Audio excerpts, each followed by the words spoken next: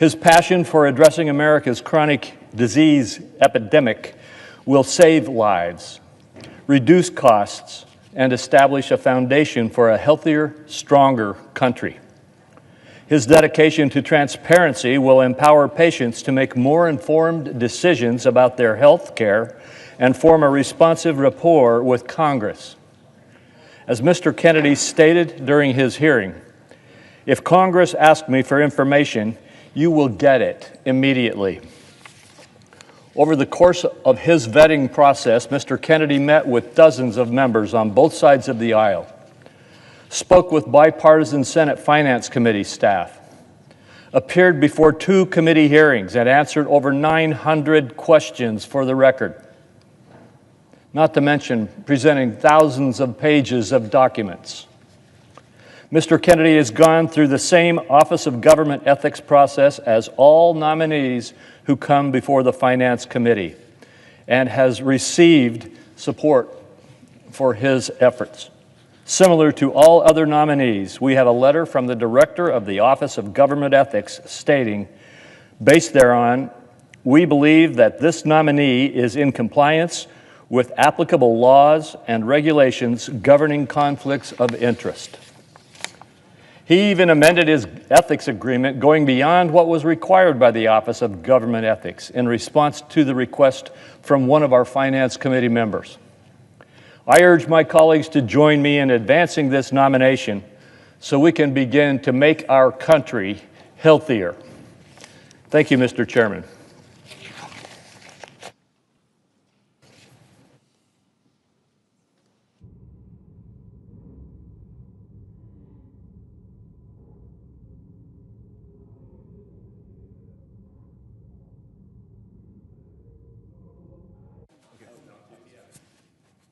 Should I do it or not?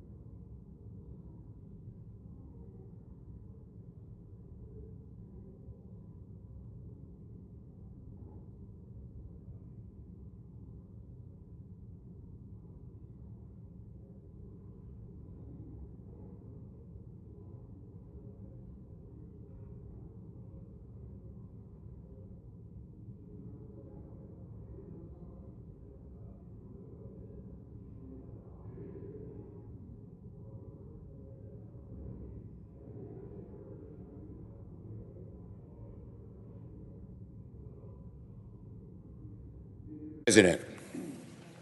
Democratic Leader.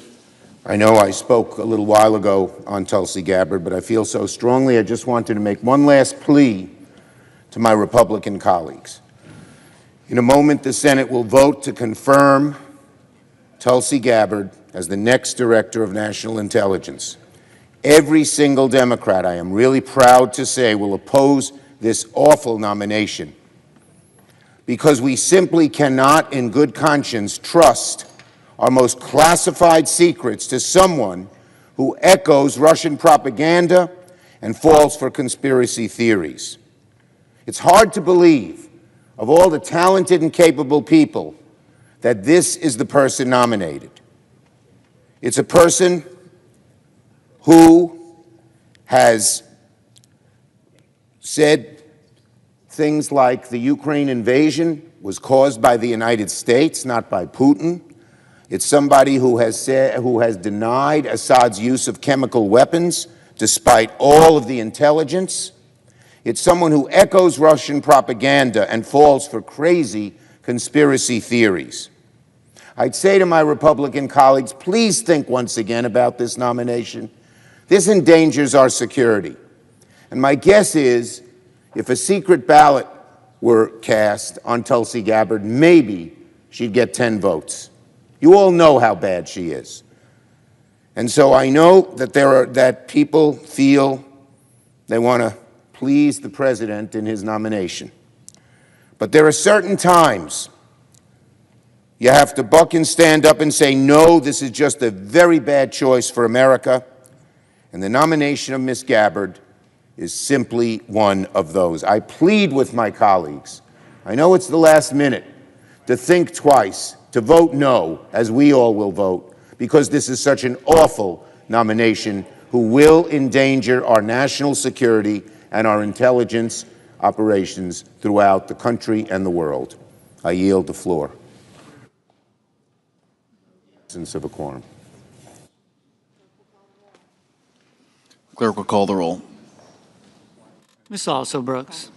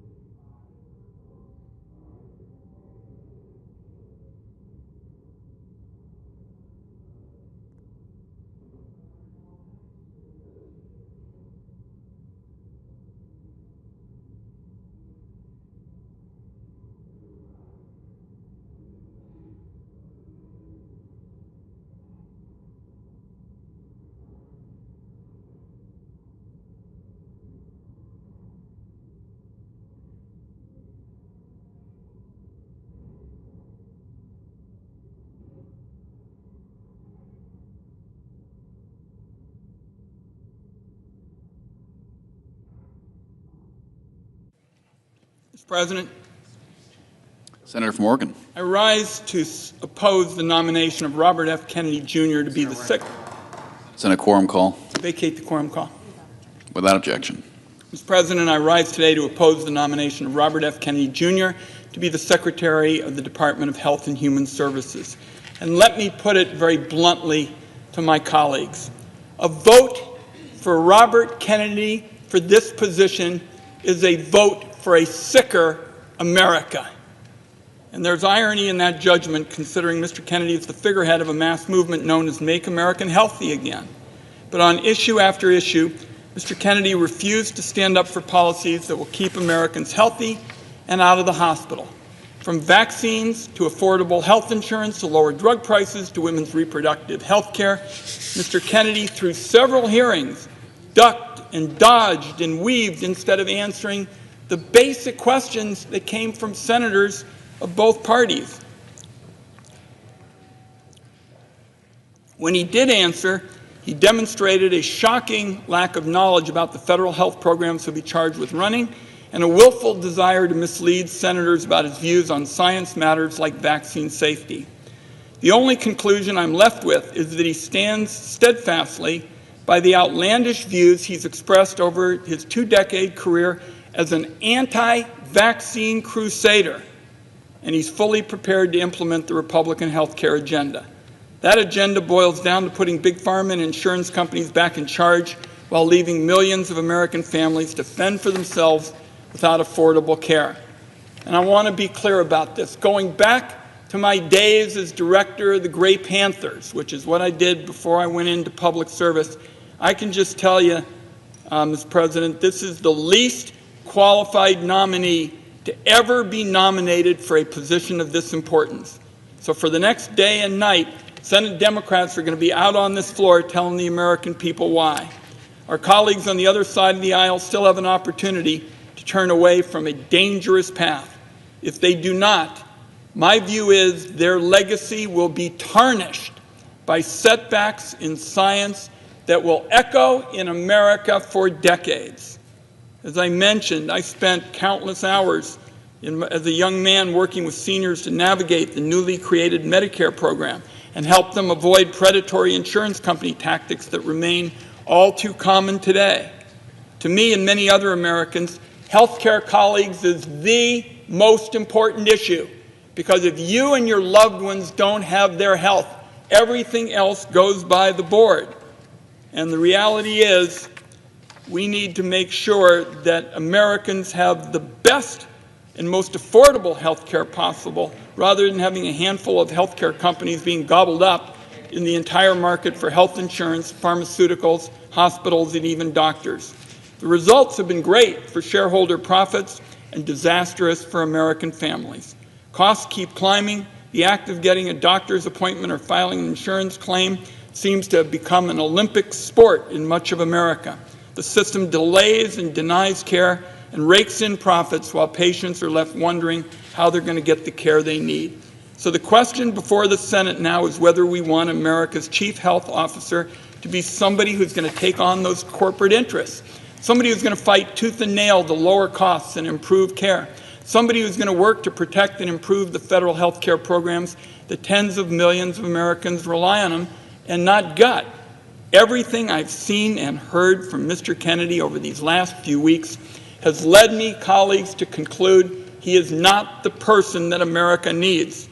Americans have little reason to take Mr. Kennedy at his word. They do, however, have every reason to believe Mr. Kennedy will continue to embrace and amplify anti-vaccine programs. Every reason to believe is he will back up Donald Trump's abortion bans, and every reason exists to examine the prospect that he'll be a rubber stamp for the Republican health agenda that would rip away the health care of so many Americans. Over the next 24 hours, Democrats are going to show the American people why these concerns are so serious. I yield the floor, and I urge my colleagues to oppose this nomination. Right now. All time has expired. The question occurs on the Gabbard nomination.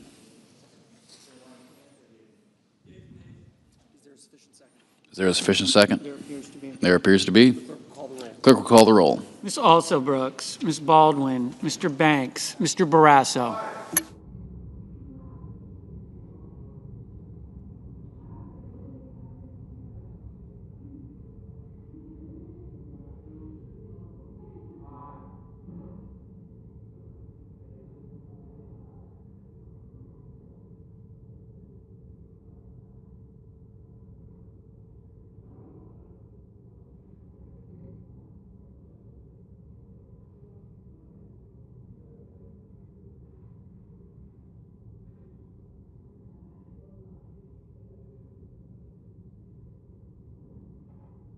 Mr. Bennett.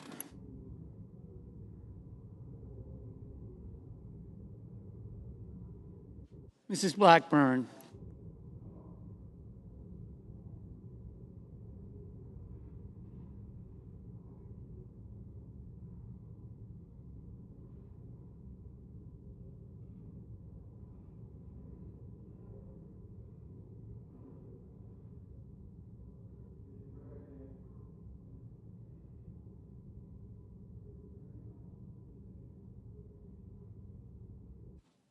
Mr. Blumenthal.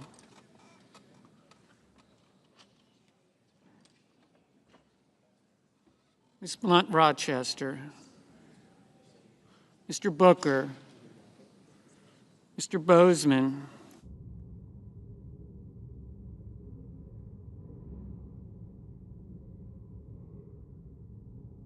Mrs. Brett. Mr. Budd. Ms. Cantwell. Mrs. Capito.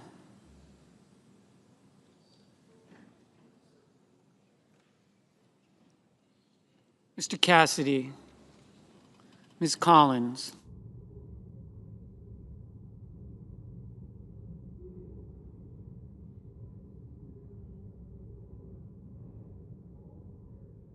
Mr. Coons.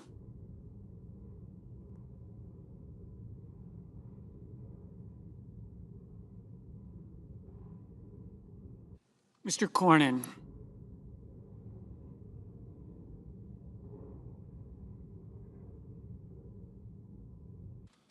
Ms. Cortez Masto, Mr. Cotton, Mr. Kramer, Mr. Crapo, Mr. Cruz, Mr. Curtis, Mr. Daines, Ms. Duckworth, Mr. Durbin, Ms. Ernst, Mr. Fetterman, Mrs. Fisher, Mr. Gallego, Mrs. Gillibrand, Mr. Graham, Mr. Grassley, Mr. Haggerty, Ms. Hassan, Mr. Hawley, Mr. Heinrich, Mr. Hickenlooper, Ms. Hirono, Mr. Hoven, Mr. Husted, Mrs. Hyde-Smith, Mr. Johnson, Mr. Justice,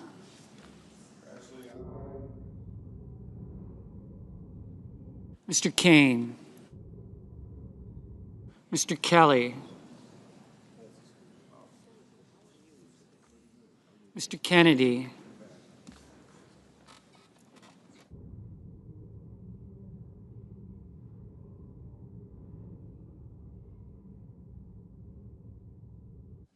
Mr. Kim, Mr. King, Ms. Klobuchar, Mr. Langford, Mr. Lee, Mr. Lujan,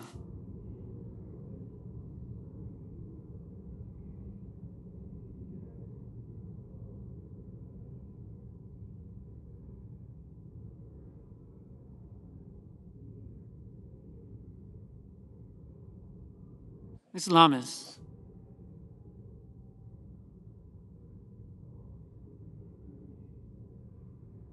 Mr. Markey, Mr. Marshall, Mr. McConnell, Mr. McCormick, Mr. Merkley,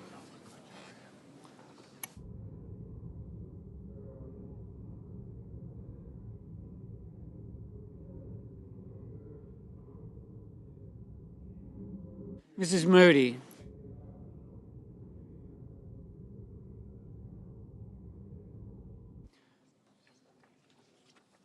Mr. Moran, Jim, are you still going back and forth every day?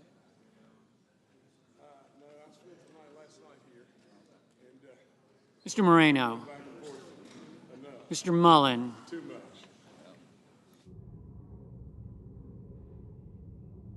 Ms. Markowski, Mr. Murphy,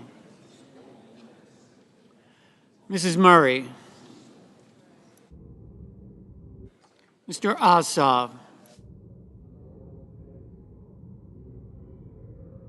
Mr. Padilla, Mr. Paul, Mr. Peters, Mr. Reed,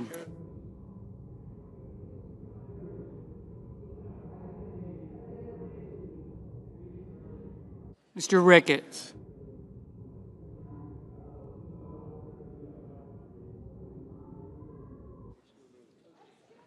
Mr. Risch,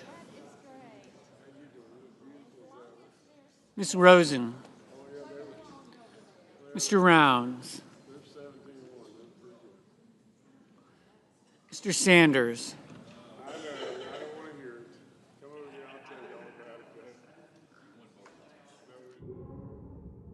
Mr. Schatz,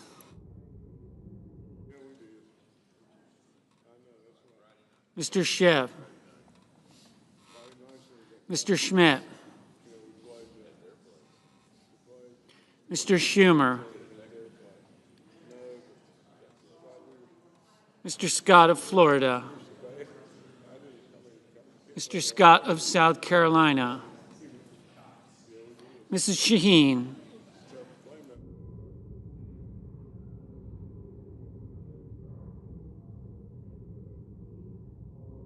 Mr. Sheehy.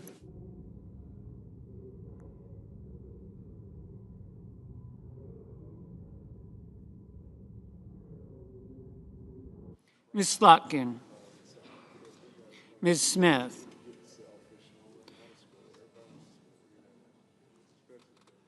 Mr. Sullivan. Mr. Thune. Mr. Tillis. Mr. Tuberville. Mr. Van Hollen. Mr. Warner. Mr. Warnock.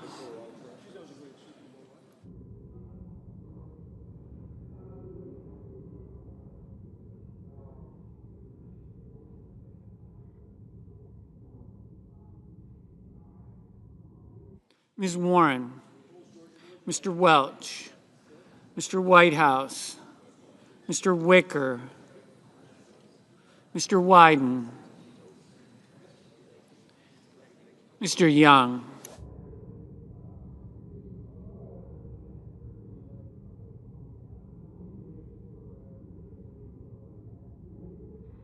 Senators voting in the affirmative: Banks, Barrasso, Blackburn, Britt, Budd, Cassidy, Cotton, Crapo, Curtis, Daines, Grassley, Johnson, Justice, Lankford, Moran, Mullen, Risch, Rounds, Schmidt, Scott of South Carolina, Sheehy, Tillis, Tuberville. Mr. Hoeven, aye.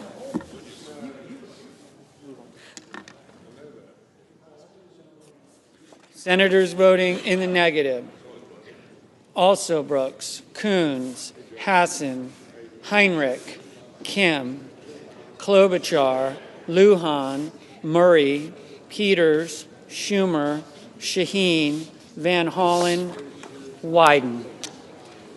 Mr. McCormick, aye. Mr. Ricketts,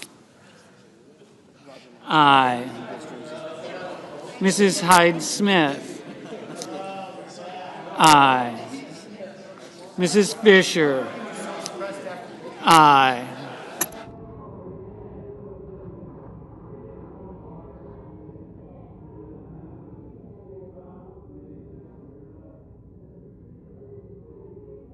Mr. Schiff, no. Mr. Bozeman, aye. Mr. Schatz, no. Mr. Marshall, aye. Mr. Gallego, no.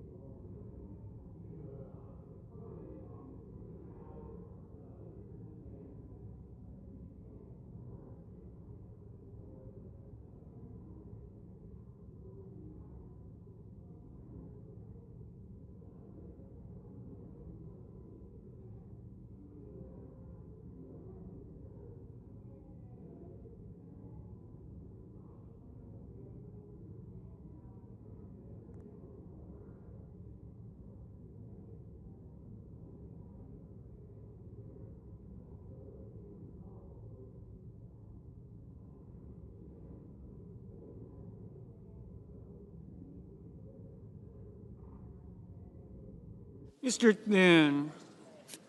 Mr. Thune, aye.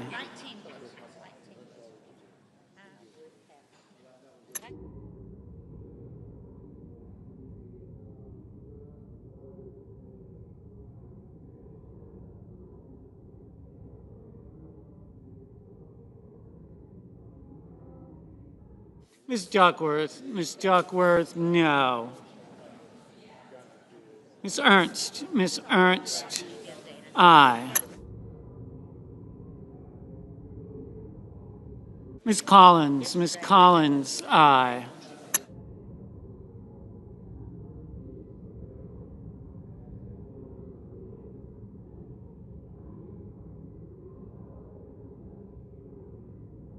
Ms. Hirono? No. Mr. Merkley? No. Ms. Cortez Masto? No.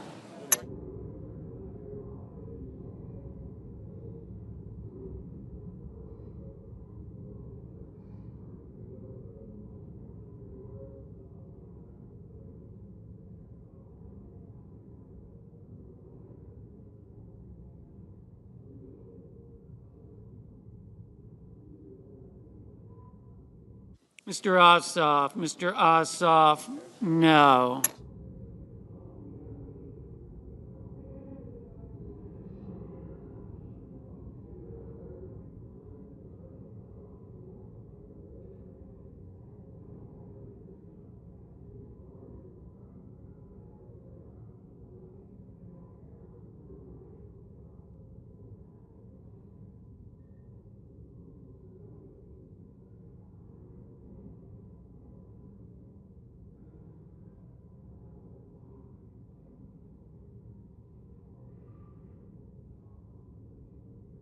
Mr. Welch? Mr. Welch?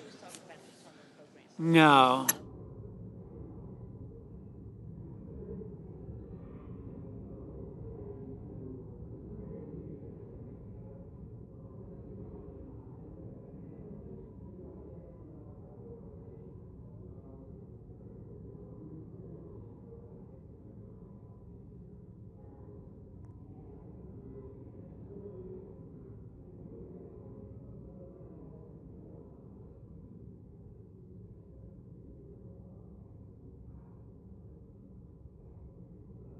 Ms. Baldwin? Ms. Baldwin, no.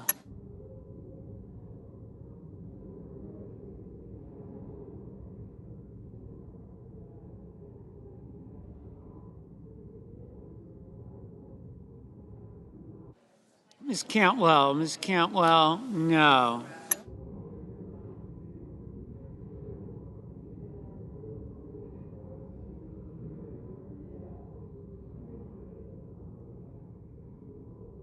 Mr. Kelly? Mr. Kelly,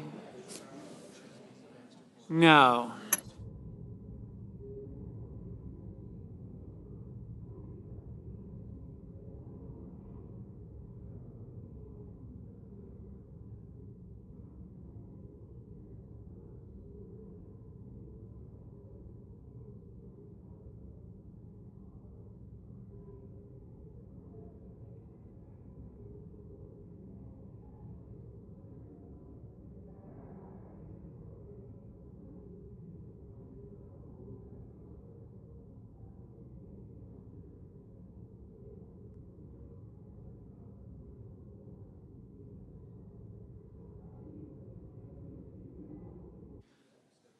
Mr. Graham? Mr. Graham, aye. Mrs. Moody? Mrs. Moody, aye. Mr. Warner? Mr. Warner, no. Ms. Lummis? Ms. Lummis, aye.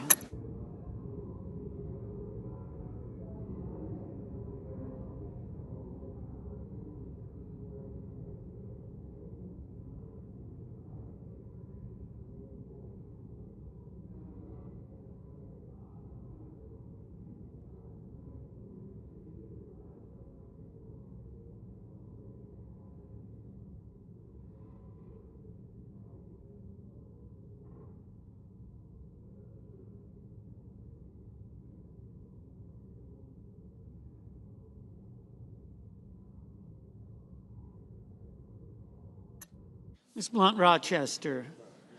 Ms. Blunt Rochester, no. Mr. Husted? Mr. Husted, aye.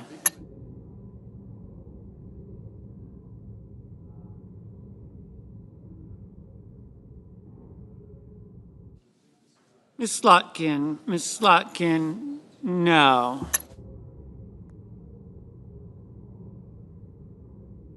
Mrs. Capito? Mrs. Capito, aye.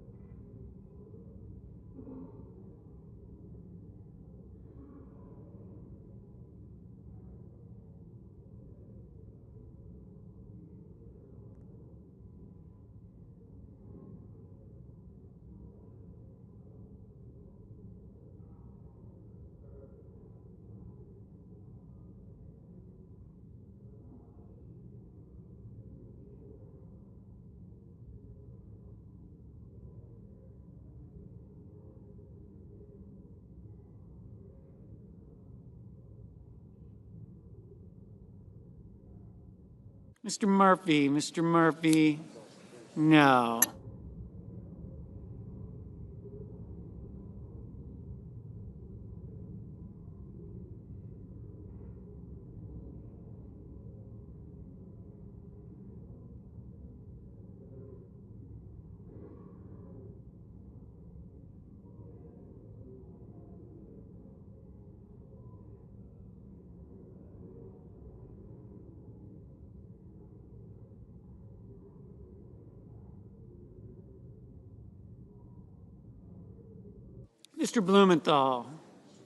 Mr. Blumenthal, no.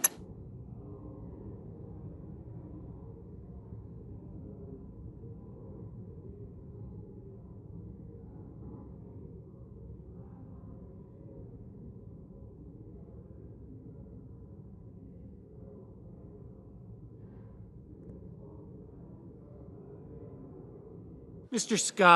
Scott of Florida, aye. Mr. Sullivan, aye. Mr. Hickenlooper, no.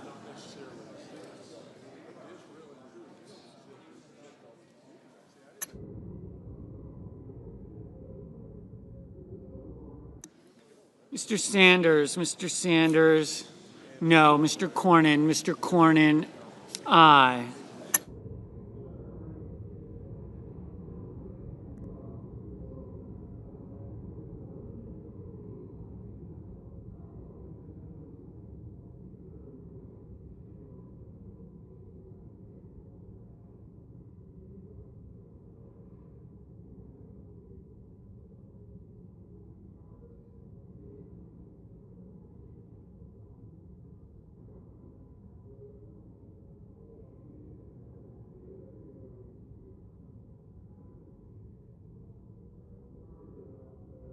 Mr. King,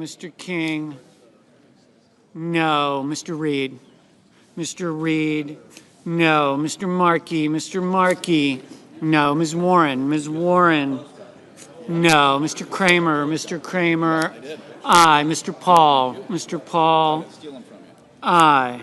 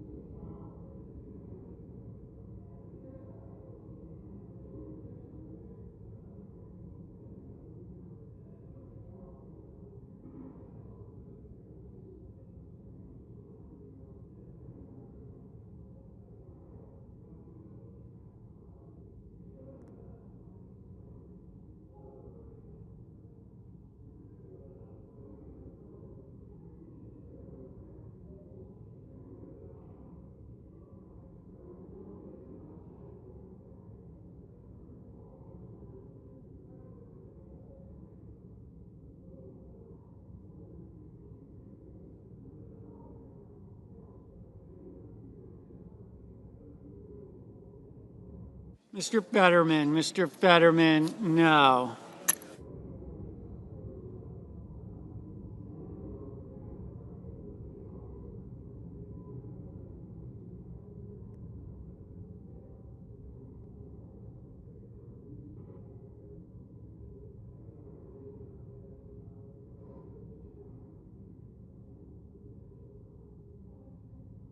Mr.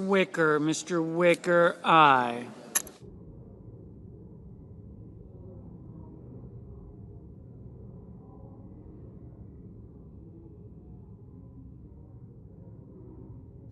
Mr. McConnell, no.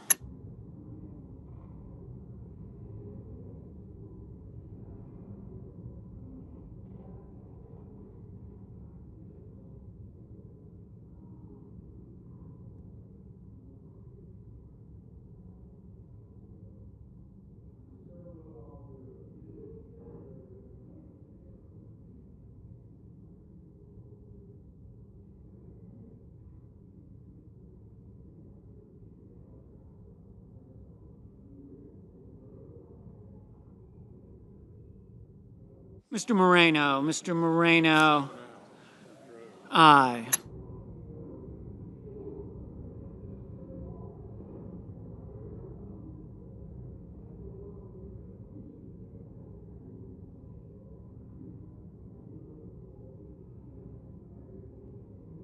Mrs. Gillibrand, Mrs. Gillibrand, no.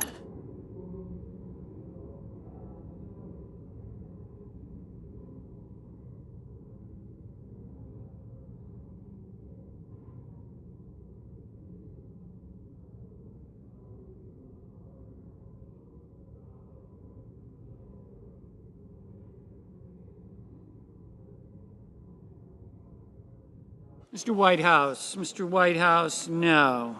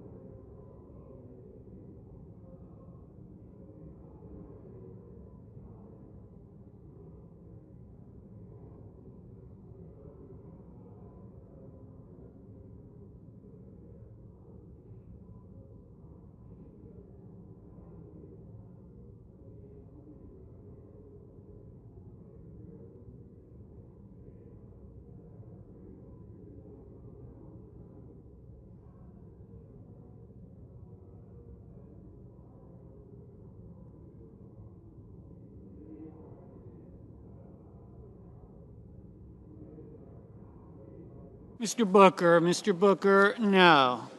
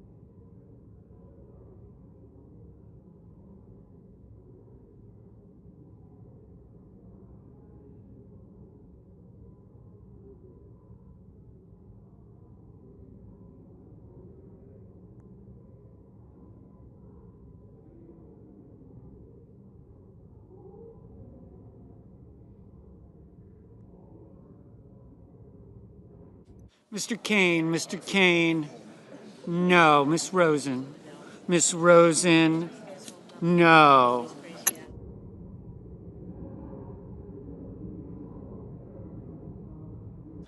Mr. Durbin, no. Mr. Warnock, no.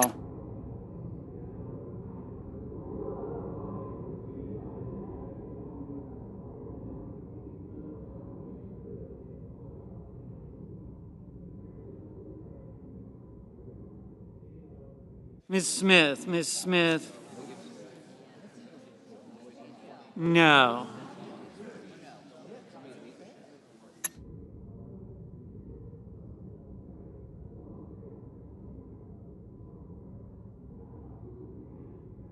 Mr. Kennedy, aye.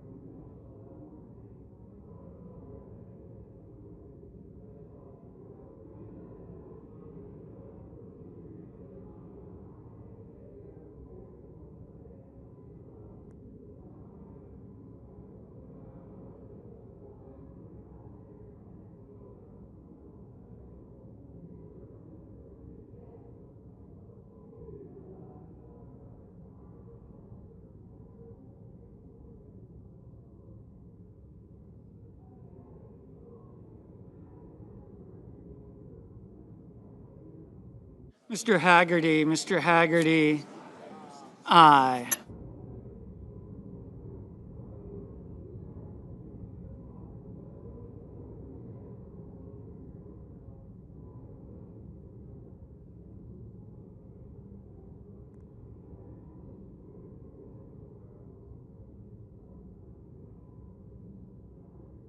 Mr.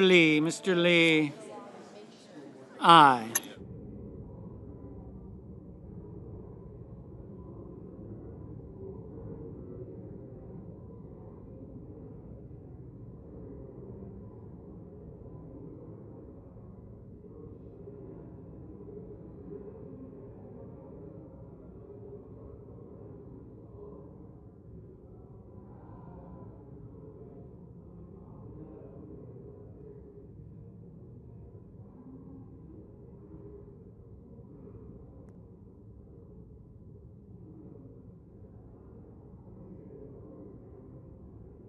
Mr.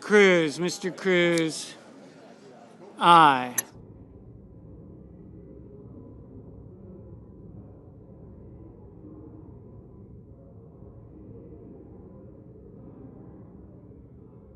Mr. Padilla, no.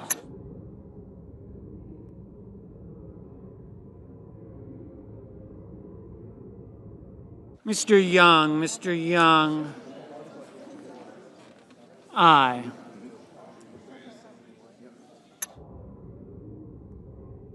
Ms. Markowski, aye.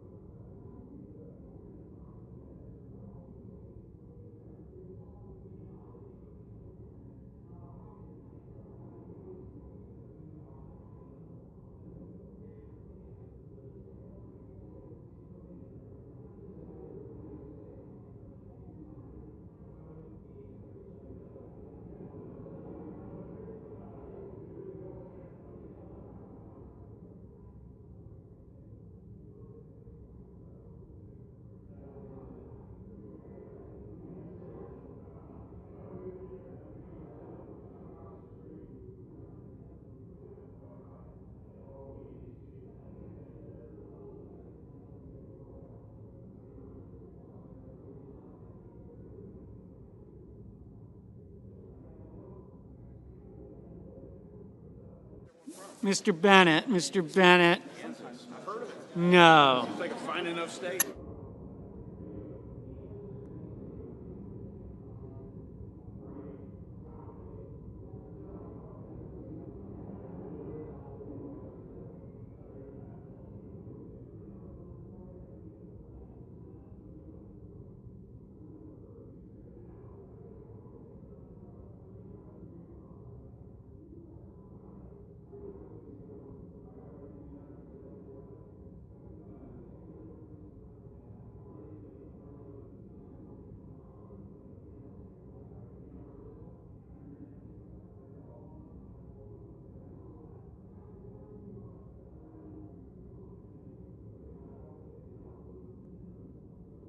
Mr. Hawley, aye.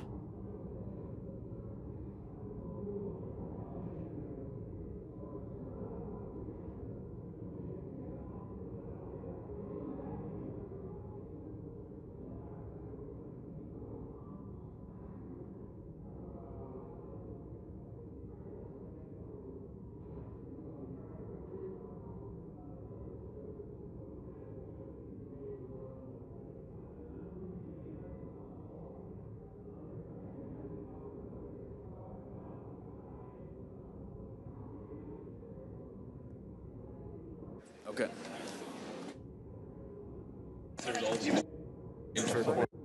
Yeas are 52, nays are 48. Nomination is confirmed.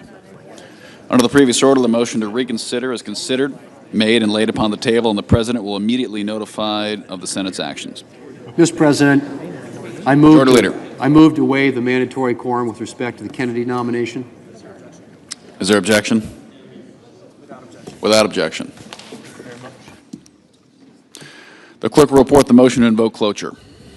Cloture motion. We, the undersigned senators, in accordance with the provisions of Rule 22 of the Standing Rules of the Senate, do hereby move to bring to a close debate on the nomination of Robert F. Kennedy, Jr.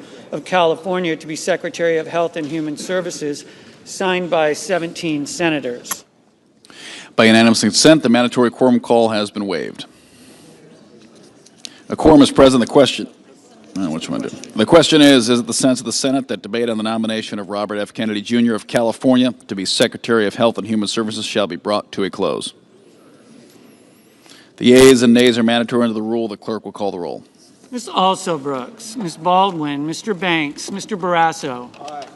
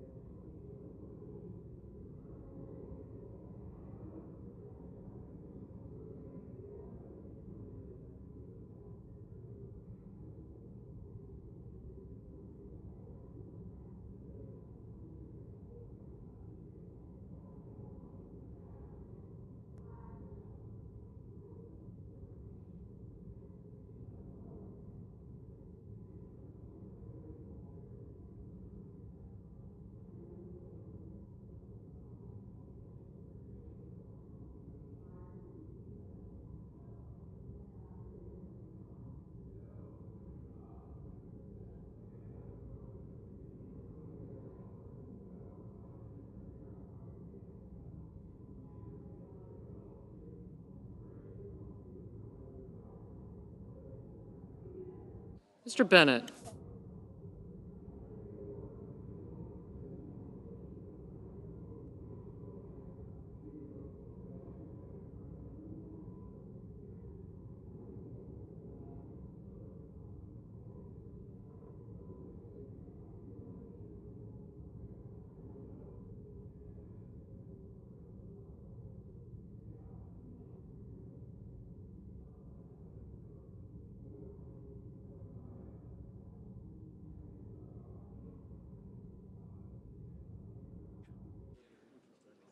Mrs. Blackburn.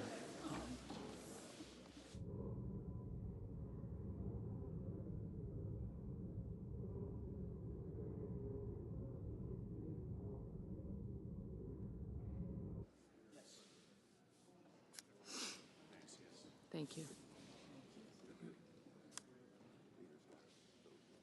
Mr. Blumenthal, Ms. Blunt Rochester.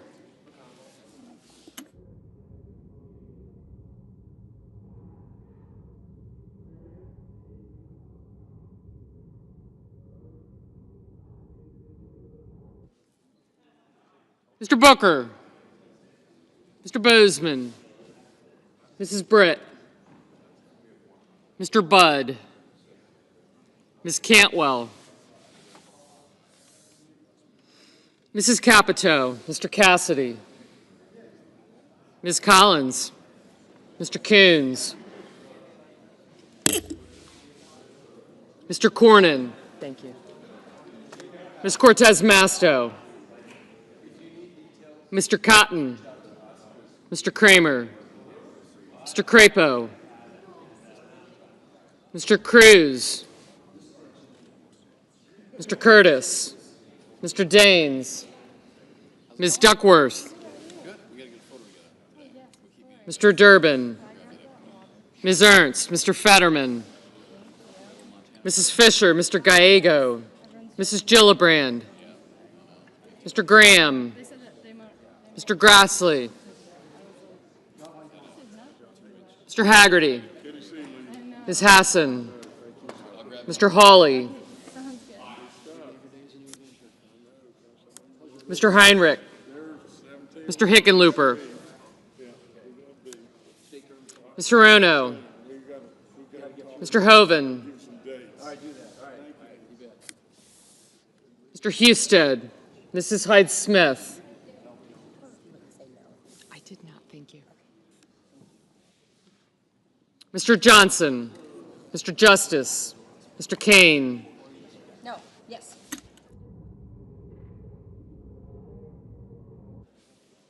Mr. Kelly, Mr. Kennedy, Mr. Kim, Mr. King, Ms. Klobuchar, Mr. Langford. Thanks. Mr. Lee, Mr. Lujan, Ms. Lummis, Mr. Markey, Mr. Marshall, Mr. McConnell, Mr. McCormick, Mr. Merkley, Mrs. Moody, Mr. Moran, Mr. Moreno, Mr. Mullen, Ms. Murkowski, Mr. Murphy, Mrs. Murray, Mr. Ossoff, Mr. Padilla, Mr. Paul, Mr. Peters, Mr. Reed, Mr. Ricketts, Mr. Risch, Ms. Rosen, Mr. Rounds, Mr. Sanders, Mr. Schatz, Mr. Schiff, Mr. Schmidt, Mr. Schumer, Mr. Scott of Florida, Mr. Scott of South Carolina, Mrs. Shaheen, Mr. Sheehy, Ms. Slotkin, Ms. Smith, Mr. Sullivan, Mr. Thune, Mr. Tillis, Mr. Tuberville, Mr. Van Hollen, Mr. Warner, Mr. Warnock, Ms. Warren, Mr. Welch, Mr. Whitehouse, Mr. Wicker, Mr. Wyden, Mr. Young,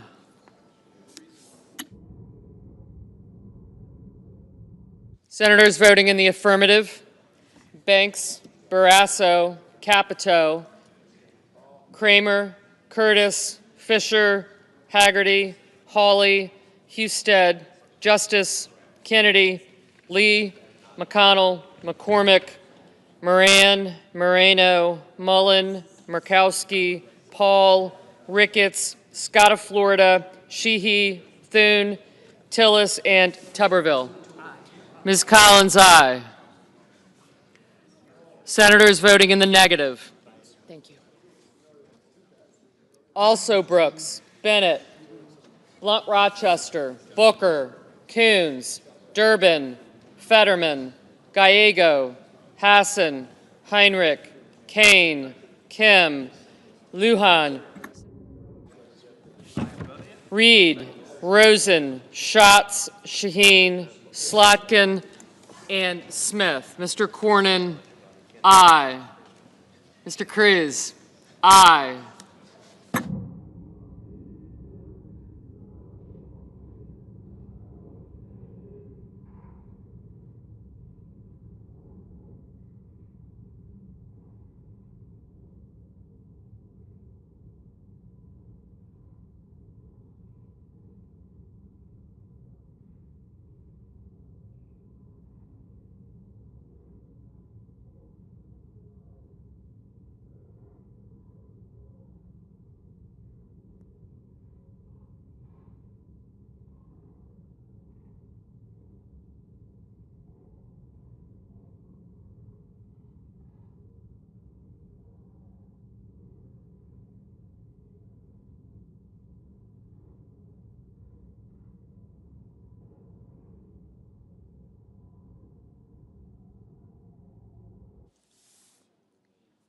Ms. Duckworth, no.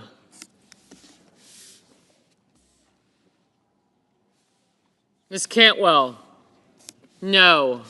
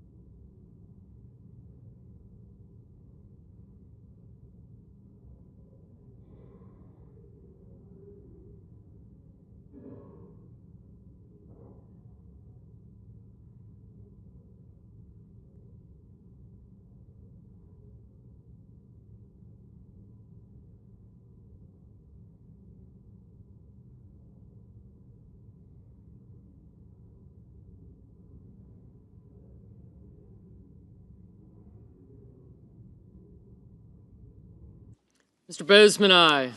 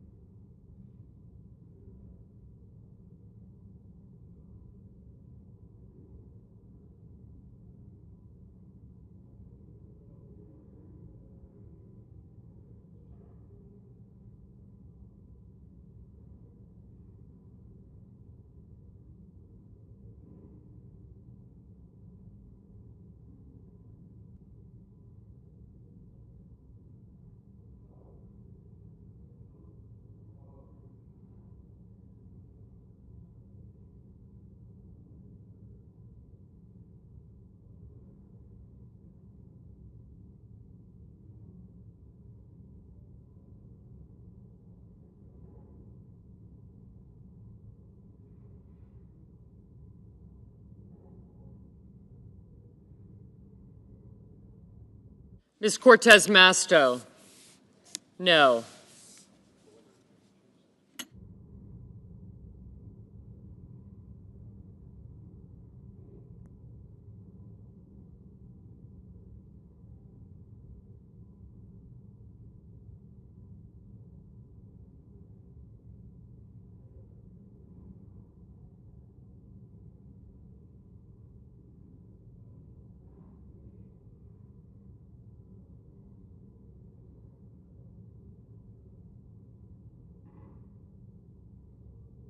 Mr. Peters, no.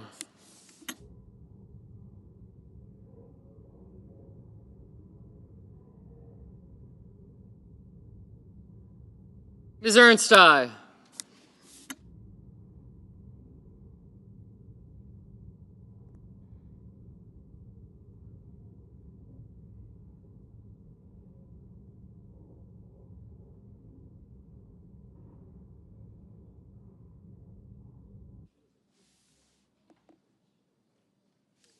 Mr. Johnson, aye.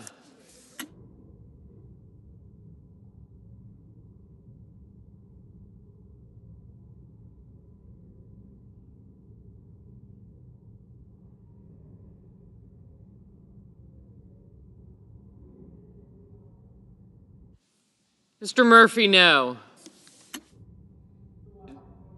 Mr. Wyden, no. Mr. Cotton, aye.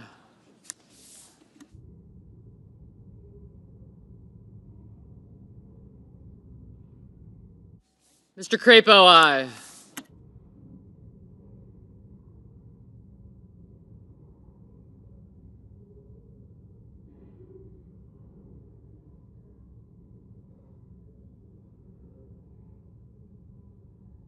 Mr. Daines, aye.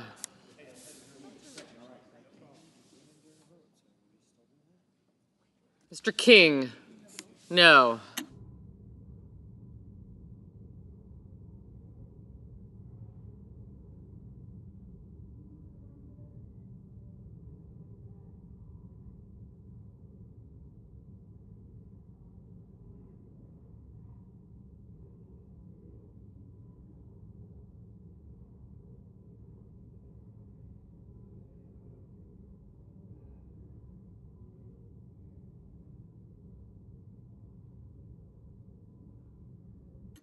Mr. Hoven, aye. Mrs. Hyde-Smith, aye.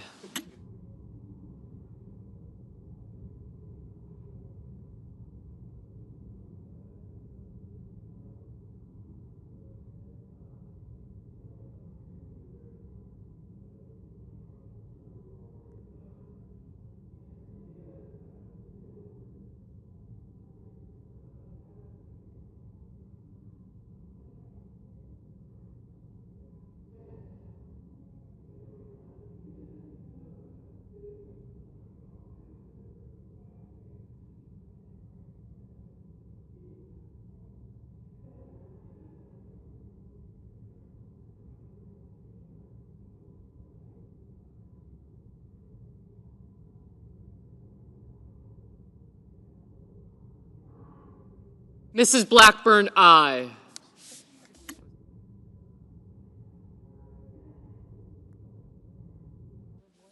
Ms. Warren, no.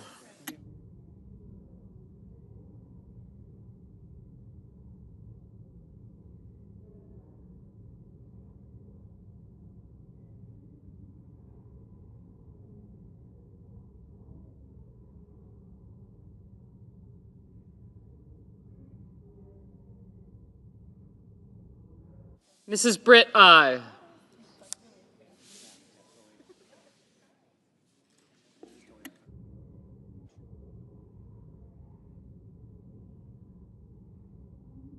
Mr. Welch, no.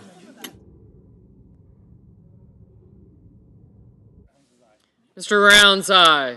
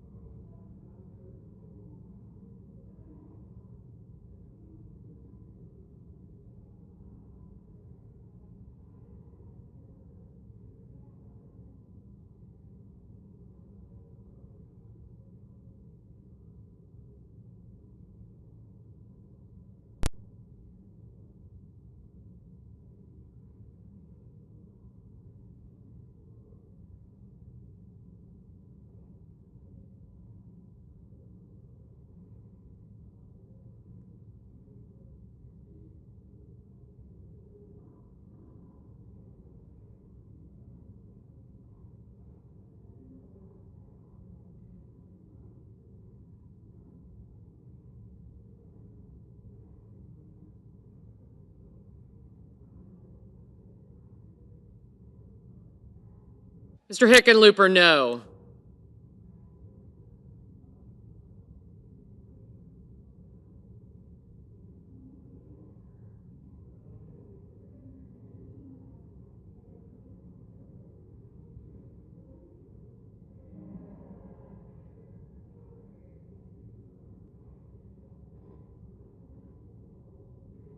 Mr. Kelly, no.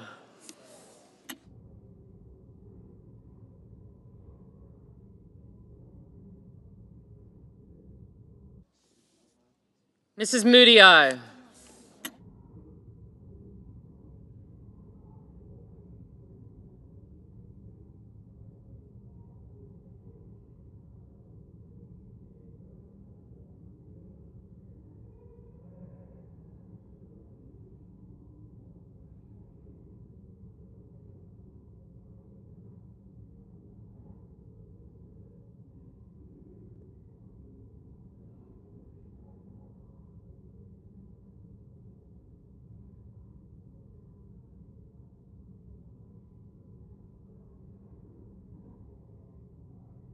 Mr. Langford, aye.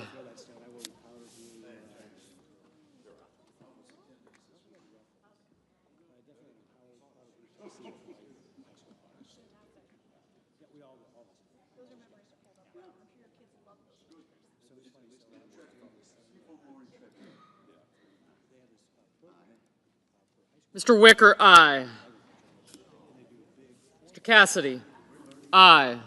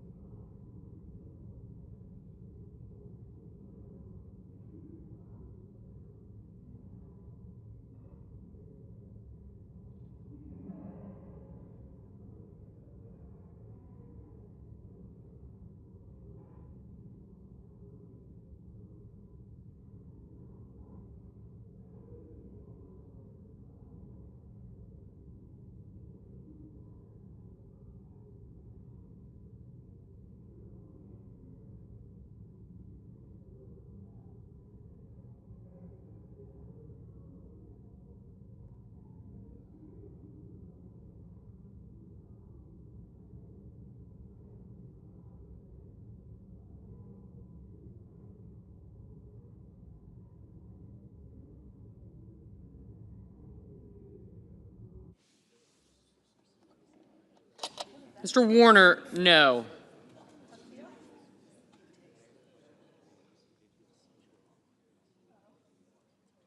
Mr. Sanders, no.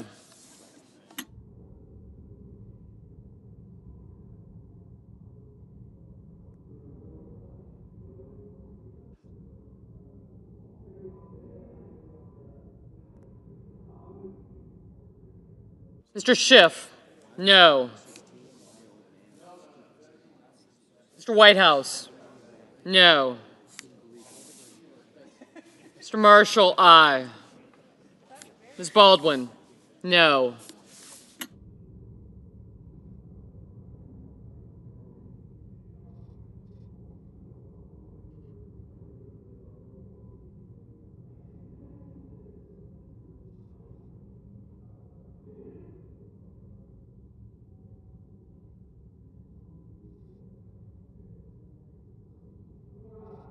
Mr. Warnock, no. Thank you.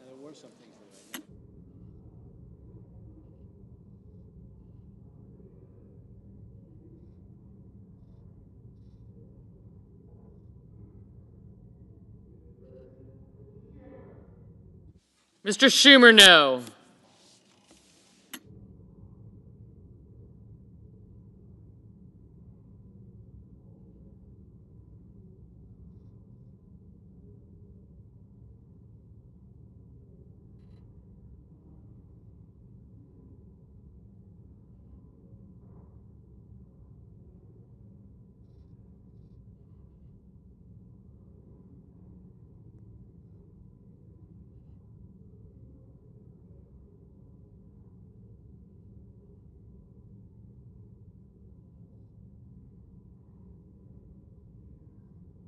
Mrs. Murray, no.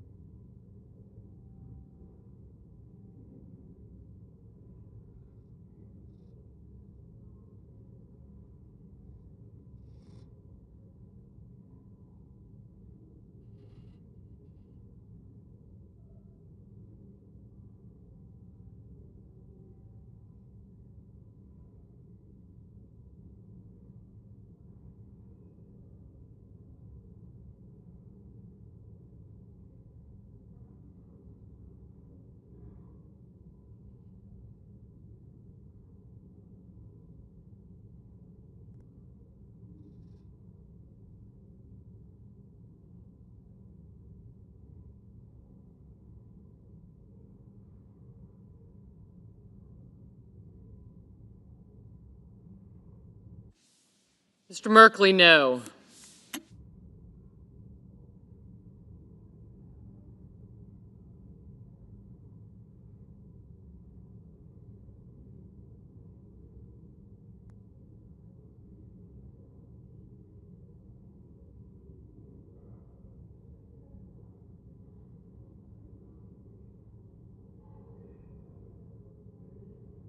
Mr. Graham, aye.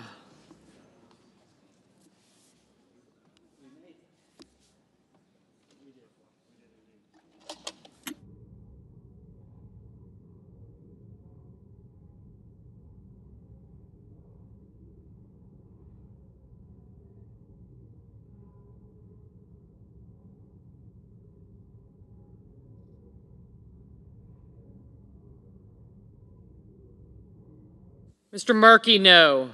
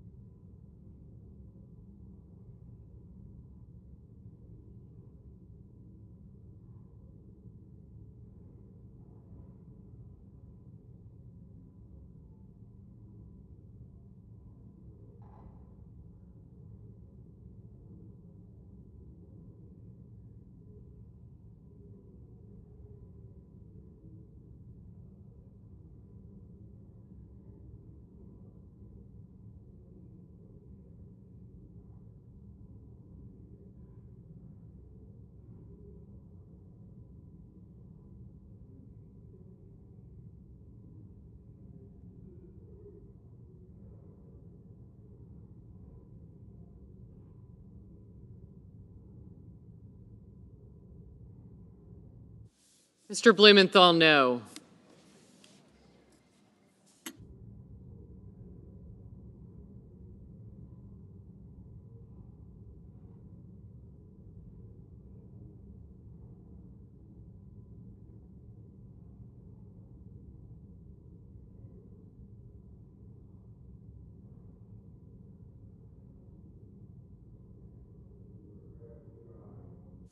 Mr. Grassley, aye.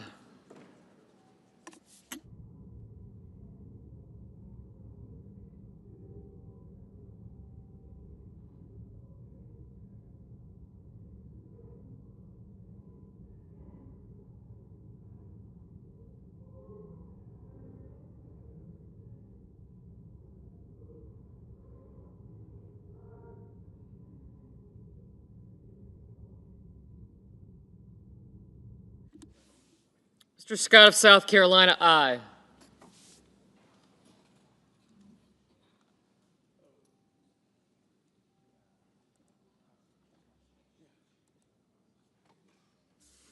Mr. Ossoff, no.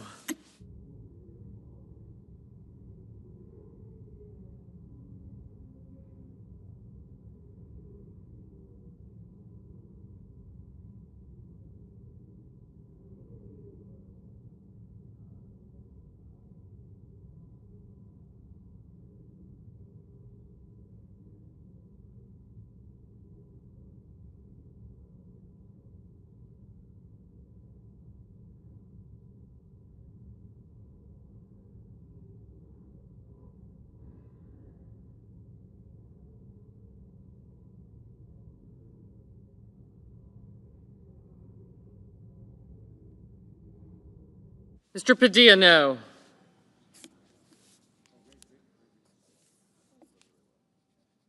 Ms. Klobuchar, no.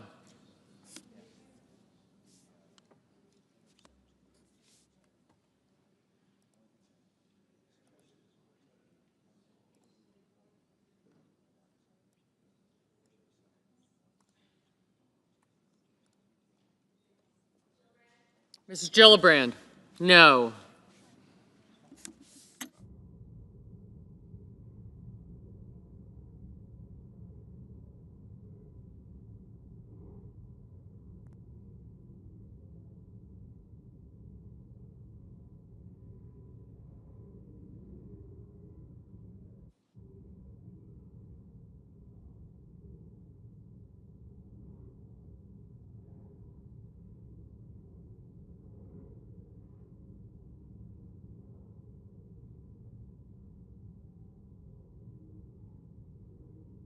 Mr. Risch, aye. Mr. Schmidt, aye.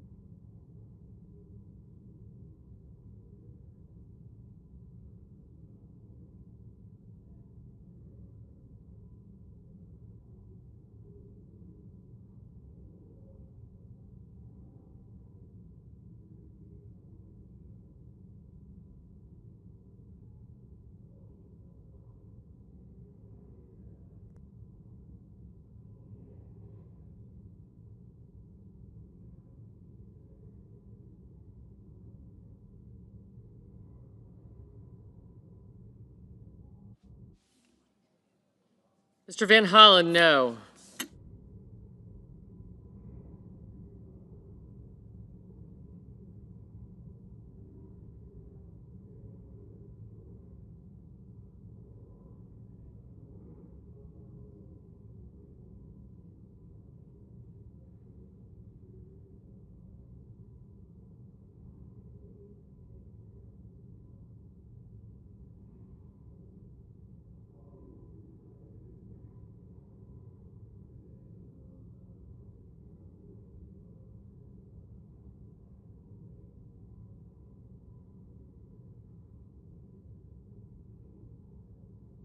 Mr. Budd, aye.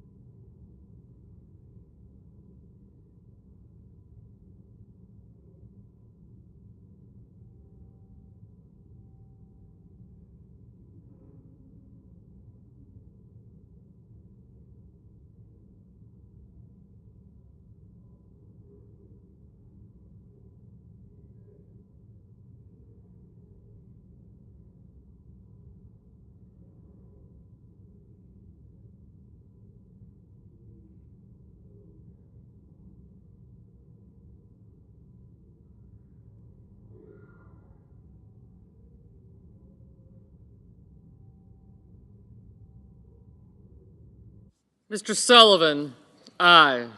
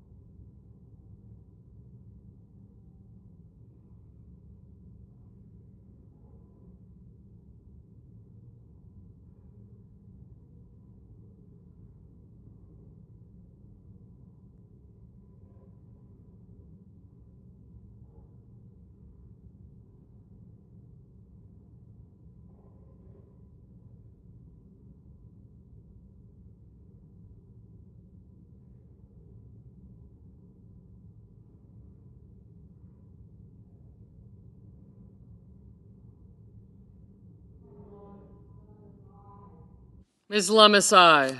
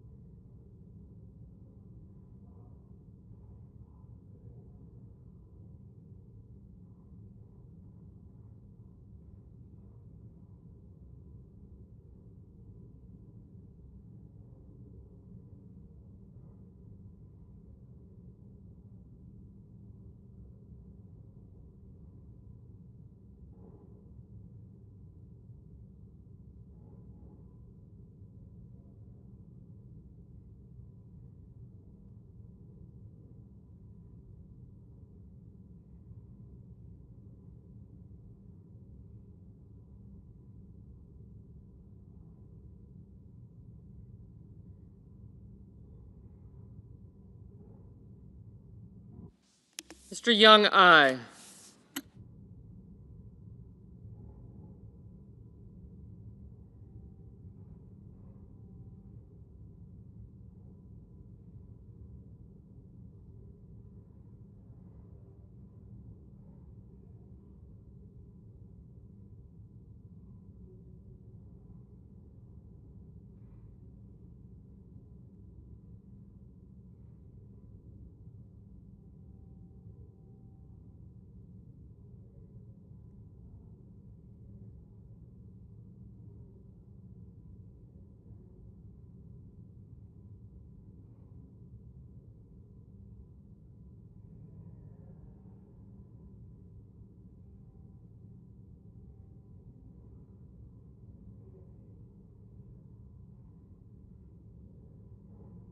Ms. Hirono, no.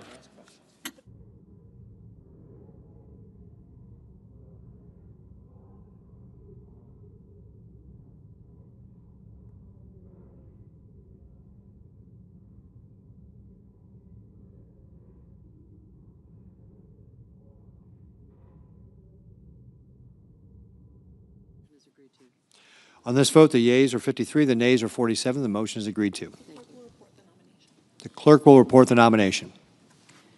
Department of Health and Human Services, Robert F. Kennedy, Jr. of California to be Secretary. Mr. President. Senator from Oregon, sorry. Mr. President, as we begin this discussion that is so important to America, I thought I would just mention the conversation I had recently with a couple of young medical students who came up to me and said, you know, we know you're interested in health care and have been involved in this, and I'm so appreciative of Senator Murray, who's going to pick up on the health care issue, an area where she has very substantial experience and expertise. And I thought these medical students summed up this debate because they said, the way we see this Kennedy nomination, it's not just a vote for next week or even next year. This is a vote with enormous impact for decades because Mr. Kennedy, according to these young students, these young medical students, has a long record of essentially being anti-science. And what we're going to do in our discussion of his nomination is go into that and other issues. And suffice it to say, during his confirmation hearings, and they've been in multiple committees now, he was given ample opportunity from members on both sides of the dais to clarify his views on science and vaccines and our nation's biggest federal health programs. And we're going to, in the hours ahead, touch on each of these and why Mr. Kennedy's failure to demonstrate a basic understanding of these important issues that impact America's health make him a uniquely unqualified nominee to become our nation's chief health care officer. And in beginning my remarks, Mr. President, I wanted to say that ever since my days with the Gray Panthers, I've always felt that health care is the most important issue. If you and your loved ones don't have your health, everything just goes by the board. So that just reinforces what these young medical students were saying about the decision we're going to make in future hours with respect to Mr. Kennedy. And I'm going to start with perhaps the most dangerous aspect of his long history, and that's his embrace and amplification of vaccine conspiracy theories. He's made a lucrative career out of sowing doubt in the minds of parents when it comes to vaccinating their kids. His, quote, nonprofit, the Children's Health Defense, is solely dedicated to peddling these conspiracies. You can even get merch. There are baby onesies, apparently, that read unvaxxed, unafraid, no vax, no problem. He's been the attorney of record on at least 5 cases against drug companies for their vaccines, which he didn't disclose to ethics officials and refused to answer questions about. He also refused to give up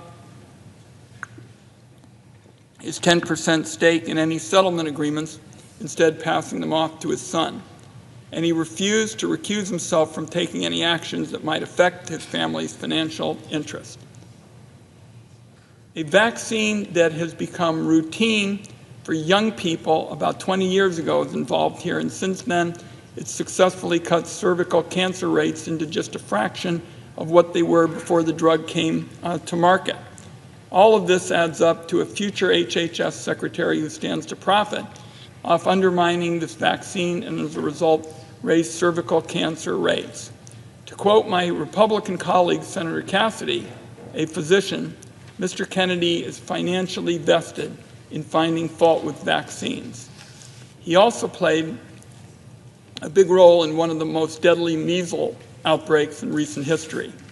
In 2019, he traveled to Samoa and used his platform to promote his anti-vax agenda, taking aim at the measles vaccine. The vaccine rate in Samoa plummeted. By 2019, measles had torn through the entire population, making more than 5,700 people sick, and 80 people were killed, most of them young kids. During his confirmation hearing at the Senate Finance Committee, Mr. Kennedy told me, and I quote, "We don't know what was killing them," speaking about those 83 deaths. But just last week, the Director General of the Health of Samoa called this claim by Mr. Kennedy, and I quote here, "a total fabrication." So, Mr. President and colleagues, just put that in your thinking about this consideration. Mr. Kennedy saying that he didn't know what was killing these young people in Samoa, and the Director General of the Health of Samoa called Mr. Kennedy's claim a total fabrication.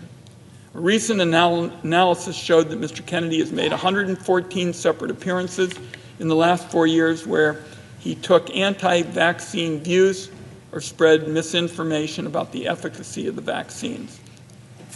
In 36 of these instances, Mr. Kennedy directly linked vaccines to autism.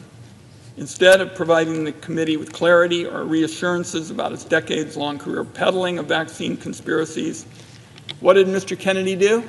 He dodged, he weaved, he bobbed, and gave no indication that as Health and Human Services Secretary, he would stand by settled science that surrounds vaccines. As HHS Secretary, Mr. Kennedy would have a huge amount of control over how vaccines are promoted and administered in our country. He could issue orders that discourage doctors from sharing information with parents and patients about life-saving vaccines. He could issue an order that discourages schools from talking about or even requiring vaccines. He could rubber stamp an executive order from Donald Trump that defunds the Centers for Disease Control, which is essentially the agency in charge of getting Americans up-to-date information about vaccines and when to get them. Just imagine you're a parent scrolling on Instagram or listening to a podcast. You hear this gentleman speaking passionately about the danger of vaccines. Maybe you do a bit of research, and lo and behold, you find this is the Secretary of Health and Human Services, America's chief healthcare guy. You think to yourself, This guy must know what he's talking about. Maybe he's right when he's questioning if vaccines are safe and effective. So the seed of doubt on vaccines gets planted. And then at your kid's next wellness exam, you decide not to get them their next round of vaccinations. A few months later, you're taking them on a trip to Disneyland, say for spring break, where countless other parents like you have heard the same medical advice from the same person, and you too decided against vaccinating your kids. It only takes one of those kids carrying a deadly disease like measles for an outbreak to begin. And pretty soon, after what was supposed to be the spring break trip of your dreams, your kid, sadly, is showing symptoms. What follows then is a slew of doctor's appointments, maybe even a stay in the hospital, sleepless nights, missed days of work and school, not to mention dread and fear for your child's very well-being. Meanwhile, countless other parents around the country that went on the same trip to Disneyland are now experiencing the same exact nightmare you are. Sowing the seed of doubt in the minds of just a few people can have massive consequences for communities across the country. And it is not hypothetical. Right now, there's a measles outbreak in Texas that's sickened more than a dozen kids. The number of kindergartners showing up with an exemption for required vaccinations jumped to a record high last fall. The two facts are connected, and Mr. Kennedy and his allies can take the credit for it. Now, Mr. Kennedy is fond of saying he's not making recommendations about whether parents should vaccinate their kids. He's just asking questions and giving people choices.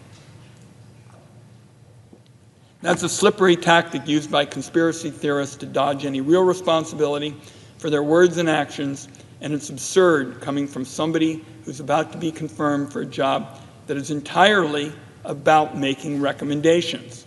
Mr. Kennedy is also fond of saying that if somebody shows him the science to prove he's wrong, well, then he'll apologize and retract his statements.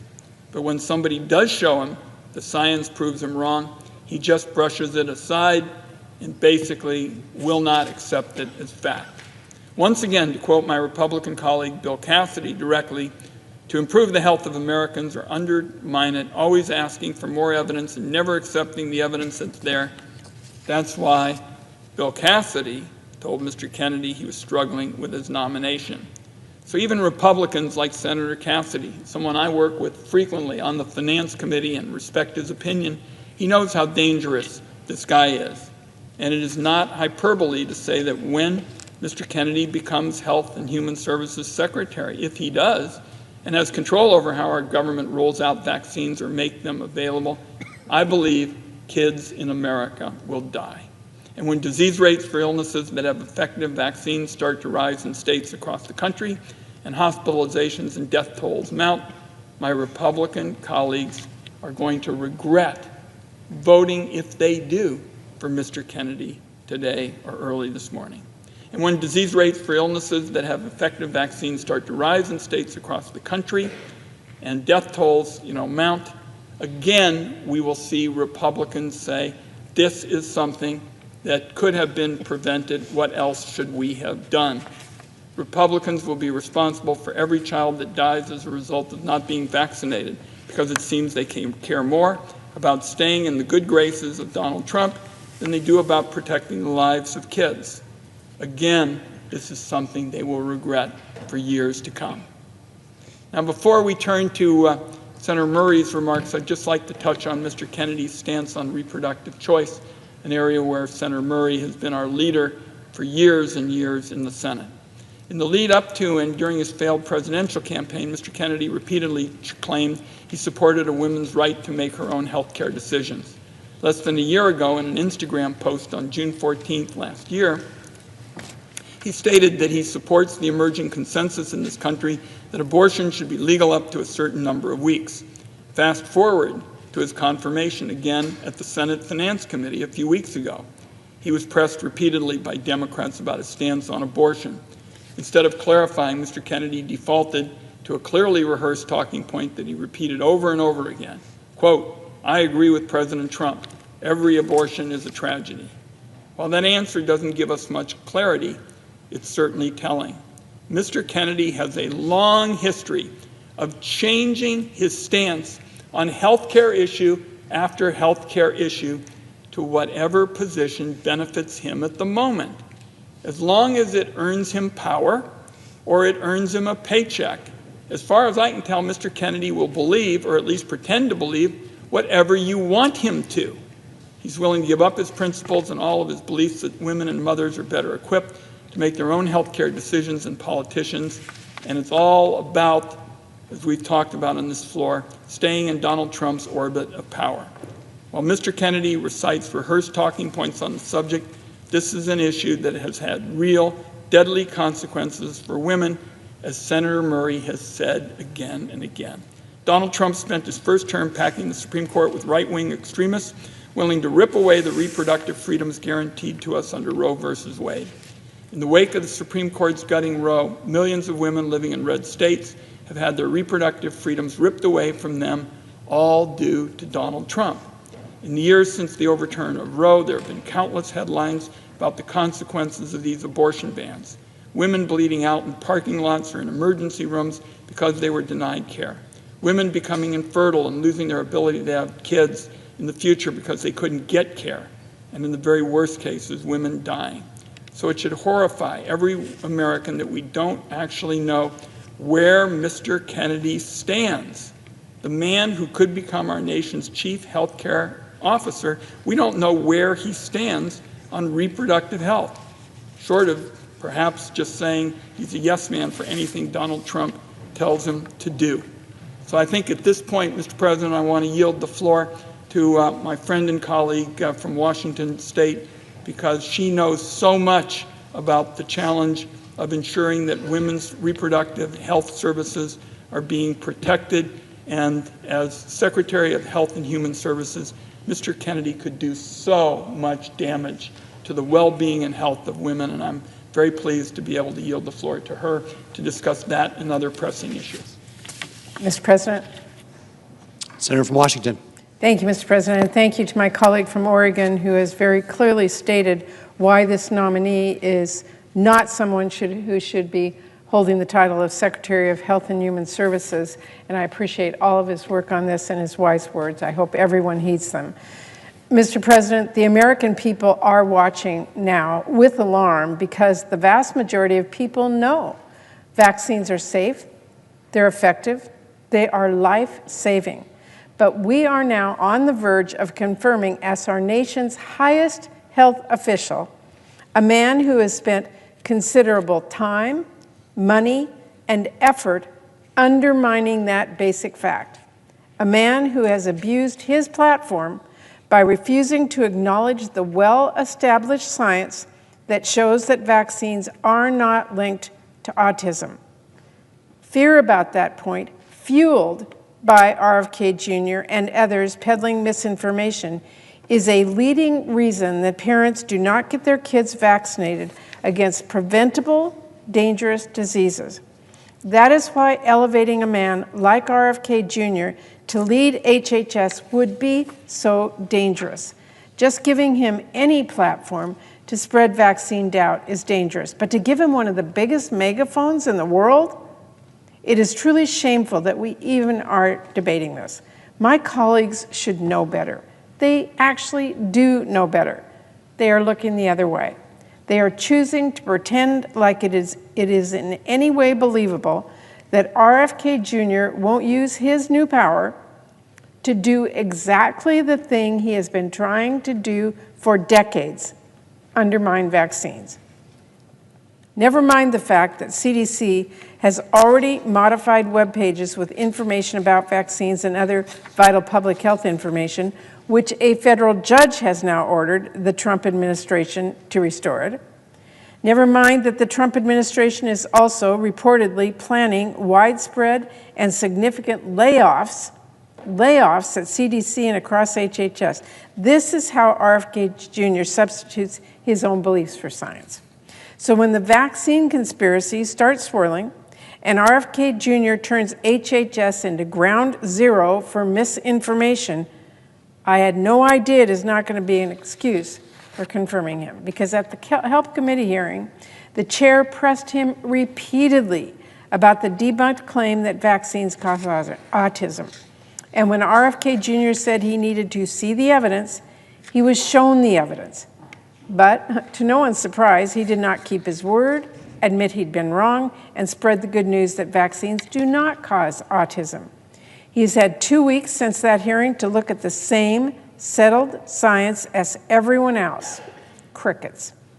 But he won't hesitate to quote the latest anti-vax conspiracy. He's totally up to speed on that front.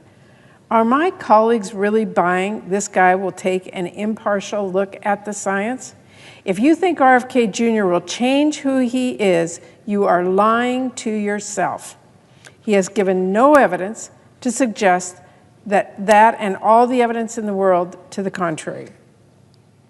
Given his long and growing track record, we cannot just pretend if RFK Jr. finally gets power to undermine vaccines, a cause he has dedicated a considerable amount of time and effort to, that he'll just give up. That is not believable. And I know I've been talking a lot about vaccines because it is so obviously alarming. But the responsibility he would have goes far beyond that. So let's break some of this down. Both the ways he could undermine vaccines as HHS secretary and the other responsibilities that would be at stake. To start with, the CDC is under HHS. That means that the secretary directly appoints people to CDC's Vaccine Advisory Board. That board is responsible for making recommendations about vaccines, and it is those recommendations that determine whether or not certain vaccines have to be covered by insurance. So simply put, changing those recommendations will change what vaccines millions of Americans, including kids, will be able to get from their healthcare provider.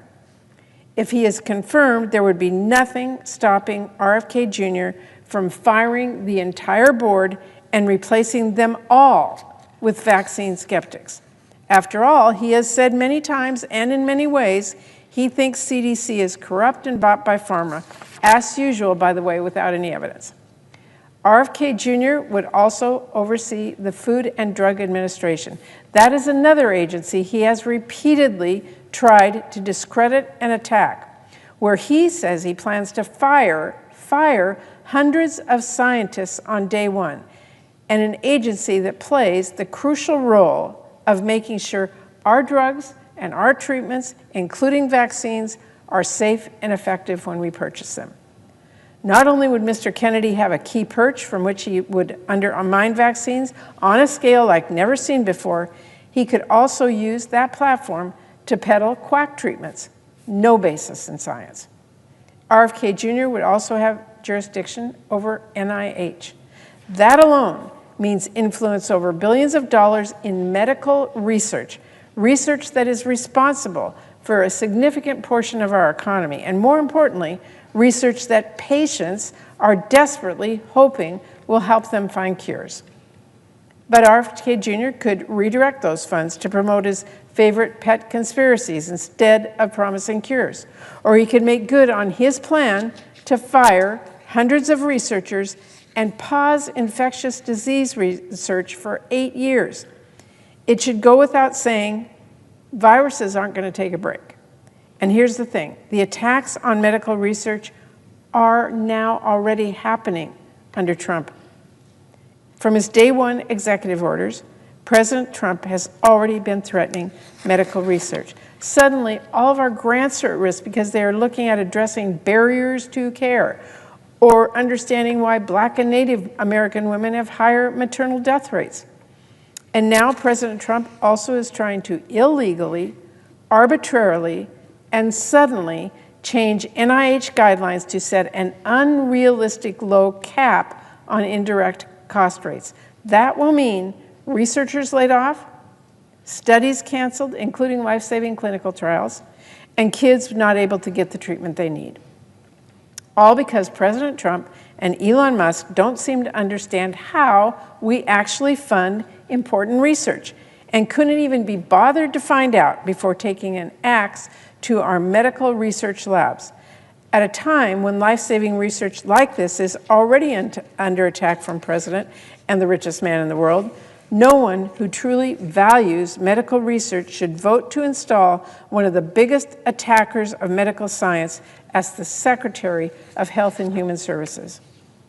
Mr. President, insurance is another huge portfolio for HHS. Last time Trump was in office, we saw millions of people lose their health care coverage.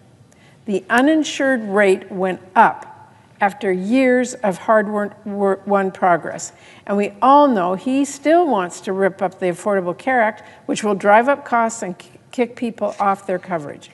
There's no reason to think Mr. Kennedy will stand up to that effort. Indeed, there is no reason to think he has the experience and understanding of the system to actually do so. During his committee hearings, RFK Jr. confused Medicare and Medicaid. This is basic stuff. He failed to describe the components of Medicare. And yes, Mr. President, I do absolutely have to talk about abortion care. This is of grave importance right now. In his hearings, not only did RFK Jr. confess to having no real understanding of EMTALA, that is a law which requires patients have access to life-saving emergency care, including, in some cases, abortion care. He also showed that he will be totally open to Republicans' fact-free efforts to rip away access to medication abortion. Like so many other issues that RFK Jr. is simply wrong about, the science on that has been settled for many years now. Mr. Kennedy made clear, though, he's very open to revisiting access to the abortion pill based on a Republican argument against the science that basically boils down to nah. Putting up barriers to accessing the abortion pill or ripping it off the market completely, as Republicans have made very clear they want to do, would be absolutely devastating. And let's not forget about pandemic threats. The lies that RFK Jr. spread during the last pandemic already make clear he is not the man to do this job. But if that weren't enough, when there was a pandemic threat response planning session for this new administration, he skipped it. He didn't go. It would be almost comical if this wasn't so serious. Mr. President, everywhere you look, everything about this nominee is so concerning. We cannot take this man at his word, something he has changed and gone back and forth on time and time again, but we can take him on his record, which is that he has consistently undermined vaccine confidence. And by the way, note, he profited from that. And we can take the threat of what he might do seriously, especially given the alarming things that are already happening. If RFK Jr. gives you his word of honor that he won't freeze research, guess what? We're already seeing the Trump administration totally upend medical research.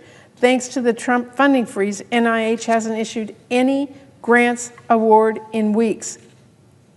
If RFK Jr. swears that he's not going to take down information about vaccines, he's not going to silence experts, well, don't look now. But the Trump administration has already taken down or changed CDC pages about vaccines.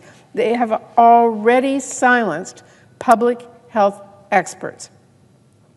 If RFK Jr. pinky promises you that he won't undermine medical science or studies or and he won't ignore global health threats, well, you might want to sit down for this, but President Trump has completely demolished our global health aid work. He has already completely demolished it.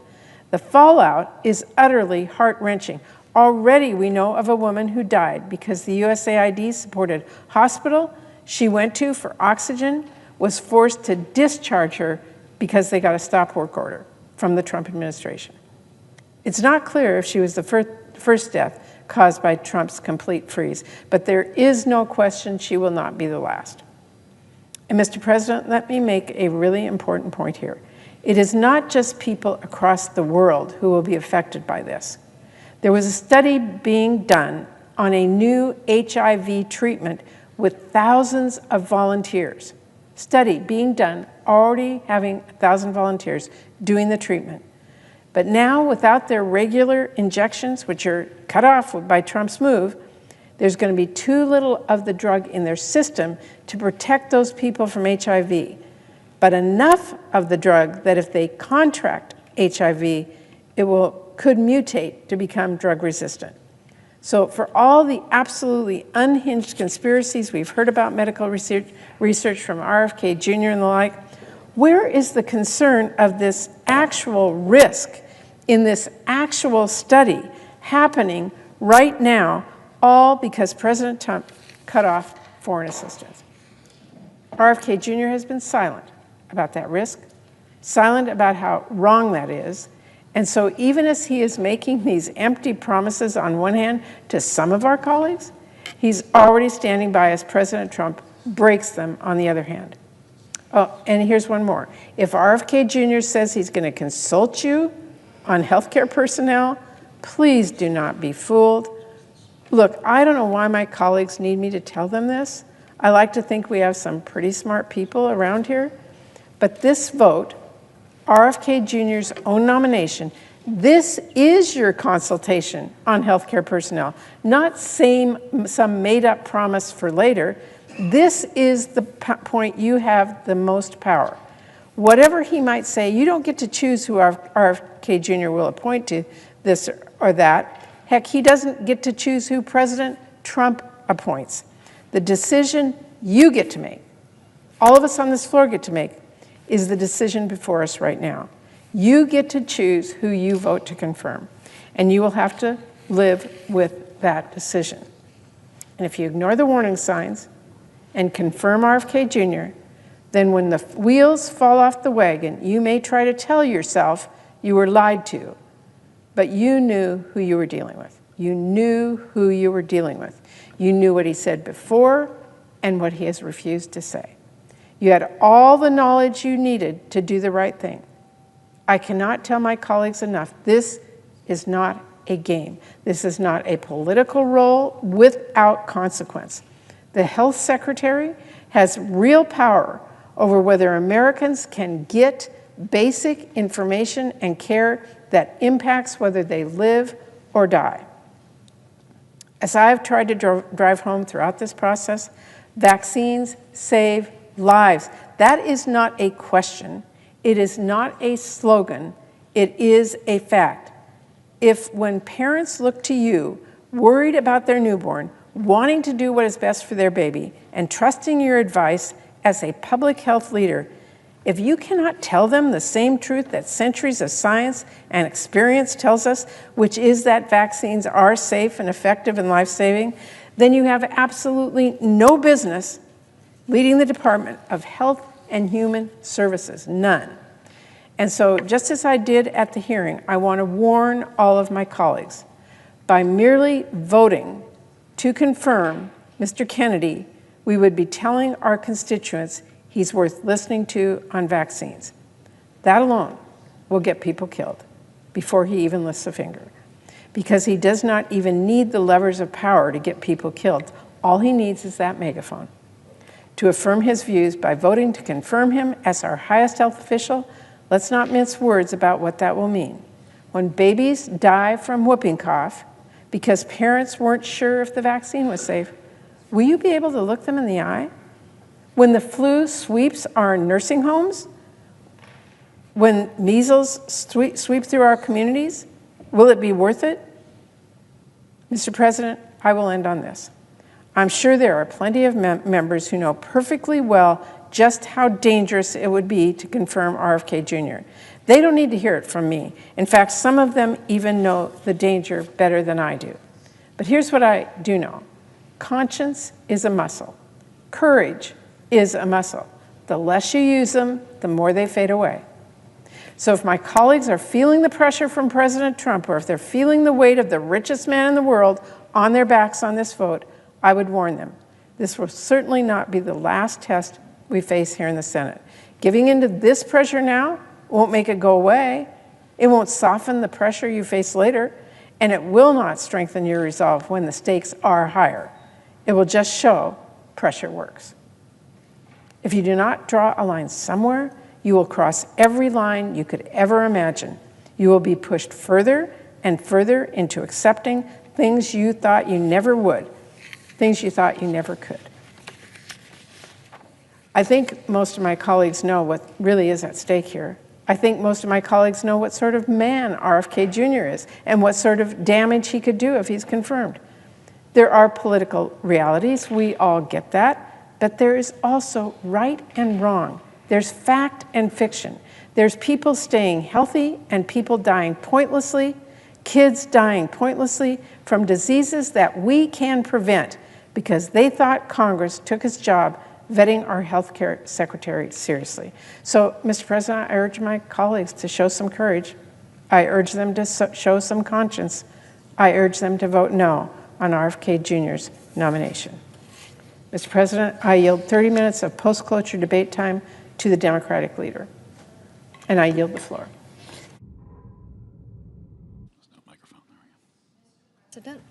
Senator from Tennessee. Thank you, Mr. President.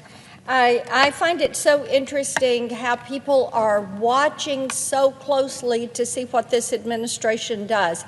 And I've been so pleased to see that the polling shows by an overwhelming amount, 70% of the American people agree with how President Donald Trump is carrying out his job, getting things done for the American people, things that they voted to see done.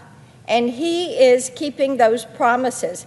Now, when we look at the issue of illegal immigration, we see that in his first weeks back in office, what he has done at the top of his to-do list has been to take action to secure this border. The numbers that we are seeing, how they have dropped with the number of encounters, with the number of gotaways. This is encouraging. The message is out there. The U.S. is going to protect and defend its sovereignty. We are going to protect and defend our people. That is important, and we are seeing it. Now, the president has taken some executive actions that have yielded results. By executive order, he restored the Remain in Mexico policy. He restarted the border wall construction, which, by the way, Mr. President, this is something the Border Patrol has told us not for just a few years, but for decades. We need a border wall. That's where the phrase, build the wall, came from. It came from people that are down there every day protecting this country from harm. The president has also ended catch and release. Now, that's that practice where somebody comes across and then they get their paper that they're claiming asylum and they're told that they can go on into the country and go wherever, and there are nonprofits down there on the border, and they give them a plane ticket and food and a phone, and off they go to their desired destination at taxpayer expense. So that has ended. The president has also sent troops to the southern border, and thank goodness we are seeing these deportations of criminal illegal aliens taking place. Yesterday in Nashville, we had 8 that were apprehended in a human trafficking ring. 8. 2 of them were linked to Tren de Agua. They were Tren de Agua gang members. Now, these are all things that the president is doing to make this country safe. And we have security moms all across this country, and certainly across Tennessee, that are reaching out to us and saying, keep it going. Deport those that are criminally in this country. Let's carry this out. We're seeing such good results. In operations across the country, ICE, which is Immigration and Customs Enforcement, has arrested 11,000 criminal illegal aliens including many violent offenders and gang members.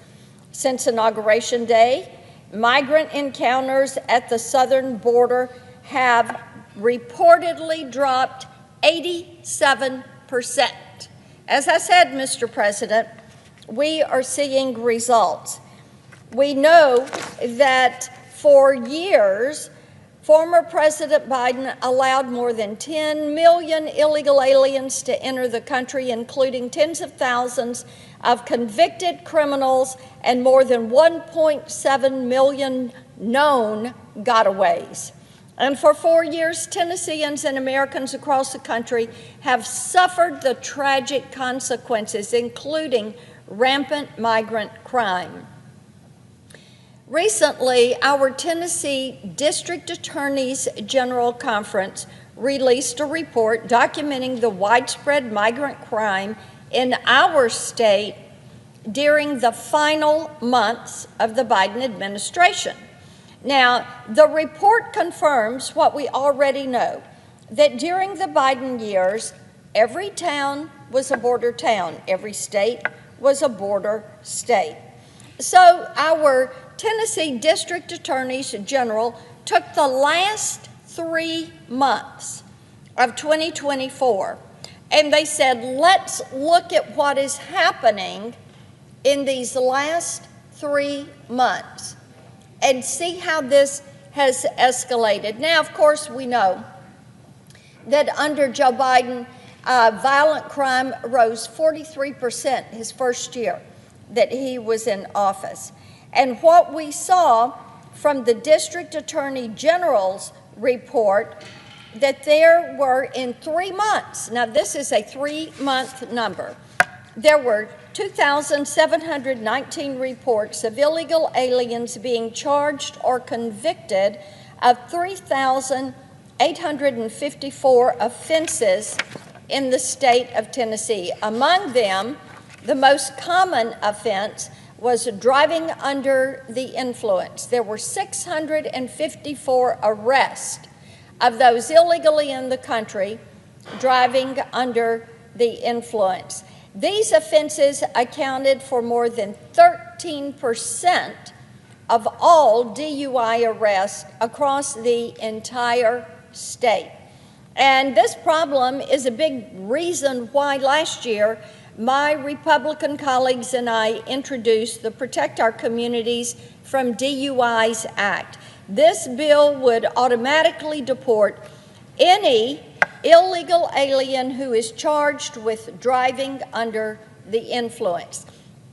Mr. President, as I have gone across our state, in each of our 95 counties, which I visit every year, into each of these counties, I have heard from law enforcement, from police chiefs, from sheriffs, that these DUIs are such an incredible problem, and the number that are committed by those illegally in the country.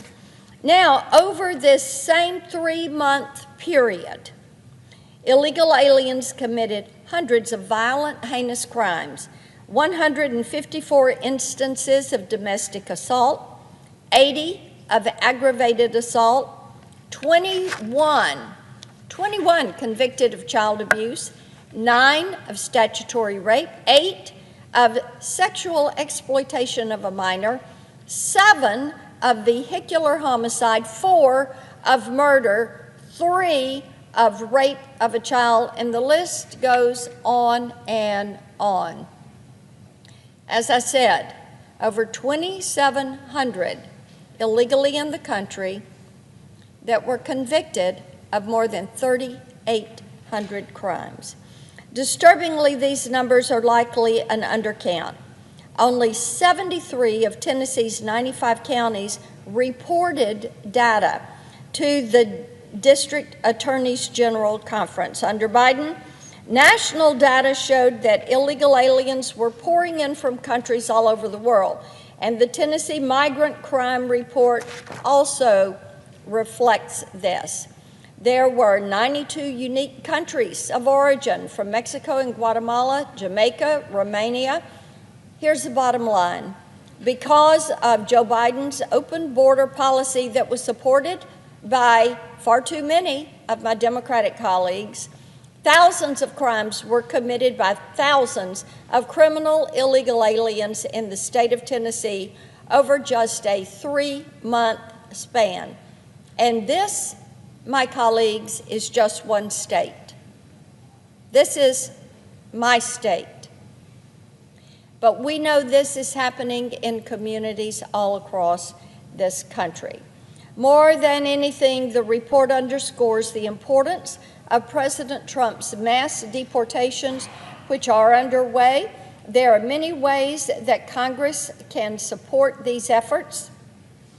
My CLEAR Act, which I've talked about many times on the floor, would ensure state and local law enforcement officials have the tools to help the federal government deport criminal illegal aliens. This is crucial, especially when you've got far-left leaders like the Chicago mayor refusing to turn over criminal illegal aliens to federal custody. Now, General Bondi is suing these sanctuary cities for allowing criminal illegal aliens who have no right to be in our great nation to harm Americans. And thank goodness she is being tough on crime. I've also introduced the Preventing Violence Against Women by Illegal Aliens Act, which would allow the deportation of illegal aliens convicted of sexual offenses or domestic violence. Any illegal alien who commits these heinous crimes should be removed from the country immediately, and I encourage all of my colleagues on each side of the aisle, support this. And my Container Act would ensure that border states like Texas have the legal authority to place temporary barriers on federal land to help stop the flow of traffickers, drugs, and criminals coming across the border. There are thousands of criminal illegal aliens residing in Tennessee and across the country.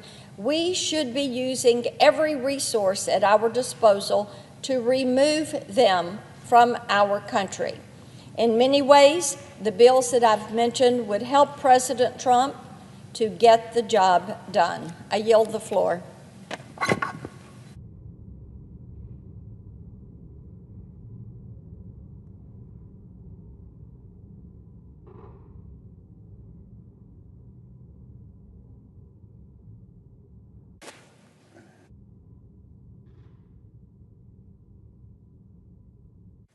Mr. President, Senator from Hawaii. it is not often that the stakes of a vote to confirm a cabinet nominee are this high. But tomorrow, when we vote on the nomination of RFK Jr.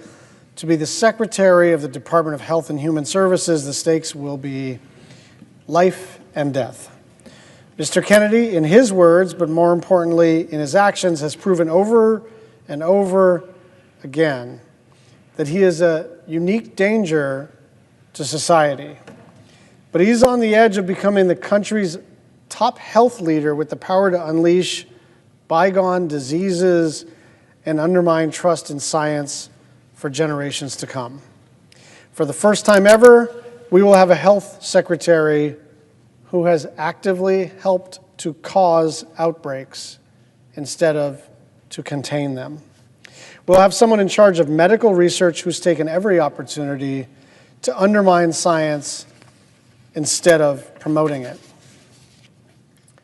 We'll have someone who's never come across a crazy idea that he didn't like, whether it's that antidepressants are the cause of mass shootings or chemicals in the water are turning children gay. This is the Secretary of the Health and Human Services Department. Those two things right there should be immediately disqualifying. This should be 100-0. This guy used to be a Democrat. This guy was pro-choice. This guy was for clean energy. This shouldn't be a partisan issue except to say, for HHS, you need somebody who has devoted their life and hopefully has some expertise in the area of public health And it's not just that we didn't get someone who has expertise in public health. We have someone who has caused disease and death. And I say those words with precision. I understand that both sides of the aisle are prone to exaggerating their case and being apocalyptic when we describe a pending vote. I've been here for a while, and everything is always the most important vote that we will ever cast. And I don't know if this is the most important vote we'll ever cast. I do think, gosh, I hope I'm wrong. I really do hope I'm wrong. But I do think this is likely the cabinet secretary vote that is likely to age the most poorly, because this person has the potential to actually cause diseases like rubella, like mumps, like measles, like polio, that have been gone for many generations, because we have a vaccine regime. And I want to tell you what he did in Samoa. In 2019, he flew to Samoa to discourage people from taking the measles vaccine. And the reason was that he wanted to run a, quote, natural experiment to see how people would fare against the disease without protections. Now, some of you may know this. My father was the first whistleblower against the Tuskegee experiments, in which the United States Public Health Service did a similar thing. They knew that penicillin cured syphilis, and they knew that for the most part, untreated syphilis caused death. But the U.S. Public Health Service decided to divide a cohort of African American men into two parts. One would receive the medicine and be safe and be cured, and another cohort would receive a placebo and not get the life-saving cure for syphilis. And why did they do that? To, quote, observe the disease process. To observe the disease process. So when you investigate whether or not a medicine works, there's a whole process to it, right? The FDA, double-blind studies, all the rest of it. But the basic idea is you're trying to get to some level of reliability and statistical significance so that you can project out into the population what's going to work and what's not. Now, the sick in the head way to do this is to say you can't achieve statistical significance until you just let a bunch of people get sick and figure out what happens. The United States Congress, led by someone with whom I served for a couple of years, Tom Harkin, when they found out about the Tuskegee experiments, made a law against the U.S. Public Health Service ever doing that again because it's immoral. It's bad science, sure. But more than that, it treated these African American men as if they were worth experimenting on, as if this category of human beings in the United States were expendable for scientific research purposes, and that's exactly what happened in Samoa. That is exactly what happened in Samoa. 6,000 people got the measles. 83 people died. 79 of them were kids. It is so chilling to contemplate the idea that someone as recognizable as a Kennedy would fly across an ocean to a small developing country and basically tell everybody, be afraid of this life-saving medicine. And it's not like he did that once and said, I'm sorry, I misunderstood, or I'm being misunderstood. This dude actually sells onesies on his website saying, I think it's like unvaxxed and unafraid, for a little baby. This guy has views that are out of the mainstream of, I would guess, 99 out of 100 United States senators. And I do understand the pressure that some of my colleagues are facing. They're being told, if you vote against one Trump nominee, you will be primaried. So that's not a small amount of pressure. But this one, I just promise you, it's not going to age well.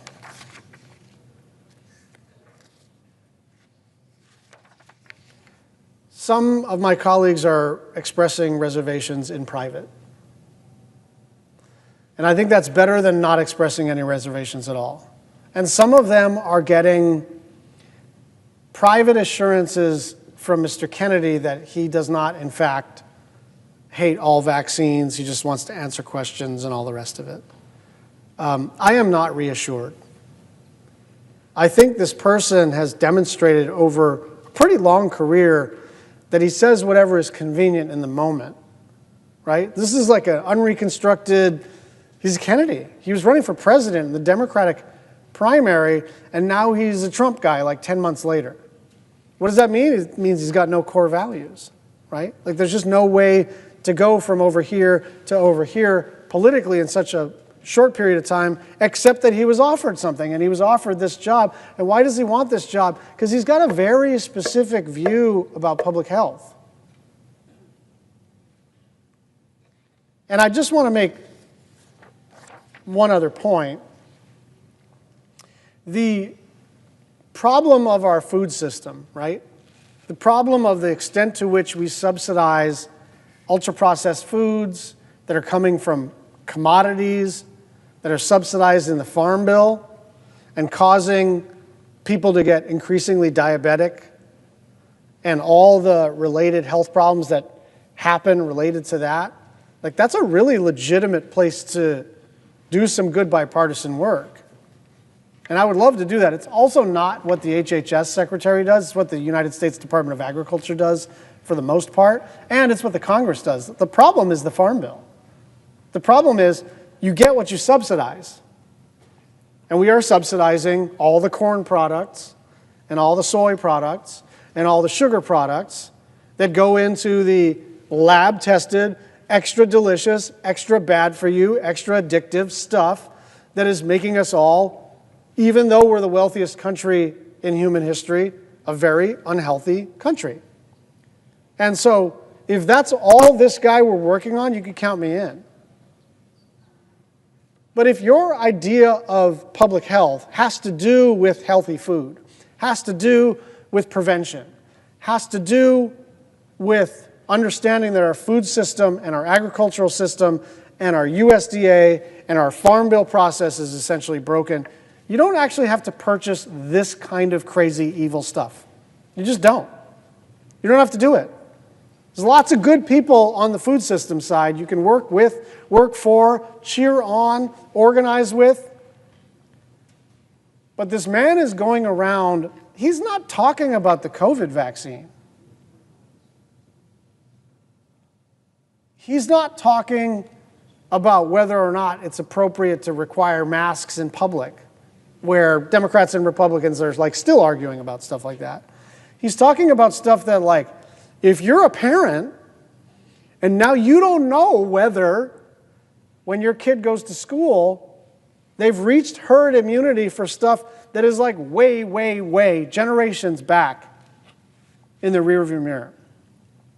And so I don't know if this is going to mark one of the most important public health moments in American history, but I can't think of another time where we actually have the technology, we have the medicine, we have the science, we have the distribution system, we have the public infrastructure to keep people safe.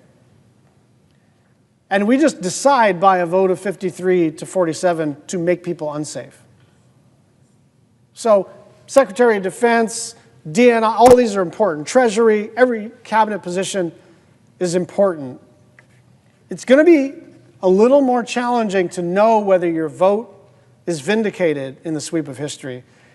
I think this guy is going to age very poorly in the job because I think we are going to see bad public health outcomes very, very shortly. This really is a matter of life and death. And I understand. What I have learned over the last 10 days is if Republicans are going to display courage, it's not going to be on the cabinet. There are a few that have voted, not with their party. But for the most part, like, they're in line and Trump is going to get his cabinet. But let this be a marker for everybody. Let today be a marker for everybody. Even if you voted for Trump, if you didn't vote for Trump, if you're not a voter, it doesn't matter. If you think it's a good idea to leave all of these diseases in the rearview mirror, then this is a very, very bad person to have running the Department of Health and Human Services. I yield the floor.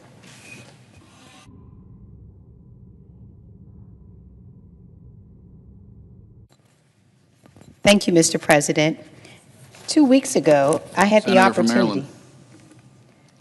2 weeks ago, I had the opportunity to question Robert F. Kennedy, Jr., the President's nominee to serve as the Health and Human Services, to serve as the Secretary of Health and Human Service. I asked Mr. Kennedy, Jr., a simple question. What different vaccine schedule would you say I should have received? I asked this question because just 3 years ago, Kennedy said, and I quote, "We should not be giving black people the same vaccine schedule that's given to whites because their immune system is better than ours."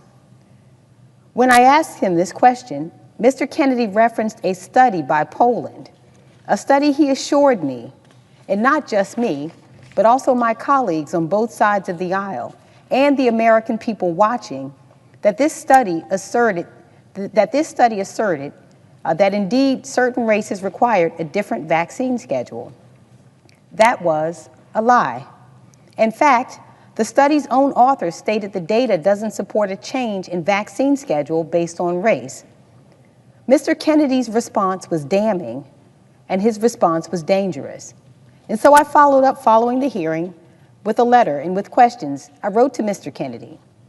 During your testimony, you cited a series of Poland studies that underlie your claims that black people and white people should have different vaccine schedules. You ended by saying, in that hearing, you don't believe the science, the peer-reviewed studies? Well, Mr. Kennedy, I do believe in science, and I did some digging into the studies you referenced. NPR interviewed the authors of the studies you cited, medical experts with years of experience, and they universally disagreed with your assertions. In fact, Dr. Richard Kennedy of the Mayo Clinic, who was involved in a study you mentioned, made clear that the data doesn't support a change in vaccine schedule based on race. Dr. Kennedy also stated that your suggestion would be, quote, twisting the data far beyond what the studies actually demonstrate. Dr. Gregory Poland, who you mentioned by name during the hearing as doing research supportive of your claim, told NPR that his team, quote, found no evidence of increased vaccine side effects, and that any claim of increased vulnerability among African Americans who received the rubella vaccine is, quote, simply not supported by either this study or the science. NPR quoted Dr. Carlos Del Rio of Emory University as saying that your conclusion was, quote, taking it to a very unsafe place because black children already have lower vaccination rates than their peers. That is why I said your claims on this issue were dangerous. I have to ask you, Mr. Kennedy, do you still believe that black and white individuals should have different vaccination schedules?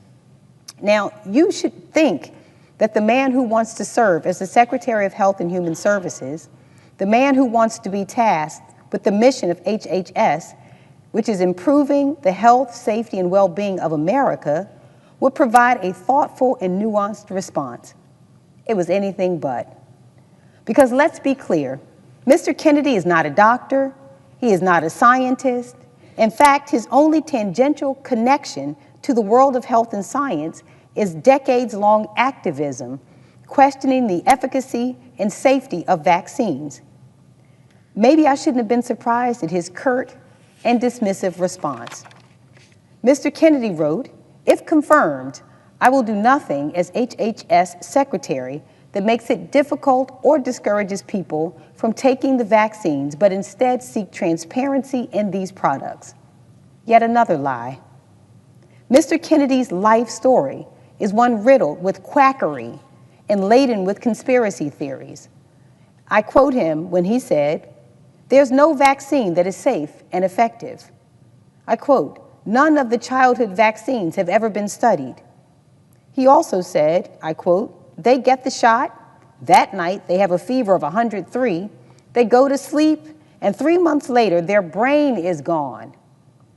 This is a Holocaust, what this country is doing. I quote, autism comes from vaccines. The polio vaccine given to his generation caused cancer that, I quote, that killed many, many, many, many more people than polio ever did. The COVID vaccine was, and he said, quote, the deadliest ever made. He also said, I quote, COVID-19 is targeted to attack Caucasians and black people. The people who are most immune are Ashkenazi Jews and Chinese. He also said there's no vaccine that is, safe and effective. All statements made by a man who is asking to be held responsible for a singular mission. The mission of the United States Department of Health and Human Services is to enhance the health and well-being of all Americans by providing for effective health and human services and by fostering sound, sustained advances in the sciences underlying medicine, public health, and social services. It is a task of epic responsibility, a serious job that, when done well, can save hundreds of thousands of lives. A job that, when done poorly, will most certainly cost American lives. And let us not speak of Mr. Kennedy in a vacuum.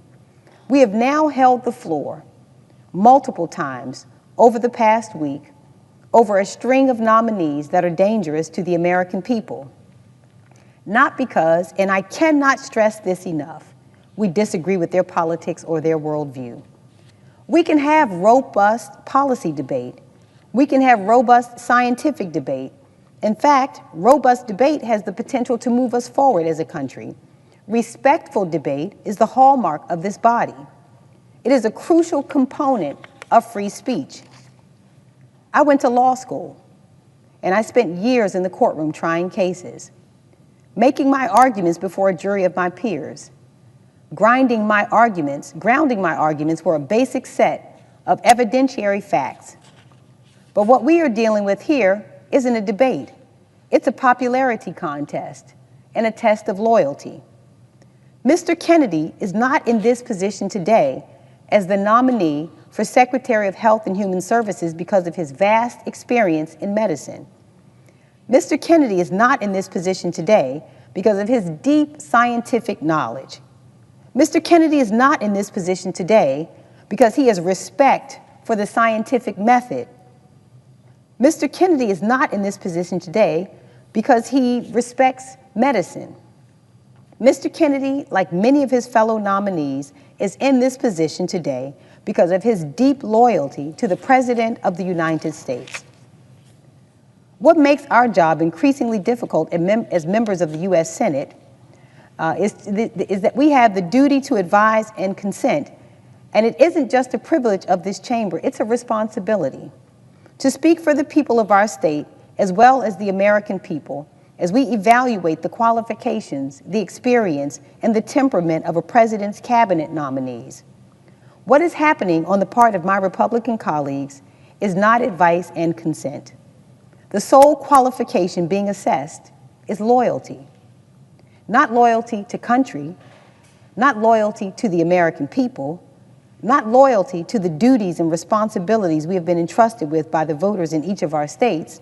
The sole qualification up for assessment is loyalty to the president. And Mr. Kennedy has that in spades. But loyalty to this president comes at a cost. Not a cost to the billionaires, not a cost to the people in this body, a cost to the American people. Democratic Americans, Republican Americans, independent Americans, Americans who voted for this president, Americans who did not, and Americans who did not vote at all. The president has been consistent that he believes the American people delivered him a mandate to carry out his agenda. With respect to the health, safety, and well-being of America, the purview of health and human services, the president believes that cutting funds for medical research into things like cures for cancer is apparently a part of that mandate. Just this weekend, the president announced massive cuts to NIH, an agency which I'm proud to say has its home in Maryland. The mission of the National Institutes of Health is to seek fundamental knowledge about the nature and behavior of living systems and the application of that knowledge to enhance health, lengthen life, and reduce illness and disability. It falls under the very agency Mr. Kennedy is seeking to run. Here are what some scientists, people I implore Mr. Kennedy to listen to despite his apparent distaste for the profession, had to say about these massive cuts. Dr. Richard Huganier, professor and chairman of the Department of Neuroscience at Johns Hopkins University School of Medicine in my state of Maryland, said, and I quote, "We were all just dumbstruck. I'm calling it the apocalypse of American science. This will basically change science as we know it in the United States. The bottom line is that we are going to have a lot less resources, which obviously means we are going to have to lay people off and research will be slowed down." Dr. Otis Brawley, professor of oncology and epidemiology at the Johns Hopkins School of Medicine and the Bloomberg School of Public Policy said, and I quote, "We're going to see health research kneecapped." Dr. Brawley has actually overseen grants at the National Cancer Institute, which is a part of the NIH, as well as received them from his cancer research. He went on to say, and I quote, "People who are getting treated in clinical trials now for cancer will find many of those trials will close down." Dr. David J. Scorton, president of the Association of American Medical Colleges, said, and I quote, "These are real consequences. Longer waits for cures and for diagnosis, slower scientific progress, losing out to competitors around the world, and fewer jobs. Those who are facing any health challenges will suffer from less biomedical research." Dr. Robert Lefkowitz, a Duke University professor, my alma mater, go Blue Devils, professor of medicine who won the Nobel Peace Prize in Chemistry in 2012, said, and I quote, "I think the American people need to understand how devastating it would be if this goes through. A lot of research would just have to stop. I cannot imagine that the shortfall could be met from other sources." NIH funding supports over 600 current and ongoing clinical trials at Johns Hopkins in Maryland. The NIH supports hundreds more critical research projects and clinical trials at the University of Maryland. Clinical trials in cancer, pediatrics and children's health, heart and vascular studies, and the aging brain. Research on traumatic brain injury to members of the military, suicide prevention, addiction, and patient safety. Clinical trials supporting over 23,000 jobs and $5.7 billion in economic activity in Maryland. These massive cuts will lead to over $200 million in losses to Hopkins and over $50 million in losses to the University of Maryland. Now, I may not be a Republican voter, but I can assure you Republicans across our country aren't seeking to stymie progress on a cure for cancer. By putting the NIH in its crosshairs, the president is targeting some of the most vulnerable Americans. The young child suffering from sickle cell disease, the working mom who's also struggling to care for a parent with Alzheimer's, the family member suffering from an opioid addiction, the father dying of lung cancer, all diseases being actively researched by the NIH. Disease and suffering does not respect the boundary of partisan politics. It impacts each and every American family. And it falls in part to the Secretary of Health and Human Services to do everything in his power to get us closer to cures. Instead, I fear we have a nominee before us who is more interested in getting us closer to conspiracies. And with loyalty to the man in the White House, as opposed to the health and well-being of the American public, Mr. Kennedy is likely to follow his boss in supporting a tax on Medicaid. This administration and my Republican colleagues are seeking to upend federal Medicaid financing and are considering per capita caps and repealing Medicaid expansion funding. Let me make this simple. The Republican framework to cut Medicaid puts nearly 435,000 Marylanders at risk of losing coverage. It will lead to major gaps in health care coverage and undermine family economic security. It will put quality care out of reach for more families. And at the risk of sounding like a broken record, these are Democratic families. These are Republican families. That shouldn't matter to the president or the nominee for the Department of Health and Human Services. All that should matter is that these are proud American families. The administration's attacks on Medicaid would kick millions of people off their health coverage and force states to make deep cuts to benefits, eligibility, and reimbursement rates. My state can't afford these cuts. Maryland's families can't afford these cuts. 96% of eligible children in Maryland are supported by Medicaid and/or CHIP. Cuts would disproportionately hurt children with the lowest incomes and the highest health care needs. At a time when Americans are struggling under the weight of inflation, scraping to pay for food, gas, and housing, we cannot strip away or cut their health coverage. That's a cruel move that will certainly bankrupt many individuals and families. Many Americans are one catastrophe away from financial ruin. And if you take away their coverage and access to affordable care, it will be realized. Don't just take it from me. Marylanders have been calling and writing in, demanding that Congress do everything it can to fight against attacks to Medicaid. Jacqueline from Baltimore shared this with us. One day I was at work and passed out in the bathroom. Had to be cut out of the restroom by the firemen. After being in a coma for 12 days, it was determined that I was diabetic. Having Medicaid saved my life. If I did not have Medicaid or any insurance, I would have been sent home and who knows what would have happened. Another constituent from Ellicott City shared this. My 22-year-old son has autism and a significant cognitive disability. He is a happy, affectionate person who loves being around people and being physically active. Due to behavioral challenges at home, he lives in a group home. This environment is one in which he can be safe and thrive. He also attends a program licensed by the state's Developmental Disability Administration Monday through Fridays, 9 to 3. This program provides meaningful day services. Both his group home and day program services are funded through DDA's Medicaid waiver. Given the cost of my son's services and the services of many other individuals with developmental disabilities, a limit on federal Medicaid dollars would no doubt force Maryland to reduce services. If my son was not able to continue living in his group home, he would have become homeless. Another impact of Medicaid cuts could be his health care, as he is fully reliant upon Medicaid for his health insurance.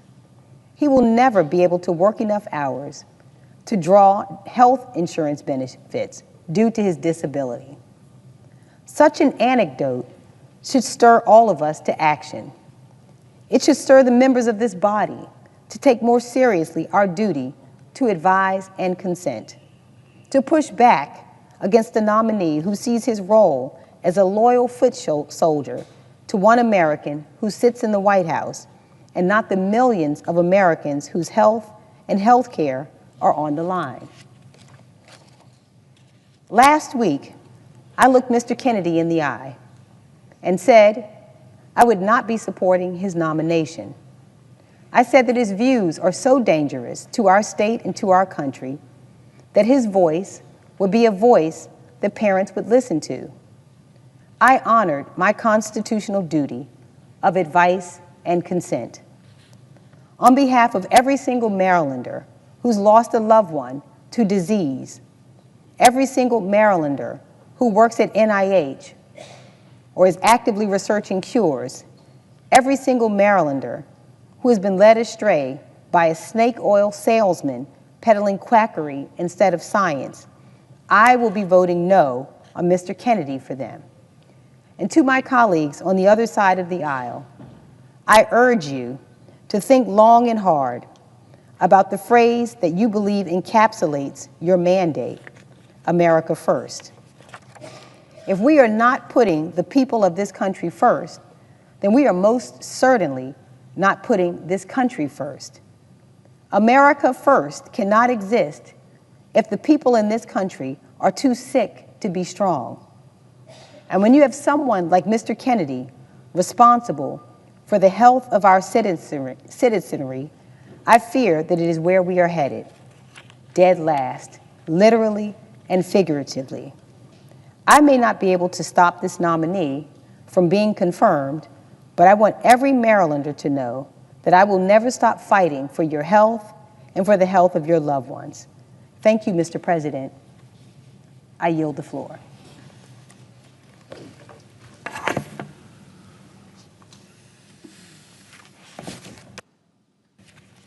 Mr. President. Senator from New Hampshire. Mr. President, I come to the floor to join my colleagues with a great deal of concern to discuss the Trump administration's nomination of Robert F. Kennedy, Jr. to be the next Secretary of the Department of Health and Human Services. To put it very simply at the outset, Robert F. Kennedy, RFK, Jr., is unfit to lead the highest health office in our nation. First of all, RFK has no, let me repeat, no health or medical experience. That in and of itself should be a red flag on this nominee, who is supposed to be tasked with leading our nation's health agency. But sadly, that's not where the red flags end. From his radical and dangerous opinions on vaccines and other public health, to his promises to cut medical research, to his ever-changing position on women's rights to access reproductive health care, he has proven that he lacks the credibility, the knowledge, and the capability to be the Secretary of Health and Human Services. So let's take a step back. When President Trump ran his campaign, he ran a campaign on lowering costs for working Americans. Well, where has that promise gone? We saw today that inflation has gone up in the last quarter. It's over 3% now. And we've seen nothing from President Trump's first weeks in office that addresses the high costs of health care, of food, of housing, of child care. 2 weeks ago, this administration, including the Health and Human Services Agency, halted funding across the board for programs like our community health centers and substance use treatment programs. These centers are often the main source of health care for their communities. They serve the people across the states of this country. In our office, I heard from programs like Coos County Family Health, a community health center that provides life-saving care to rural patients across the northern part of New Hampshire, what we call the North Country. Their programs for training new doctors and providing services for victims of domestic violence were and still are at risk, thanks to Trump's executive orders and funding freeze. And I heard from Navigating Recovery in Laconia. That's a substance use treatment service that depends on federal funding for more than 50% of its budget. They're worried about keeping their doors open. And this is an organization with providers who will literally sit with a patient by their hospital bed following an overdose to make sure they're getting the best guidance, the best treatment, and the follow-on services like housing and child care that allows them to start their recovery. And this is a real issue for us in New Hampshire, where we've been hit very hard by the opioid epidemic. The Trump executive orders and funding cuts will force Navigating Recovery to lay off staff and to curtail services should those funding cuts continue. These are actions on the part of the White House that don't lower costs for families. They do just the opposite. They put people out of work, and they weaken our ability to care for our most vulnerable populations. But when he was asked if he would reverse this policy of cutting funding for programs like substance use recovery, RFK refused. The thing is, we should be taking steps right now to lower costs for families and children. Half of the uninsured Granite Staters cite cost as their reason for not being able to purchase health insurance. More than 2/3 of people in New Hampshire have delayed care, and another 25% have delayed buying needed prescriptions or said they have to ration their meds. We could help these people right now. We could pass the Health Care Affordability Act, which would make permanent premium tax credits in the Affordable Care Act that have cut health care costs for 24 million Americans, nearly 70,000 from New Hampshire. Passing that bill would directly help constituents like the man in Newmarket who contacted our office. He's 55 years old. He's a patient at Lamprey Health Care, which is a community health center. He had been uninsured and avoided going to a doctor his whole life. But sadly, he was recently hospitalized for 10 days because of complications from untreated diabetes. He had sepsis and he had an infection in his foot. Unfortunately, he didn't have insurance when he was hospitalized. But luckily, Lamprey Healthcare sat with him, helped him purchase insurance on healthcare.gov, helped him avoid potentially devastating medical debt. These tax credits are vital to his and to millions of Americans' ability to afford health care. But again, when asked about these tax credits, RFK refused to say that he would support extending them. So much for any concern about lowering costs for families.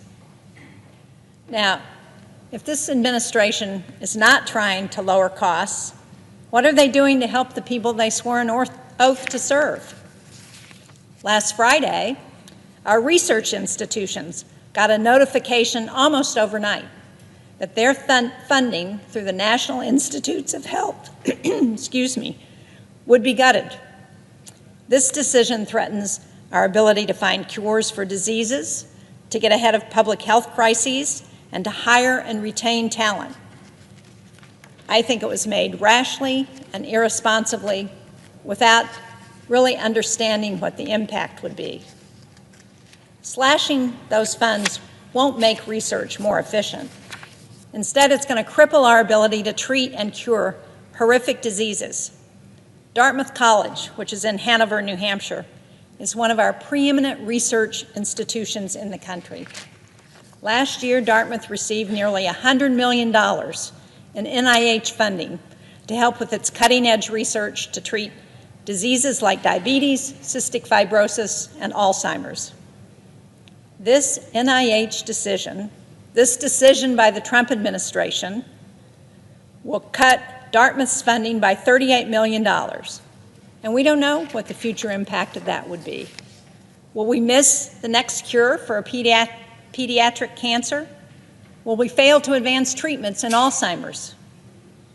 What we do know is that this has an immediate impact on the people living in the Upper Valley of New Hampshire. More than 1,300 employees are supported by federal grants at Dartmouth, and the vast majority of these are supported by the National Institutes of Health. The job loss, the economic impact that will result from this decision will be devastating. And sadly, once these jobs are gone and the researchers leave, there's no going back, because they're going someplace else. They're going overseas. But we unfortunately know that RFK supports this decision because he has publicly supported gutting NIH staff and research. And if Robert Kennedy is confirmed, I fear he will do nothing to push back or to reverse these reckless decisions. The Secretary of HHS also holds immense power over ensuring that women in our country have the ability to access reproductive health services, including abortion. Interestingly, I thought this was something that RFK and I agreed on. But now I'm not clear what he supports. He used to proudly say that he was pro-choice, but since being nominated, that belief seems to have disappeared overnight. The only thing I think he truly believes is in his desire to do whatever Trump wants, even if it means compromising his own values. Women in this country need to know that the Secretary of Health and Human Services will defend our rights to access all the health care we need. But at every turn, Republicans and the Trump administration have pushed forward dangerous policies intended to threaten access to full reproductive care. They put on the Supreme Court the justices who overturned Roe v. Wade. And at the state level, they have instituted draconian abortion bans that threaten the lives of mothers. Women are literally dying from a lack of care because of these bans on our health. This is 2025. How did we get here? I remember before Roe v. Wade. I remember when hundreds of thousands of women died from back alley abortions. And are we back to that point? Everyone knows that banning abortion and making women seek dangerous options does not stop abortions. It makes them more deadly. But with RFK at the helm, that's the grim reality we face. He's not someone I trust to defend a woman's right to access reproductive health care. He is not someone I want leading Health and Human Services. Now, one of the few issues that we have some actual insight into are his views on public health. His dangerous, radical, and wrong beliefs about vaccines are well documented. Every child that gets sick or dies from a disease that could be prevented by a vaccine is a tragedy. RFK will not only undermine public confidence in vaccines, he indicated that he intends to continue to profit from anti-vaccine lawsuits. It's shameful and it's corrupt. Now, we've also heard reports that the Trump administration plans to cut as much as 50% of Health and Human Services staff and decimate the work of the Centers for Disease Control and Prevention. The CDC is our first line of defense for public health. Most important, tracking and responding to outbreaks of diseases, not only domestically, but abroad as well.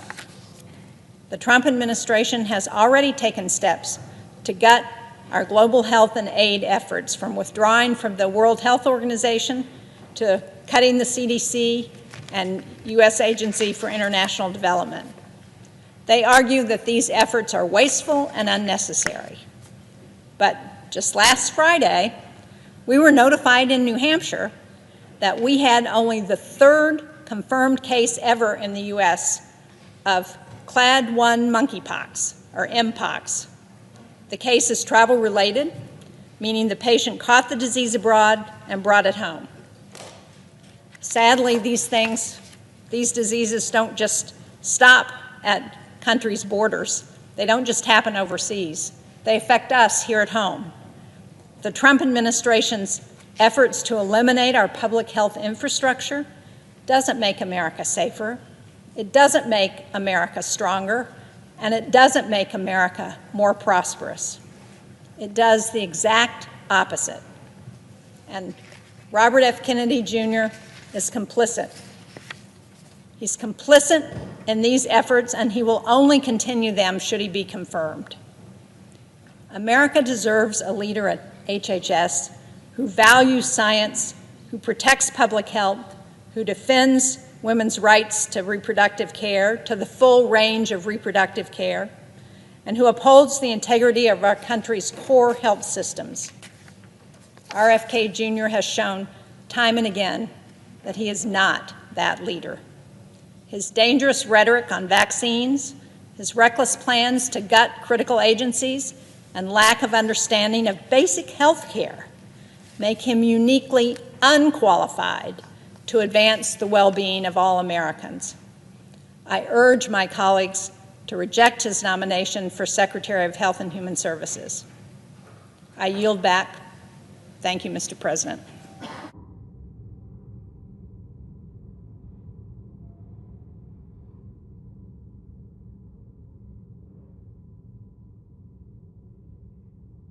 President. The senator from New Hampshire. I yield 30 minutes of post-cloture debate time to the Democratic leader. The senator has that right.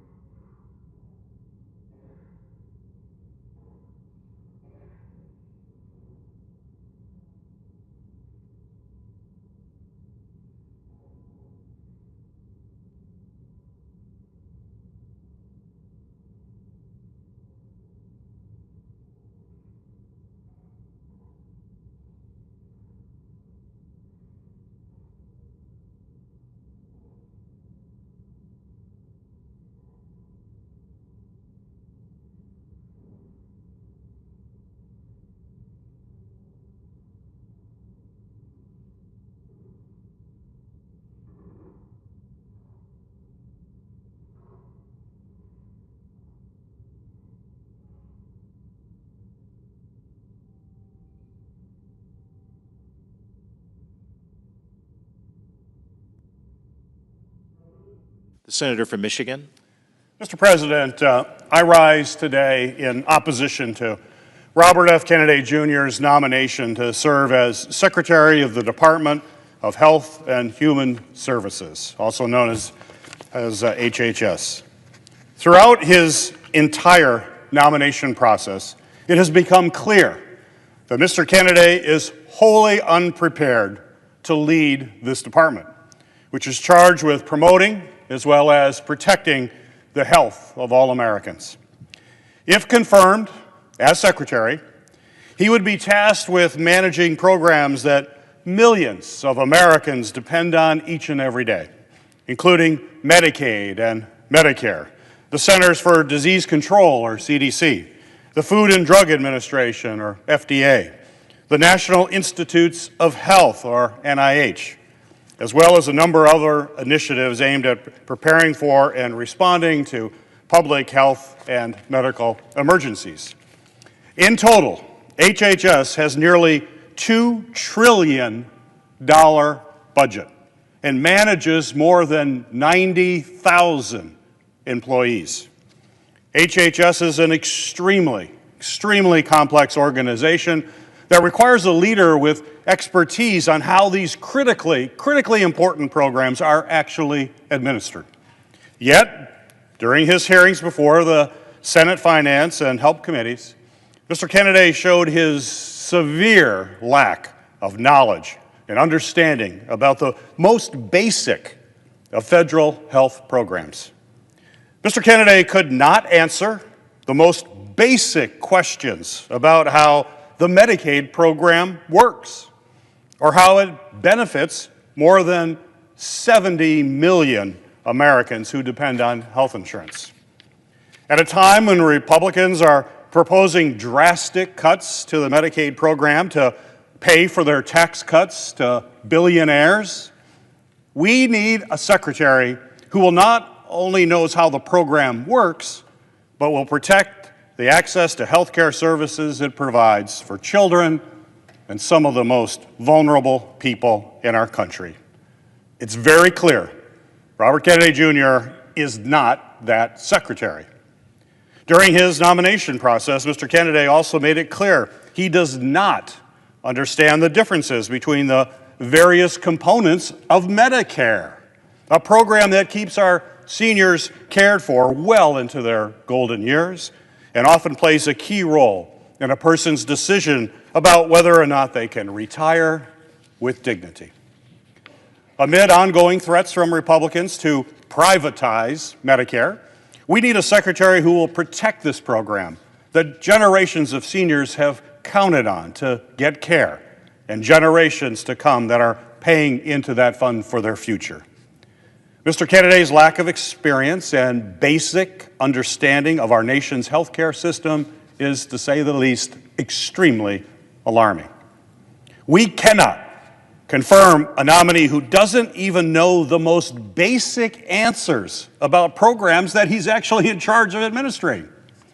Since Mr. Kennedy was nominated to lead HHS, I've heard from thousands of my constituents from every corner of Michigan, from densely populated cities to some of the most rural areas in our state, who are deeply concerned about his plans for the department would impact families.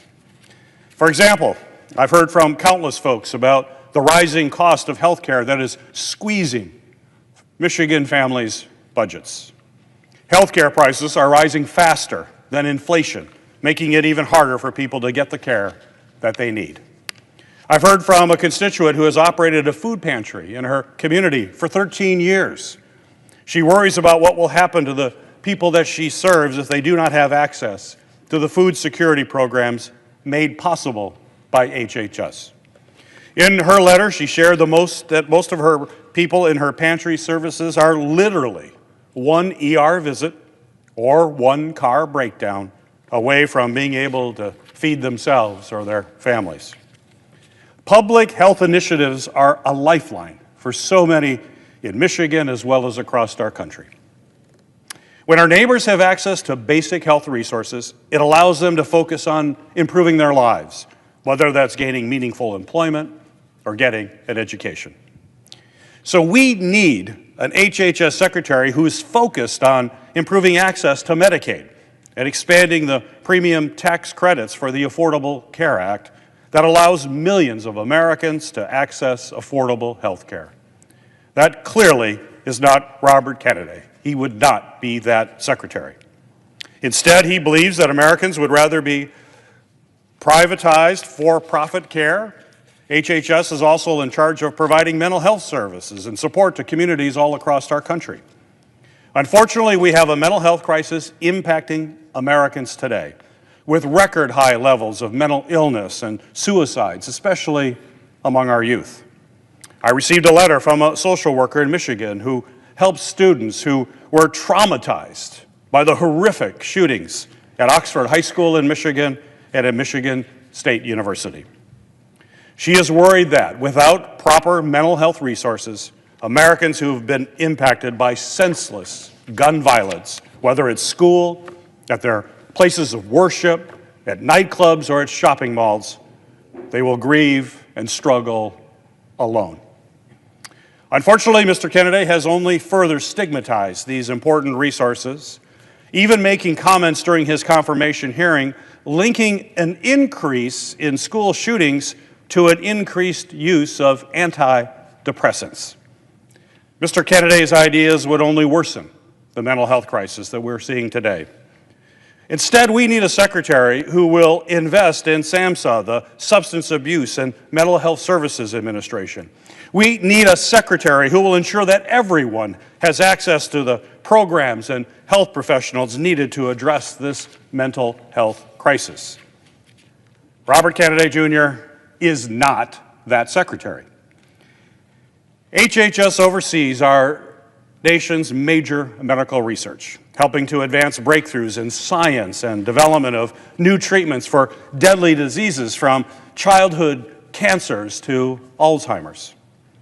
Research institutions across my home state of Michigan are conducting critically important research to improve health outcomes for Americans who suffer from these diseases. A Michigan scientist who specializes in CDC research contacted my office. They fear that if Mr. Kennedy is confirmed, it could impact their ability and the ability of thousands of researchers all across our country to conduct medical research that is literally saving lives. In a matter of weeks, we have already seen the Trump administration freeze funding and halt critical work at the National Institute of Health and its research partners across the country. We need a secretary who will fight to do this important research moving forward. Research to cure cancer, to treat deadly viruses, and to address cardiovascular disease. Mr. Kennedy is not that secretary. Advancing medical research is especially important today as we face increased cases of vaccine-preventable infectious diseases like measles. And despite this, Mr. Kennedy has time and time again sown doubt and promoted dangerous lies about the safety of vaccines. And my constituents are alarmed at what that will mean for their families.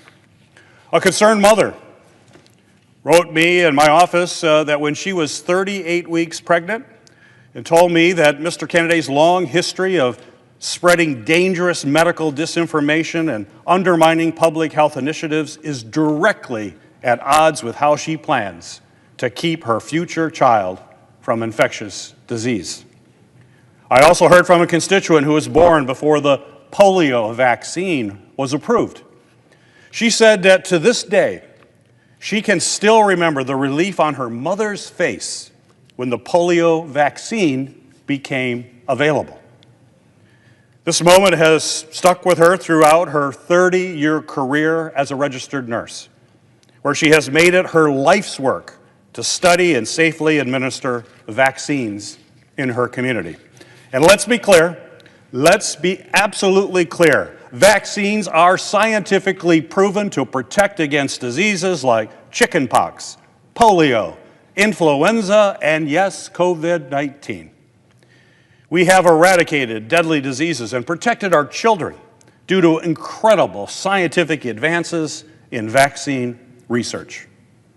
But now, vaccine skeptics like Mr. Kennedy have risen to prominence, discouraging people from getting safe, proven vaccines and putting every American's health at risk when it comes to infectious diseases. We need a secretary who understands the effectiveness of vaccines and will do more to prevent these diseases through routine childhood immunizations. Mr. Kennedy is not that secretary, and if confirmed, Mr. Kennedy has made it perfectly clear that he will stand in direct opposition to this evidence-based medicine. Mr. Kennedy's falsehood about basic public health practices have impacts that stretch far beyond our physical health. Another constituent, a clinical therapist, said she is seeing firsthand the devastating impacts that misinformation can have on mental health, adherence to treatment, and overall patient well-being. Specifically, she mentioned that the spread of falsehoods about vaccines, psychiatric care, and medical service fuels distrust in life-saving interventions, exacerbates existing mental health crises, and hinders efforts to connect patients with effective, evidence-based treatments. I've even heard from parents who are concerned about Mr. Kennedy's narrative suggesting vaccines cause autism. Because he has given credibility to these lies and questioned facts from scientists and doctors, these parents worry that their children will not receive the most basic routine care that they deserve. And in the midst of so many healthcare challenges, from prescription drugs to mental health to various public health threats, we cannot afford to have someone as unprepared as Robert F. Kennedy Jr. in charge of all these public health agencies. Even well-respected organizations know that Mr. Kennedy would be an absolute disaster for our public health. Take the American Public Health Association, for example. And in a letter, they said, quote, "To effectively lead our nation's top health agency, a candidate should ideally be trained in health administration, clinical care, or a related field, and must believe in and follow the scientific evidence that serves as the basics of our nation's system to protect and to promote the public health from all the threats that we face," end of quote. We simply cannot afford to have someone as unqualified as Robert Kennedy Jr. to be in charge of our top public health agency. He has failed to exhibit even the most basic knowledge of how HHS programs are administered to the millions of Americans who depend on them each and every day. He has misrepresented scientific evidence that is at the foundation of what HHS sets out to accomplish, which is keeping Americans healthy and protected from disease. He has demonized doctors, scientists, researchers, and medical professionals who, unlike him, have actually done the important work to keep our communities safe. I urge my colleagues to judge Mr. Kennedy on his lack of qualifications. It is clear he simply does not have the expertise, the training, or even the leadership skills necessary to lead a department as important as HHS. We need a secretary who will protect the health of Americans. Robert Kennedy is not that secretary. And if he is confirmed to lead the Department of Health and Human Services, the American people will ultimately pay the price with their health. I urge my colleagues to join me in voting no.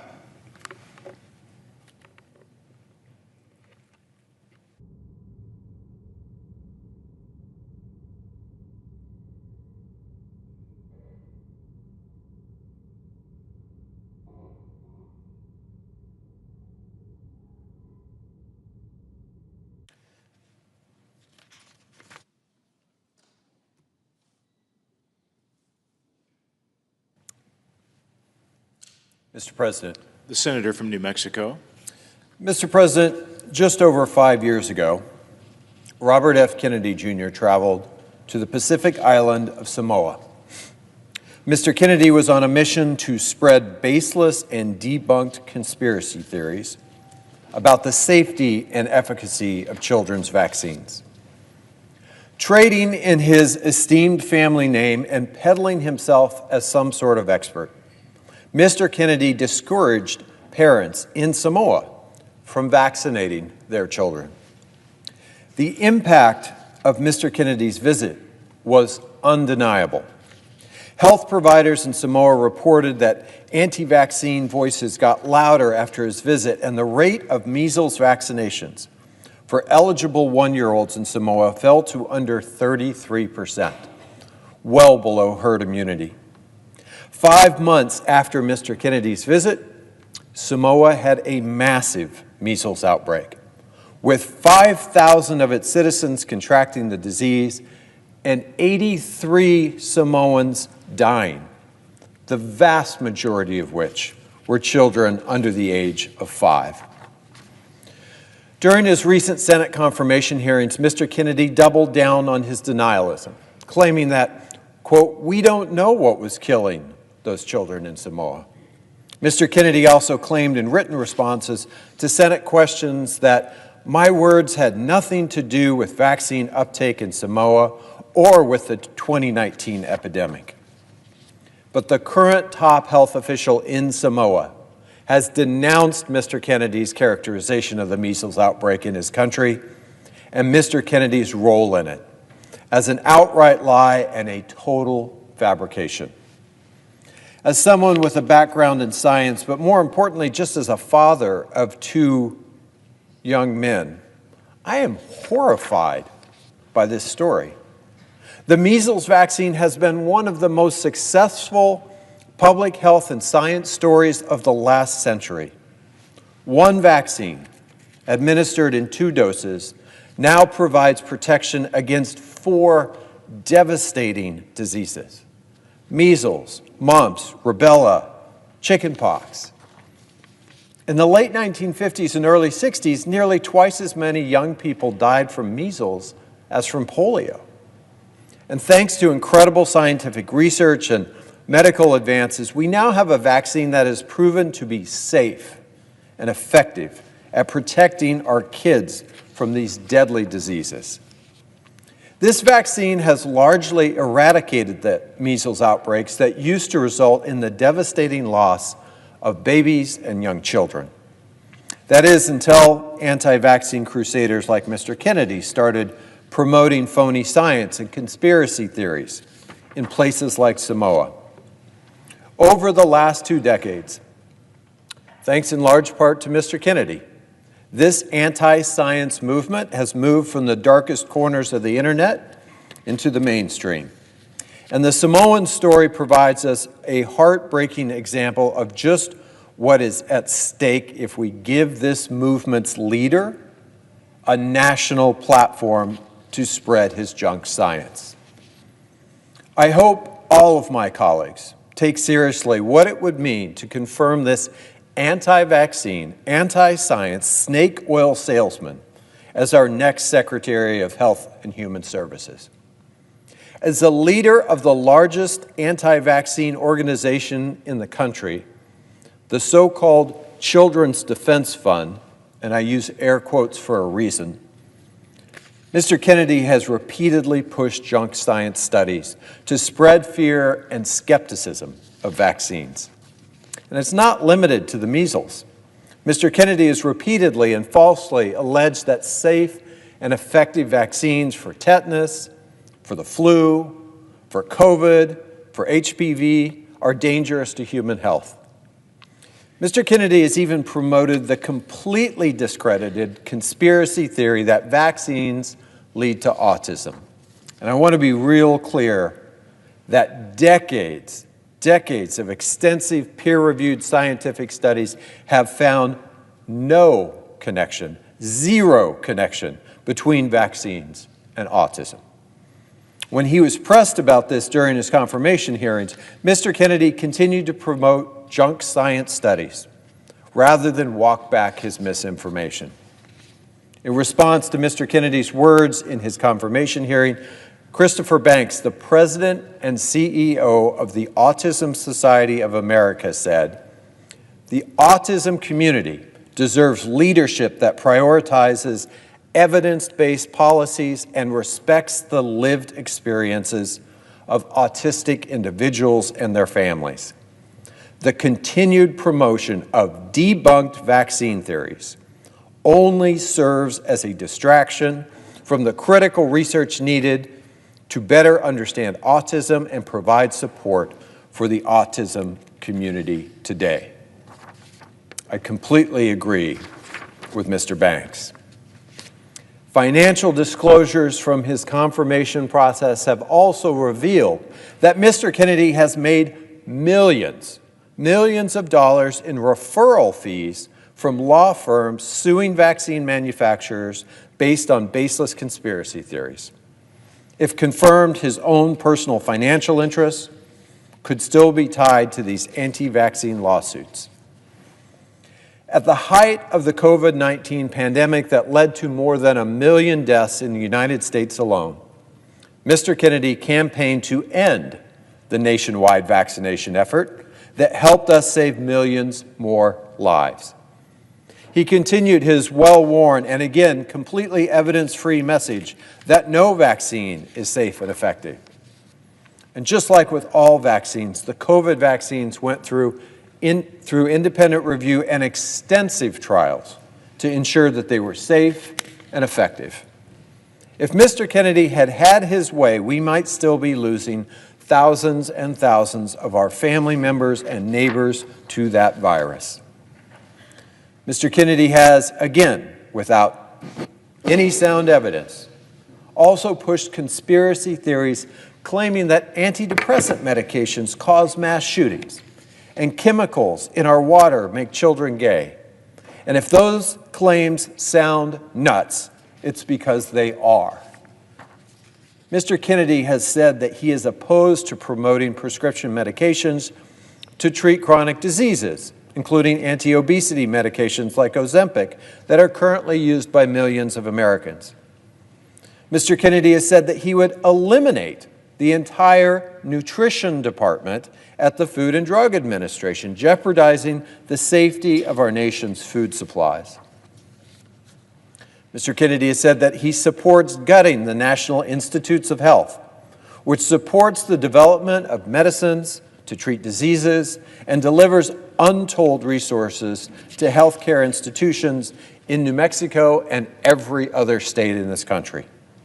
During his confirmation process, Mr. Kennedy also repeatedly made commitments to my Republican colleagues to support restrictions on mifepristone, a medication abortion and miscarriage management drug.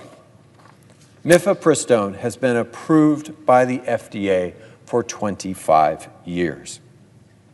It's true that Mr. Kennedy has made a number of conflicting statements in the past about his personal views on women's reproductive health care. But during his confirmation process, Mr. Kennedy has signaled to Republican senators that he will go along with whatever President Trump wants to further roll back women's reproductive rights. Mr. Kennedy is not who any of us should want to put in charge of our nation's health and food safety.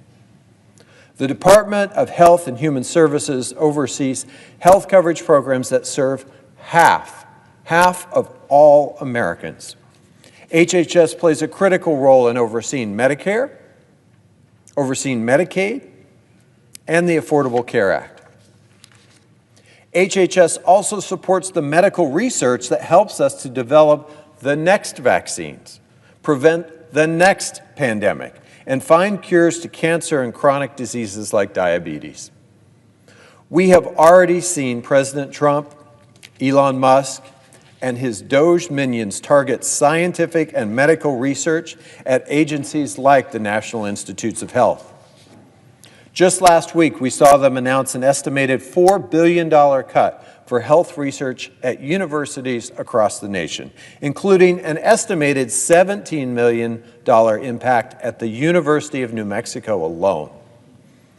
And just like many of the unilateral and illegal actions of this emboldened Trump administration, this one received a temporary halt from a federal judge 2 days ago. But whether this particular attack holds up in court or not, the Trump administration's intention is clear. Dramatic cuts to medical research into treatments and cures that countless Americans are depending on to save their lives. Mr. Kennedy plans to lead this effort and even to expand on it. Mr. Kennedy is not who my constituents in New Mexico want to see leading our nation's health agency. In fact, New Mexicans have raised their concerns in letters and emails and phone calls day in and day out. I'm going to take a few minutes to read to you from some of these New Mexicans who are terrified about the danger that Mr. Kennedy would pose as our nation's health care agency leader. Melissa from Albuquerque is concerned that Mr. Kennedy's past of promoting misinformation about vaccines and his lack of experience will endanger Americans. Melissa said, "This role demands a leader who relies on evidence-based decision-making, upholds public trust, prioritizes the health and safety of all Americans. RFK Jr.'s history of promoting conspiracy theories makes him fundamentally unfit for this critical position. If RFK Jr. were confirmed to head HHS, millions of Americans' lives would be put at risk. His policies would jeopardize public health and undermine efforts to protect our communities from preventable diseases and health crises." William from Albuquerque, a retired University of New Mexico health communications professor and longtime NIH principal investigator, knows that Mr. Kennedy's harmful rhetoric and lies will hurt public health efforts and lead to unnecessary deaths. William said, "My research team and I have had to continually battle anti-vax misinformation. Robert F. Kennedy Jr. is often at the center of that misinformation.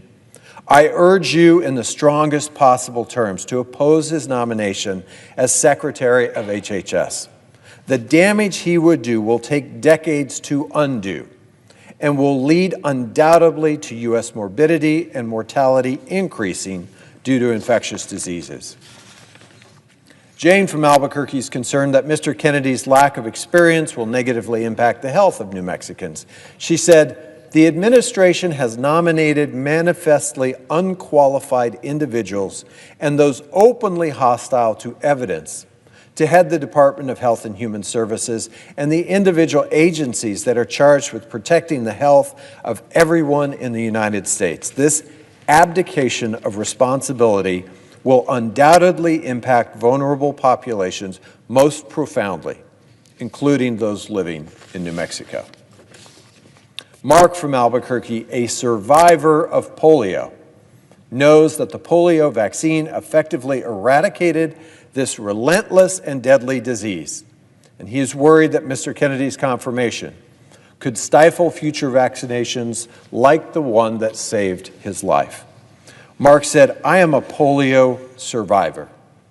I know that I was very fortunate in my recovery, and I also know that the vaccines effectively eradicated this relentless and deadly disease. So I ask that you do whatever you can to prevent RFK Jr. from overseeing the health care of all Americans." Lori from Las Cruces is also worried that Mr. Kennedy's history of spreading misinformation could harm Americans. Lori said, "If the Senate confirms RFK Jr. to lead the Department of Health and Human Services, Americans' health care will be put at risk and will be ill-prepared for another public health catastrophe. We need to push for a qualified, trustworthy nominee to lead America's health policy." Megan from Albuquerque, a primary care physician, is worried that Mr. Kennedy's lack of experience, disregard for evidence-based medicines pose a danger to Americans. Megan said, "As a primary care physician in New Mexico, I am also very worried about the possibility of RFK Jr. being confirmed as HHS Secretary. His past actions have shown that he has little regard for research, evidence-based medicine, or the expertise of scientists and physicians. He is dangerous to the American people." I agree with these New Mexicans that Mr. Kennedy is unprepared. He is unqualified, and he is dangerously unfit to be confirmed as our next health secretary. Unfit to protect our kids' health from debunked conspiracy theories, unfit to defend women's reproductive rights, unfit to safeguard the future of Medicare and Medicaid, and unfit to continue life-saving medical research and medical care in my state and across the country. And for all of these reasons, I would urge all of my colleagues to join me in voting no on confirming Robert F. Kennedy, Jr.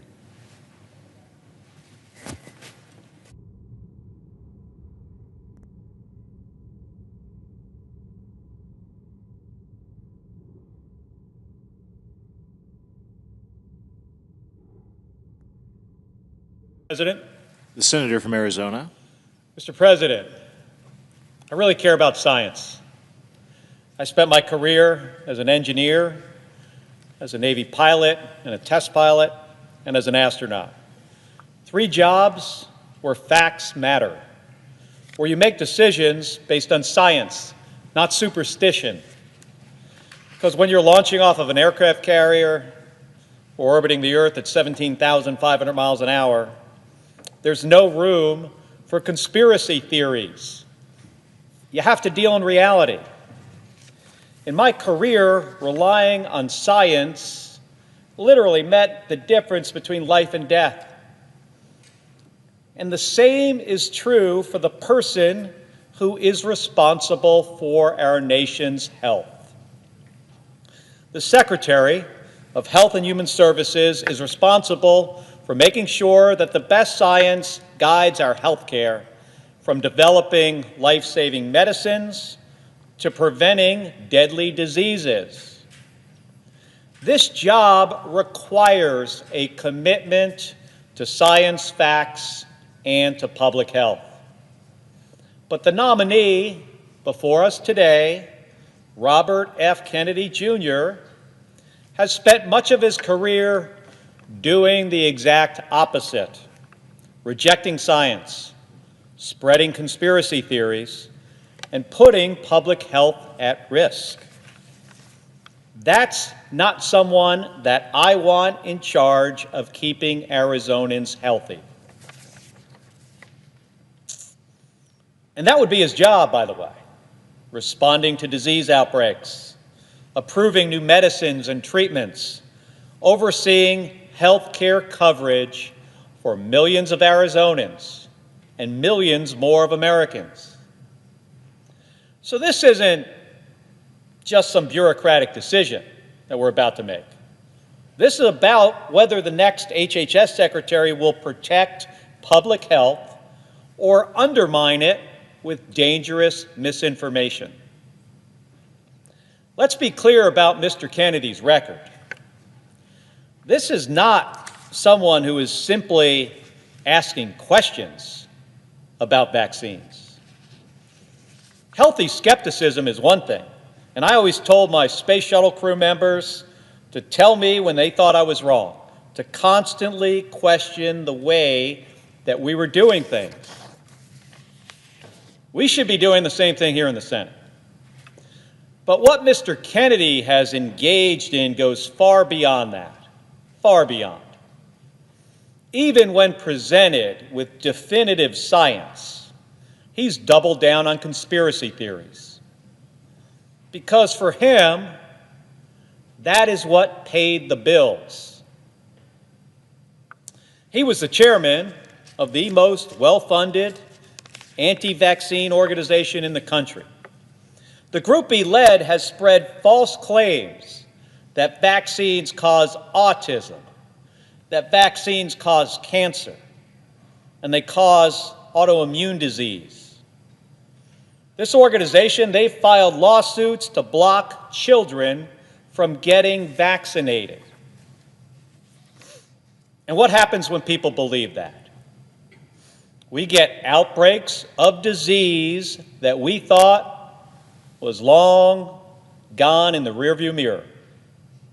In America, Samoa, he spread misinformation about vaccines during a measles outbreak that killed 83 people. Instead of helping families get life-saving care, Mr. Kennedy sowed fear and doubt. And then he had the audacity to question whether measles was really the cause of those 83 deaths. In Texas, right now, today, there is a measles outbreak. It's in a county that has low vaccination rates. So far, all of the cases are in unvaccinated people. Now, we know exactly what causes these outbreaks. It's not science. It's misinformation. It's people like Mr. Kennedy telling parents that they can't trust their doctors. Mr. President, I'm thinking about this nomination, not as a senator, but as a father and a grandparent. I know how much Arizona families care about their kids' health. All they want to do is do what is right for their family and for their kids. And I know what it means to trust doctors, to trust medicine, to trust science. I want my granddaughter Sage to grow up in a world that is safer and healthier than the one before her, where we don't have to worry about diseases that we already know how to prevent. And I think about my daughter, her mom, who, like any first-time parent, is doing everything she possibly can to make the best decisions for her child. And that's already hard enough. The last thing parents need is one more loud voice, especially one in a position of authority, pushing conspiracy theories that make it harder to know what is true. It's bad for kids across Arizona and across the country. And when he spreads these conspiracy theories about vaccines and autism, it has cascading effects. Senator Hassan made this point, I think, better than anybody else could, just last week or the week before. After speaking about her son, who has cerebral palsy, Senator Hassan said, it's a quote, "The problem with this witness's response on the autism case, or the autism cause, and the relationship to vaccines is because he's relitigating and churning settled science, so we can't go forward and find out what the cause of autism is and treat these kids and help these families." She continued, she went on and said, "Sometimes science is wrong, but we do make progress and we build upon the work and we become more successful. But when you continue to sow doubt about settled science, it makes it impossible for us to move forward, and it freezes us in place." So you see, the job of HHS Secretary isn't about chasing conspiracy theories. It's about making sure families get the best care possible based on the best science available, so we can make progress and live healthy lives. And folks, here is what makes this even worse, like a lot worse. Mr. Kennedy, get this, Mr. Kennedy vaccinated his own kids while telling other parents not to. His own cousin, Ambassador Caroline Kennedy, called him a predator for what he has done. That's not leadership, folks. That's hypocrisy. And here is what Ambassador Kennedy wrote. "Bobby preys on the desperation of parents of sick children, vaccinating his own children while building a following by hypocritically discouraging other parents from vaccinating theirs." She went on, "Even before he fills this job, his constant denigration of our healthcare system and the conspiratorial half-truths he has told about vaccines, including in connection with Samoa's deadly 2019 measles outbreak, have cost lives." She continued, "And now we know that Bobby's crusade against vaccination has benefited him in other ways too. His ethics report makes clear that he will keep his financial stake in a lawsuit against the HPV vaccine." In other words, this is Ambassador Kennedy's words, in other words, he is willing to enrich himself by denying access to a vaccine that can prevent almost all forms of cervical cancer and which has been safely administered to millions of boys and girls. That was a quote from his own cousin.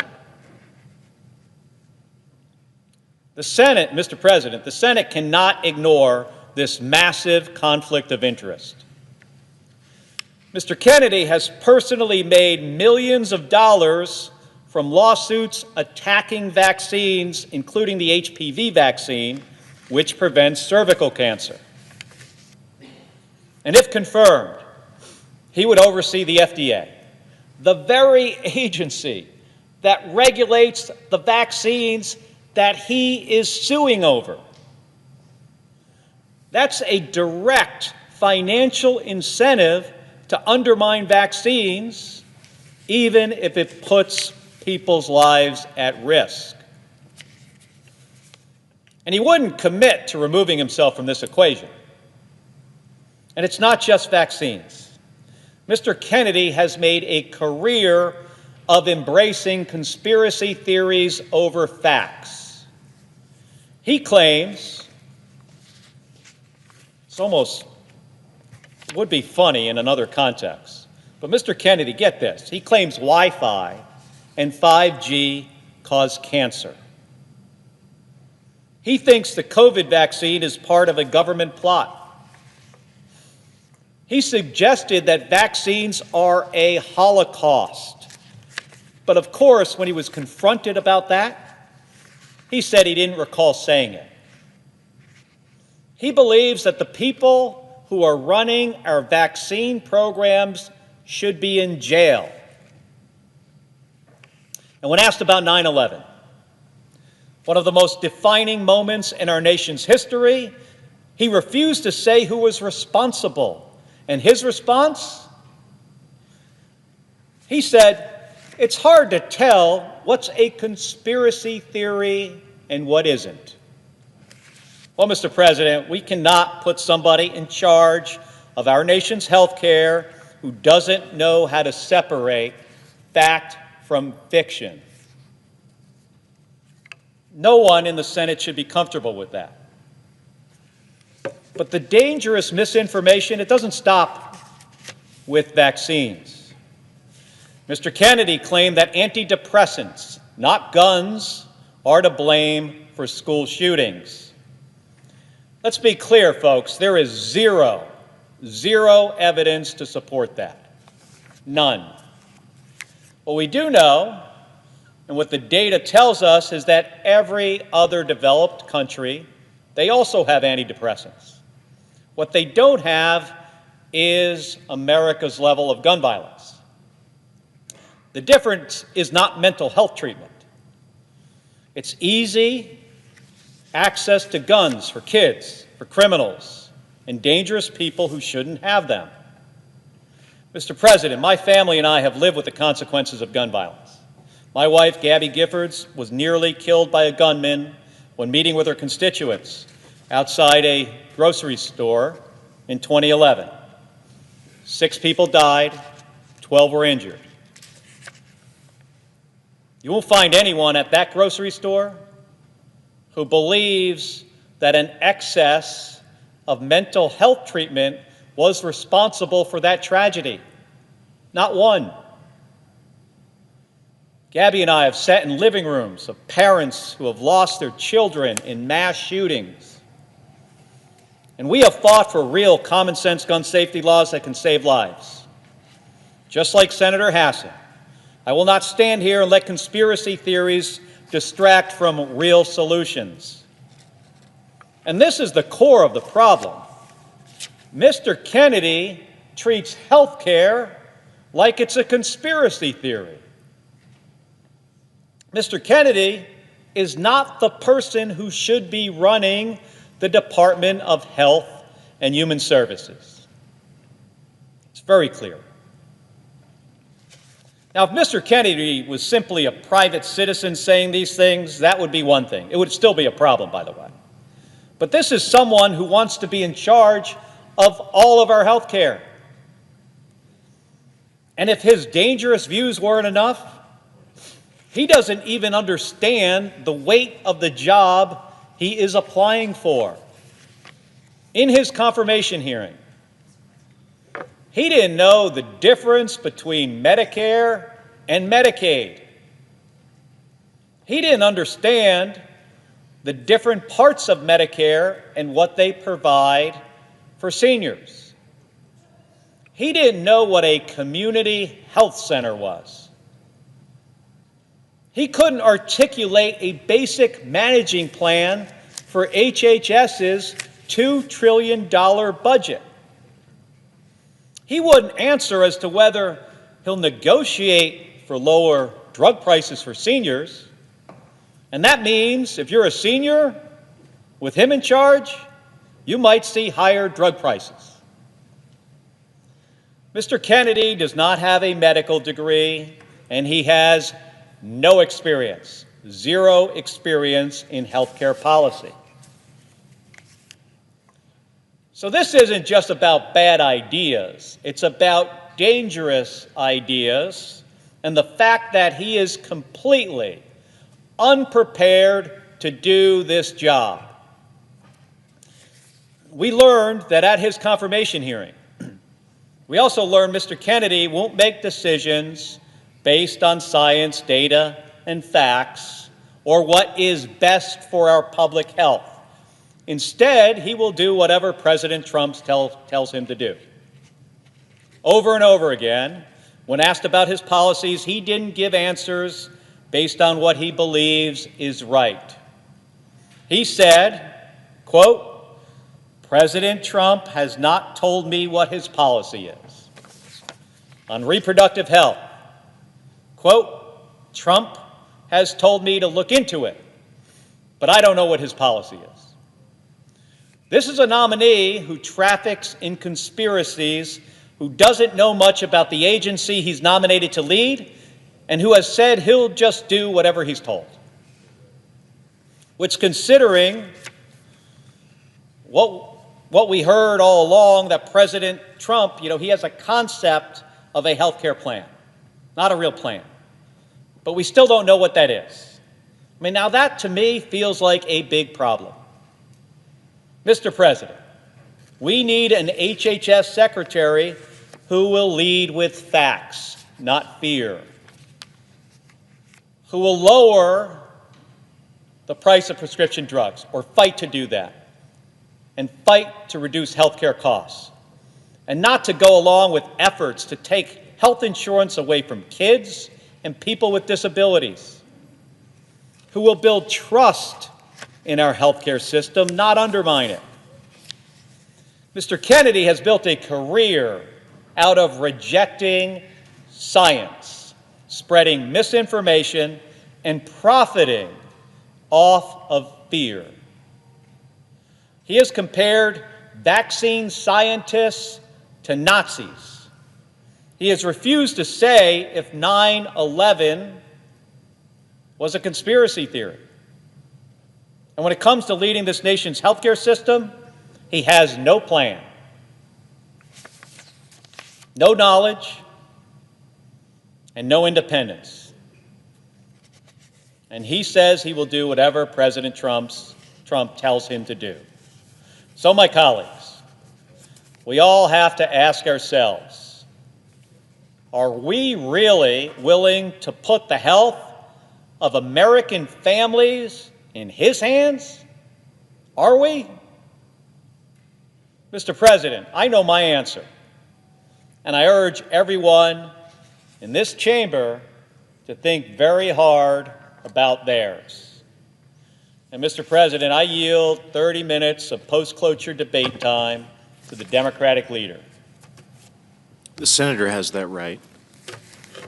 Mr. President. The senator from Illinois. Mr. President, if you go back exactly 20 years ago today, I could tell you exactly where I was. I was a patient at Walter Reed Army Medical Center. I was staring at the beige-colored walls, and amidst the pain in every inch of my body, I was trying to muster the strength to sit up, or to take a step, or even just to breathe. I spent months and months and months in that hospital room, hooked up to machines, getting wheeled in and out of surgeries, learning how to live again in my new post-shoot-down world. But despite it all, looking back, I consider every one of those days in that hospital room lucky days. Because when the worst happened to me, when that RPG exploded in my lap in Iraq and I needed serious, sustained medical attention to survive the hour, the day, the year, I had health care I could rely on. The same cannot be said for countless Americans. Americans whose health care costs have already been too high and whose access to care is in even greater danger if this chamber is foolish enough to confirm Robert F. Kennedy Jr. as our next Secretary of HHS. Put simply, Mr. Kennedy cannot be trusted with the grave, grave responsibility that comes with this job. He cannot be trusted with our lives. He is focused on pushing his agenda regardless of the cost to middle-class Americans. And if this man is confirmed, More Americans will die preventable deaths because of his policies. Next month will mark the 5-year anniversary of when COVID shut down our nation. In this moment, it is dangerous, reckless, and heartless to everyone who lost a loved one in the pandemic to even consider nominating a guy who has stated that, quote, no vaccine is safe and effective. And if our Health and Human Services Secretary refuses to ensure children are protected against preventable yet deadly diseases like measles, RSV, whooping cough, or polio, it will be our kids, not Mr. Kennedy, who pay the price. I've gotten letter after letter from my constituents begging me to try to reason with my colleagues, to do whatever I can to prevent a man so ignorant of all things science and medicine from holding a position of such power over our children's next breath. One pediatrician in Illinois wrote to me, and I quote, I will always remember the 9-month-old infant with whooping cough who could not be saved despite every high-tech ventilator and medication we had available. Another said, I recall a father screaming and punching a hole in the wall when his 4-year-old son died of chicken pox. The stories, the letters, the avoidable tragedies go on and on. Imagine how much worse the heartbreak will become under a guy who acts like the term vaccine is a swear word. Look, the only reason that Kennedy is even up for confirmation is because he, like Elon Musk, decided to throw his dignity to the wind and bow down at Trump's altar. And because of that, he gets to be yet another rich guy with too few qualifications and too much power, somehow now charged with leading our government.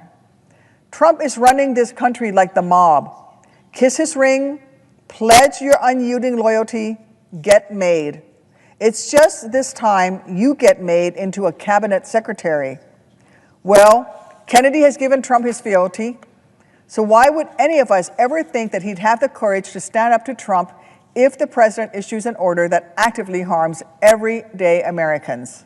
How could any of us actually believe that Kennedy would fight back against Trump's worst instincts when Kennedy himself has proven time and again that he believes more in cacophony than science? Now, Americans are going to be the ones to suffer, because now, with Kennedy's confirmation, even programs as popular, effective, and vital as Medicaid will be in even greater danger.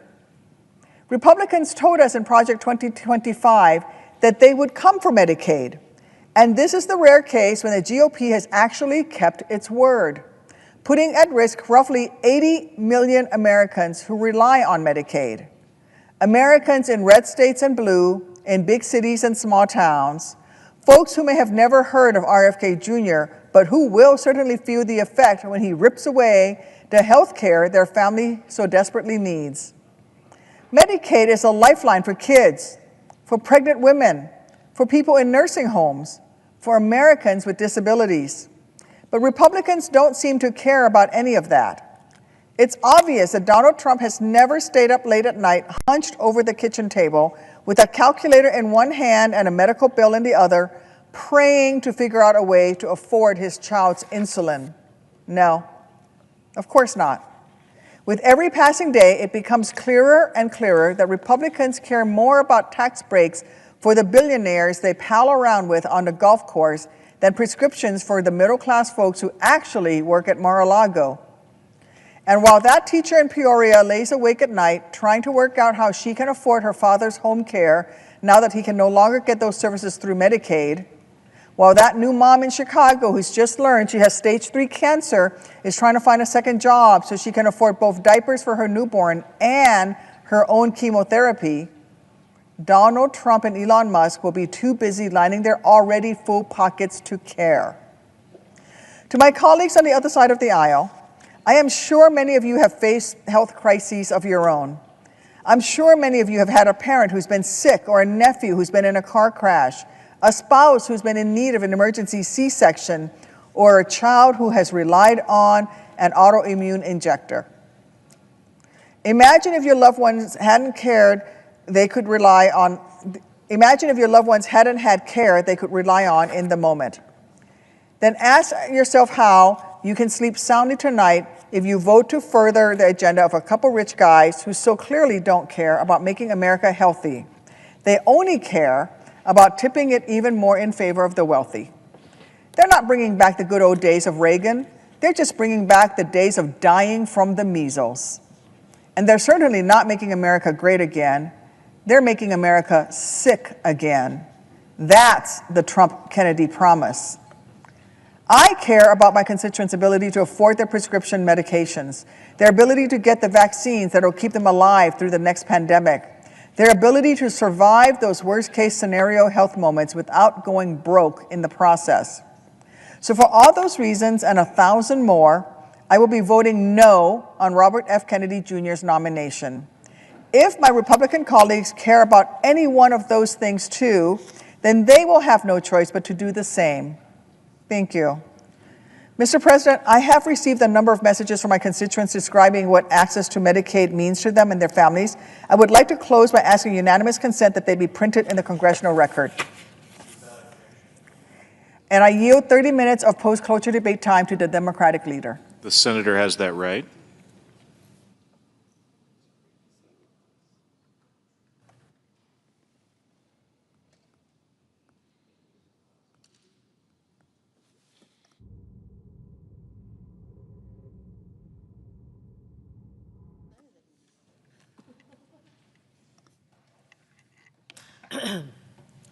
Mr. President. The senator from Nevada. Thank you, Mr. President. Today, we're here to discuss President Trump's nominee to lead the Department of Health and Human Services, Robert F. Kennedy, Jr. It confirmed Mr. Kennedy would be in charge of a department with power to, well, regulate the food we eat, the medicines we take, and the vaccinations we depend upon. He would oversee agencies that provide health care to almost 170 million Americans, including hundreds of thousands of Nevadans who are on Medicare, Medicaid, and the Children's Health Insurance Program. I'm here today to oppose Robert F. Kennedy Jr. as our next Secretary of Health and Human Services. Confirming him would have disastrous consequences for our public health, for our seniors who rely on Medicare, for our families who get their health care through Medicaid. Well, let's start out with his lack of qualifications. Well, Mr. Kennedy, he's never worked in health care or federal government. He's probably best known for his skepticism of vaccines and spreading dangerous conspiracies and outright lies. Mr. Kennedy's history of promoting anti-vaccine misinformation, it's well documented and deeply troubling. Vaccines have saved millions of lives throughout history, and they remain one of the most effective tools we have to protect public health. Yet, Mr. Kennedy has spent years promoting debunked claims linking vaccines to autism, cancer, allergies, and autoimmune diseases. He spread lies about vaccine safety, making people fearful and increasing rates of unvaccinated people, which put all of us at risk. He's previously stated, and I'm going to quote, that no vaccine is safe and effective, end quote. He said that the polio vaccine, I'm going to quote again, killed many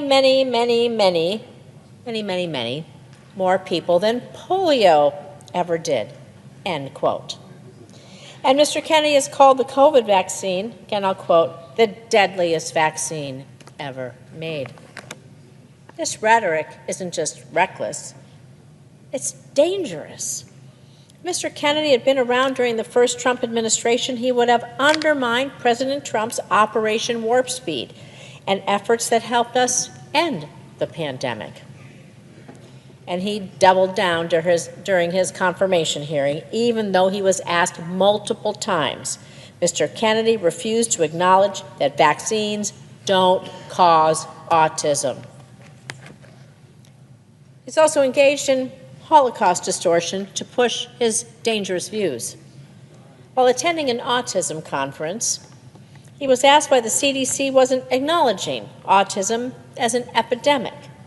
And he said, I'm going to quote again, these are his words, "To me, this is like Nazi death camps, what happened to these kids. I can't tell you why somebody would do something like that. I can't tell you why ordinary Germans participated in the Holocaust." End quote. And frankly, Mr. President, these aren't the words of someone you want to be in charge of America's public health. These are not the words of someone you want anywhere near the White House, anywhere near our health care, our safety. He's even gone so far as to falsely suggest that certain antidepressants are behind the rise in school shootings, and that certain chemicals in the water might be part of why more young people are identifying as transgender, neither of which is backed by any science. And we can't allow someone who spreads this kind of vitriol and dangerous misinformation to lead the Department of Health and Human Services. But his problematic views are just the start. During his confirmation hearing, Mr. Kennedy was also asked about his understanding of Medicare and Medicaid. Just asked if he knew about it. Well, he struggled, I mind you, to remember which program covered older and disabled Americans. Struggled to remember which program provided for low-income people. This is Medicare and Medicaid. That's something that's so brand new that even Robert F. Kennedy Jr. shouldn't know what it is.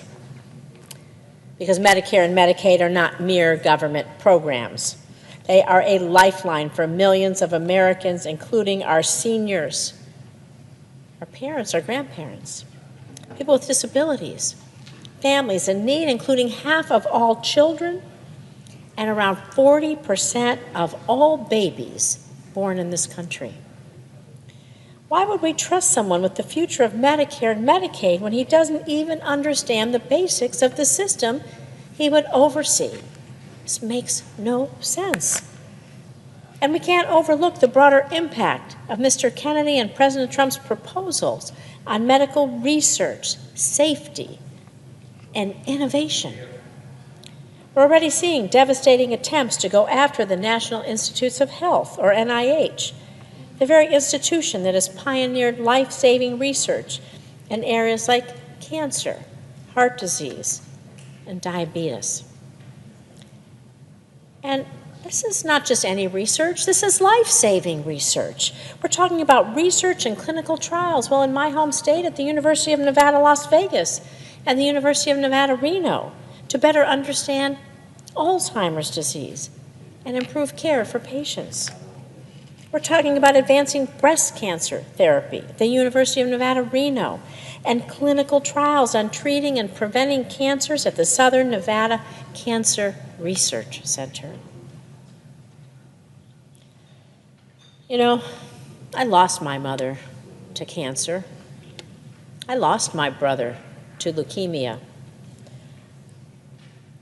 I think it's shameful that this administration, enabled by RFK Jr., would target research into these deadly diseases, which cost lives in my family. I don't want anyone to go through what I went through. I want other people's families, their parents, their siblings, their friends, to be able to live. And we know lives are saved every day because of investments in research, in those clinical trials, and what the NIH does. I want people to live because of the research. It matters. You know, Mr. Kennedy has also proposed radical changes to the Food and Drug Administration, the agency in charge of, well, the food we all eat and keeping it safe. And just like many of the other reforms proposed by Mr. Kennedy, his suggested changes to the FDA, well, they're based largely on the many conspiracy theories he peddles. These broad changes include clearing out entire departments like the Food and Nutrition Center, which is responsible for preventing foodborne illnesses and ensuring that chemicals in food, the food we all eat, every single one of us, all around this country, every day, from young to old and everywhere in between, that our food is safe? How does dismantling this keep any of us safe? How does it keep any of us healthy? Mr. Kennedy has an overarching plan to gut the funding for FDA, which will severely limit regulation and safe implementation, also of new drug trials, medications. And this could lead to dangerous drugs flooding the market, putting countless lives at risk. You know, Mr. President, the role of the Health and Human Services Secretary, it is one of profound responsibility. And Robert F. Kennedy, Jr. has undermined the very foundations of our public health system. Mr. Kennedy's vision for the future of our healthcare system, well, he wants to undermine Medicare and Medicaid. He wants to slash cancer research funding. He wants to push dangerous public health conspiracies. These are visions and these are things I cannot support. No one should support. We all want a healthier future for America, one that both prevents diseases and where we can think about curing diseases, where we can do preventative medicine, curative medicine, where we can have that hope for folks whose mother gets lung cancer in the future, that she might live, or leukemia in the future, that their brother might live. Mine didn't, but I hope that they didn't die in vain, because research goes on and will help others. And I want us to be able to cure diseases for the ones that we love. And so that is why I cannot in good conscience support Mr. Kennedy's nomination, and I urge my colleagues to do the same. The stakes couldn't be higher. Our very lives, the lives of our loved ones, they may just depend on it. Thank you. Yes.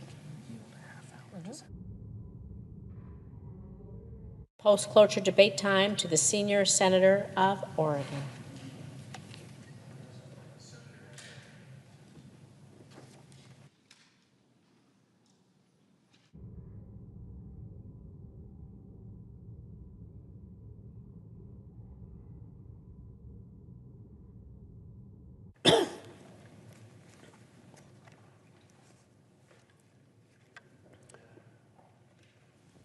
Mr. President. The senator from Massachusetts. Thank you, Mr. President. Mr. President, I stand here in strong opposition to the nomination of Robert F. Kennedy, Jr. to serve as the Secretary of Health and Human Resources for the United States of America. The American people know that our health care system is broken. Families have to work through too much health insurance red tape, only to be denied care or forced to pay out of pocket. Medical debt is the leading cause of bankruptcy in the United States. Families are saddled with medical debt from prices that are too high and burdened by quality of care that is too low. When they need to get an appointment, they have to wait months, drive hours, or simply go without the care which they need. Pharmacies, hospitals, community health centers struggle to keep their doors open, and communities are watching health providers and workers burn out under the strain of a healthcare system that is increasingly being sold out to greedy investors and the billionaire class. The American people deserve a real healthcare system, not the current sick care system.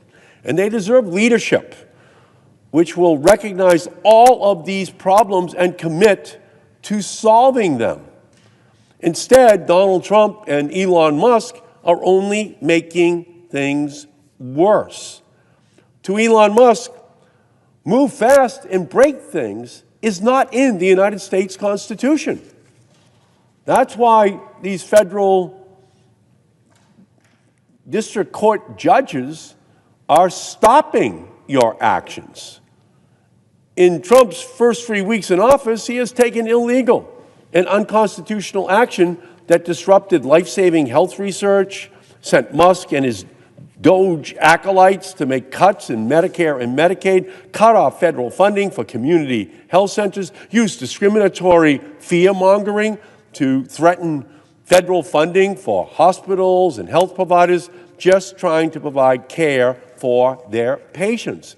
Every chaotic decision, every cut, every illegal action are all to make it easier for this administration to work alongside congressional Republicans to slash and burn our core health care programs. They're not doing this to make things better for everyday Americans. It's Robin Hood in reverse. They are working to take from those who need it the most just to give billions more in handouts for defense contractors and their billionaire donors. They want hundreds of billions of dollars in tax breaks for billionaires. They want to increase defense spending by $150 billion, more nuclear weapons, more. But then it turns and says, where are we going to get the money? And they say, oh, we're going to Medicaid. We're going to the Affordable Care Act.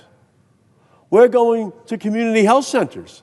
We're going to go to the programs that actually do protect people. More nuclear weapons aren't going to protect people. It's having access to the health care system that can help protect their families. Now, Trump and Musk and Republicans, they're going to call it efficiency, or they'll call it transparency, or they'll say it's just adding basic requirements to Medicaid. This is all code, the code for cuts. Efficiency, transparency, or just be honest about it, Elon. Just be honest about it, President Trump. Cuts to programs. They keep saying there's all kinds of waste in the system. Well, point it out to us. We'll cut it out for you. Give us the list of the programs you want to have cut because they're waste, and we'll do it. But you want to know what they don't want to say? They don't want to say that they want to cut Medicaid. They don't want to say they want to cut clean air, clean water, the programs to protect ordinary people. They want to call it waste, and we're going to call it out for what it is, where they're going. They're going to the programs that help provide the health care for ordinary Americans. Cuts to health care that Americans rely upon. And when Americans have to wait longer for care, when they have to pay more, or watch the only hospital in their community shut down, the blame for what will happen will lay at the feet of the politicians who put self-interest above the interest of the American people. And rather than consider a nominee who would seriously protect and preserve the health of the American people, Donald Trump nominated yet another enabler to his cabinet, Robert F. Kennedy Jr., who instead of standing up to the Trump-Musk chaos, will only add fuel to Donald Trump's Make America Sick Again campaign. Because that's what it is. Make America sick again. Ralph Waldo Emerson from Massachusetts, he said, health is the first wealth.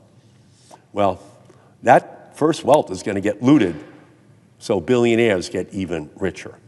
And serving as Secretary of the Department of Health and Human Services is an immense responsibility. The agency oversees the Centers for Disease Control and Prevention, the Food and Drug Administration, the National Institutes of Health, which is made up of 27 institutes and centers, and each decision that an HHS secretary makes will have a huge impact on our healthcare system. Run well, HHS ensures medications are safe and effective, keeps workers and students and seniors safe, protects the public from global pandemics or disease outbreaks, guarantees hospitals, doctors, and community health centers provide safe, quality care, and funds research that will build the foundation to accurately diagnose patients, better treat cancer, cure Alzheimer's, heart disease, diabetes, cancer. That's what it's supposed to be all about. Not freezing that funding, not cutting that funding, but ensuring that the researchers have the funding they need. because research is medicine's field of dreams from which we harvest the findings that gives hope to families that we will find the cures for those diseases that have run through their family's medical history. And we know that HHS says Health and Human Services, but it also stands for Human Health Security. And the stakes of leadership are life and death. But instead of nominating a serious and qualified candidate, Trump selected a candidate who questioned the well-proven conclusion that HIV causes AIDS, made millions by spreading lies about vaccines, compared vaccine mandates to Nazi Germany, said Wi-Fi and cell phones cause leaky brains, threatened to remove fluoride from drinking water, and made baseless claims about medication for depression that it would lead to mass shootings. Well, Mr. Kennedy's track record shows that he is a danger to the health of America. He would make America sick again. In June of 2019, he went to Samoa on a trip arranged by anti-vaccine activists. He used that trip to spread lies about the measles vaccine in the Samoan Prime Minister and Director General of Health. He and the organization he led amplified activists who spread false information about the measles vaccine. And after a measles outbreak broke out in Samoa and 16 people died, rather than intervene and help, Mr. Kennedy sent a letter to the Prime Minister to blame these deaths on the vaccine rather than the absence of vaccines. The death count in Samoa grew to 83. Volunteers in New Zealand sent tiny coffins to help bury the dozens of children who died. A New Zealand vaccinologist later said the impact of Mr. Kennedy's role in the outbreak was devastating. In a moment when Robert F. Kennedy Jr. could have used his influence for good, he fueled disinformation that cost lives. When Robert F. Kennedy Jr. was asked about Medicare and Medicaid, he could not answer questions in his confirmation hearing about the most basic questions, demonstrating that he would be at HHS only to make whatever cuts that Trump and Musk and Doge dictate at the expense of the health care of the American people. Now he's in line to be the #1 health care official in the United States. That would be a disaster. Mr. Kennedy has reportedly given reassurances on his position on vaccines or on his position on food and chronic disease. To my colleagues, I would say this: we cannot address chronic disease if we are slashing Medicare and Medicaid and the Affordable Care Act, or recklessly cutting off funding from hospitals and community health centers.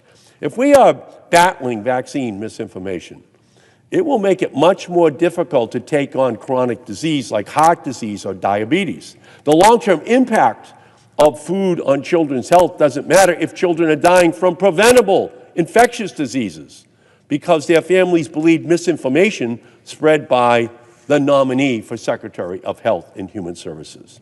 And even with the promises he has made on the vaccine misinformation, Robert F. Kennedy Jr. has not demonstrated that he will fulfill his promises. He has used his position to lead people down the dangerous path of vaccine misinformation, and when asked about his role in the Samoa measles outbreak, he lied. The stakes are too high to take a risk on this nominee. I hear from people in Massachusetts who rely on our health care system, single mothers of disabled children relying on Medicaid, also called Mass Health in Massachusetts, to make sure their child gets care. I hear from people living with cystic fibrosis, or parents of children on the autism spectrum or with Down syndrome who could only afford their medication or coverage with Mass Health Medicaid coverage. For them, Medicaid is the lifeline. And when that lifeline is cut, their lives get harder. And that's what this administration is aiming to do with Robert F. Kennedy Jr. in the lead. The American people deserve more than what they have now. They should be able to get health care when they need it, and they should not have to worry that it's available. They should be able to go to their doctor or to their pharmacy without running up their debt or being forced to choose between paying their rent or a medical bill. They should have health providers that aren't too overworked and burned out to provide them quality care. They should have primary care, mental health care, addiction care, dental care, cancer treatment, and more available to them without waiting months or traveling for hours or being left to hope for an available clinical trial. Americans should have unquestioned health care access and quality, and I want to deliver on that for every single American. But Robert F. Kennedy Jr. will only make this harder by embracing Donald Trump, Elon Musk, and the spread of vaccine disinformation. I'm not alone in my concern. I've received over 1,000 calls and emails to my office opposing his nomination. I have also received letters from over 20,000 physicians, including thousands of pediatricians, internal medicine, emergency medicine, doctors representing all 50 states and Puerto Rico, over 800 public health officials, 75 Nobel laureates oppose his confirmation, chairs of pediatric departments across the country, and statements from the Massachusetts Teachers Association representing over 11,000 educators, and from the National Nurses Union representing 225,000 nurses, all opposing Robert F. Kennedy Jr. Every single one of them expressed concern and dismay about having a Secretary of Health and Human Service that doesn't believe in vaccines that save lives. We need to listen to the people on the front lines, the health providers, who have dedicated their lives to serving their patients, the researchers who have committed to finding life-saving treatments and cures, and the educators who care for our nation's children each and every day. They are all saying no to Robert F. Kennedy Jr. He is unqualified, and his confirmation would be dangerous to the health of our nation. And with that, Mr. President, I yield back.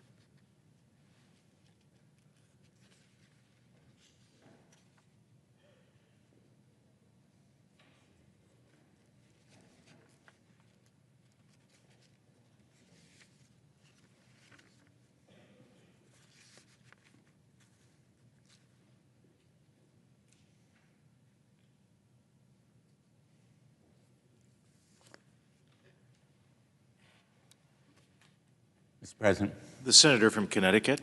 Mr. President, I come to the floor with sadness and anger because we are here to consider the nomination of a person who very tragically and unfortunately is unworthy and unqualified and unprepared for this position.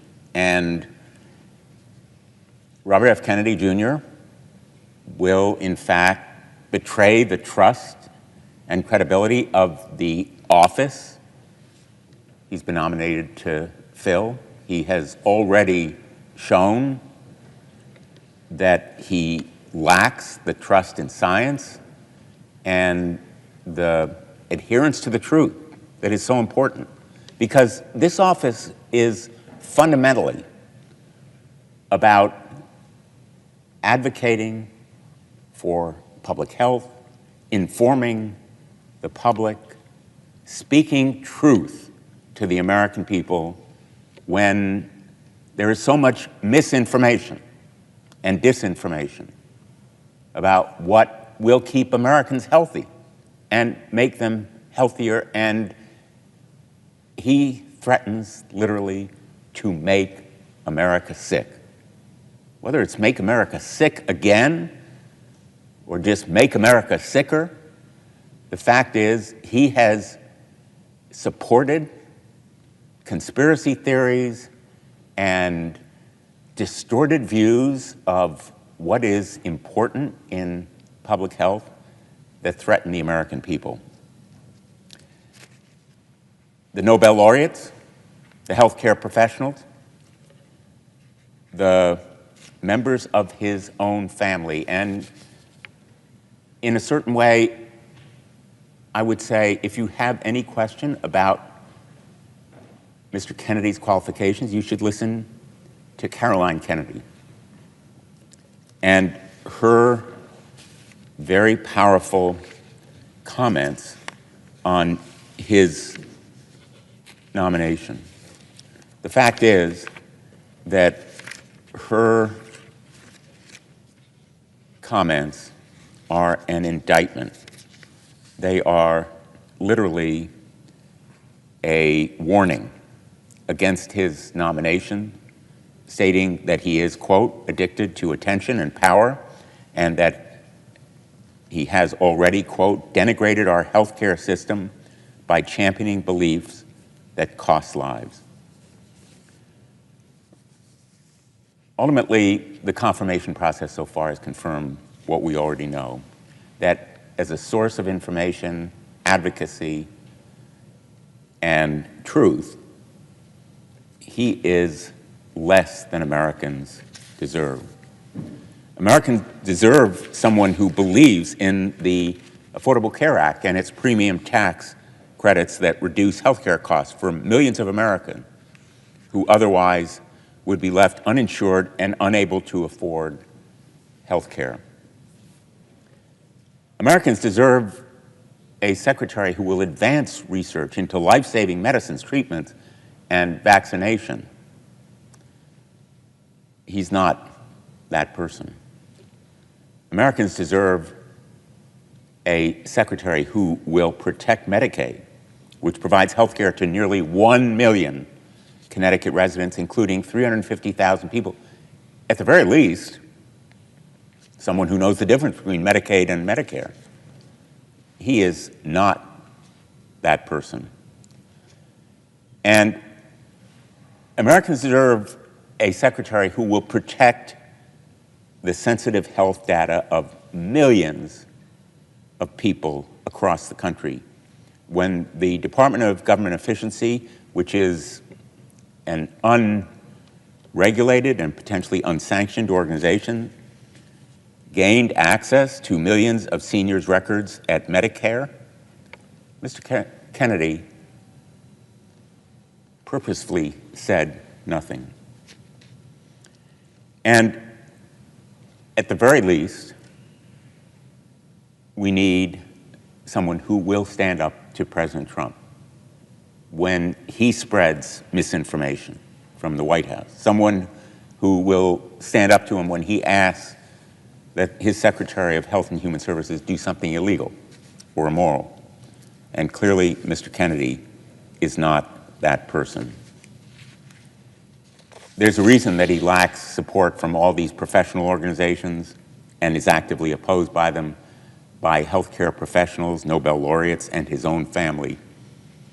And that is that he fails the basic test of what Americans deserve, a secretary that believes in science and advances in modern medicine, a secretary who won't profit off the lies he tells about vaccines and science, a secretary who will not instigate fears of life-saving vaccinations, while at the same time ensuring that his own children are vaccinated and protected.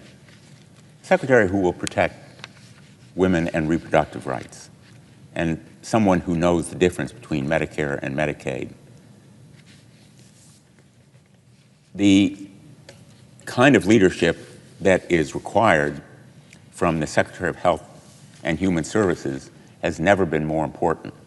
And that truth-telling, advocacy, informing of the public is more vital than ever. Now, HHS is a massive department. The management challenges alone are fierce. He has no qualifications or experience that would justify his appointment. He would oversee health insurance for millions of people through Medicare, Medicaid, the Children's Health Insurance Program, and the Affordable Care Act. He's responsible for promoting the economic and social well-being of children and families, combating the opioid epidemic, and supporting people with disabilities and strengthening the nation's public health system and emergency response. The HHS Secretary is responsible for advancing innovative medical research through the National Institutes of Health, the Food and Drug Administration, responsible for ensuring our food and drugs and medical devices are safe and effective, and the Center for Disease Control and Prevention, which strengthens our public health system and responds to disease outbreaks. This agency is a sprawling, massive, challenging management task. And his nomination has spotlighted not only his lack of experience in management, but also his long history of dangerous, delusional, and misguided beliefs that would be detrimental to the public, and in fact, a betrayal of public health. The focus has been on Mr. Kennedy's views on vaccinations and his public denial of well-recognized science. His really frightening views, which he has used to make money and have endangered the lives of countless children and families, ought to be disqualifying on their own. He admits to vaccinating his own children. Vaccines are safe and effective enough for his family, but not others, it seems. Fact is, vaccines are safe and effective. To be clear, over the last 50 years, vaccines have prevented 154 million deaths, including 146 million among children younger than 5 years old.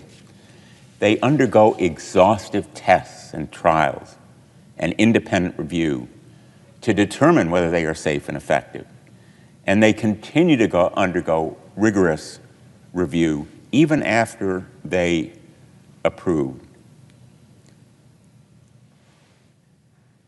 This system works, but Mr. Kennedy has a long history of weakening and weaponizing parental instincts to protect their children and to spread disingenuous and life-threatening misinformation. These lies are attributable to his bad judgment as well as self-enrichment. Exactly the opposite of what a Secretary of HHS should exemplify. He supported the dangerous, unproven lie that African Americans can use weaker vaccine schedules because black people have stronger immune systems. This disgusting, appalling claim has been disavowed by the medical community and renounced by the authors of the studies that Mr. Kennedy has incorrectly cited in espousing these lies. But these lies exacerbate racism. And it is a weakness in our public health system that this racism may continue to exist. To exacerbate it threatens people's lives. The anti-vaccine group he founded has maintained that measles, mumps, and rubella vaccine is linked to higher rates of autism in black children. Again, flat-out lie, racialized comments that are intended to stoke fear in the public health system and exploit the very caution that many communities of color approach the healthcare system with. His lies will, again, exacerbate the clear disparities that exist in healthcare for different racial groups. And the inequity of those disparities is a glaring weakness in our current healthcare system. But he will be sprouting those kinds of disinformation, spouting on podcasts, espousing in the media as the highest-ranking health official in our country. The notion that the public health of the nation, credibility, trust, truth-telling would be put in the hands of this man is truly frightening. Now, he's attempted to backtrack since his nomination. He's claiming he's not anti-vaccine, but when he was asked point blank under oath during confirmation hearings, in effect, he ducked and dodged. Some of my colleagues have claimed that Mr. Kennedy privately told them he'll work with existing vaccine approvals and safety networks, and that he won't undermine vaccines in his role overseeing them. In private, that's what he said. Why wouldn't he make these commitments during public confirmation hearings? Why couldn't he make them when he was under oath? The threat is that he will do exactly the contrary. The American people deserve more than backdoor, private, confidential conversations and quiet promises about what the HHS secretary will do. And the fact is, he has pushed these kinds of debunked theories linking childhood vaccinations to autism, claiming that COVID-19 vaccines were weaponized against specific ethnic and socioeconomic groups, and profiting off lawsuits against life-saving vaccines that prevent deadly diseases like cervical cancer, measles, tetanus, and chickenpox. There is no argument from me that there needs to be testing and review and clinical trials for vaccines to be proven safe and effective. But once those tests and trials and independent review take place and are judged to be sufficient to show a vaccine is safe and effective, undermining them is simply contrary to public health. Now, Mr. Kennedy would also threaten reproductive care and reproductive freedom. During his 2024 presidential campaign, he consistently downplayed the importance of reproductive health, claiming that abortion was, quote, just a little issue, end quote. Abortion was hardly a little issue for women across the country, especially women who have literally died or come close to death as a result of denial of this essential health care and freedom. The Americans deserve a Secretary of Health and Human Services who respects women and who works against politicians telling women what they can do with their bodies and trusts women to make decisions about what is right for them. The HHS Secretary, as a matter of fact, oversees the Emergency Medical Treatment and Labor Act, a federal law that mandates that women who need emergency care are entitled to it, whether that emergency care be an abortion or some other treatment. When he was asked if a woman bleeding out in an emergency room is entitled to emergency care under this law, Mr. Kennedy responded, quote, "I don't know," end quote. He should know, whether it's sheer incompetence, utter confusion, or just an unwillingness to agree to uphold federal laws protecting women. That comment and response alone should be disqualifying.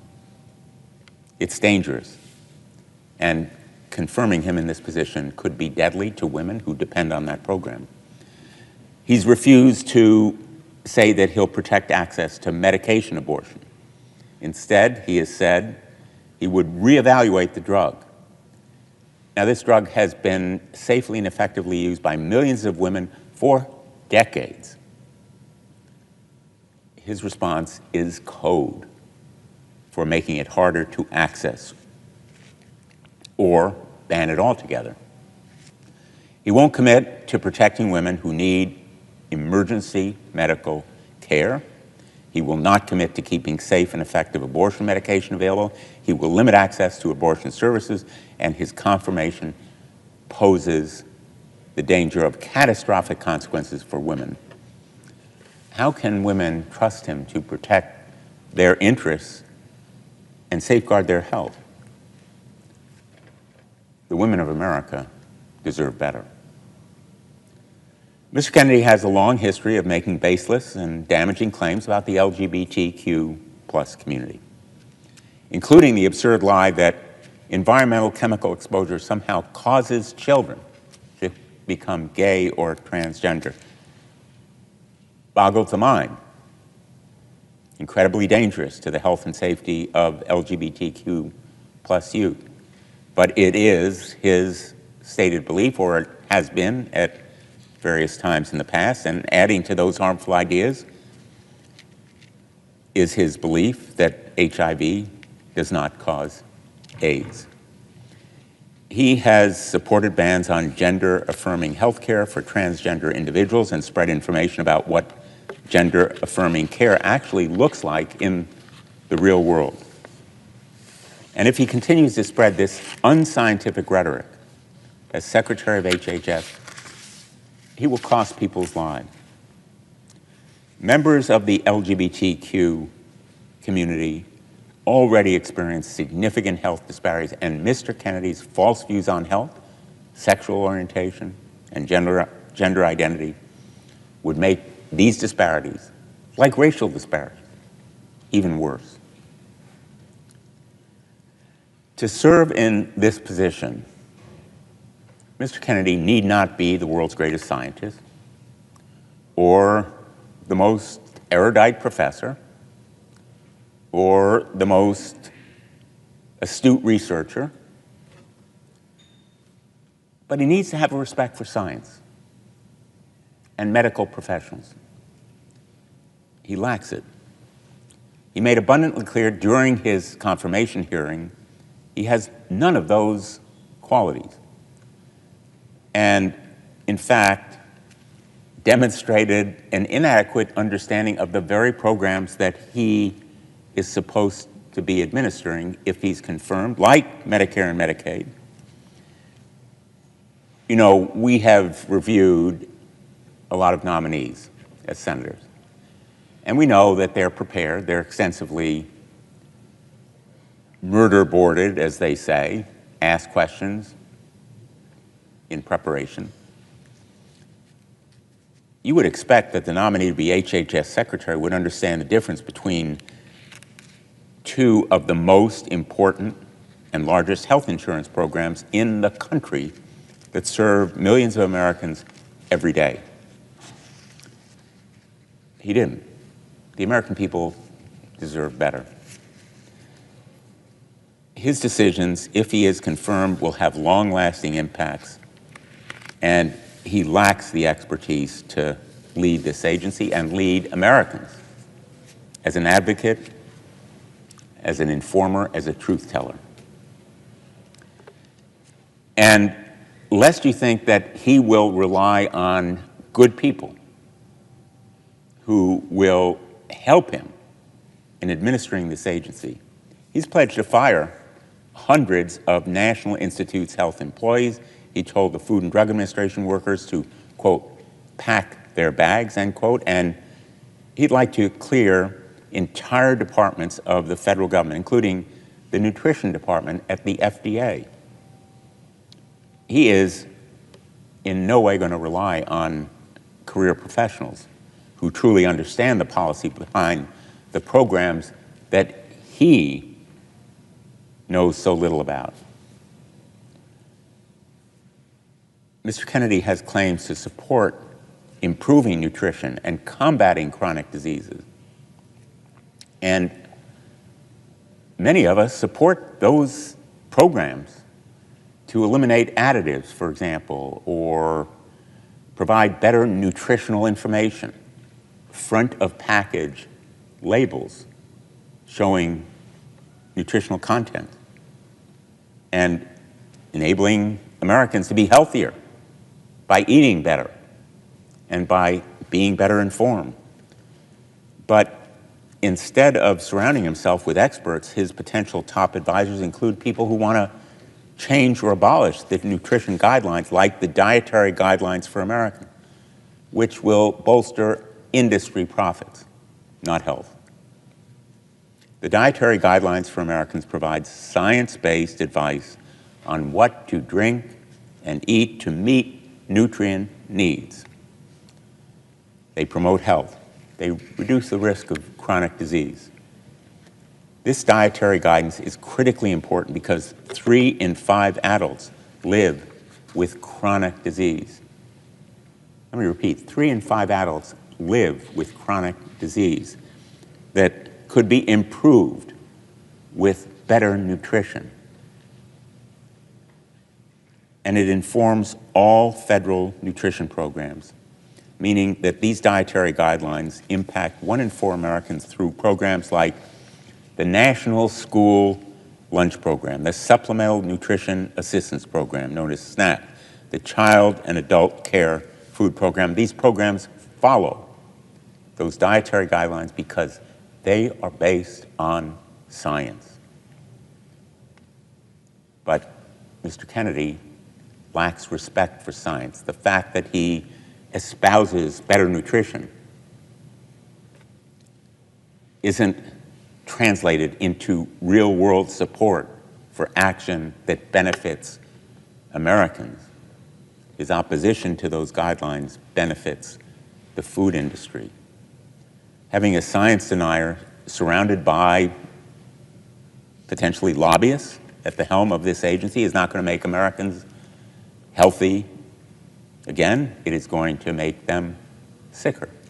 It is going to potentially sell them out for profit.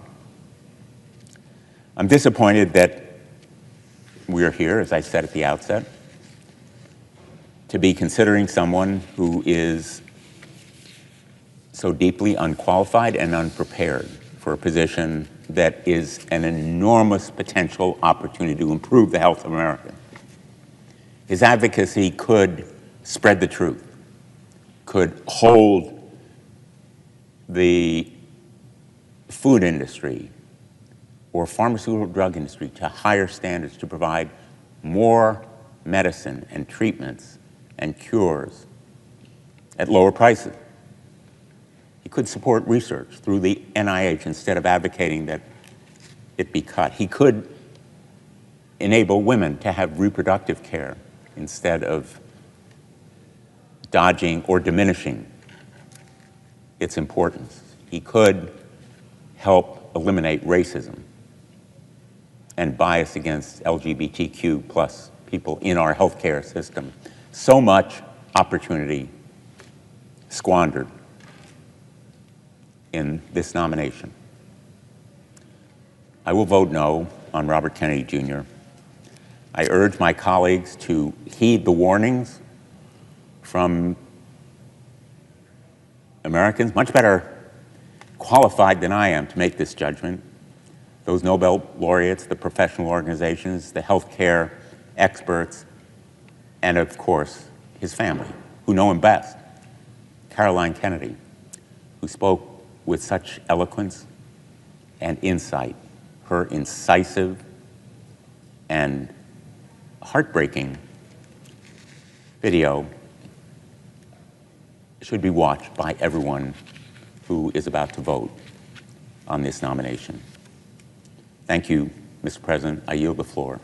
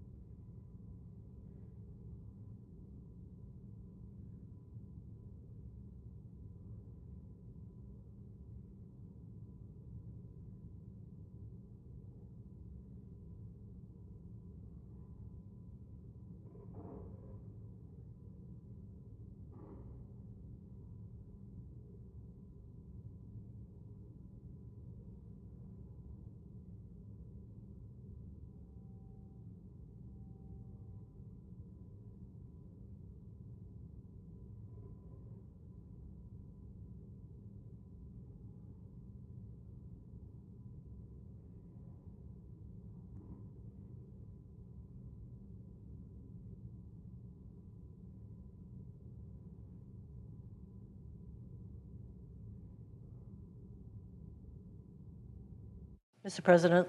The senator from Hawaii. Mr. President, in Hawaii, thousands of our keiki children attend Head Start, setting them up for a lifetime of success. After the devastating wildfire of Samoa in 2023, the U.S. Public Health Service was on the ground within days, providing care to survivors and first responders.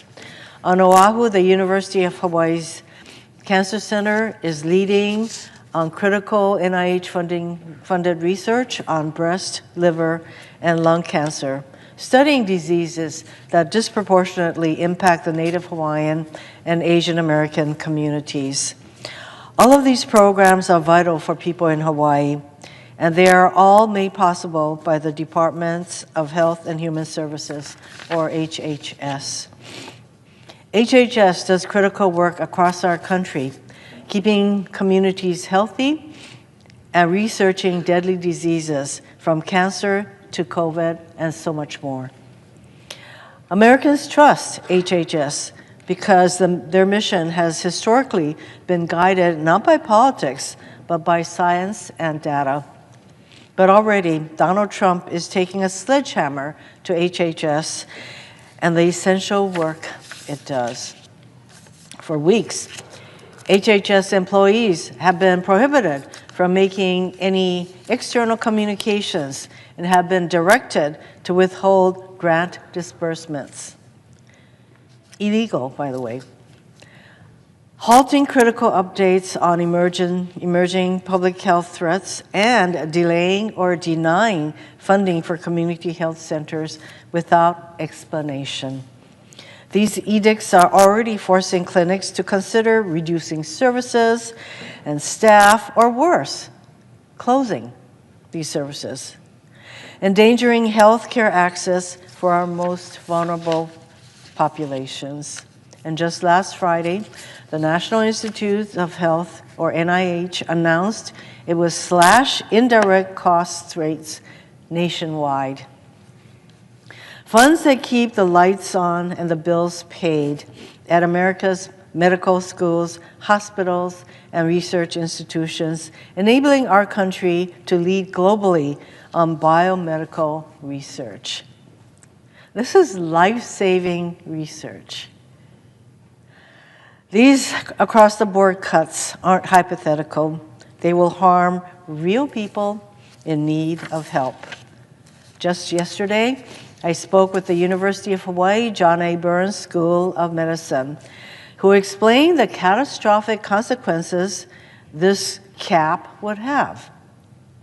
This illegal action, as I mentioned, would compromise plans for the UH Cancer Center to begin offering phase 1 clinical trials in Hawaii for the first time. What does this mean for the people of Hawaii? For the first time, people in Hawaii will not have to go to the mainland to participate in these trials, but with the help of this NIH funding now being slashed, for the first time, people of Hawaii would be able to stay in Hawaii to participate in these very important clinical trials.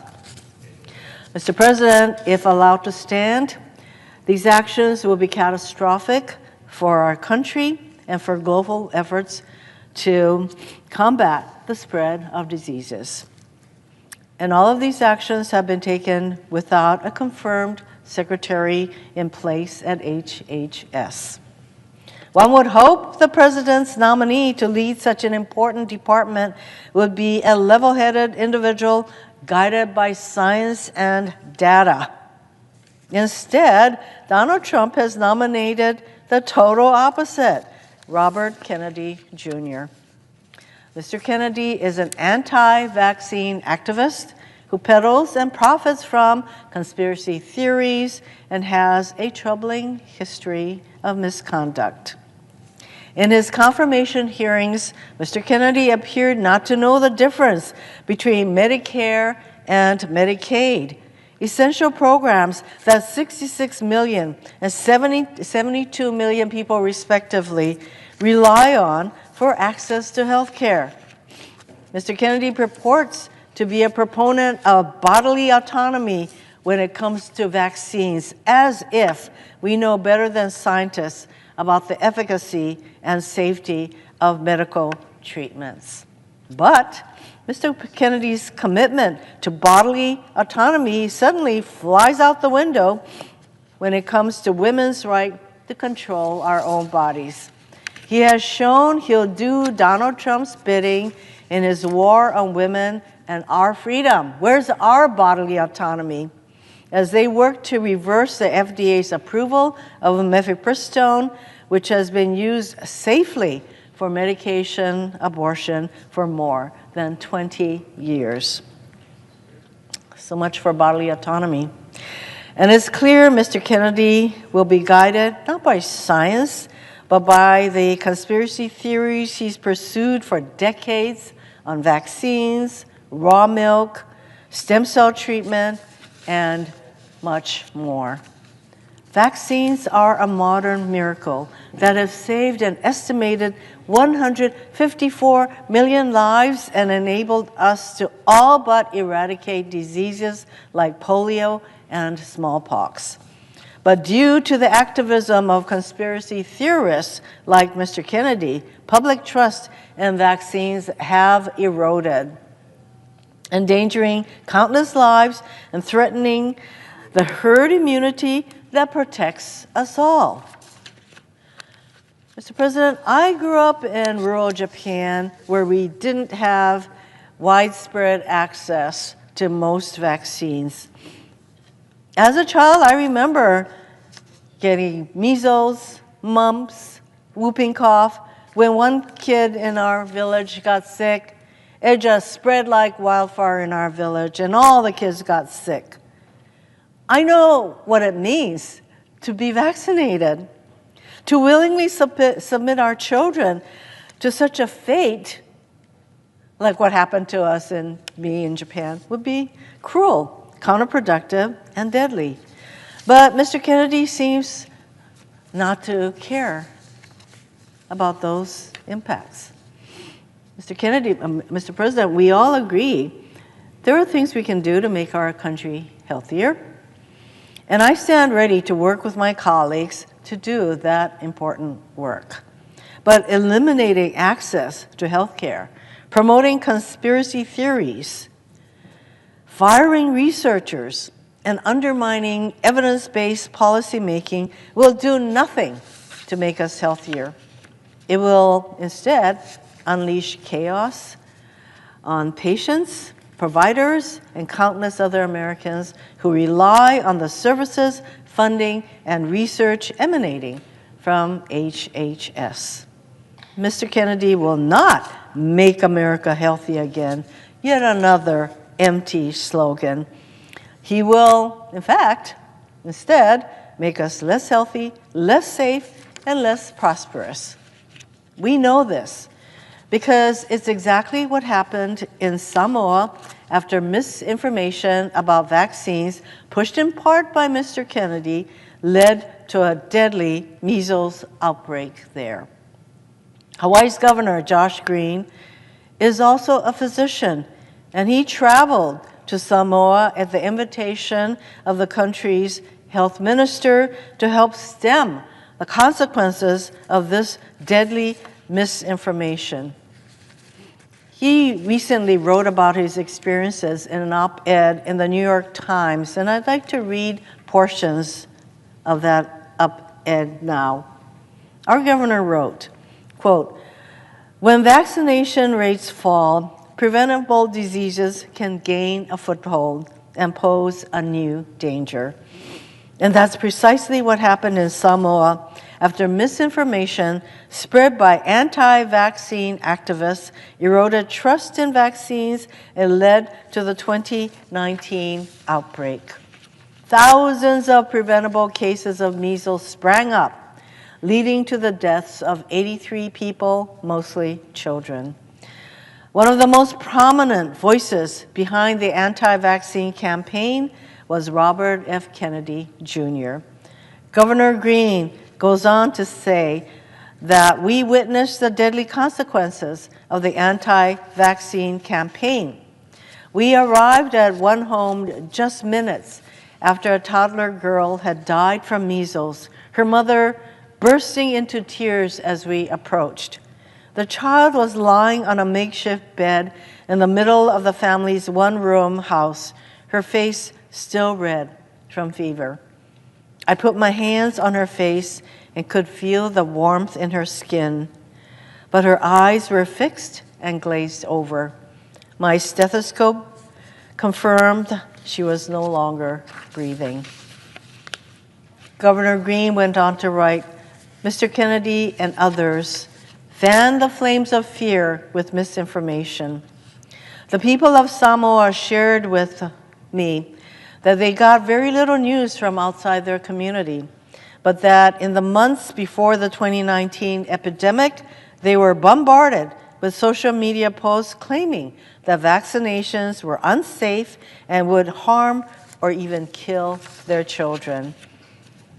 Activists from other countries, including Mr. Kennedy, claimed vaccines were dangerous. Many Samoans were afraid to vaccinate their children, and by late 2019, the epidemic was raging, overwhelming Samoa's national healthcare system. Governor Green concluded by saying, as we look to the future, the possibility of his being confirmed, he's talking about Robert Kennedy, being confirmed as the Secretary of Health and Human Services is cause for grave concern. I worry he would jeopardize half a century of progress and success gained by the United States as a result of vaccination programs. Too much depends on our commitment to truth and the life-saving power of vaccines to entrust Mr. Kennedy with the direction of these programs. Our children's lives depend on it. I thank the governor for his service to the people of Samoa, for so eloquently describing what's at stake with Mr. Kennedy's nomination. Our governor was so concerned that he recently traveled all the way from Hawaii to Washington, D.C. to speak to as many senators that he could directly about what's at stake. Governor Green was that concerned about what this nominee could do to HHS. During his confirmation hearing, Mr. Kennedy had the opportunity to take responsibility for his role in Samoa's measles outbreak. Instead, he stuck to his old tricks, blaming vaccines and spreading misinformation. Governor Green is correct. Our children's lives depend on our commitment to vaccinations, and all of our lives depend on the science and research done by HHS. Mr. Kennedy poses a dire threat to that science and indeed to the American people. For those reasons, I urge my colleagues to vote no on his forthcoming nomination. I yield back.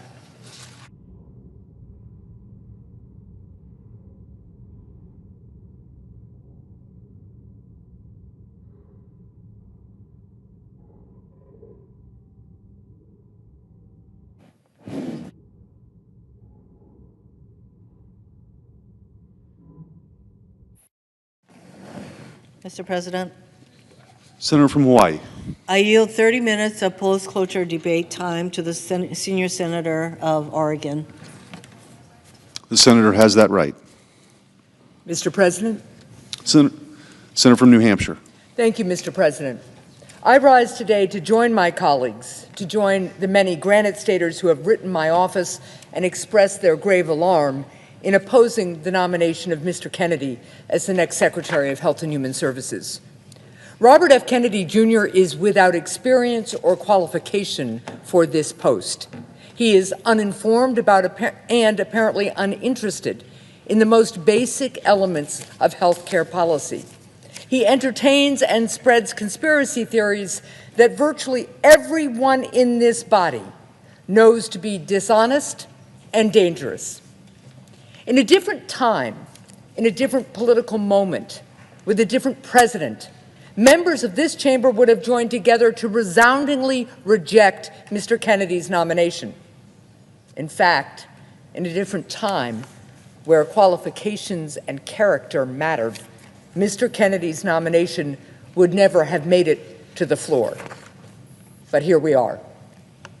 Today, it appears that Mr. Kennedy will be confirmed and that members of the United States Senate, the so-called world's greatest deliberative body, will sacrifice the health of our fellow Americans by failing to stand up for science and for the truth.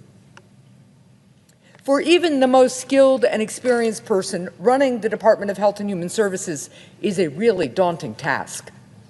We expect and trust the HHS Secretary to direct the administration of critical programs like Medicare or Medicaid, to direct research so that we can find cures for cancer, Alzheimer's, and other diseases, to help bring new life-saving medications to market, and to find ways to make medicine and care more affordable, to help ensure that our children grow up healthy and that our parents age with dignity.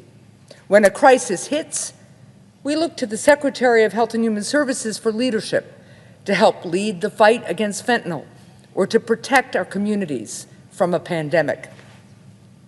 There is perhaps no aspect of public policy as complicated as healthcare, and there are few aspects of life as fundamental as being healthy. And to be sure, there are grave healthcare challenges facing our country. The cost of healthcare is too high, the cost of prescriptions too steep. While we've made extraordinary progress in recent generations, we know that too many diseases still cry out to be cured, and too many people struggle to get the care that they need, where and when they need it. The challenges are real, but progress is possible. When I was governor of New Hampshire, I worked with Republicans and Democrats in the legislature to help our state adopt Medicaid expansion.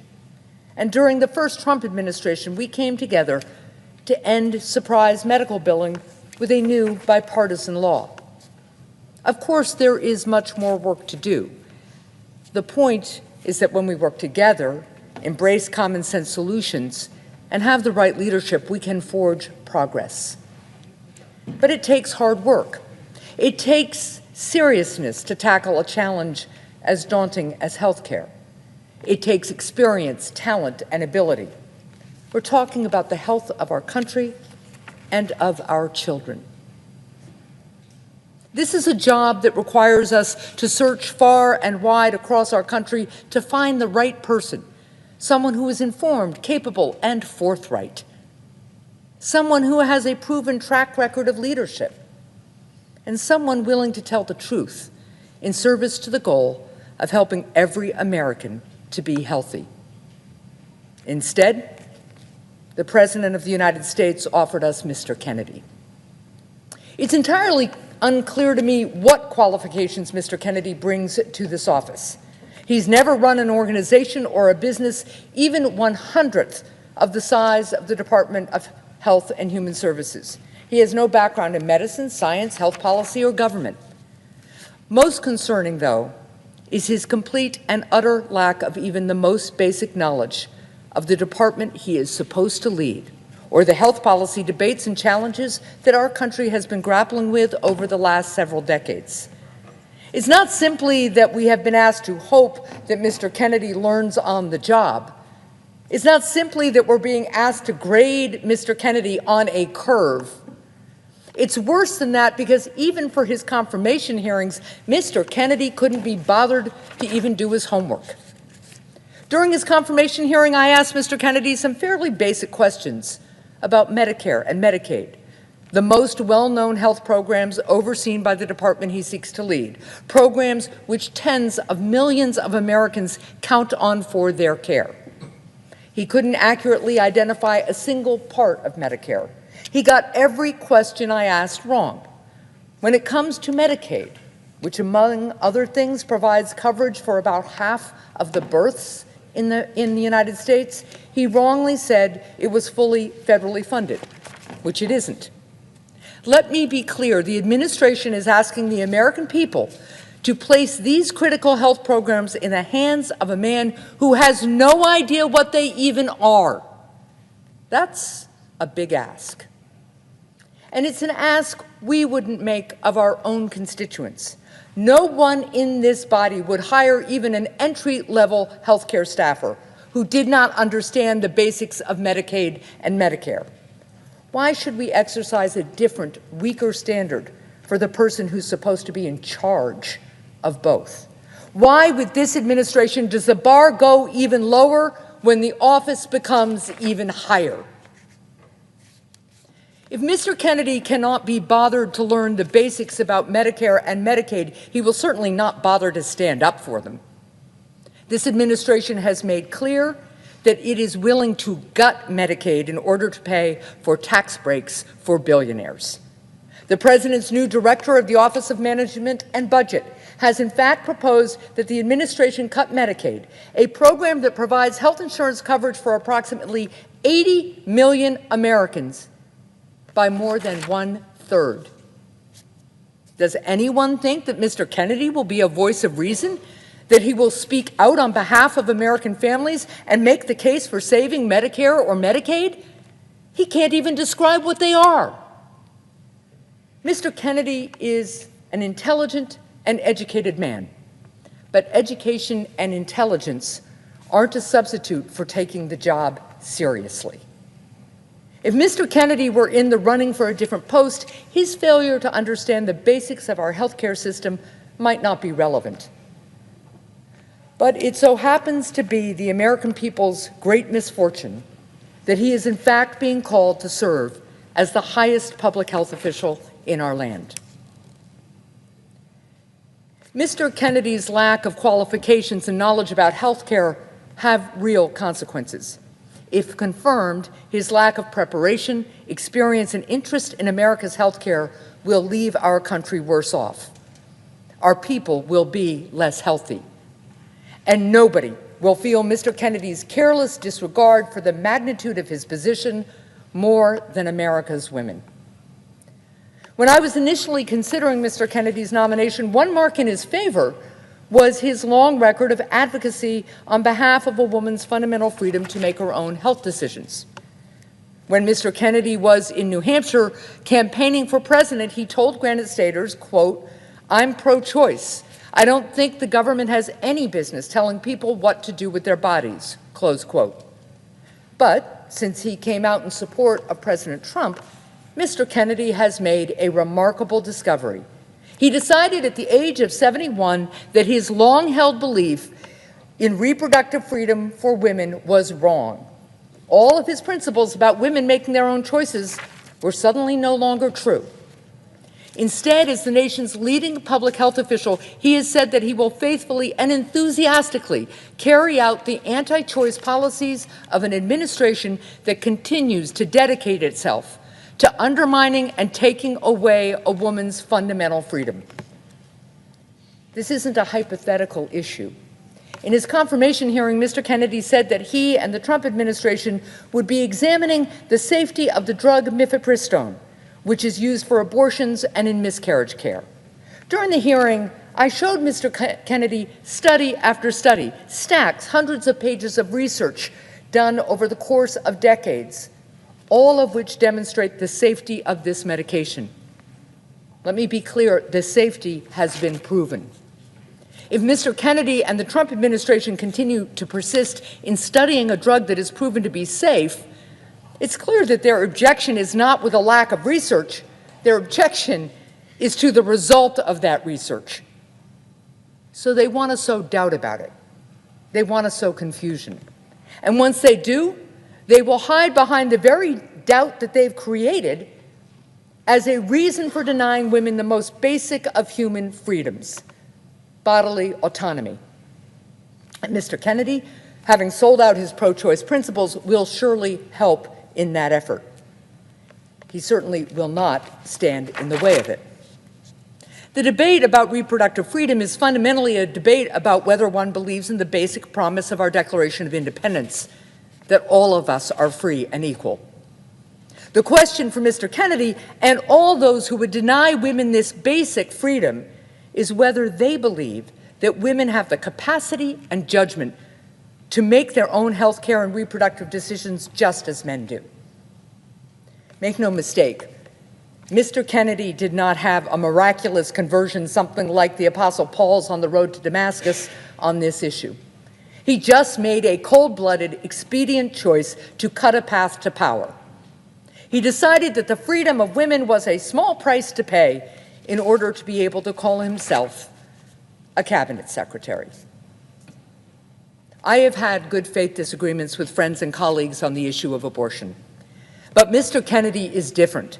Mr. Kennedy has spent his lifetime arguing for a woman's reproductive freedom. But he now abandons what he used to refer to as a core value for a title and for what he apparently thinks is more important than freedom, being in Donald Trump's orbit. Americans have a particular disdain for those who sell out the freedom of their fellow citizens in pursuit of power. We call such people many things. We seldom call them Mr. Secretary.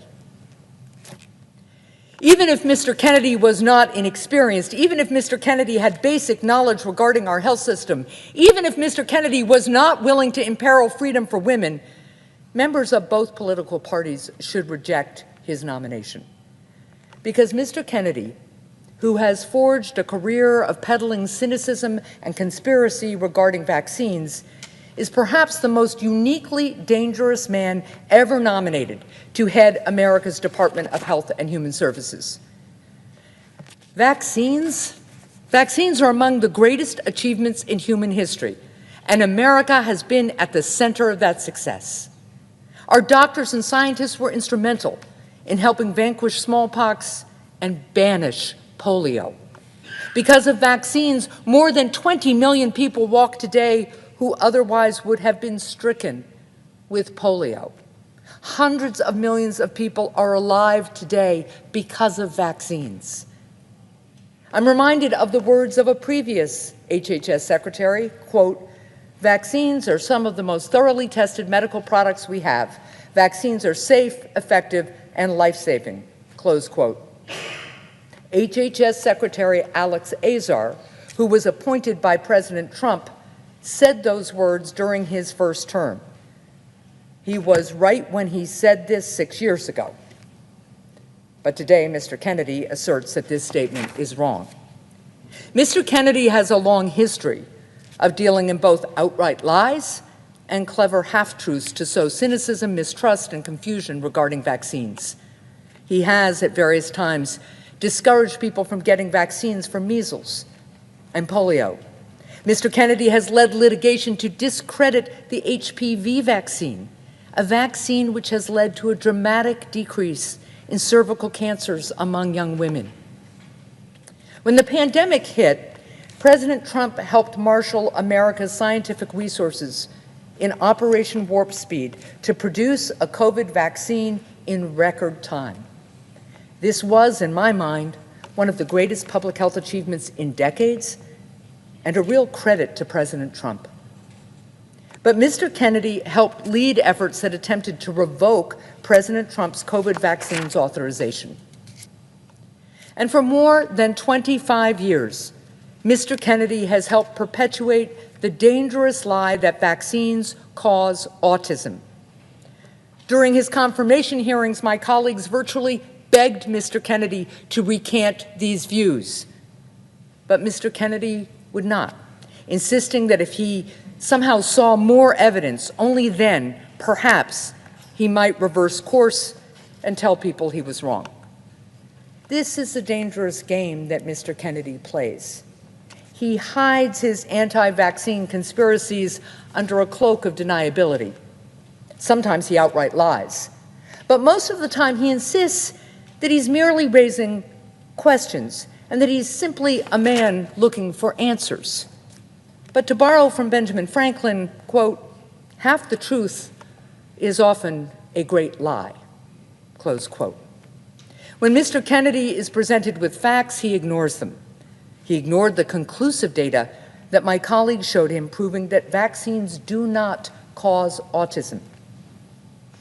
He instead continued to rely on one tiny, outdated, faulty, disproven study from way back in 1998, a study that the journal that originally published it has since withdrawn to support his claim, instead of relying on the exhaustive studies that have been conducted since then that prove there is no link between vaccines and autism. It is fine to ask questions. It's often urgently important.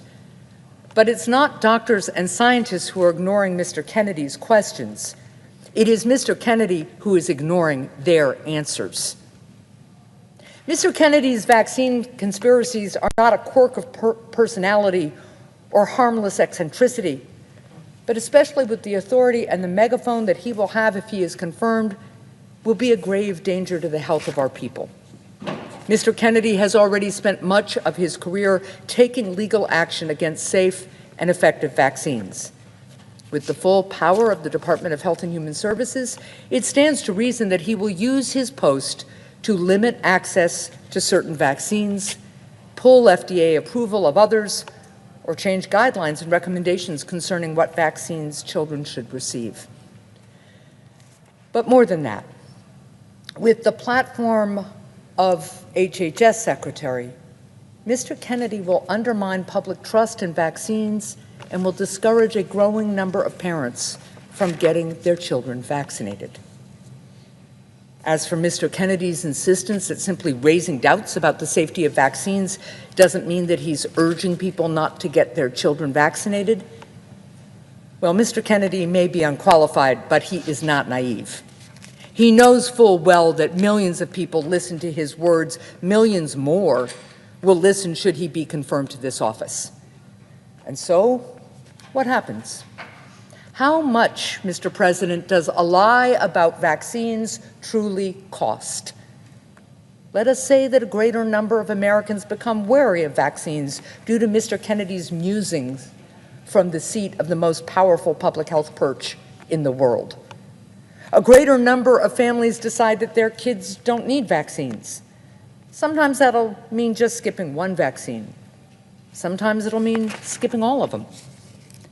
These parents aren't necessarily conspiracy theorists themselves, but they've read some scary, if untrue, stories online. And as they try to figure out what to do, the most important public health authority in the land chooses to give credence to the lies rather than reassure parents with the truth. Or maybe, as is true with every parent, these parents are worried about their child developing a disability. And now they hear Mr. Kennedy suggest that vaccines maybe cause autism. So they hesitate.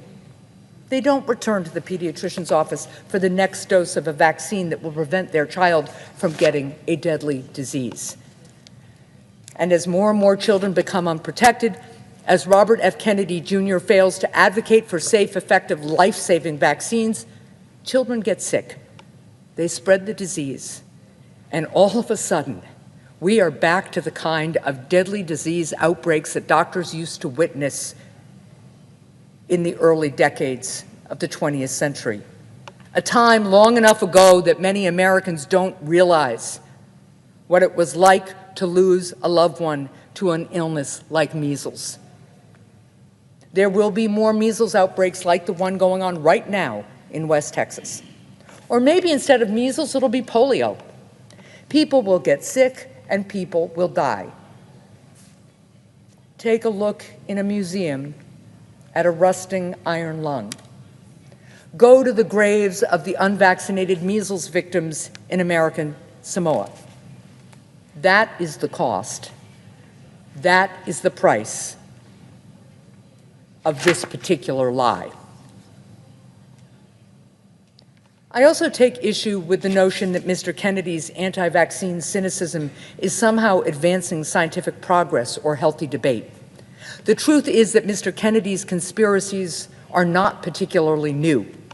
They're old theories that have been disproven, but that Mr. Kennedy keeps alive by continuing to recycle them long after the debate has been concluded.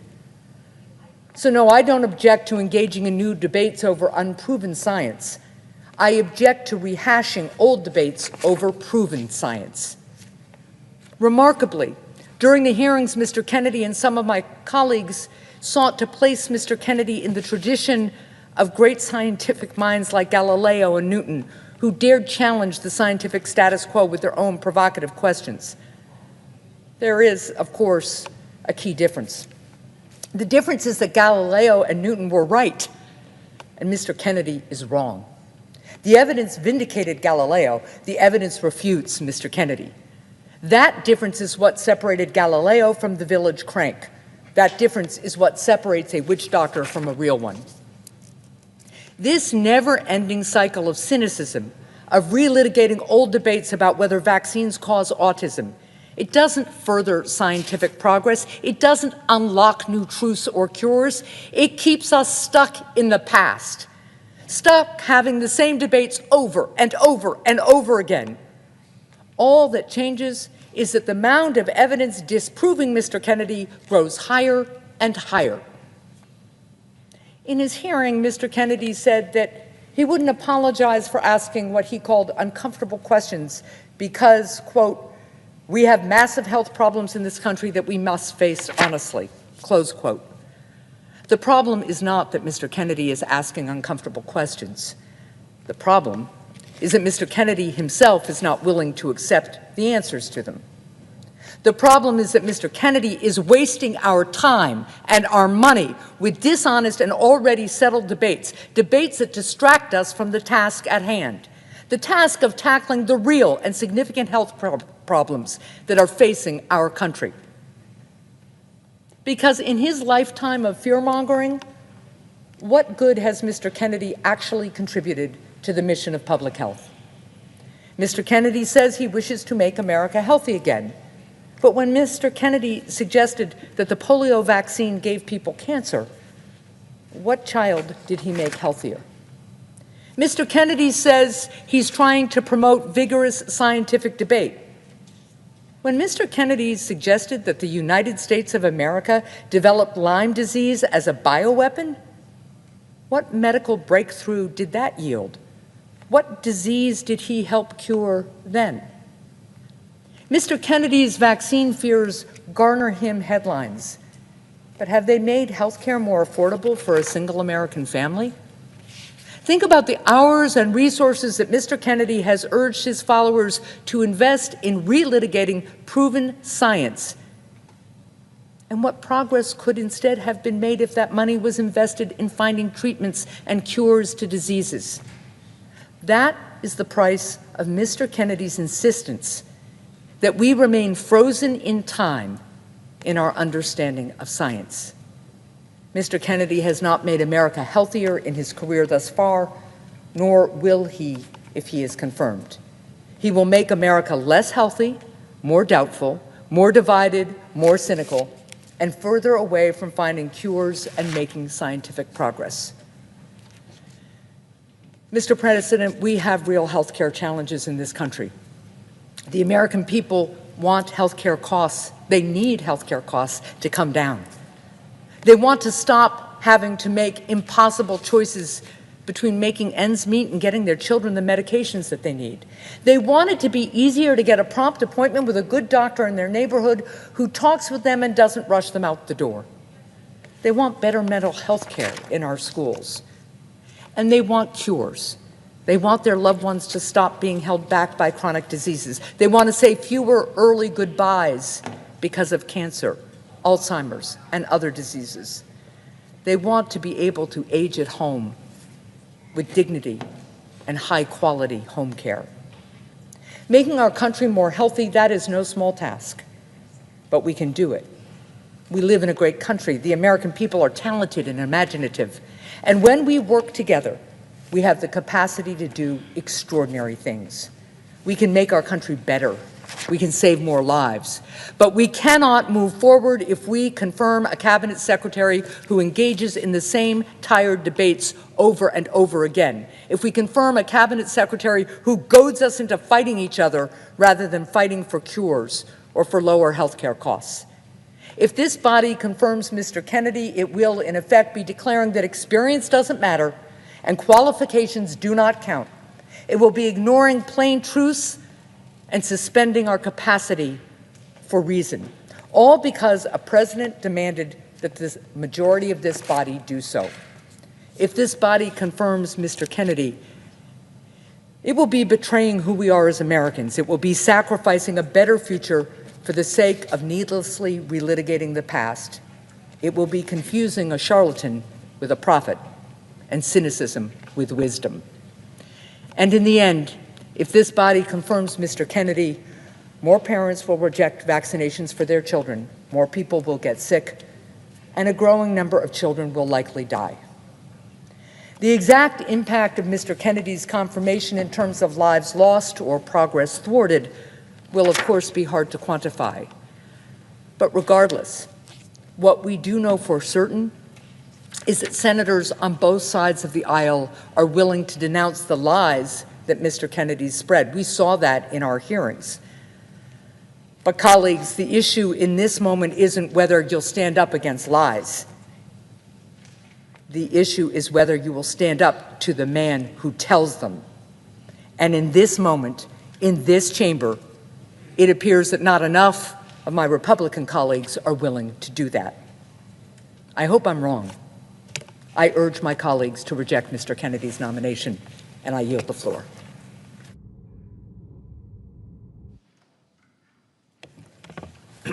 Mr. President. Senator from California.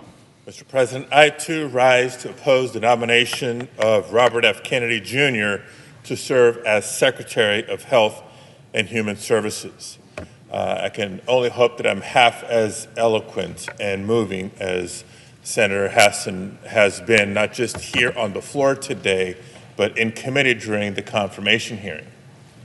But, Mr. President, I oppose this nomination for his wildly misinformed beliefs and his utter lack of experience. I believe he is fundamentally unfit and unprepared, and Americans will be less healthy if he is confirmed. Now, to begin with, for years, he has made conspiracy theories and anti-vaccine misinformation his calling card. From false accusations that vaccines cause autism, to lies that the COVID-19 virus targeted specific racial groups. He founded his own anti-vaccine organization, authored several books pushing public health conspiracies, and made millions of anti-vaccination lawsuits. It all points to a dangerous principle at the core of Mr. Kennedy's beliefs, and I quote that there's no vaccine that is safe and effective. Mr. President, as you know, my background is in engineering. I am not a scientist, but I am an engineer. And as an engineer, I trust the experts who have spent their lives researching, conducting clinical trials, and collecting data. And through the decades of life-changing discoveries and scientific breakthroughs, one thing has become increasingly and undeniably clear. The single best way to protect the nation from viral disease is to get vaccinated. It's the reason why today hundreds of millions of Americans can live freely without serious concerns of contracting polio, of contracting smallpox, or of contracting hepatitis. That used to be a source of pride for the nation. But in the face of all the proven science, proven again and again science, Mr. Kennedy has chosen to profit off of fear. And countless parents are being misled into making dangerous decisions for their children. Look, I get the fear. I'm proud to represent California in the Senate. I'm proud to have an engineering background, but I too am a parent of 3 boys. And I remember what it was like to hold a baby in your arms and to worry every time there was a sniffle and a cough. I'd do anything to protect my children just as you would do anything to protect yours. But where families have reasonable questions on everything from doctors to diets, Mr. Kennedy simply sees dollar signs. Now, today we find ourselves in yet another viral outbreak. A bird flu has shown some early signs of transmission to humans. I can't think of a worse idea than to install an anti-vaxxer as Secretary of Health and Human Services. His beliefs alone make him unfit to lead HHS. But in addition to that, he's simply unprepared to lead. Nearly 16 months ago, I was proud to co-found the bipartisan Senate Mental Health Caucus. Thank you, Senator Tillis. Thank you, Senator Ernst. Thank you, Senator Smith, for being co-founders of this caucus. In the time since then, we've made some significant strides. But before Americans can never reach out for help in a time of crisis, they have to know that they can access help. So that's on us, making sure that the support, the services, the programs are there for Americans when they need it. And we know that Medicaid is the single largest payer of behavioral health services in the nation. So at a time when Republicans are looking to cut funding for life-saving services, I'd rather see a fierce defender of Medicaid at HHS. Yet during his confirmation hearing, Mr. Kennedy failed to show even a basic understanding of Medicaid. Not the sources of funding, not the benefits, and at one point he even seemed to conflate or confuse Medicaid and Medicare. Colleagues, I shouldn't have to say this. This is not a learn-on-the-job nomination. But President Trump knows just how unprepared Mr. Kennedy is for this job. Reporting from Semaphore just a few days ago tells us that during Mr. Kennedy's confirmation hearing, President Trump was watching.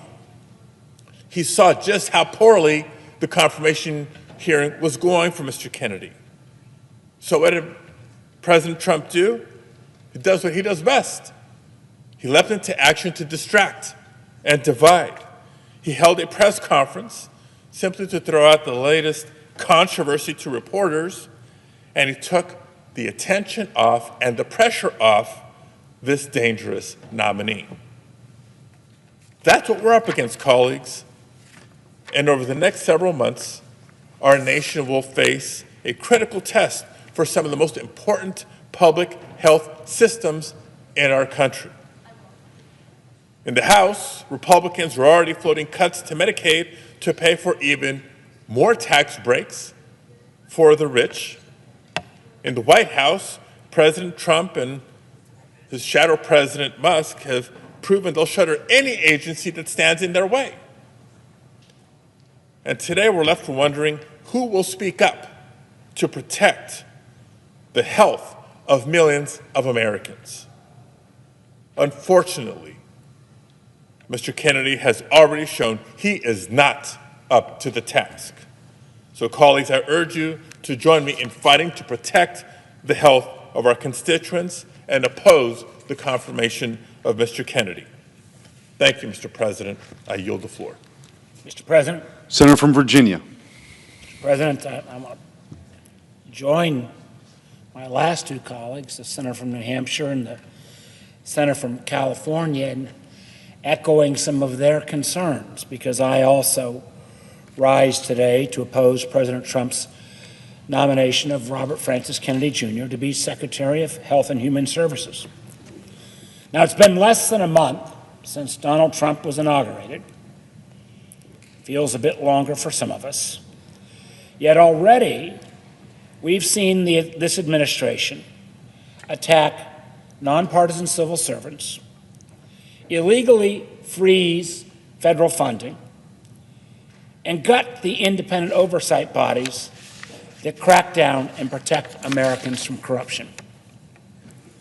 So that would mean now more than ever, the Senate needs to confirm nominees who want to make the government more efficient, yes, but are also willing to work in good faith to advance their missions, regardless of political ideology.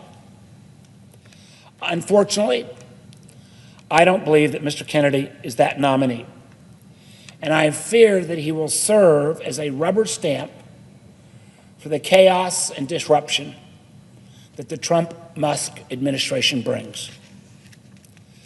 The past couple weeks have made it clear that Elon Musk and his Doge bros have a disturbing scheme to undermine the government's ability to operate, all in the name of efficiency.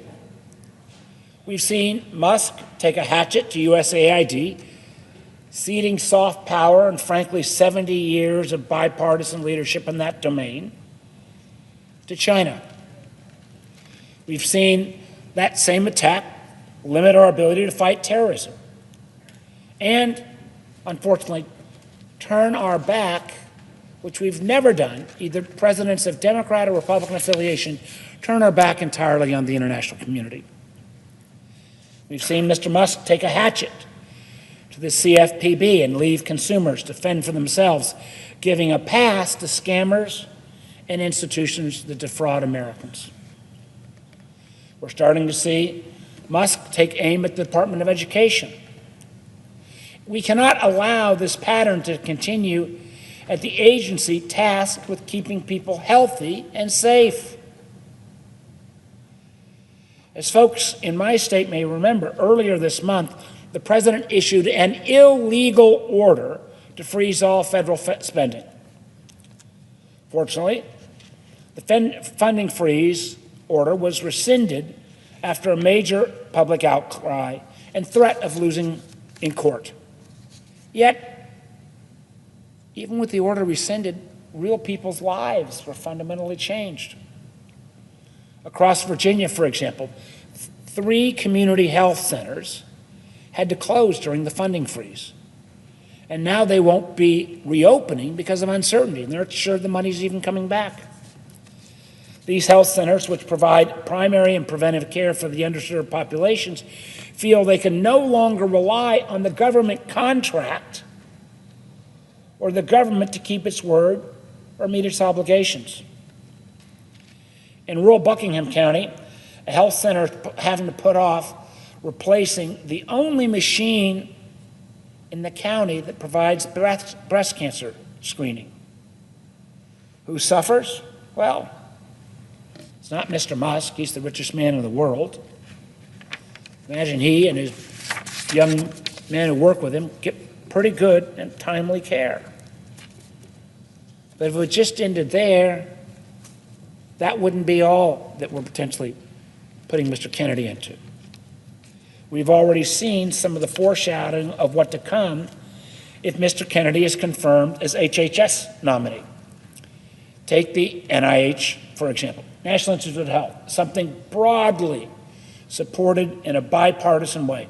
NIH is one of the many important agencies that's tasked with advancing medical and public health research in the United States. And literally, in the years that I've been, it has been Republican members who've often taken the lead in championing existing and increasing funding. Unfortunately, many of the medical achievements, which started off as NIH grants, from cancer immune therapies to heart valve replacements to medications for many health conditions, all started at NIH. Yet earlier this week, the Trump administration put forward a plan to cut $4 billion in federal funding for research in hospitals and universities, like those in Virginia, which conduct some of our nation's top research.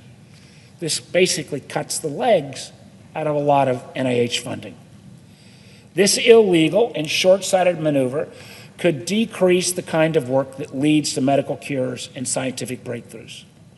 It could devastate a major research ecosystem in Virginia, eliminate 21st century jobs, hurt countless American families who've been touched by cancer and other devastating diseases.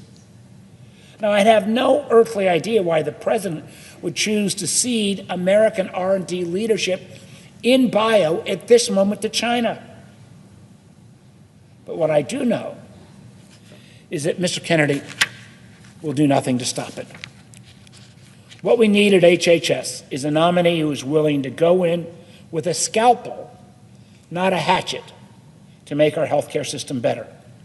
We need someone with the preparedness and experience necessary to safeguard a woman's right to reproductive care, to support healthcare systems in their fight against cyber attacks, that will protect both Medicare and Medicaid, and ensure that American families can count on good health insurance. Rather than focusing on any of these things, Mr. Kennedy, as you've heard from my colleagues, has expressed that he would like to gut our nation's top health agency. Specifically, he said he would like to oust 2,200 nonpartisan health experts at HHS. At his hearing before Senate Finance Committee, I asked him a very simple question. Which ones? Which of these nonpartisan health officials have you got slated for the chopping block? I wondered, was it the folks who keep our food safe from salmonella? The individuals who examine medications we give our kids? He couldn't even answer the question who we wanted to cut. Now, I do appreciate Mr. Kennedy's concern with chronic illnesses and the obesity epidemic. I also agree that not enough Americans have access to healthy food. However, having met with Mr. Kennedy in private and having questioned him in the hearing, I don't believe he's the right person to tackle these complicated issues. I don't have the confidence that he will be willing to consider the science or consult nonpartisan health experts when necessary. I certainly don't have the confidence that he would ever be willing to stand up to Donald Trump or Elon Musk. And frankly, at least in Virginia, I'm not the only one who feels that way. Let me take a moment to share some concerns I've heard from Virginians. Catherine, an ICU nurse in Charlottesville, wrote, quote, I cared for critically ill and dying patients during COVID-19 pandemic. While public health conspiracies were spread by figures like RFK Jr. with no scientific or medical training, I've seen the potentially deadly consequences of spreading misleading health and safety information.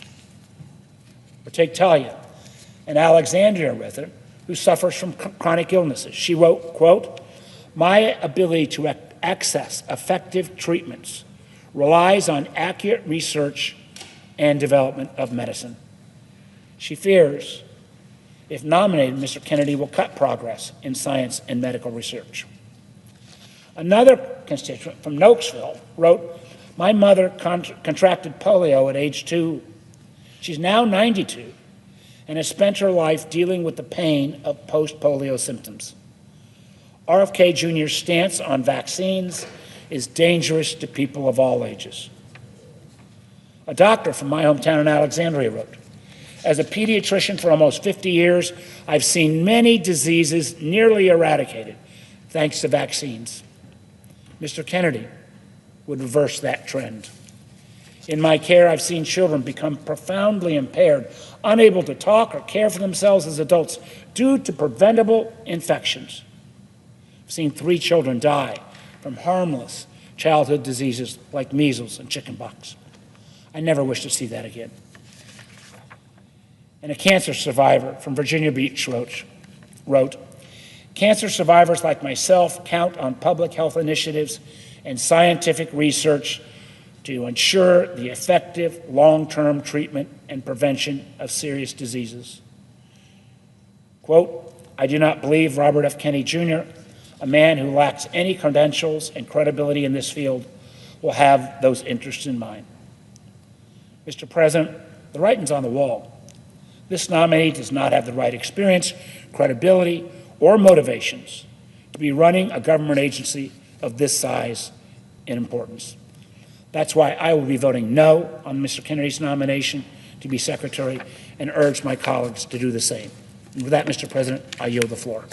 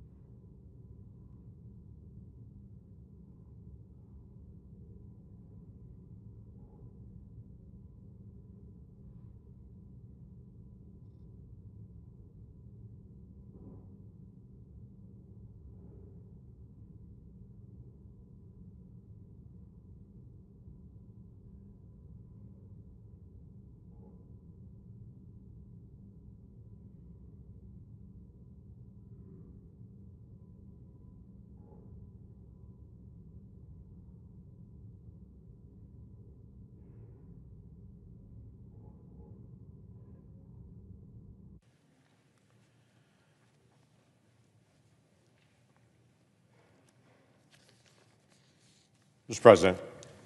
Speaker, the senator from Oklahoma. Mr. President, are we currently in a quorum call? We are not.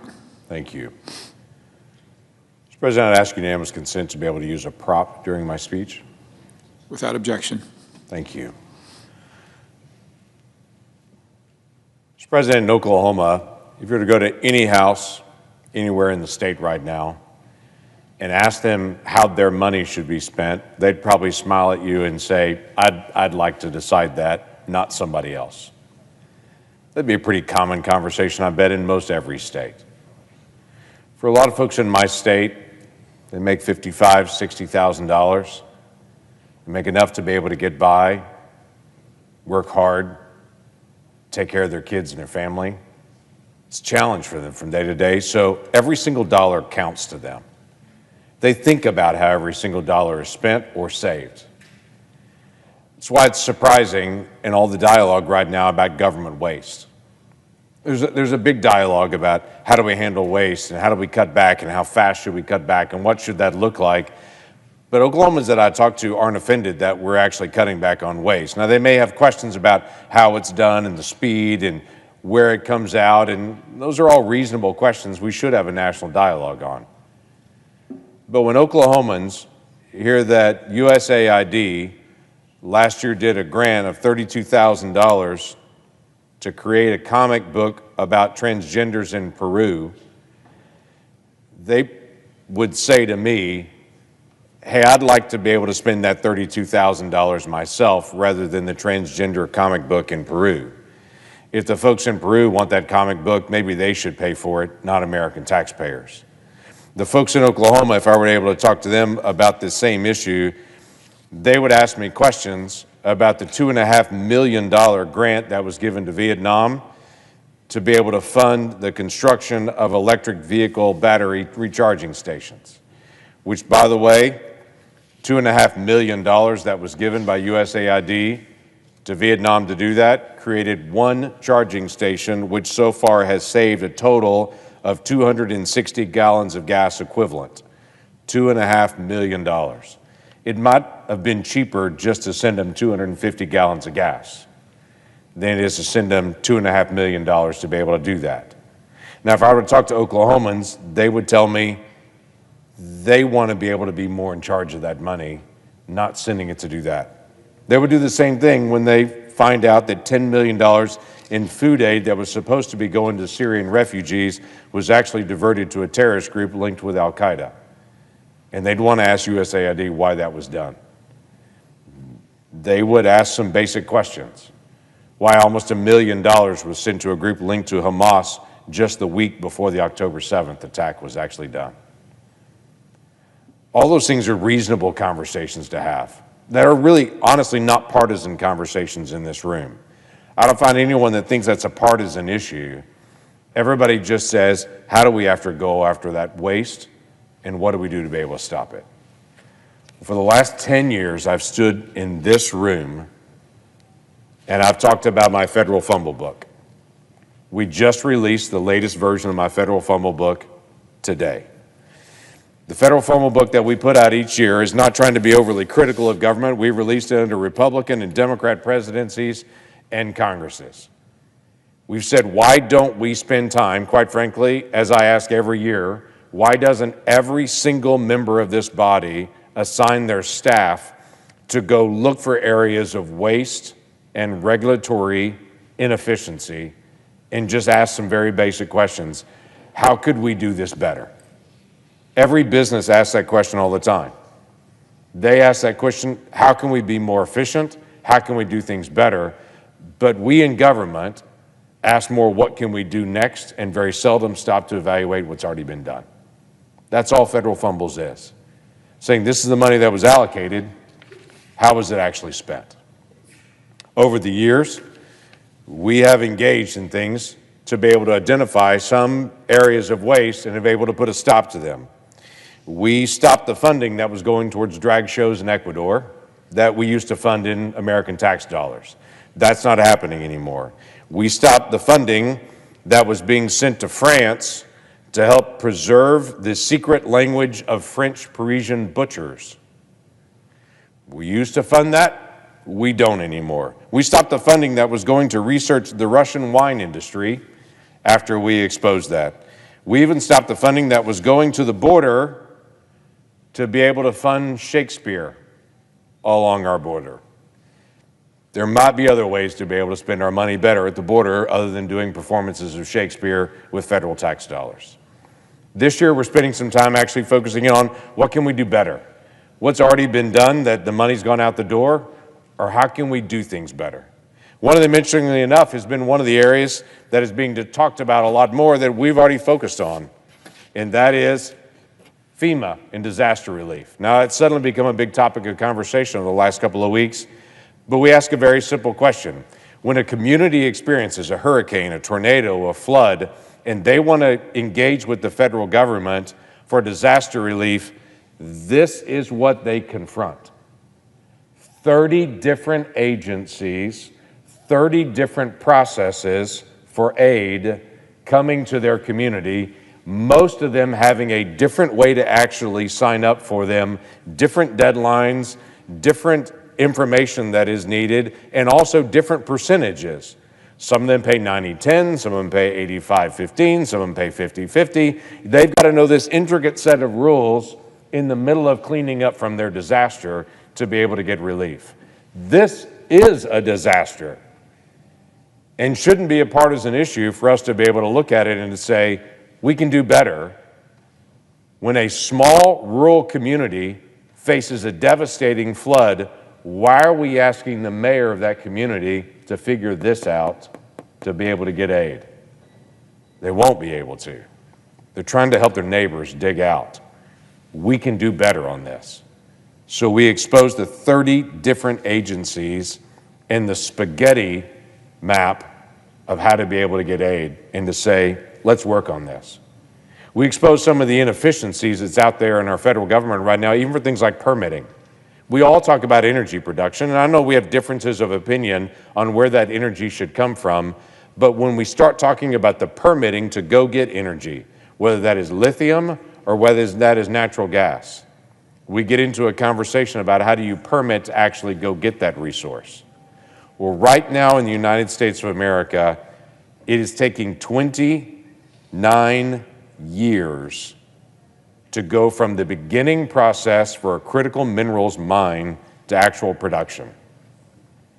We're on the same international ranking for efficiency of regulations on mining as Zambia.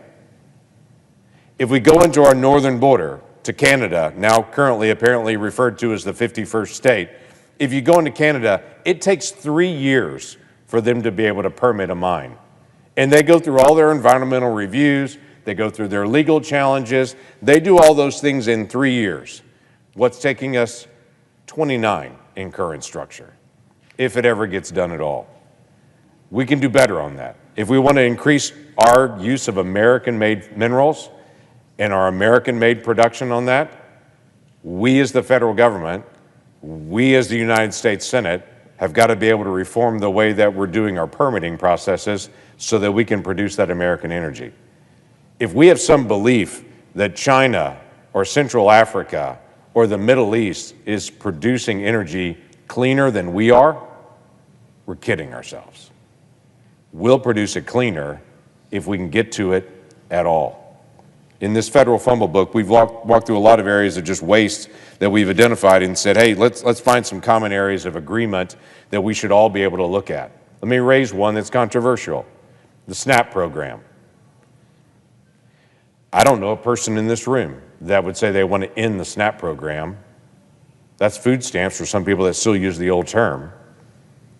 But over $10 billion was actually allocated in the SNAP program last year of what they called improper payments. That is, we don't know if they qualified or not for the program. Now, a lot of folks in Oklahoma would say, I don't mind people getting some help when they need it, but for folks that don't qualify, why are they actually getting access to that? We have the same issue in the Medicare Medicaid program. We don't want to do anything to be able to hurt that program. We've got a lot of things we need to do better in that program to deliver. But over $100 billion in Medicare and Medicaid last year was designated as improper payments. That is, we don't know if it's an appropriate payment that was done or not. That's something we should actually spend some time investigating. $100 billion seems like real money to me. Last year, there was $1 billion that was allocated in subsidies to a Chinese solar manufacturing facility. $1 billion in American taxpayer subsidies. If I went to the folks in Oklahoma and said, where should we get solar power? Not a one of them would say China. And if they did, they certainly wouldn't say, we should give $1 billion to a Chinese company to be able to subsidize them to be able to send solar panels to us. If I were to walk around Washington, D.C. right now, current stats are there are 17 agencies in Washington, D.C. that are using 25% or less of their real estate. 17 of our agencies using 25% or less of their occupancy building space. That is billions of dollars in costs in electricity. That is billions of dollars of costs in furniture for a simple question. Because it's not a business, they're not having to pursue efficiency. We have 75% of the building unused. That's an area that we should actually ask some very simple questions about and to say, what can we actually do better on this? Listen, these aren't partisan things. If I sat down with my Democratic colleagues, they would nod their head and say, let's take a look at that. Let's figure it out. The most simple thing that we do every year when we bring out this federal fumble book is say, here are things we can talk about. Now, I understand the DOGE conversations become controversial with Elon Musk and some of the tactics and the speed that they're moving. Completely understand that. Respect the conversations about that. But government inefficiency shouldn't be partisan, shouldn't be controversial. And for those that have joined all of us that have worked on this for years to expose waste in government, welcome to the club. We're glad to have folks engaging on this. I'm not critical. I'm excited that you're here because we need more help. Because when the federal government fumbles taxpayer dollars, people in Oklahoma, my state, lose their hard-earned tax money on things that aren't education, aren't roads, aren't national defense. They're waste. And that's what people want to see it stop. So I not only encourage people to be able to just take a glance, it's easy reading, lots of pictures. I not only encourage people to take a glance at our federal fumble book when it's released, but I encourage every member of this body to assign their staff to go look for waste, and then let's sit down together and see if we can figure out how to make it stop. We should waste less and save more. It shouldn't be that hard. With that, I yield the floor. Mr. President. The senator from Rhode Island. Thank you, Mr. President. Mr. President, I rise today in strong opposition to President Trump's nominee for the Department of Health and Human Services, Robert F. Kennedy, Jr. The department he has picked to lead is charged with protecting the health of all Americans, from safeguarding Medicare and nursing home care for seniors, to investigating medical research, to safeguarding the nation's food supply, and supporting public health programs such as lead poisoning prevention and suicide prevention. One of the most important public health inventions of the last century is vaccines, making many deadly and debilitating diseases a thing of the past. The Secretary of Health and Human Services has an outside role in making vaccines available to children and adults throughout the country. And that is something that gives me great pause about Mr. Kennedy's nomination. For those of us who grew up in the 50s and 60s, polio was an insidious threat that sent fear literally through every home in this country until Dr. Salk invented a vaccine. And it literally saved the lives, many, many lives, of generations of Americans. It was improved as it went forward, but I can recall lining up, in fact, my parents pulling me along and urging me to stand in line and get the first shot, and then the following year get the next shot. Because for them it was not just a medical routine, it could eliminate the constant worry and concern that one day their child could be subject to polio.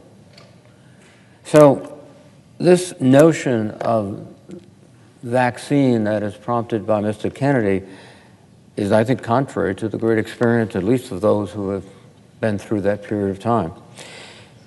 Mr. Kennedy has spent the last decade or more spreading lies about vaccines and encouraging families not to vaccinate their children. He's not just an advocate with a loud bullhorn spreading that message. Indeed, Mr. Kennedy has made a living, making millions of dollars, no less, questioning the safety of vaccines, safety that has been proven time and time again.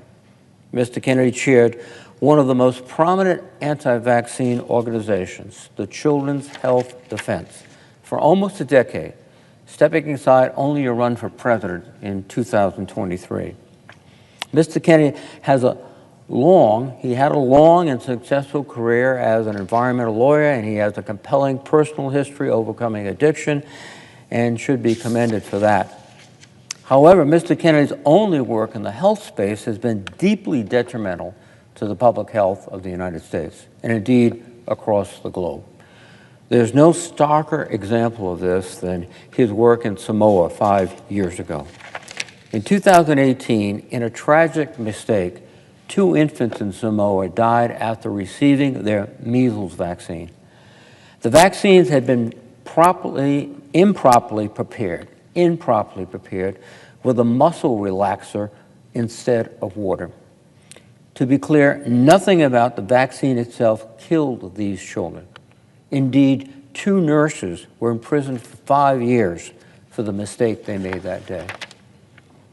Children's Health Defense, again chaired by Mr. Kennedy, seized on the opportunity and began questioning the safety of the measles vaccine online. Between the tragic accident and the spread of misinformation, the vaccine rate in Samoa fell to dangerously low levels.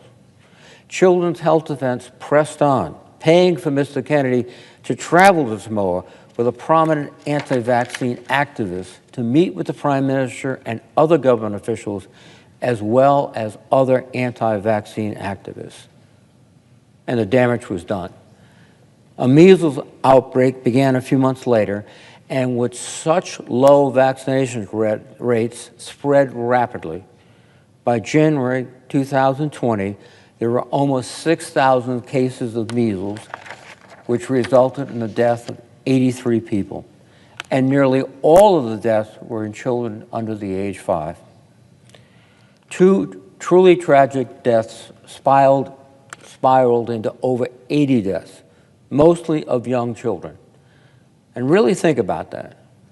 Children dying of a vaccine-preventable illness with a vaccine widely available. And Mr. Kennedy was one of the leading voices opposing vaccination, encouraging places like Samoa to embrace a natural experience to see what happens when we stop routine vaccinations.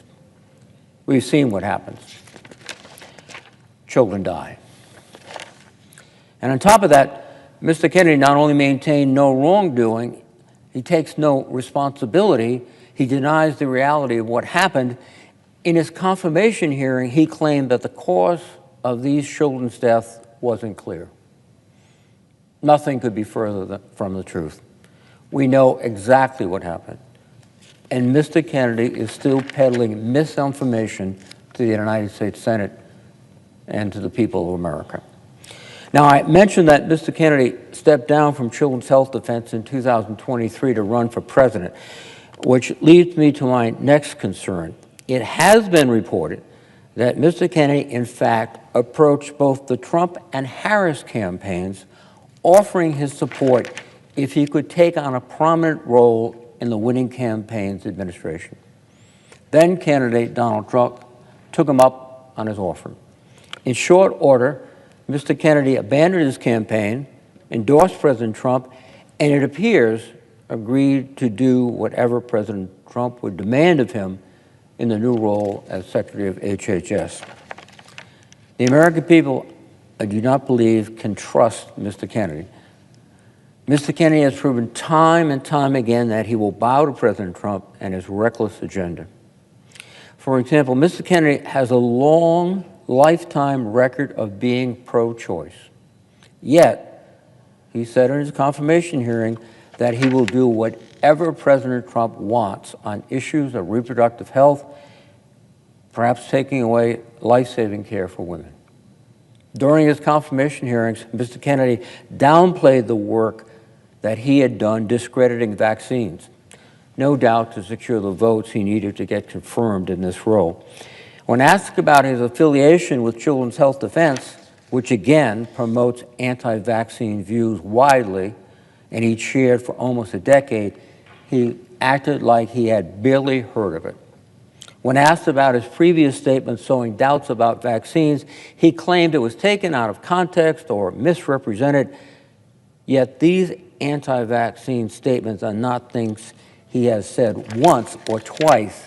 They are deeply held views that he has spent a lifetime pushing.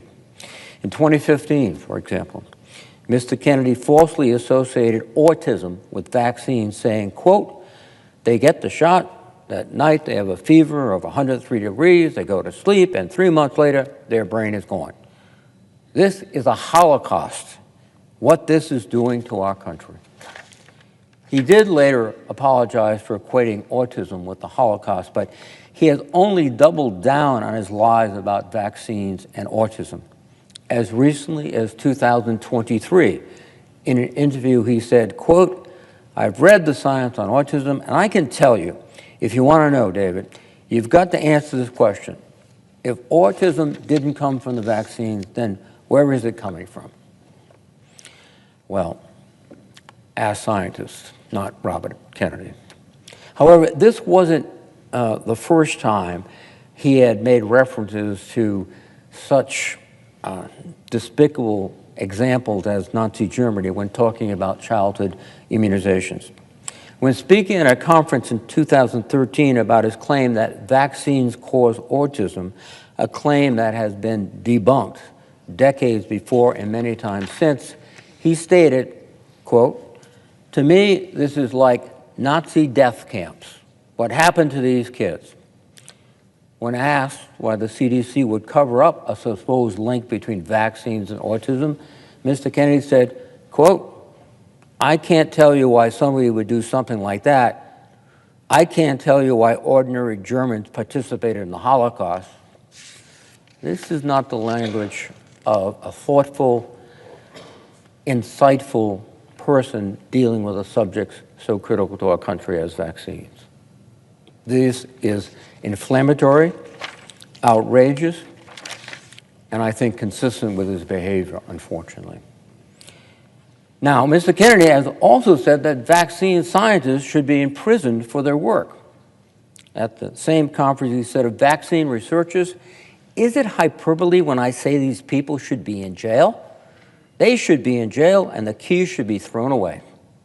In 2021, speaking on a podcast about how he encourages people not to vaccinate their children, he said, quote, "If you're walking down the street, and I do this now myself, which is, I don't want to do, I'm not a busybody. I see somebody on a hiking trail carrying a little baby, and I say to him, better not get him vaccinated." And he heard that from me. If he hears it from 10 other people, maybe he won't do it. Maybe he will save the child. In case it wasn't clear, he repeated his position later in the same podcast, saying, if you're one of 10 people that goes up to a guy, a man or a woman, who's carrying a baby and says, don't vaccinate that baby, when they hear that from 10 people, it'll make an impression, And we all kept our mouth shut. Don't keep your mouth shut anymore. Confront everybody on it. In the summer of 2023, speaking on a podcast, he was asked if there was any vaccine he thought was good, and we responded, quote, "There is no vaccine that is safe or effective." That says it all. He has a long, long record of opposing vaccines and discouraging families from getting vaccinated. But now that Mr. Kennedy is facing a nomination vote in the Senate, he changes his tune. Mr. Kennedy said in his own confirmation hearing that he did not oppose vaccines and had, in fact, gotten all of his kids vaccinated. That's a hard pill to swallow for the families in Samoa whose children died after Mr. Kennedy and his organization convinced them not to vaccinate their children. If confirmed to this role, I don't know which Robert Kennedy will get. The pro-choice environmental lawyer with a penchant for conspiracy theories and pushing anti-vaccine propaganda, or a mouthpiece for President Trump pushing an anti-choice agenda, putting women's lives at risk, advocating for an end to Medicaid and the Affordable Care Act, and allowing Elon Musk and Doge to undermine HHS at every turn. Mr. President, either outcome is dangerous to the American people and their health, and I will oppose his nomination. And I yield the floor.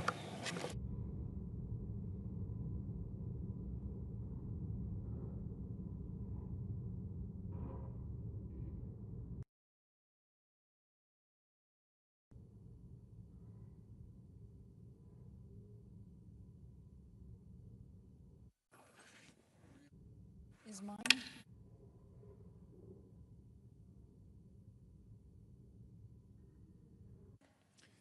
The senator from Washington. Mr. President, I rise to share my deep concerns about entrusting our nation's ability to respond to another pandemic, our world-leading medical innovation infrastructure, the ability of women in my state to choose a medical abortion, and continued research for health care of millions of Americans, putting that in the hands of the HHS Secretary nominee, Robert F. Kennedy.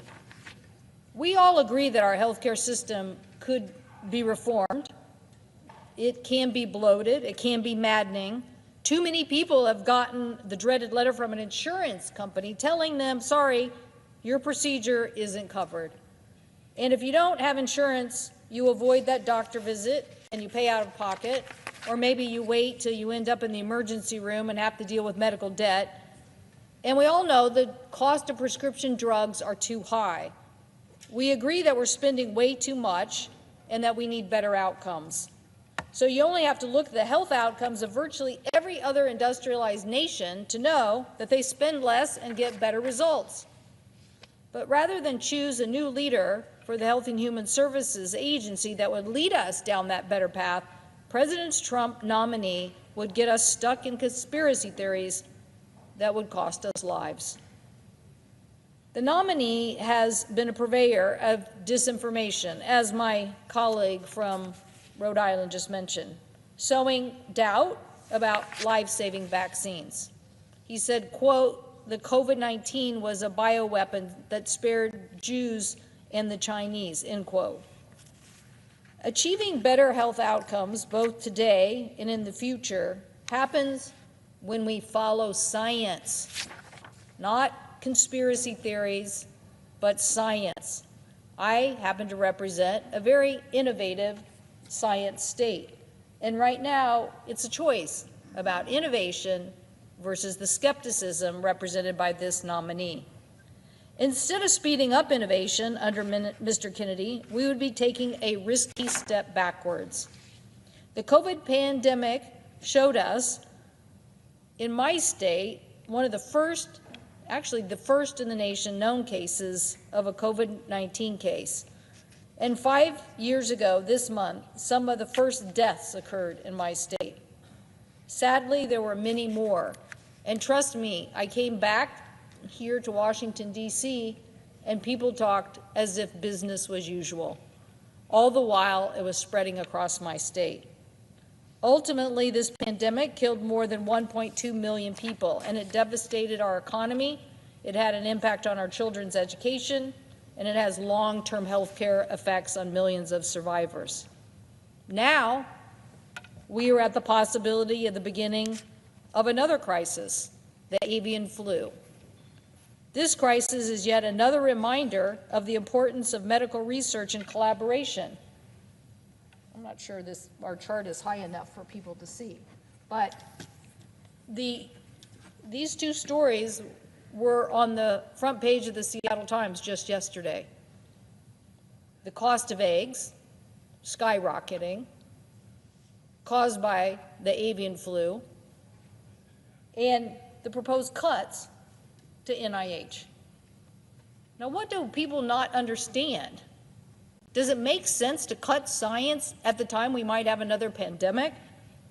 Does it make sense to continue to cut the collaborative efforts of research? The Washington Animal Disease Diagnostic Laboratory at Washington State University is on the front lines of the avian flu. One of my institutions is on the front line. They test animals from across the state so they can be identified and stop the flu from spreading. And we want to cut those dollars? Americans already see the impact of the avian flu every time they go to the grocery store. And now people in Seattle and Spokane are saying it costs $7 for a dozen eggs. Some stores are limiting how many eggs you can buy. So as you can see, this issue is on the top of mind of constituents, and they want to know what kind of leadership we are going to provide here in Washington, D.C. to lower costs, particularly at the grocery store, but to also lower costs in health care. Putting someone in charge who is a skeptic of medical science in response to the avian flu is just wrong. It's a catastrophic mistake for America's health care. Now, I'll admit my state is a global leader in medical innovation. From research to biotech to getting drugs to the market, in 2023, the National Institutes of Health awarded $1.2 billion in highly competitive grants to 65 different organizations in the state of Washington.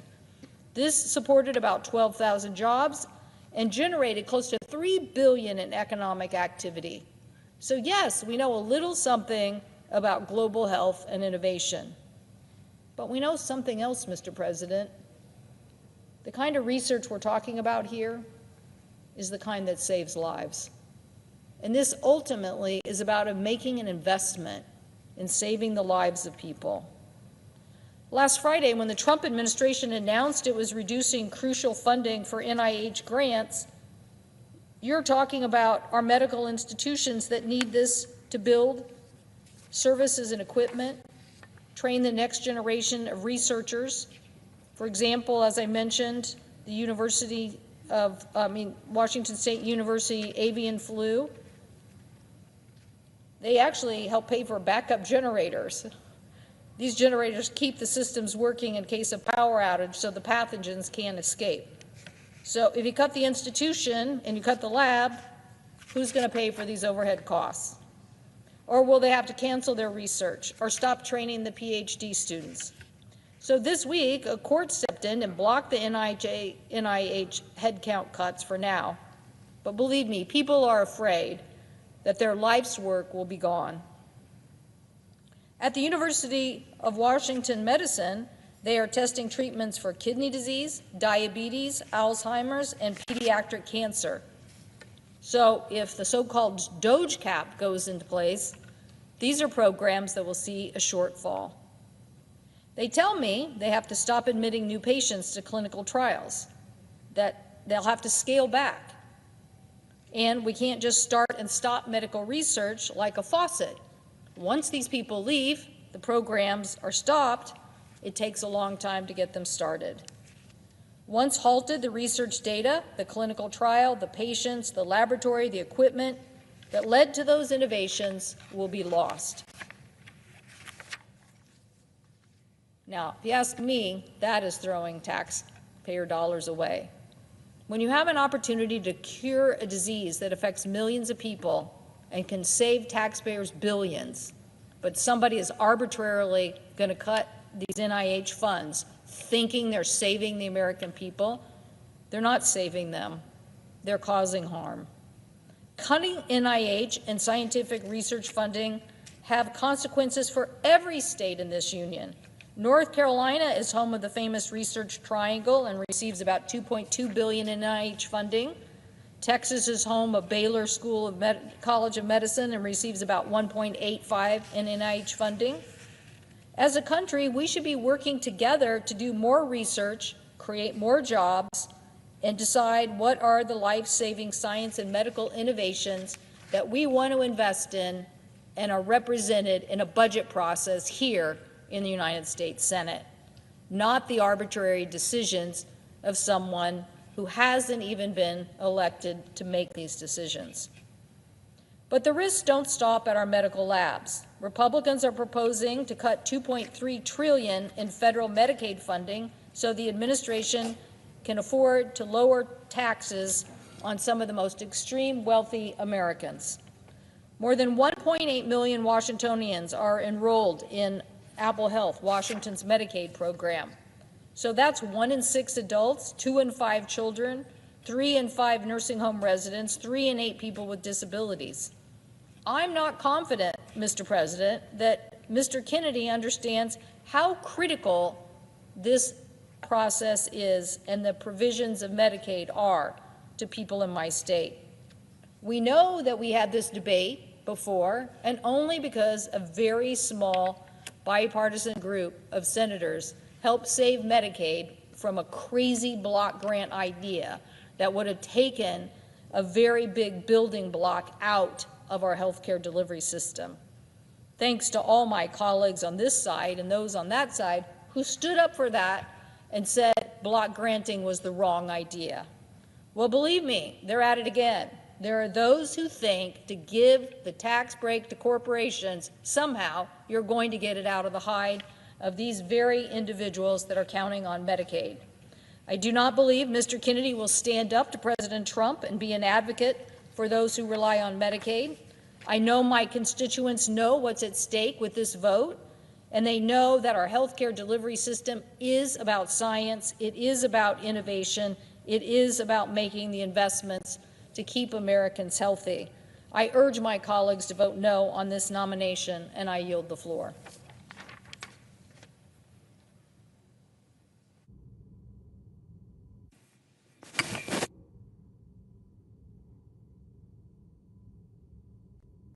President. The Democratic Whip. Mr. President, the greatest threat to American prosperity is not food aid to kids in Sudan or a diverse workforce. The greatest threat to our country is the abuse of power by a small group of people, an unelected group of people who happen to have $1 billion. Our founding fathers created a government with checks and balances, but they didn't anticipate a United States Congress, now currently under Republican control, that would voluntarily give away its constitutional authority. That's where we find ourselves.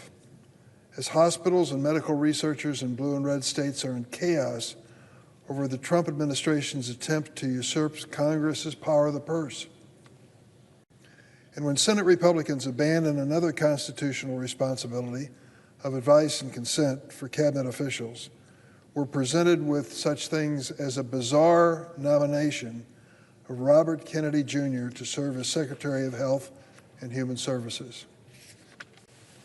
It's been my honor to know members of the Kennedy family, and particularly to serve with one of them, Teddy Kennedy. He used to sit right back there. He was an amazing man. He probably had more impact on the legislative agenda and the outcome of legislation than anybody I witnessed in the time I've been in the Senate. I counted him as a friend, and I sure still mourn his loss. But today we are considering a Kennedy that I don't believe is qualified to follow in his uncle's footsteps. Health and Human Services is a life and death department of government. Every day, federal health officials decide whether to approve new medications after they've been proven, clinically tested and proven to be safe and effective. We count on the HHS to initiate recalls of contaminated food. We count on that same agency to investigate new therapies for cancer clinical trials. We count on HHS to alert doctors about an emergency disease outbreak. Think about the gravity of those situations and how much is vested in the secretary of that critical department. In any of these tasks, critical, often historic tasks, Robert Kennedy Jr. would find himself unqualified, unfit, and dangerous to lead the Department of Health and Human Services. Mr. Kennedy masquerades as a crusader for healthy foods and someone who just wants to, quote, just want to ask some questions, just want to study the science. America, the Senate, don't be fooled. Mr. Kennedy has spent the past 30 years ignoring science and lying to parents about vaccines, all the while enriching himself by the doubt that he has created. He declared, quote, "I see somebody on a hiking trail carrying a little baby, and I say to him, better not get that baby vaccinated." Can you imagine that for a moment? That he would walk up to a person he didn't know and counsel them, don't vaccinate your child. Look at this quote. Does this sound like the kind of person you want to lead the premier health agency of our federal government? He stated, quote, "There's no vaccine that's safe and effective." No vaccine safe and effective. And he wants to head the Health and Human Services Department. The organization he founded sells newborn onesies and have printed on them, "Unvaxxed and unafraid." Another one says, "No vax, no problem." To him, it's a novelty, a game, that he can say these things about vaccines that literally have been proven over and over and over again to be safe and save lives. During his confirmation hearing, Senator Bill Cassidy of Louisiana, a senator, of course, and a medical doctor who has a distinguished record of service to poor people in his state, practically begged Robert Kennedy Jr. to state unequivocally that the hepatitis B and measles vaccines do not cause autism. Kennedy couldn't bring himself to do it. When confronted during his hearings with false statements he's made linking vaccines to autism, he feigned ignorance to decades of research findings and suggested he just needed to be shown the data. Well, that data's been around for decades. Mr. Kennedy approaches this job with bias, a deadly, dangerous bias, and he is unwilling to consider information that contradicts his preconceived conspiracies. If Mr. Kennedy is confirmed, he won't be just speaking to one parent on a hiking trail. He'll be speaking to all American families from a podium with a U.S. government seal on it. That is a terrifying prospect. Since 1974, the measles vaccine has saved 94 million lives. And since its creation, the smallpox vaccine has saved 200 million lives. 2 proven successful vaccines.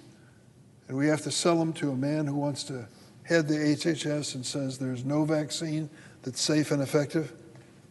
Measles is one of the most contagious pathogens on earth. When I was a kid in the 50s going to school, it was common for kids to get measles. I had them.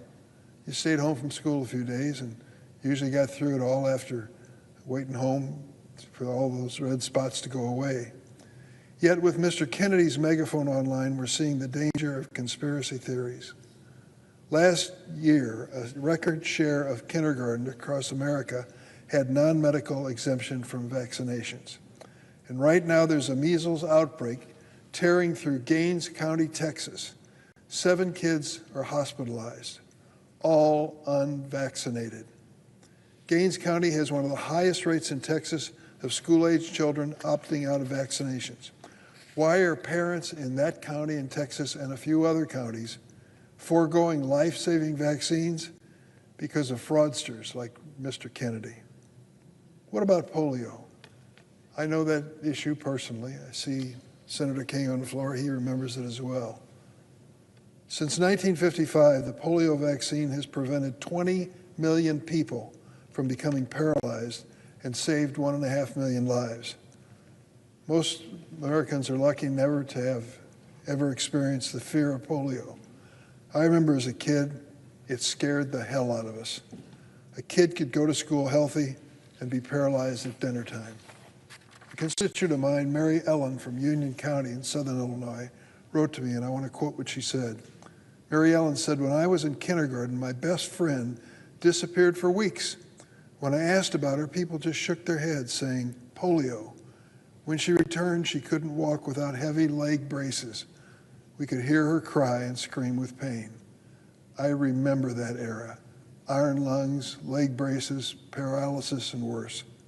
Had Mr. Kennedy been our nation's health secretary at that time, would American families have access today to life-saving measles and polio vaccines? I'm afraid the answer is clearly no. This isn't speculation. Look at the record. Mr. Kennedy and his associates have filed petitions with the Food and Drug Administration to remove the COVID, hepatitis B, and polio vaccines from the market. In 2019, Mr. Kennedy flew to Samoa during a measles outbreak to question whether the vaccines themselves were causing the illness. As a result of that, 83 people died in Samoa. When asked by Senator Warren, Mr. Kennedy said he would not do anything differently about that dangerous trip. 83 people died as he spread those falsehoods about the vaccine. Senator Cassidy aptly wondered, and I quote, "Does a 70-year-old man who spent decades criticizing vaccines and was financially vested in finding fault, can he change his attitude?" Mr. President, I'm sorry, but we know the answer. Listen, I understand we have a great health system in this country, but I also understand it's flawed in many ways. I spent years in my Senate and House career to lower drug prices, rein in Big Pharma's influence, and stop big tobacco from peddling poison to our kids. But just because he might talk about the right problems doesn't mean Mr. Kennedy has the right solutions. In fact, over 2 days of hearings, he did not offer a single concrete idea on how to improve the delivery of primary care or preventive health care services. It was clear Mr. Kennedy didn't understand the difference between Medicaid and Medicare. Mr. President, I will tell you that that is an issue that you take up in Congress 101. Nobody believes Kennedy will stand up to President Trump or Elon Musk's assault on medical research. I understand the urge to shake things up, to address failures of our healthcare system, but Mr. Kennedy brings an unacceptable prejudice that will only cause harm and be dangerous to American families. Neil Steinberg writes for the Chicago Sun-Times. He wrote, "When you're claiming you want to study the issue where the science is settled, that's code words for dismissing facts that don't serve your personal bias. I fear there's a sense that being an outsider is qualification enough. But how far can Senate Republicans be willing to go if they pursue that dangerous path? Make no mistake, if the political tables were turned and it were Democrats proposing this man for this job, he wouldn't get a single Republican vote in the Senate. He'd be decried as a pro-choice, anti-vax, uninformed conspiracy theorist who trades on his family name to peddle dangerous misinformation that benefits him financially. And guess what? This nominee is all of those things. But because he was nominated by President Trump, has the MAGA seal of approval, my Republican colleagues can't wait to march down and support his nomination. Many of them secretly, privately, quietly know better. Some of them are doctors or parents themselves who trusted doctors to vaccinate their kids, or people who spent their lives trying to really improve our health system. They know Mr. Kennedy is not the right choice for the job, and they know our children will suffer the most if he becomes HHS Secretary. I hope they'll find the courage to join me and reject his nomination. And let me add this point that it's related to this whole issue, and I'll make it brief. On Friday, the Trump administration issued an illegal order to impose an arbitrary cap of 15% on indirect costs that the NIH pays to grantees for essential research expenses. Without this funding for specialized equipment, data processing, safety materials, and the maintenance of labs, universities and hospitals nationwide will not be able to afford the technology that allows them to continue life-saving research. This is a critical moment in America's history. After the progress that we have made, after the leadership we have shown, are we going to, under this new president, turn our back on medical research? God forbid. If you go through the misfortune of a terrible diagnosis on yourself or someone you love, you pray that you can then ask the doctor, is there anything, a new medicine, a new cure, a new surgical procedure? And you're hoping that medical researchers lead that answer to yes at that one moment in your life. In 2017, the last time President Trump attempted to cut NIH funding, the now House Appropriations Committee Chair Tom Cole of Oklahoma called the proposal, quote, arbitrary, unreasonable, and ultimately destructive of research enterprise. Chairman Cole understood that cutting funding means clinical trials will be delayed, new breakthroughs and cures will be put off, and promising researchers will get discouraged and leave the field. A constituent and doctor from Palos Heights, Illinois, wrote to me, and I quote him, I care about this issue because I know new research on immunology kept my stage 4 cancer patient wife alive for 10 years, enough to see our youngest son graduate from high school. This sudden announced indiscriminate cut to medical research violates federal law, which blocks NIH from deviating from its current indirect cost policy. Thankfully, my Attorney General in Illinois, Kwame Raoul, and 21 other states filed a federal lawsuit to temporarily halt this senseless cut. Remember, tweets from Elon Musk forced a bipartisan pediatric cancer research bill to be cut from the government spending bill just a few weeks ago. Now Mr. Musk is at it again, only this time he's targeting cancer, Alzheimer's, and diabetes. If Elon Musk were to get sick, I'll bet the richest man in the world would find the doctor he wanted. I'm sure he would. But for the rest of us, for the parents facing a devastating diagnosis of someone we love, this is a cruel political decision. University of Chicago researchers put it this way, quote, this attack on a very structure of academic research is threatening a system that every other in the country in the world has tried to reproduce. It seems spiteful and targeted at those of us who just want to contribute to a better society. Mr. President, I don't know that this will continue to be a problem and challenge, but I promise you this, as long as I have the power to stand and speak out in favor of the National Institutes of Health, I'm going to do it. This country is a great country. It has greatness that includes medical research, maybe the best in the world. Why in the world would we give up on that?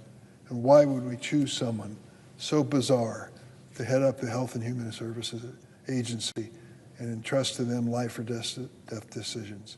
It's a bad choice. I'll be voting to oppose Robert F. Kennedy Jr., doing everything in my power to restore that spending for medical research in America. And I yield the floor.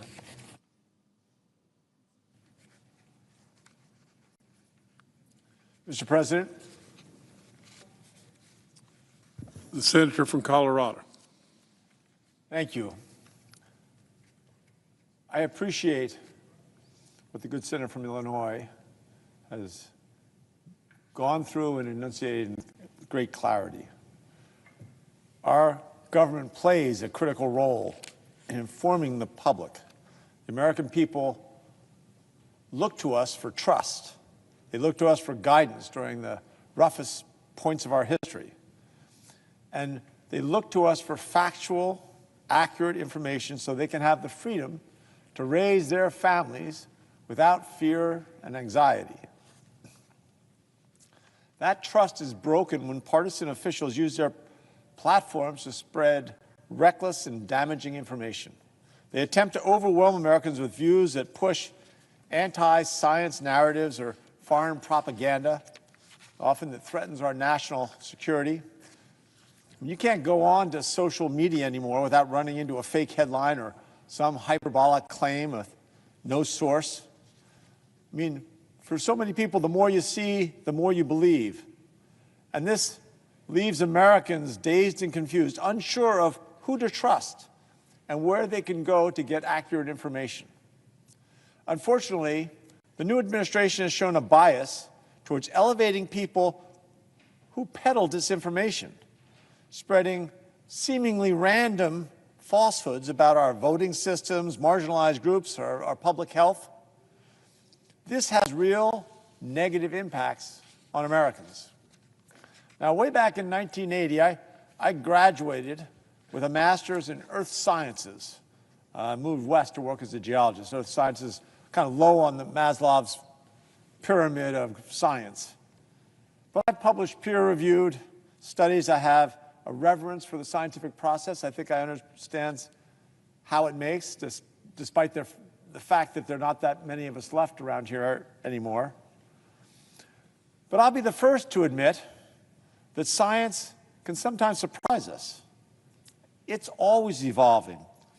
It's why the entire field of science relies on constant evaluation, constant research, to continue to make new discoveries or deepen our understanding of complex problems. Leading with science helps us get the most accurate information we can. Yet the Trump administration's appetite for anti-scientific claims and disinformation is something that, in many ways, threatens all of us and puts our country at risk. This morning, the Senate confirmed Tulsi Gabbard as Director of National Intelligence. I voted no on her confirmation. Ms. Gabbard has none of the relevant qualifications or intelligence experience sufficient for this role. And officials from both sides of the aisle have raised concerns about her ability to provide the president with impartial analysis as the nation's top intelligence officer. Ms. Gabbard has frequently parroted Russian disinformation. She repeated Russia's erroneous justification for its brutal invasion of Ukraine. She criticized Kyiv's democratic government, a steadfast partner of the United States. And she spread repeatedly falsehoods about her own involvement in bioweapon research in Ukraine. Now, let's be clear about what this means.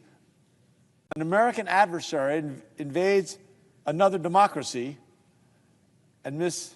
Gabbard actively pushes their narrative.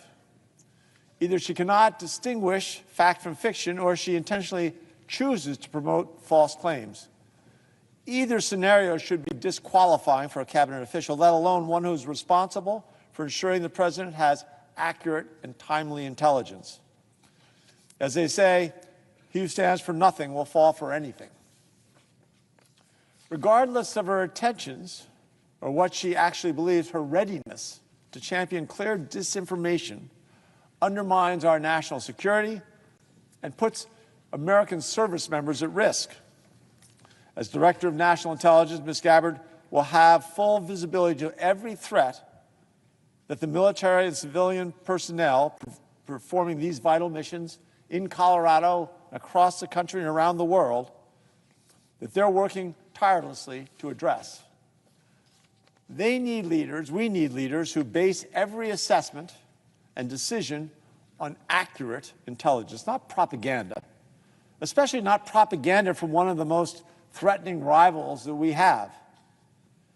President Trump's nominee to the Department of Health and Human Services, Robert F. Kennedy Jr., is another clear example of someone willing to overlook facts and science when it's convenient. He has a wide following, and many people look to him for guidance and for leadership. In particular, his ideas of a healthier America appeal to many Coloradans, and indeed they appeal to me as well. But make no mistake, our country can and should be healthier, and we all share a vested effort in that direction. There's a bipartisan appetite to get us there. We should provide better food options and keep unsafe chemicals out of the products that we eat. But we have to be able to do it in tandem with fact-based science and thoughtful policy to protect Americans and to keep them safe. RFK Jr. has shown a propensity for anti-science claims. One of his most anti-scientific claims is that autism is caused by childhood vaccines. This is a claim that's been spread through many communities for decades. And it's all based on a single paper published back in 1998.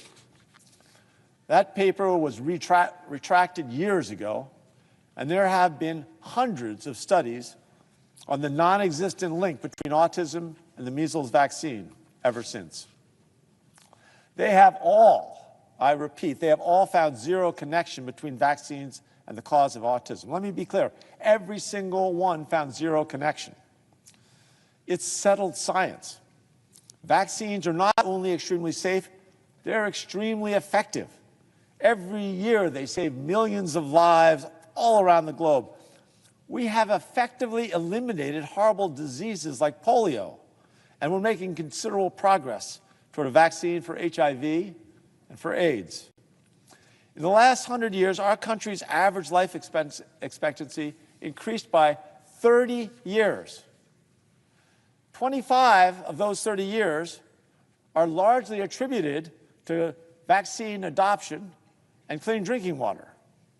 Vaccines not only saved lives, but they also made them healthier and happier as they were extended. Now, some of the damage from disinformation about vaccines is nearly impossible to undo. Why would anyone accept the results of one debunked paper rather than the conclusions of hundreds of studies that have been conducted since? It is completely understandable for parents to have questions and concerns about vaccines that their children receive. I know I have as a parent. As a parent of two kids, one who just turned 2 years old, I understand the concern that families feel. We want to make sure that we're doing everything we can do to keep our kids healthy and safe. We do the best we can with what we have to make them as healthy and happy as possible. People who peddle vaccine skepticism are preying upon parents' very rational fears to advance these conspiracy theories. Parents are trying their hardest to keep their kids safe and healthy, and it's irresponsible for people to plague them with pseudoscience and misinformation when the science has been settled on this for decades. The measles vaccine is safe and does not cause autism. It's personal for me, too.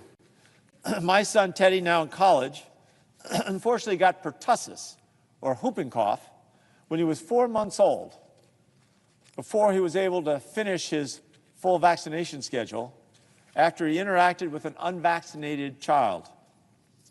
Because of how rare whooping cough is now, it took us a while to get the correct diagnosis. Finally, when we got him into Children's Hospital, I remember staying up all night, 2 nights in a row, to blast little puffs of oxygen into his coughing face to snap him out of those coughs about every 10 minutes and to prevent his oxygen blood levels from dropping too low. It's one of the most frightening experiences of my entire life. Whooping cough, that disease, is rare because of the vaccine and because of the adoption of that vaccine. America was able to almost completely stamp it out of existence.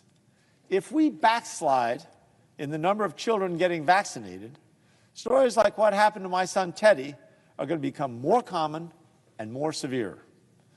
When you consistently promote uncertainty in settled science, it begins to raise doubts about all science.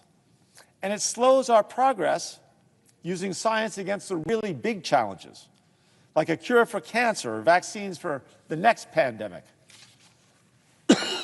Excuse me.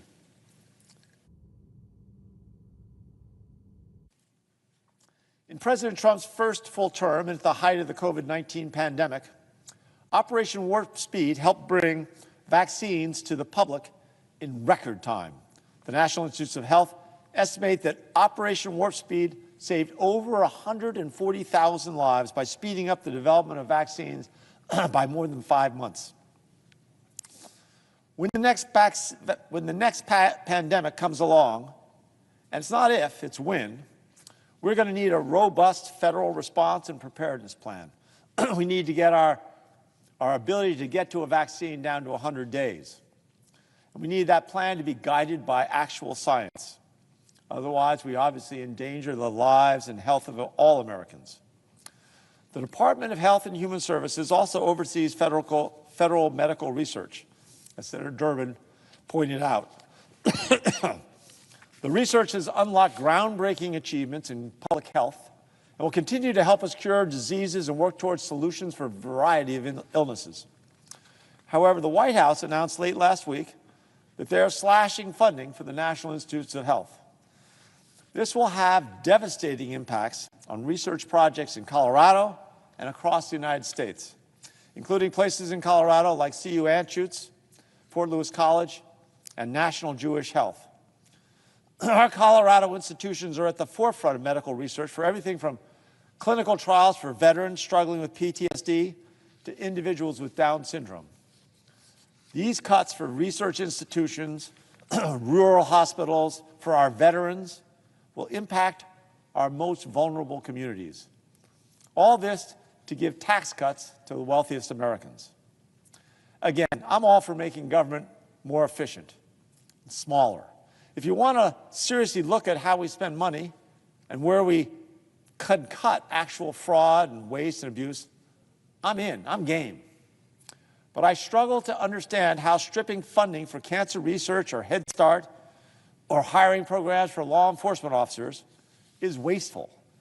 These cuts throughout our government are exaggerated by the extreme nominees who are really ill-equipped and ill-experienced to manage large governmental organizations.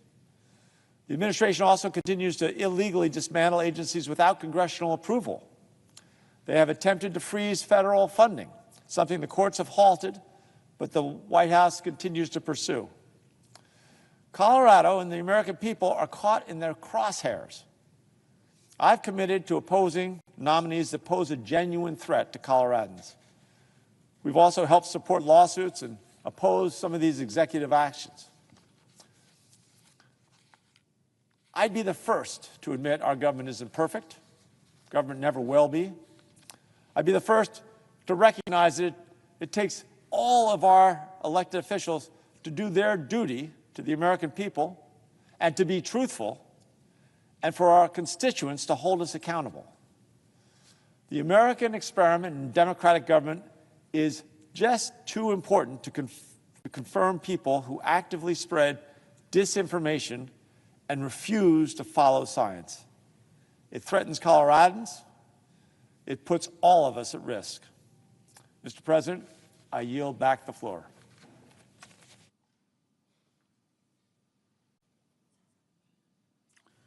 The Senator from Maine. Mr. President, I'd like to begin my remarks this afternoon by talking a little bit about the Constitution. I spent some time last week talking about the Constitution and our failure to observe that the constitutional fundamental structure of the division of power between the Congress and the executive is being violated, and the Congress is allowing it to happen. Another provision of the Constitution is the provision in Article 1 about advise and consent. It's a fundamental check and balance built into the Constitution by the framers for a reason. It wasn't a throwaway line or a few sentences that were put in because they wanted to fill the paragraph out. Again, it's part of this structure that was designed to protect us from tyranny.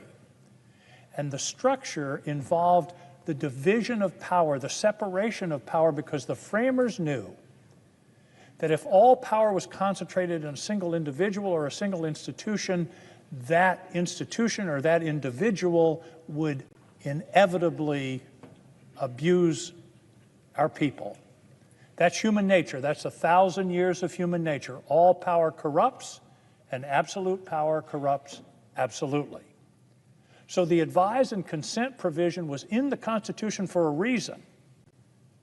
It was in there for a reason in order to provide a check on the executive and the people who were going to be put in charge of running the administration. By the way, I want to stop for a minute and focus on the word administration and the word executive, because it really goes to the discussion we're having in this city, or in this country right now, about how our government is supposed to work. The executive comes from the word execute. And the word execute means put into action. It doesn't mean initiate the action, it means put it into action. The same for the term administration. There's a reason we call it the administration. They are to administer the laws. In fact, the obligation on the president in Article 2 is to see that the laws are faithfully executed. And it does not give the president the power to ignore laws or to decide which laws he or she thinks are okay, to ignore the responsibility and constitutional authority of the Congress to define spending. It does not give the president that power, although the fellow we approved for the Office of Management and Budget last week thinks he has that power, or this president or any president has that power. That's absolutely antithetical to the whole concept of the Constitution as established by the framers. So, administration means administer the laws. The executive means execute the laws, not make them. We make the laws here. And the administration is to faithfully execute those laws. Now let's talk about advise and consent. Advise and consent means we have a responsibility, a constitutional responsibility, to consider each of the president's nominees for these important jobs.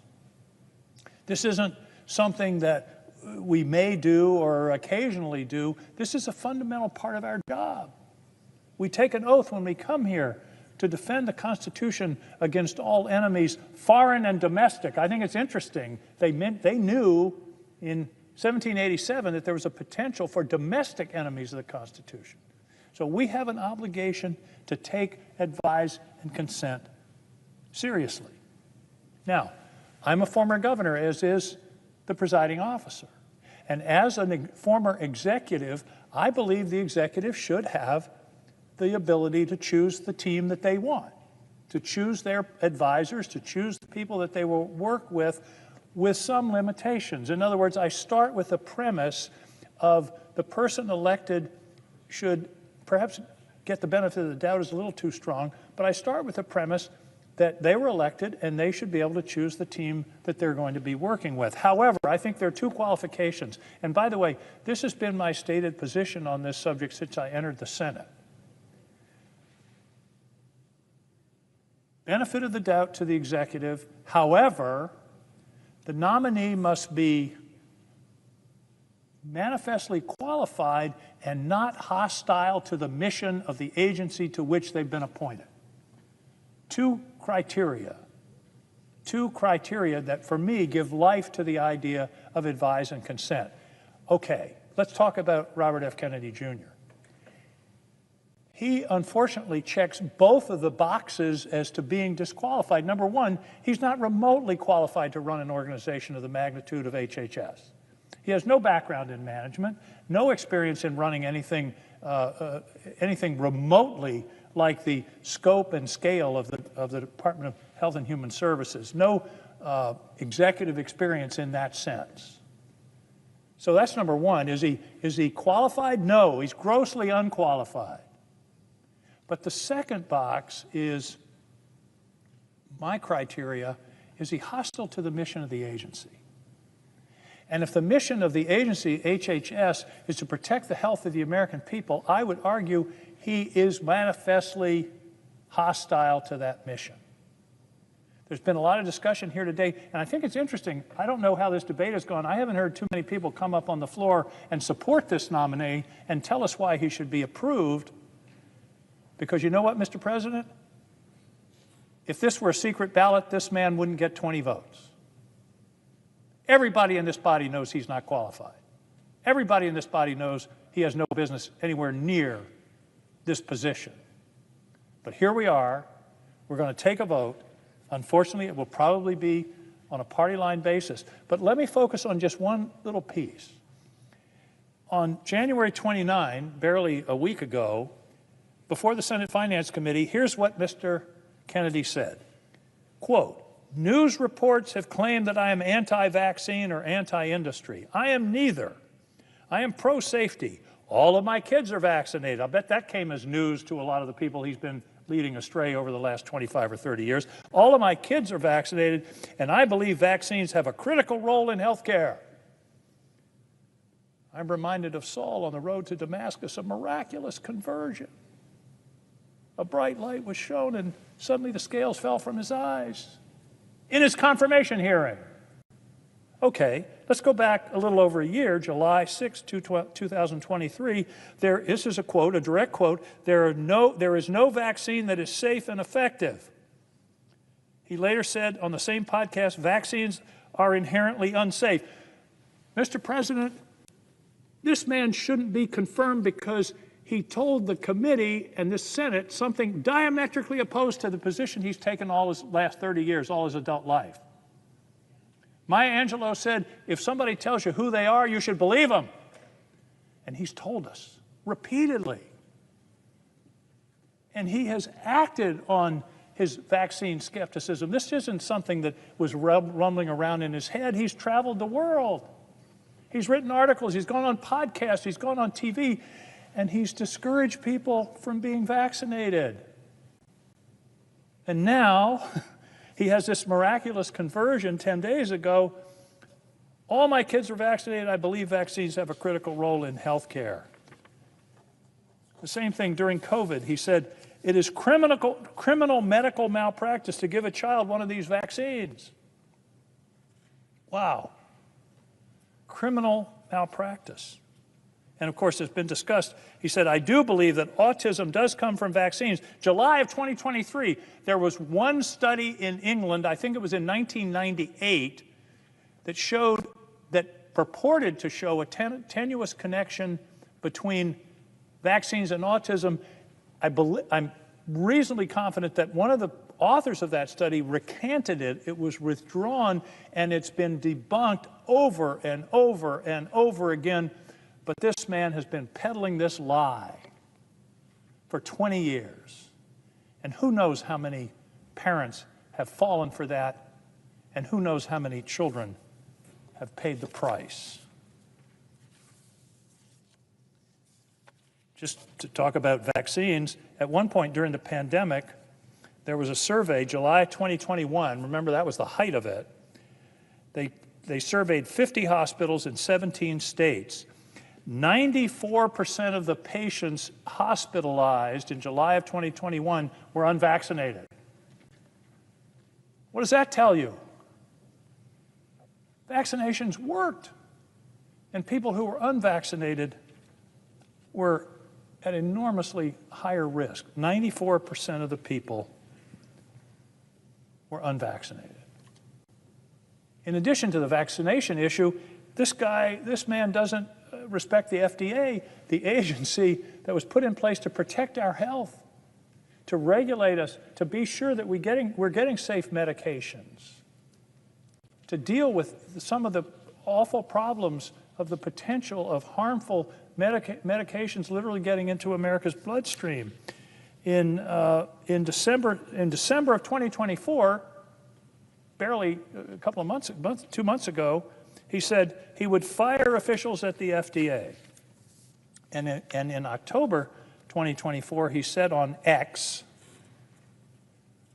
FDA's war on public health is about to end. If you work for the FDA and are part of this corrupt system, I have two messages for you. Prepare your records and pack your bags. He didn't say a certain office in the FDA or a certain part of the FDA, or maybe there was one provision or part that he didn't think was helpful. He said, if you work for the FDA, that's everybody. Preserve your records and pack your bags. This man is not only unqualified, he's anti-qualified. He's a danger. We have physicians in the Senate. I believe that the Hippocratic Oath, do no harm, should apply to Senate votes. You should not be voting for somebody who you know is going to do harm to the public health. So this is it's really a kind of surreal debate, because everybody in this chamber knows this man should not be Secretary of Health and Human Services. Now, I want to end with a personal story. One of the few advantages of being older is that you have a long memory. And in 1952, I was entering the 3rd grade at MacArthur School in Alexandria, Virginia. And in my class in the 3rd grade was a kid named Butch. And he was horribly twisted into a wheelchair. I don't think I'd ever seen a wheelchair when I was going into the 3rd grade. But he was there, and here it is. I'm not even going to say how many years later, but I can close my eyes and see Butch in that chair. Polio was what he had. He was in pain daily. He could barely make himself understood. His arms were crossed, his legs were bent grotesquely in the wheelchair. And 3 years later, the Salk vaccine began what turned out to be the elimination of polio. Where would we be as a country if this man had been the head of the, at that time it was HEW, and somehow put a stop to this vaccine, which I believe he has said even the polio vaccine should be rescinded, which has saved millions of lives around the world? Where would we be? I can't escape the memory of that boy in that wheelchair. I can't escape the memory of my parents not letting me go to the public swimming pool because of the fear of polio, not being able to go out and play in a summer in Virginia because of the fear of polio that stalked the land. The former Republican leader was a victim of polio. The former President Franklin D. Roosevelt was a victim of polio, and it was the vaccine that ended it. Mr. President, I hope this place comes to its senses and rejects this surreal nomination. There could probably, it would be hard to find someone less qualified to serve in this position. And I believe that it will lead to damage to our country, to our health, to our children, and I urge my colleagues to vote no. If you vote yes, you'll regret it. Thank you, Mr. President. I yield the floor.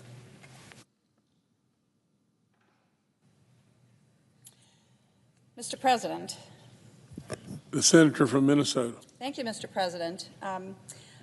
Before I begin, I want to ask unanimous consent that the following fellows in my office be granted floor privileges for the remainder of the first session of the 119th Congress.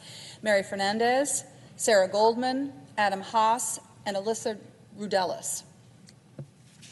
Without objection. Thank you, Mr. President. I want to just first comment on how much I appreciated the comments of my colleague from Maine, Senator King, both in your elucidation of the deep challenges of the Robert Kennedy Jr. nomination, but also your close look at what it means, what the difference is between the legislative branch and the executive branch, and the role that we have in this body to provide advice and consent. And I appreciated what you were saying about how, kind of what your North Star is when you look at these nominations. And I would say I agree with you that I do believe that incoming presidents should be able to surround themselves with people who they trust. And that, of course, we may strongly disagree with the president. However, he has the right to have people around him who agree with him. But I think that there's something that you said, Senator King, that was extremely important. I also look at these nominations in terms of whether I believe they have the base level qualifications to do the job. And then the second thing that I ask myself is, can I trust these individuals? Can I trust Robert Kennedy to follow the law? I mean, that is fundamentally what their responsibility is, to certainly be loyal to the person who put them in that role, but also at a base level that they're going to follow the law. And so, Mr. Speaker, I rise today, Mr. President, I rise today to highlight what I consider to be the threat of Robert F. Kennedy, the threat that he poses to Americans' health and safety and well-being. And in fact, I have concluded, I've talked with him, I've listened to him, I've asked him questions, both in a private setting and also in committee, and I've read his words and his history, and I can only conclude that he cannot be trusted with this important job, that I cannot trust him to follow the laws of this land. I believe that Mr. Kennedy is wholly unqualified for the position of Secretary of Health and Human Services, and that he is unprepared to lead. And I think that he cannot be trusted with the health and the well-being of Americans, particularly in this moment.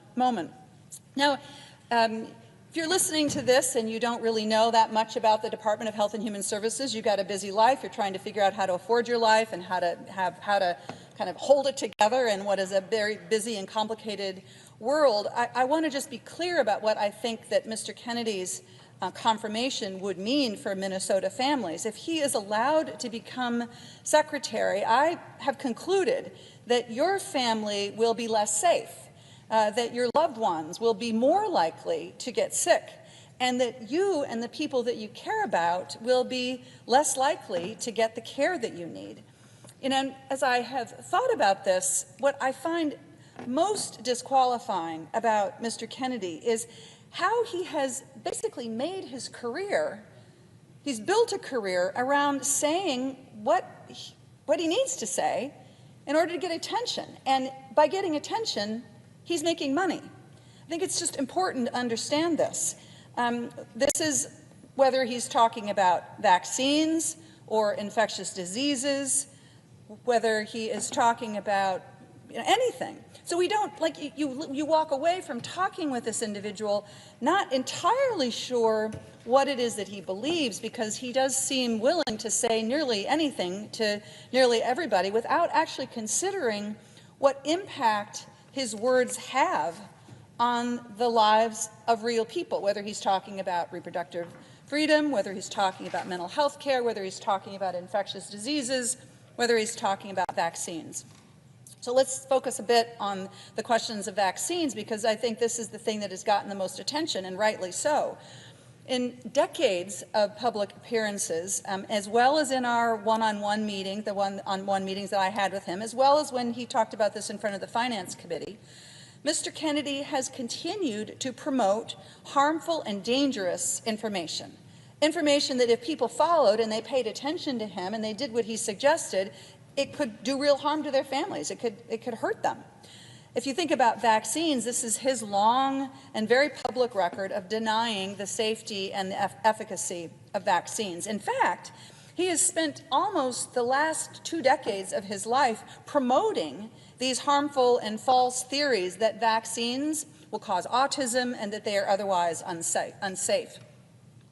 As an example, in 2021, he proudly described stopping strangers out, on hikes and telling them not to vaccinate their babies. Can you imagine that? You're out walking around and Robert F. Kennedy Jr. comes up to you, man of stature and power, and says, don't vaccinate your children. Those words have impact. During a podcast interview in July of 2023, Mr. Kennedy said, and I quote, I believe Senator King quoted this as well, there is no vaccine that is safe and effective. So, okay, just think about that. He's saying, don't pay any attention to the science, don't pay any attention to the experts. I'm going to tell you that there is no vaccine that is safe and effective. Those words have consequences. The online store is another example that Mr. Kennedy's organization, the Children's Health Defense, there's an online store. You can all go on and check it out, and you will find there they're still selling little baby onesies and T-shirts for little children that have messages on them like unvaccinated and unafraid. Now, of course, here we are on the verge of a vote to decide whether the United States Senate is going to confirm Mr. Kennedy. And of course, now he's denying all of that. He's distancing himself from all of these past statements. But, I mean, you can't run away from your words. Certainly in this day and age, and I would argue in any day and age, those words are out there. You said them. They are on the record. They are on video. And it matters what the Secretary of Health and Human Services say, what he says about these things. And of course, it matters what he doesn't say as well. Words have real consequences.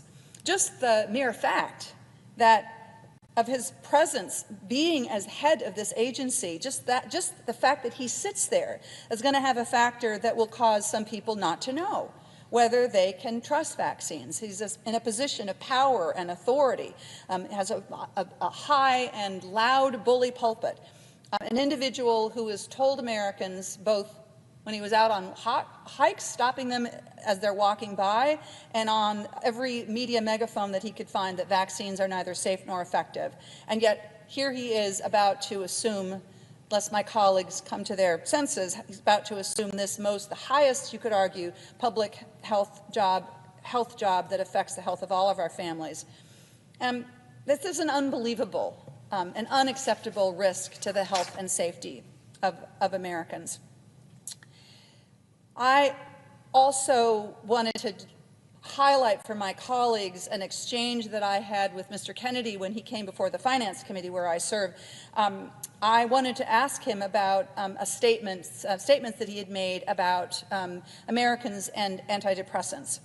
And when I probed him on this, I asked him confronted him with some things that he had said in the past about antidepressants, basically saying that it appears, he said that basically that he attributed a connection between people who are using antidepressants and school shootings. I asked him about that, and I asked him whether he thought that folks who take antidepressants are dangerous or not, and he refused to even say that Americans who take antidepressants are not dangerous. He could not even get those words out of his mouth. In fact, he doubled down on his claims that antidepressants do cause school shootings, and he claimed that this is an area that needs to be studied, and that he knows people who have had, and I quote, much worse time getting off of SSRIs than they have getting off heroin. Now, this is a typical strategy that I saw Mr. Kennedy take with many of our colleagues, both on the HELP Committee and on the Finance Committee. When confronted with the facts and asked whether he believed the science and the facts, he would always say some version of, show me the data, show me the information. Even when the research is settled, the data is settled. And here, let me come to this question about whether or not antidepressants are dangerous and are somehow a contributor to school shootings, which is an outrageous thing to say. There's a study in 2019 that was published in the Journal of Behavioral Science and Law, and it says, it appears that most school shooters were not previously treated with psychotropic medications, and even when they were, there was no direct or causal association found. I was stunned when Mr. Kennedy again sort of said, well, I don't believe that research, or I need to see other data, we need to look at this. Of course, he's not willing to accept the facts and the science.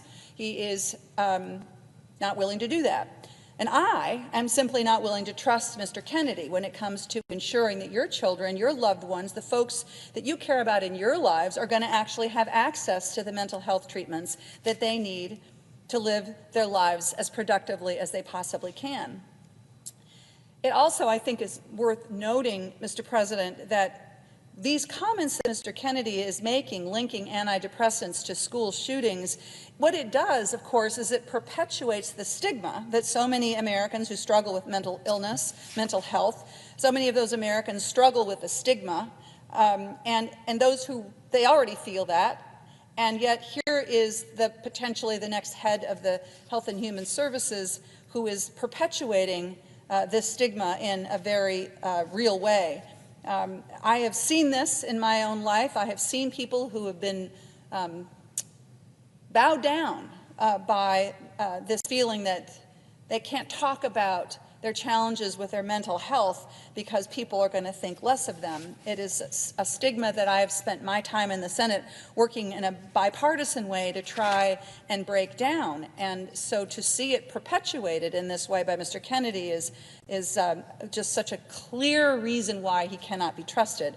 The rigorous peer-reviewed research on SSRIs, common form of antidepressant, is not only the science that is the science that Mr. Kennedy has willingly chosen to ignore, but it's not the only science that he has willfully chosen to ignore.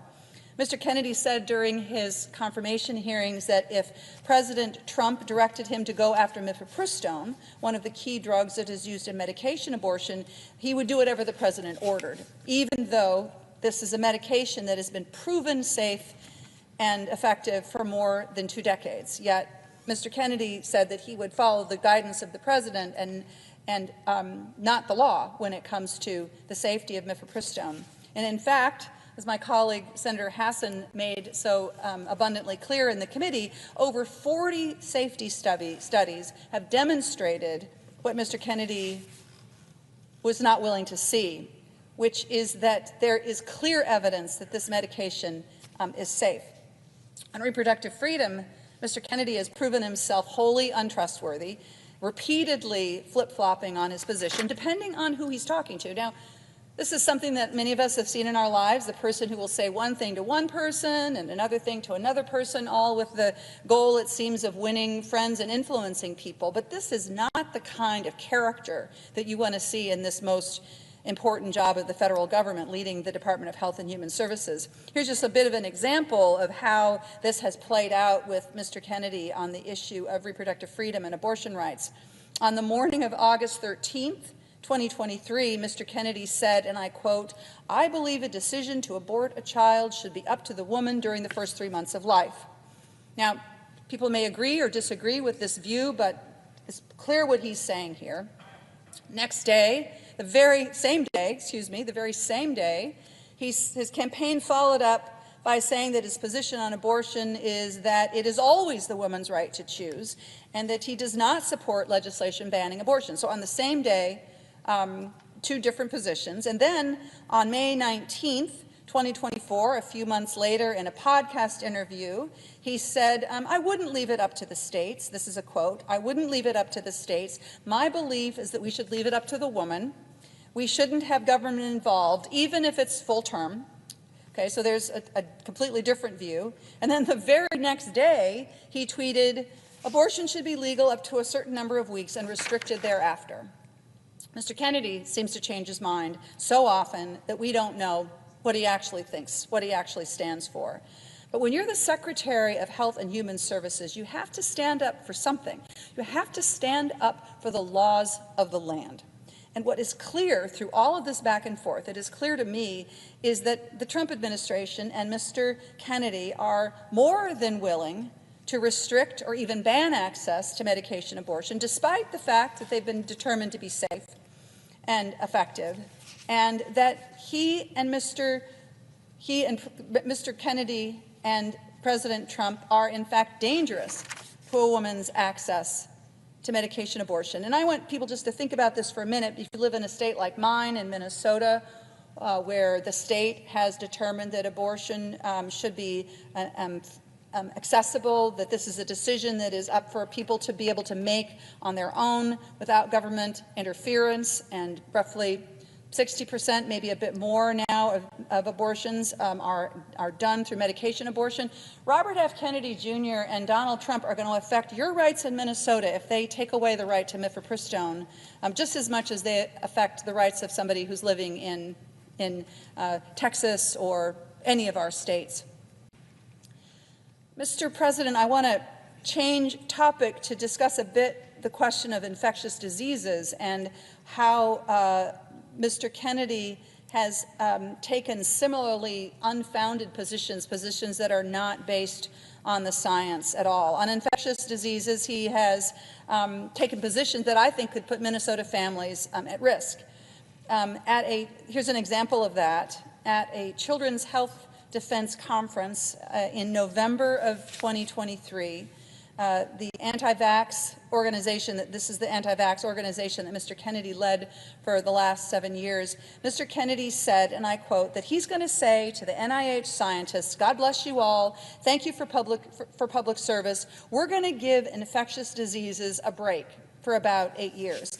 Now, Mr. Kennedy and President Trump may want to give infectious diseases a break for the next 8 years, but I'm pretty sure that infectious diseases are not going to give the United States of America a break for the next 8 years. Across the country, here's a classic example of that. Across the country, we are facing a very real public health threat from avian flu. In Minnesota, farmers and producers know this better than anywhere. Although it's certainly not affecting only Minnesota, it's affecting many of our states. So this is an infectious disease that is infecting flocks of wild birds and also domesticated poultry. And nearly 150 million chickens across the United States have had to be culled, to be euthanized to prevent the spread of the virus.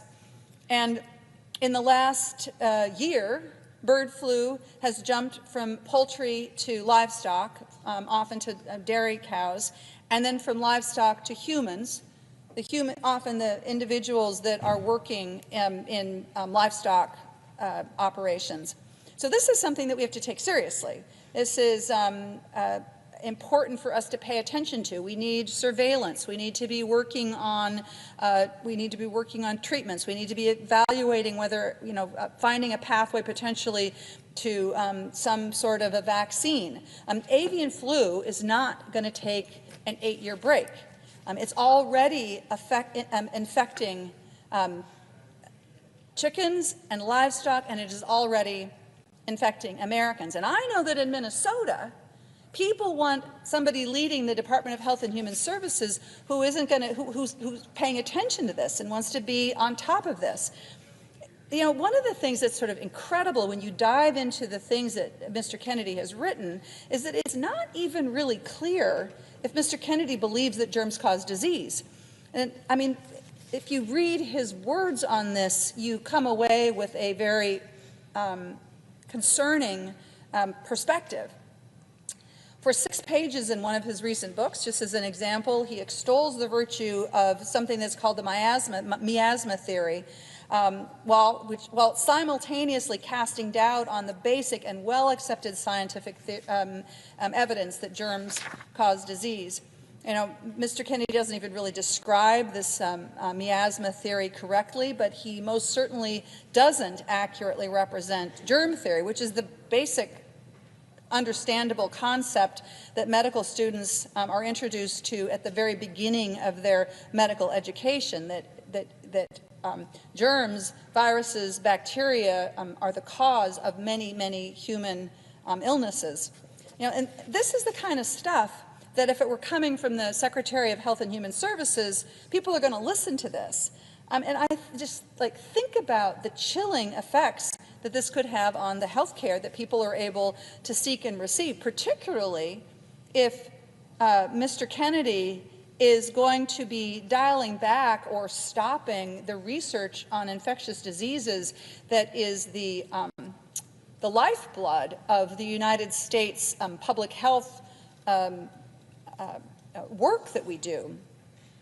At the Finance Committee, and then the next day at the Health Committee, my colleagues and I gave Mr. Kennedy opportunity after opportunity to dispel the false and misleading claim he has spread for decades, and to distance himself from these past positions. And we gave him the chance to tell Americans that he would keep them and their children safe, and that he wouldn't threaten their access to treatments or to cures or to care, and that he believed that the research is out there, that he believed the research that is out there and accessible to anybody and everybody who wants to see it, the research that is taught in medical schools, the research that is followed by the National Institute of Health, and he couldn't do it. He couldn't tell us, he couldn't just say that vaccines don't cause autism. He couldn't just tell us that antidepressants don't cause school shootings. He couldn't just tell us that he will make sure that America's health insurance is protected.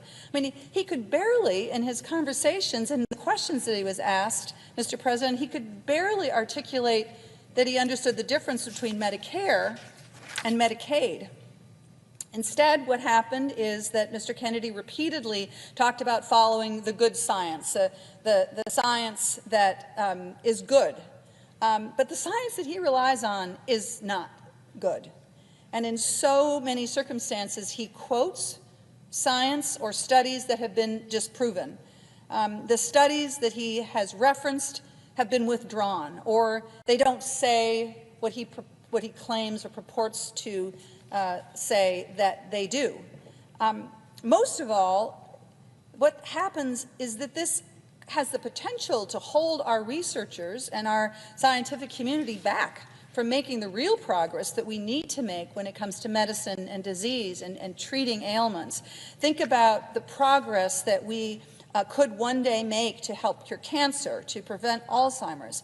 If we have to revisit the the history, the record of science, because Mr. Kennedy says that he doesn't think it shows what everybody else thinks it shows. Think about how that's going to set us back, how that is going to keep us from moving forward to address the real health challenges of today and tomorrow.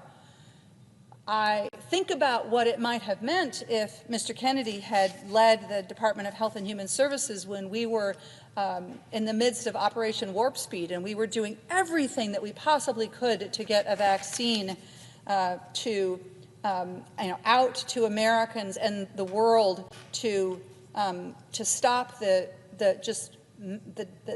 millions of deaths that were happening because of the COVID-19 virus. What would have happened if Mr. Kennedy, sitting in that position of authority, had said, I don't believe this science, I think we need to do more, I don't think that any vaccine is safe and effective, and therefore I want to call this vaccine back. And in fact, that is what Mr. Kennedy did. He submitted a call to the Department of Health and Human Services in the early days of the vaccine, saying that he thought that it should be pulled back from the market. Think about what impact that could have had on all of our families if he had been in a position of authority and had been able to accomplish that.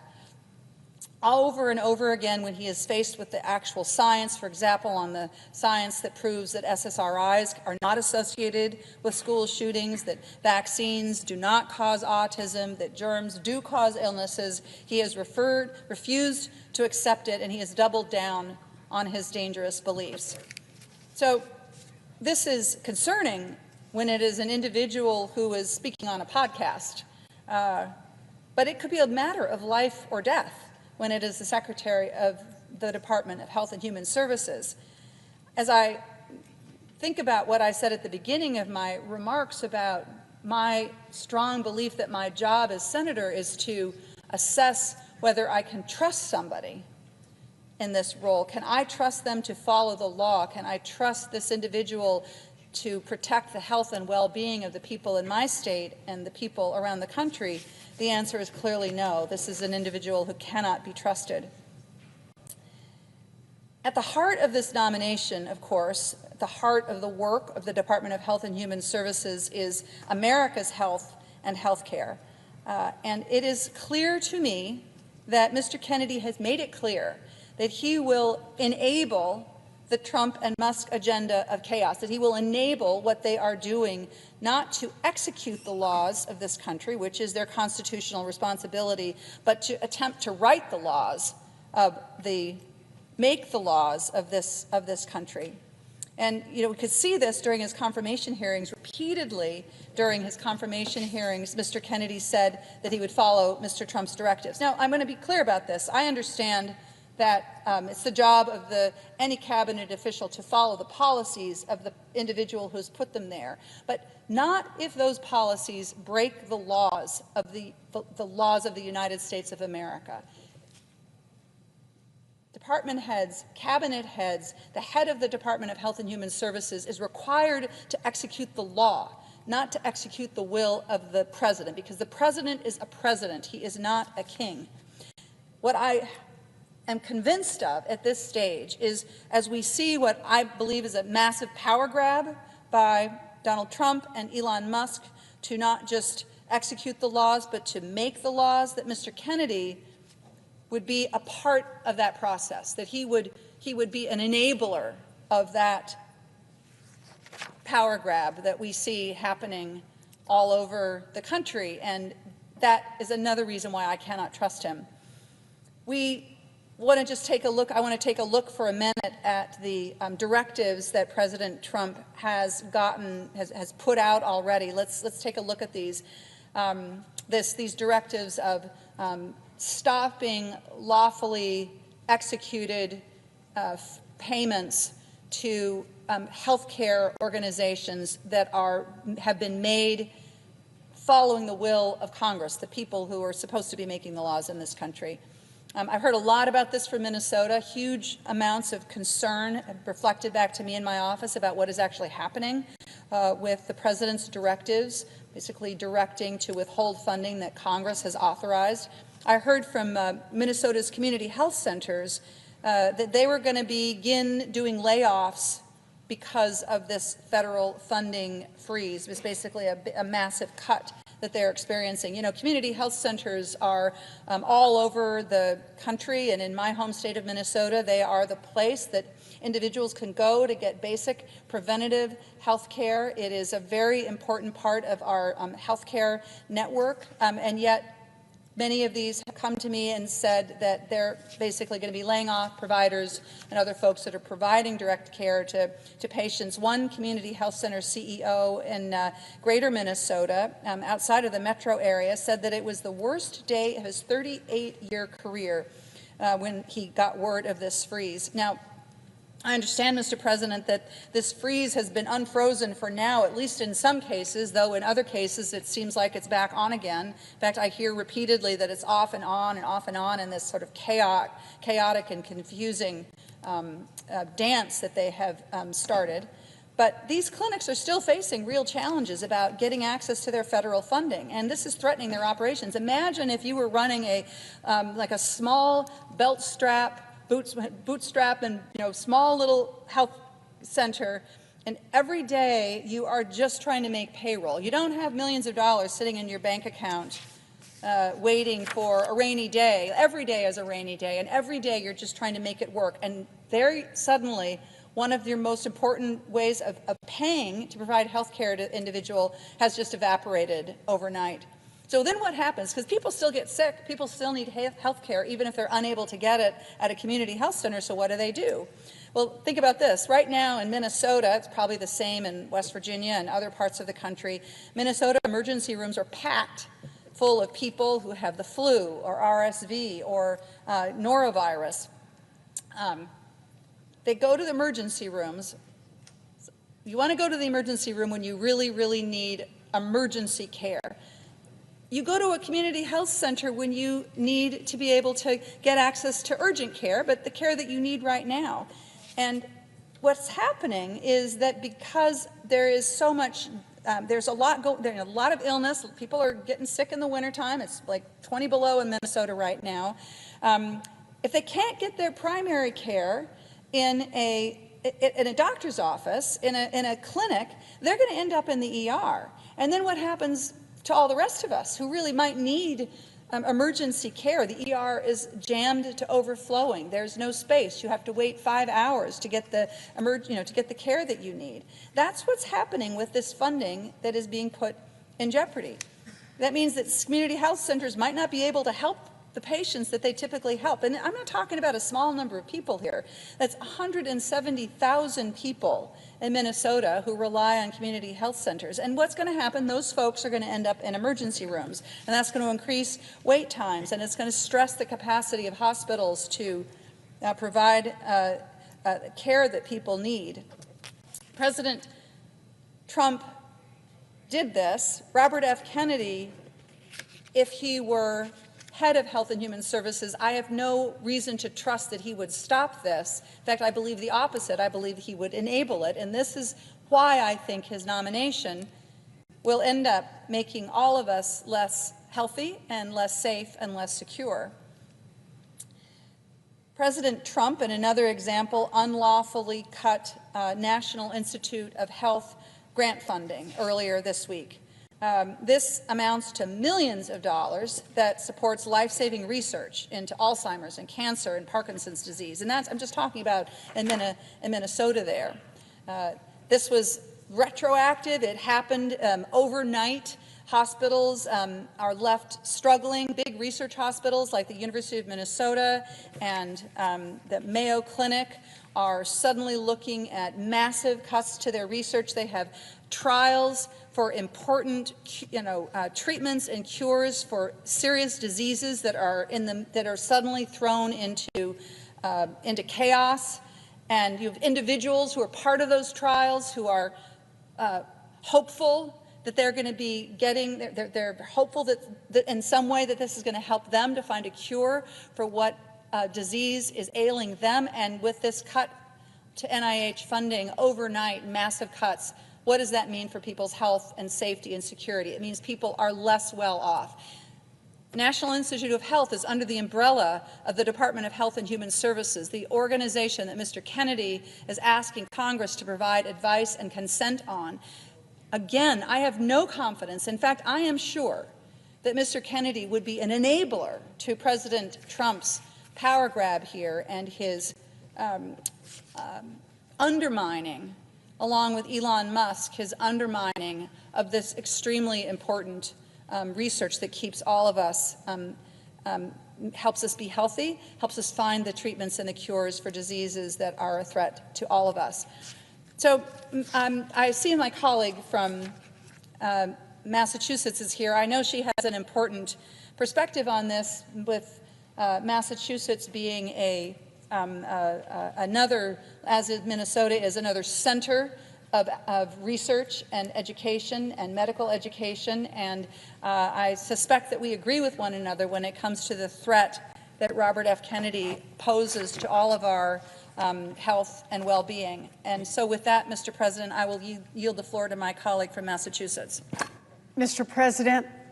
The senator from Massachusetts. Thank you, Mr. President. And I want to say thanks to the senator from Minnesota for her leadership on this point. I know that the great research institutions in Minnesota that count on her support are out there fighting, thanks to Donald Trump, as they are in Massachusetts. And the people all around this country who rely on those research institutions, who are looking for those cures, for those better treatments, for those opportunities in their lives that right now Donald Trump and his co-president Elon Musk seem to want to cut off. So we will stay in this fight. We will indeed. I am here today because Americans didn't vote to bring back measles. Americans didn't vote to bring back polio. Americans didn't vote to bring back dangerous diseases that we thought we had wiped out decades ago. Americans didn't vote to get rid of critical vaccines that we know, based on science, we know save lives. But that is what Robert Kennedy Jr.'s vision would mean for Americans. That is the vision that Donald Trump will empower him to carry out. Kennedy not only worked to undercut vaccines at home and abroad, he's made a lot of money doing it. In fact, Kennedy has made millions off peddling harmful conspiracy theories that hurt real people. He opposed the life-saving COVID vaccine just 6 months into the pandemic, and he set himself up so that he and his family could make millions more from putting Americans' health at risk. One thing is very clear. We cannot trust Robert Kennedy to make health care decisions that will affect every person in this country. Right now, millions of Americans are sitting down for dinner with their kids. And I hope we just think for a minute about what RFK Jr.'s plans would mean for them. Will their teeth decay because Kennedy took fluoride out of the water based on some conspiracy theory? Will they have to worry about getting measles at school because Kennedy is spreading anti-vax conspiracies on government letterhead? Will parents have to risk their kids getting polio and maybe dying by sending them to daycare because Kennedy used his HHS rules to open the door to a flood of bogus lawsuits that forced manufacturers to pull the vaccines? Look, here's the thing. Robert Kennedy has spent years on an anti-vaccine crusade, spreading baseless conspiracy theories under the guise of protecting children. So we don't need to guess the level of harm he will cause. His past already tells us everything we need to know. In July 2018, 2 children died immediately after receiving a measles vaccine that nurses had incorrectly mixed with a muscle relaxant. Within weeks, the Samoan Health Ministry publicly confirmed the nursing error and charged the nurses with manslaughter. Nevertheless, leading anti-vaccine groups, including Kennedy's own organization, Children's Health Defense, exploited public fears to question the reports and spread baseless claims. On August 5th, 2018, Kennedy's organization, Children's Health Defense, posted on Facebook, and I will quote the post, quote, "Were these once healthy children the only two to receive MMR that day? If not, why were they the only ones to die? Research needs to determine susceptibility so that no child is ever injured." Del Bigtree, Kennedy's partner and former campaign manager, also released a video linking the tragedy to false claims about measles and telling his followers to, quote, "Share it with everyone you know. This is how we are changing the world." Now, amidst public distrust and a paused vaccine program in Samoa, the vaccination rates plummeted. About 10 months later, once the Samoan government had finally stood up against the disinformation and resumed the vaccine program, Kennedy visited the island to meet with the Prime Minister. Later, recognizing the blowback that comes with how much went wrong when a conspiracy theory cost people their lives, Kennedy has since denied that his visit had anything to do with vaccines and said that anything suggesting otherwise was, quote, "an industry propaganda trope." In other words, totally false. Industry propaganda trope. Kennedy lied. A blog post that Kennedy himself wrote in 2021 admits that he went to Samoa to meet with the Prime Minister, who wanted to discuss the possibility of, quote, "measuring health outcomes following the natural experiment created by the nation's respite from vaccines." Think about what that means. Another way to say it is that Kennedy was interested in taking advantage of how the vaccination rate had plummeted, caused by misinformation, so that they could conduct uncontrolled trials on whether unvaccinated kids were healthier than vaccinated kids, a conspiracy theory that he had widely spread. You see, at the time, one of his traveling partners was working on a similar study with two anti-vaccine activists, which was ultimately retracted following an investigation that, quote, raised several methodological issues and confirmed that the conclusions were not supported by strong scientific data. Now, there's no surprise here. The Prime Minister of Samoa declined Kennedy's outrageous proposal. He didn't want his country to be Kennedy's guinea pig. He didn't want unvaccinated children to be studied to see what happened to them when measles or other diseases broke out. But that didn't stop Kennedy from spreading his message. On this trip to Samoa, he met with various anti-vaccine influencers, one of whom said the meeting was, quote, profoundly monumental for the movement. A few months after Kennedy left, in October 2019, the vaccination rate in Samoa hit an historic low of 31%, down from 74% the prior year. And no surprise, a massive measles outbreak erupted. So here is Kennedy telling us now, no, he had nothing to do with this. His trip to Samoa had nothing to do with the measles vaccine, and calling any claim industry propaganda trope. And yet, he himself posted a blog about meeting with the Prime Minister and talking about a study to measure health outcomes following a natural experiment of studying children, some with no vaccination and some that were vaccinated. And the anti-vax groups he met with talked about how profoundly important it is. Then Mr. Kennedy leaves, vaccination rates drop down to 31%. The measles outbreak was truly tragic.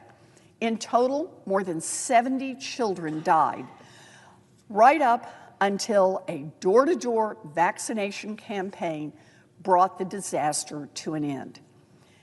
As HHS Secretary, Kennedy would be responsible for whether we keep our children vaccinated or subject them to, in his words, the same natural experiment that he was interested in testing in Samoa.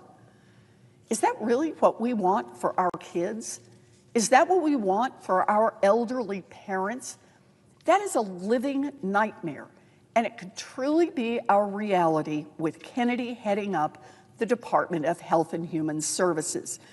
And all the while that this is going on, while Kennedy is promoting this anti-vax theory, he and his family are profiting off the plan. Now, I've been sounding the alarm about Kennedy since the minute Donald Trump announced that he would nominate him for HHS Secretary. It's not just that he is unqualified. His long history of promoting anti-science conspiracy theories make him disqualified.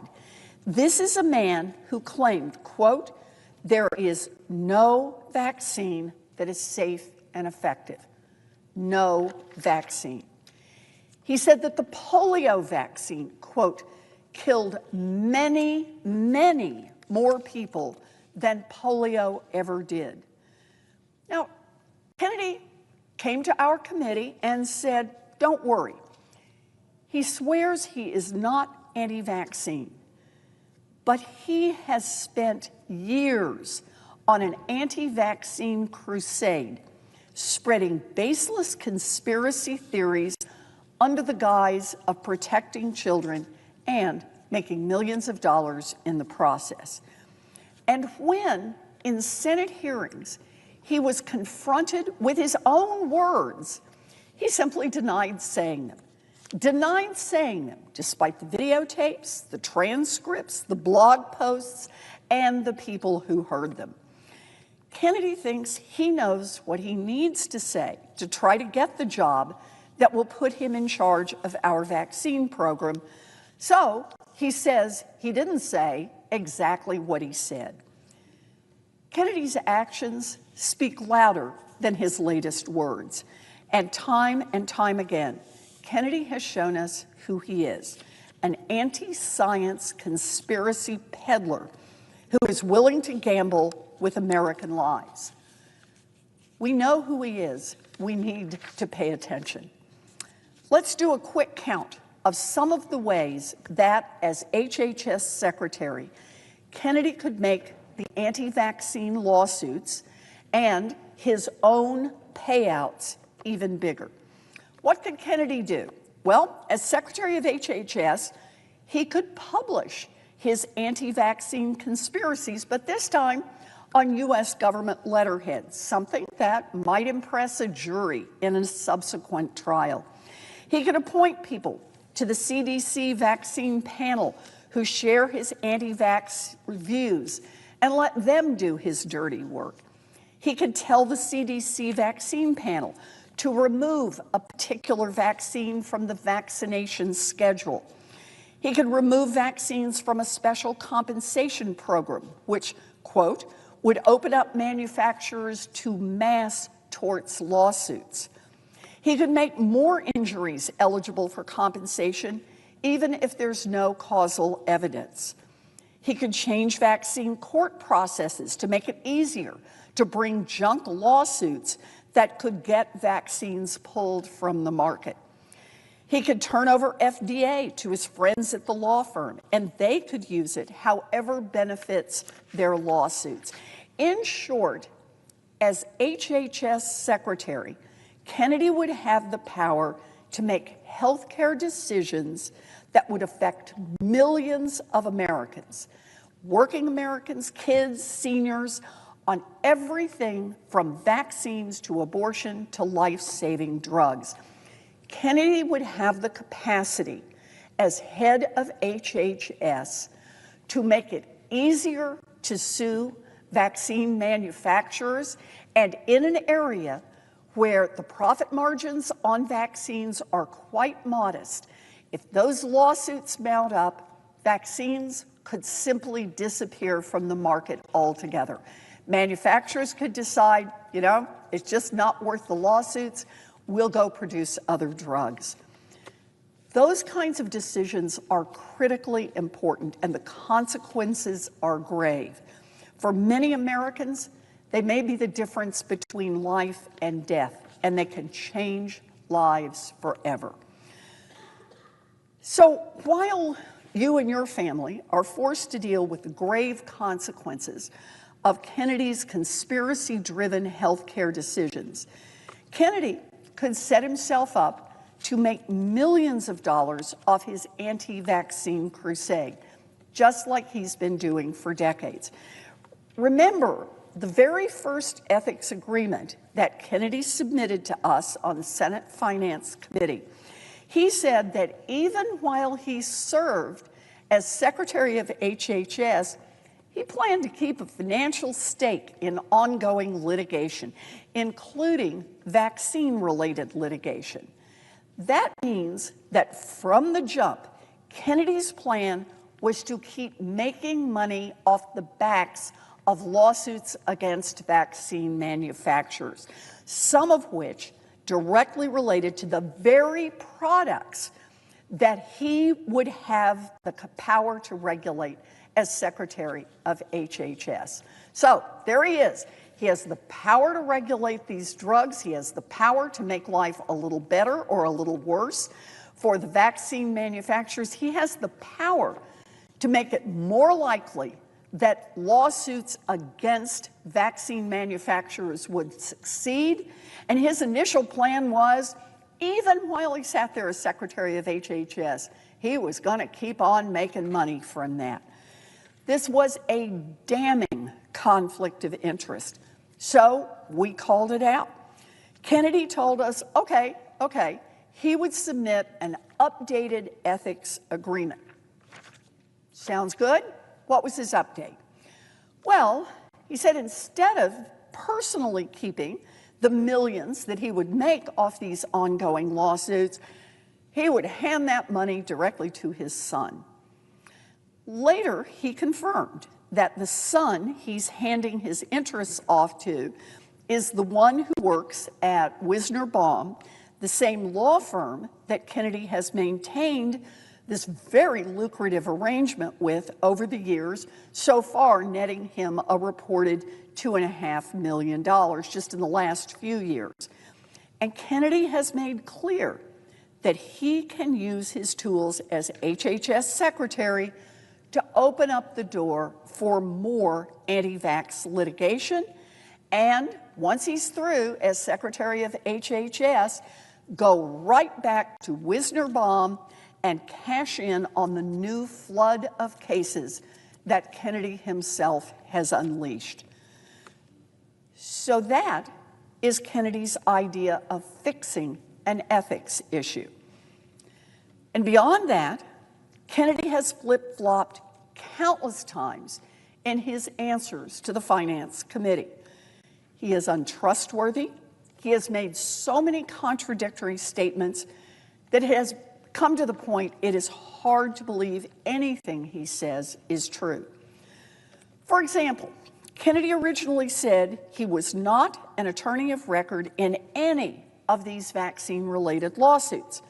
But we did a little homework, and we found at least 5 cases related to the vaccine litigation that hadn't been disclosed where Kennedy appears to be the attorney of record. That is important because what it means is that Kennedy is a lot closer to these cases than he's revealing.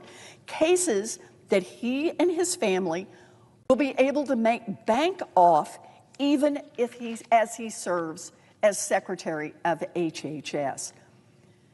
The importance of this litigation cannot be overstated.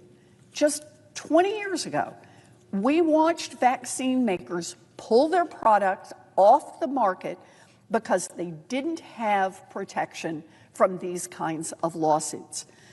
The consequence of Kennedy's ability to make those lawsuits easier is also the ability to shut down access and manufacturing for vaccines for every one of us. And I think that is a terrible mistake. Kennedy claims that he is taking on Big Pharma, but that is the lie he is peddling to hide his conflicts. I pressed him on real ways to take on the industry, including using march-in on Big Pharma's patents when they use taxpayer funds to bring drugs to market and then turn around and jack up prices on hardworking Americans, and by having the government negotiate prices directly with Big Pharma on behalf of Medicare beneficiaries.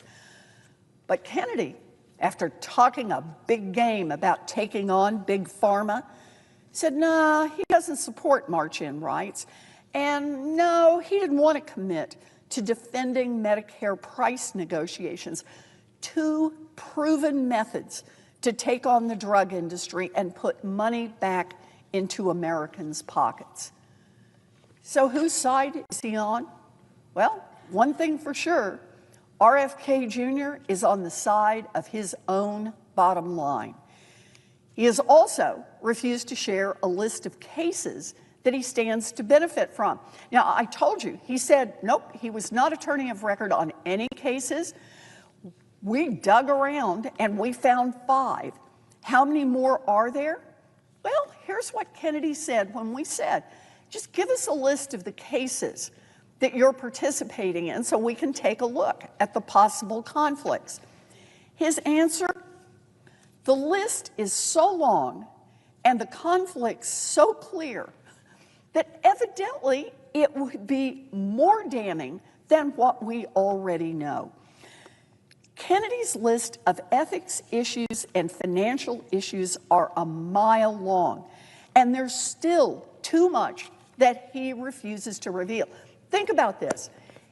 He's already told us enough about his conflicts, about how he planned to keep making money. Even while he was Secretary of HHS, he revealed all that right up front. Said, yep, I'm going to make money while I'm Secretary of HHS. And yet, on basic questions like, can you just give us a list of the cases that you've participated in? He says, no, I can't do that, which really makes you ask, what on earth is he hiding? He is dodging questions from the Senate. He is contradicting himself, and he keeps changing his answers in order to muddy the waters and really make it hard to understand what's going on. Look, no one is fooled here. Kennedy has said he will, quote, slam shut the revolving door, end quote, between government agencies and the companies they regulate. But what he won't agree to is cut off his own family's steady stream of money flowing in from lawsuits that he personally can directly affect while he is Secretary of HHS. Kennedy knows that these conflicts are serious, and that's why he scrambled to update his ethics agreement and to hand off his interests to his son in a desperate attempt to fix things. But that simply isn't good enough when millions of Americans' lives are hanging in the balance. Don't take it just from me. Take it from the Wall Street Journal editorial board. They wrote, quote, Robert F. Kennedy Jr. pledged during his confirmation hearing to root out corruption between industry and government. Yet, the man who wants to be the nation's Secretary of Health and Human Services refused to rule out personally making money from lawsuits against drug makers. This ought to be disqualifying. The Wall Street Journal, this ought to be disqualifying. It's simple. If Kennedy wants to prove that he was serious about, quote, slamming the revolving door between industry and people making money from their positions in government, I laid out a list of commitments that he should make immediately. Senator Wyden, the ranking member on the Finance Committee, and I wrote, quote, 1, if confirmed as secretary, you will recuse yourself from all vaccine-related communications and decisions. Given the breadth of your involvement in vaccine litigation, such a recusal would help ensure that you and your family do not benefit financially from official government actions that you will oversee and control. Such recusal will also ensure vaccine-related policymaking and communications are not inappropriately skewed by your personal views at the expense of scientific evidence. That was part one that we wanted. Part two, if confirmed as secretary, you will recuse yourself from all matters related to HHS-regulated entities that are involved in cases or litigation that you or your family have an interest in. This will help ensure, for example, that you could not leverage your position as secretary by conditioning a company's request regarding an unrelated matter. So, for example, an FDA approval on such company agreeing to settle an anti-vax case in which you or your family have a financial interest. Part three, if confirmed as secretary, you will not litigate cases involving vaccines, represent parties in VICP-related cases, or have a financial interest in such litigation or cases for at least 4 years after leaving office. As secretary, you would be in a position to influence future anti-vaccine cases and litigation in ways that would benefit you personally after leaving HHS.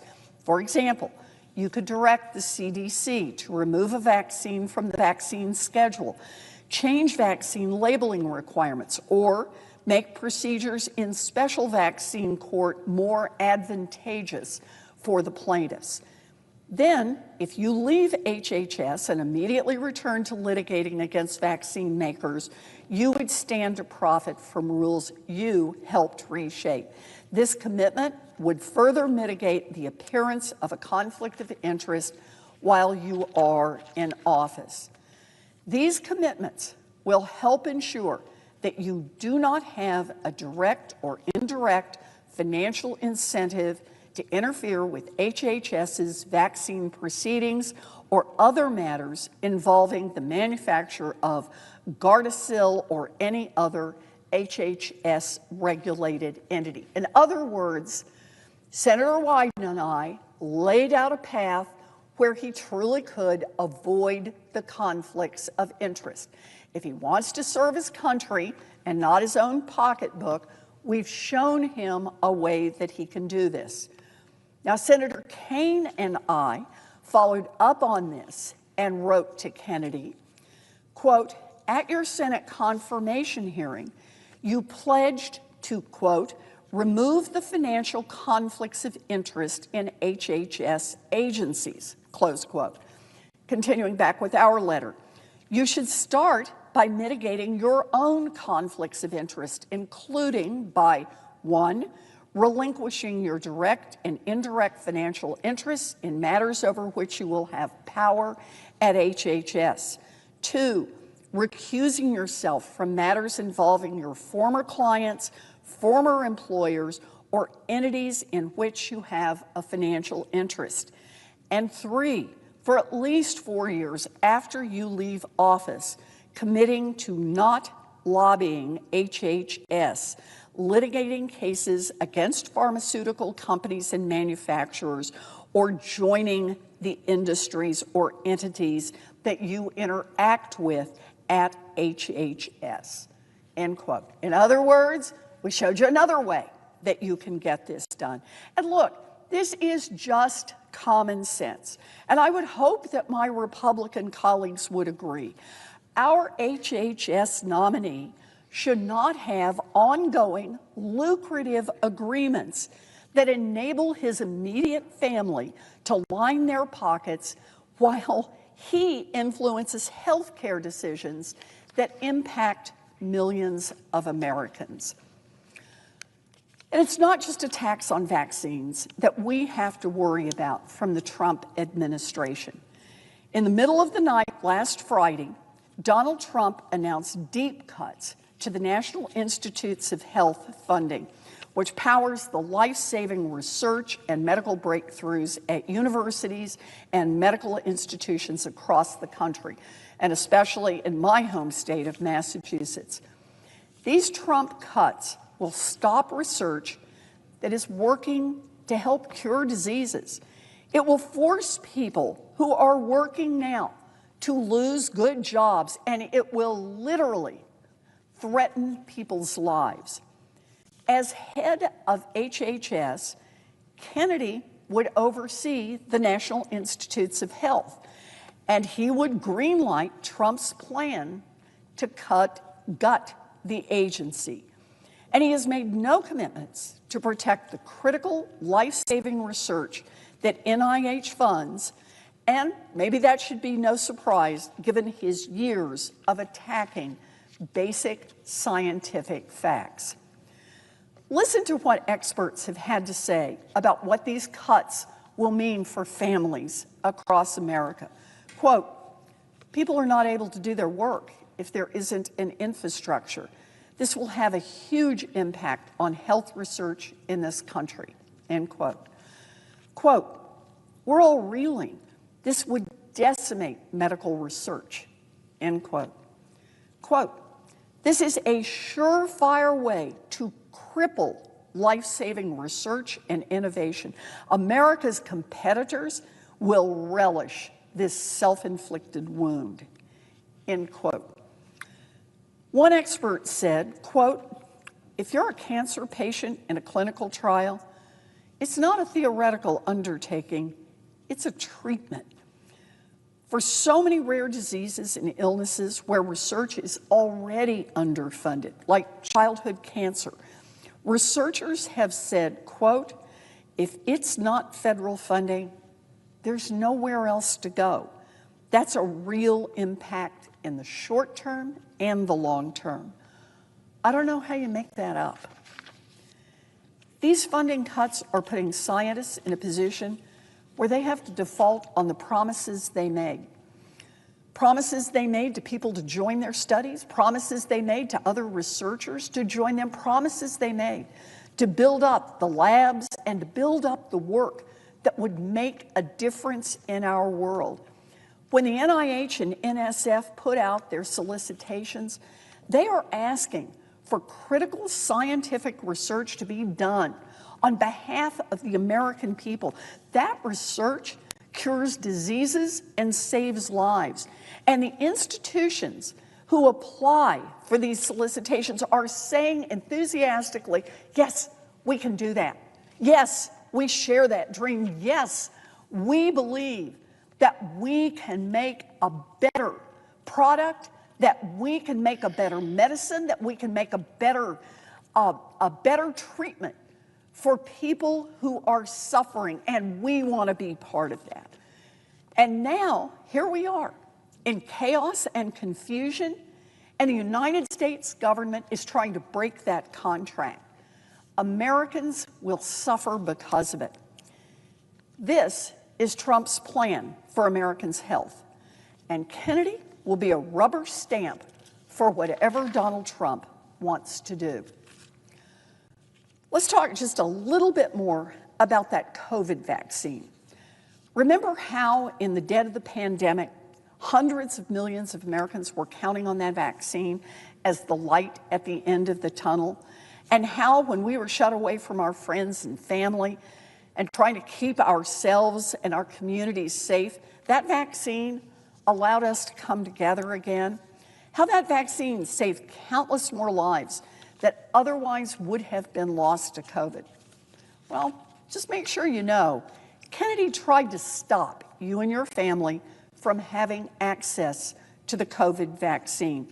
I'll just read a little portion of one of the articles from last month on this.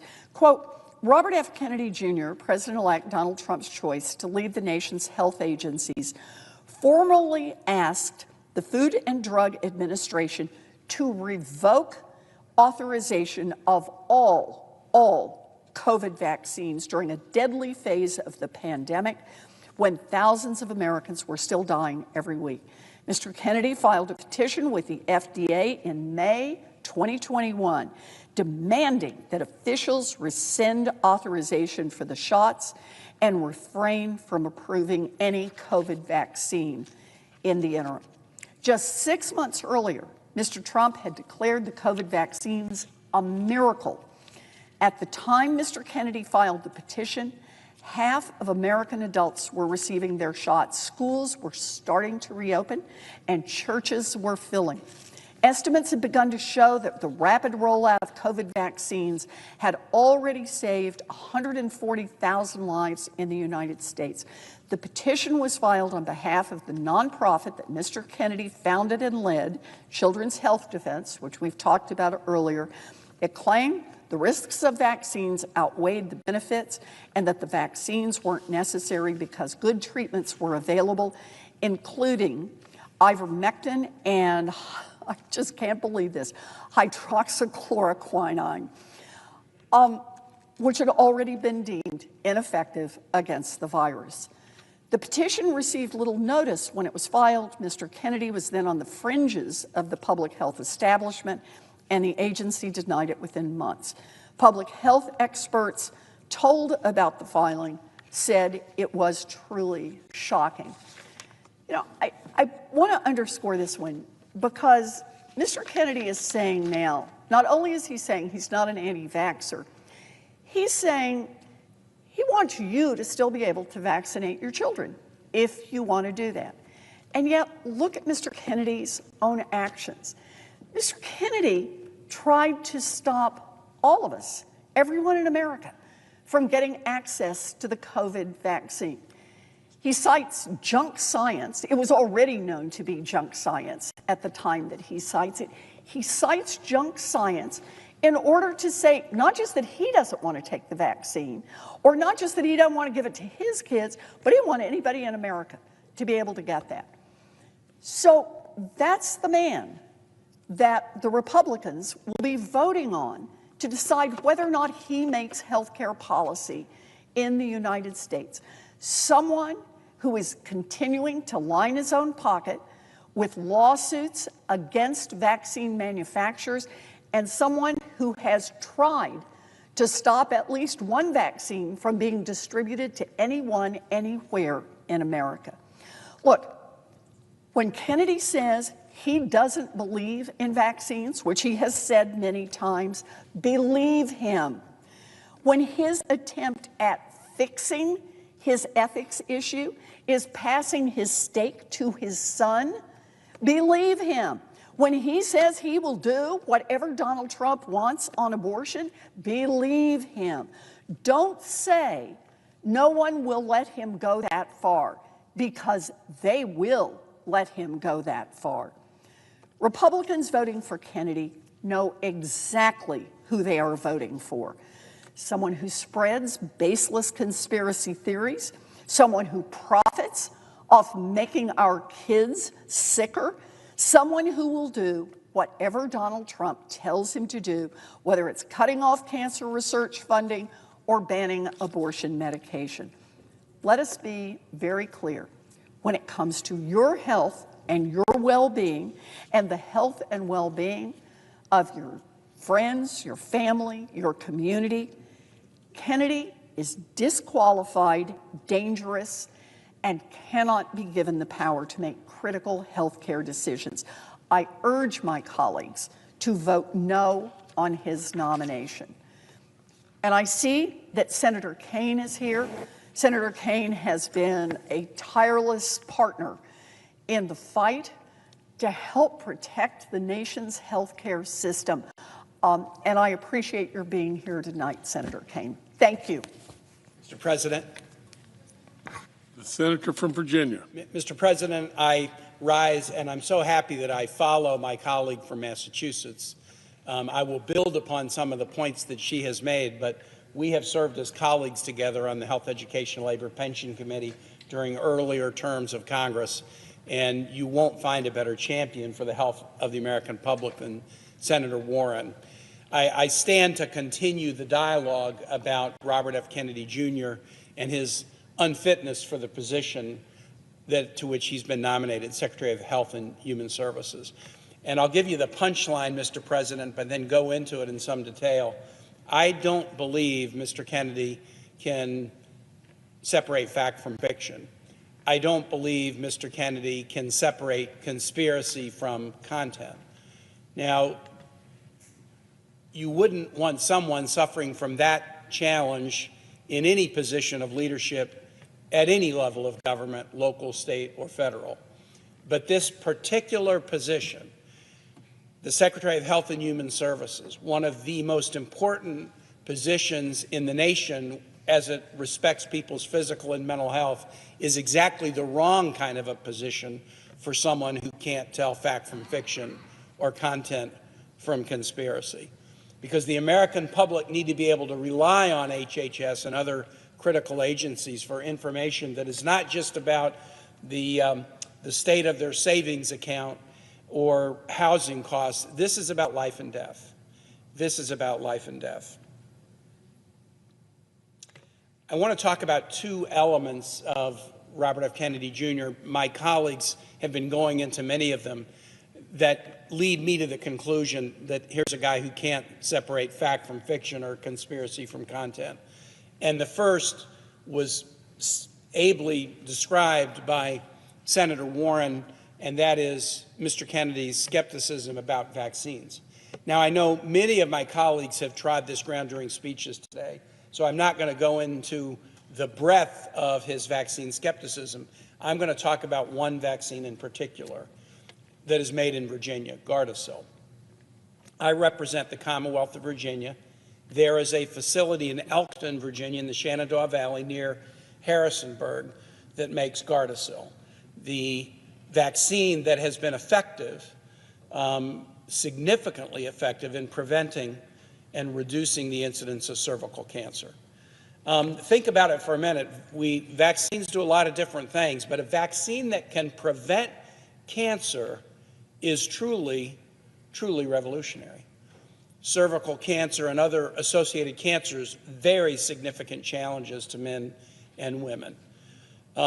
In the early 2000s, the FDA approved a cervical cancer vaccine, and there are a number of vaccine manufacturers, but one of the largest is the Merck that manufactures Gardasil in Virginia. And I have visited the plant.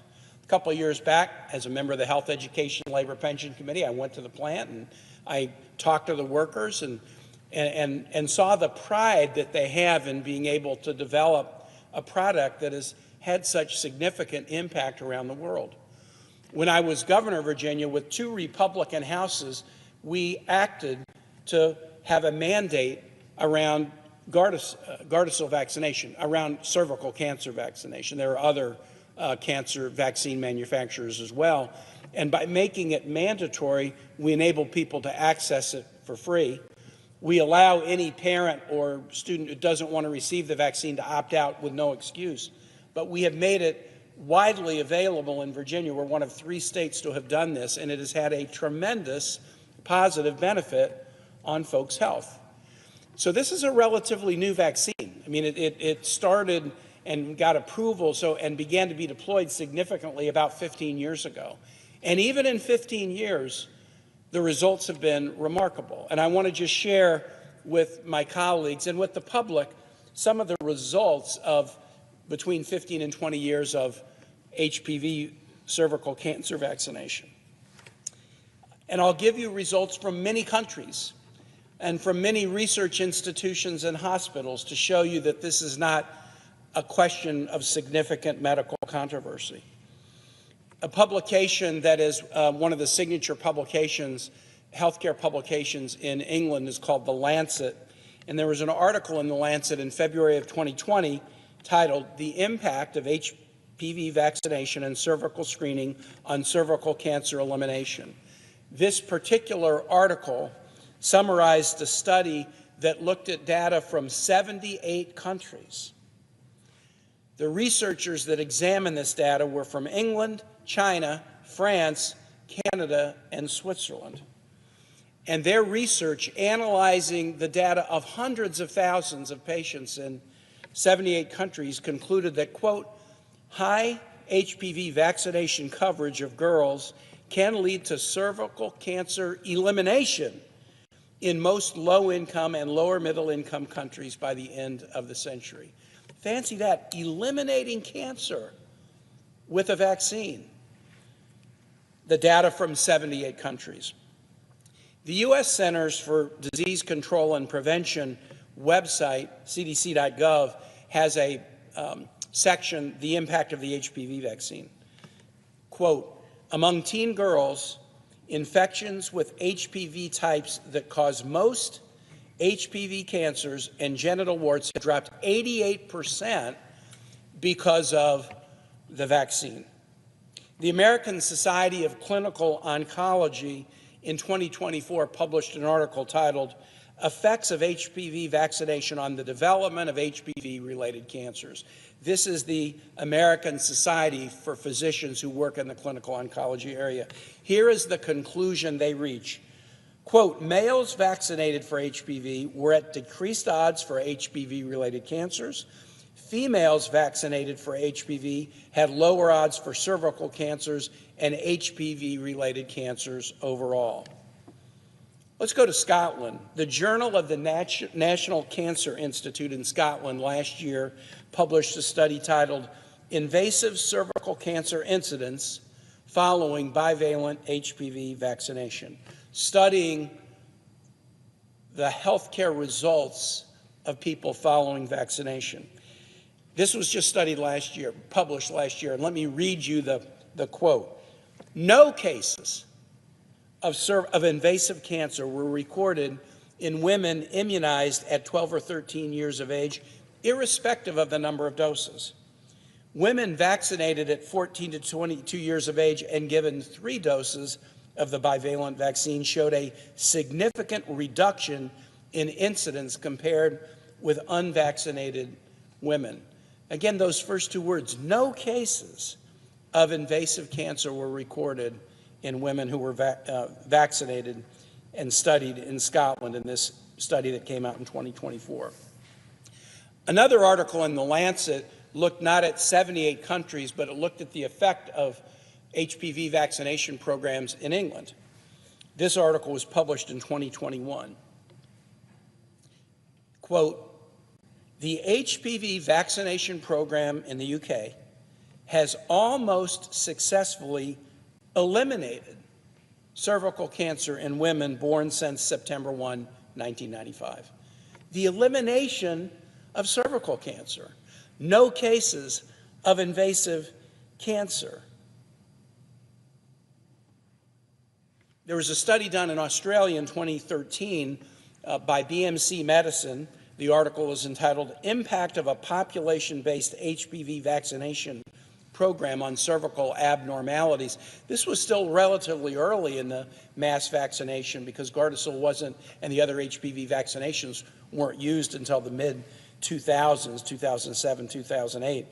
And here is the conclusion reached about the Australians' experience. Australia was one of the first countries to introduce a publicly funded national HPV vaccination program commenced in April 2007. It significantly reduced cervical abnormalities within 5 years of implementation, with the greatest vaccine effectiveness observed in the youngest women. The New England Journal of Medicine, which in many ways is the gold standard in the United States, published a study in 2020 about the effect of vaccination in Sweden.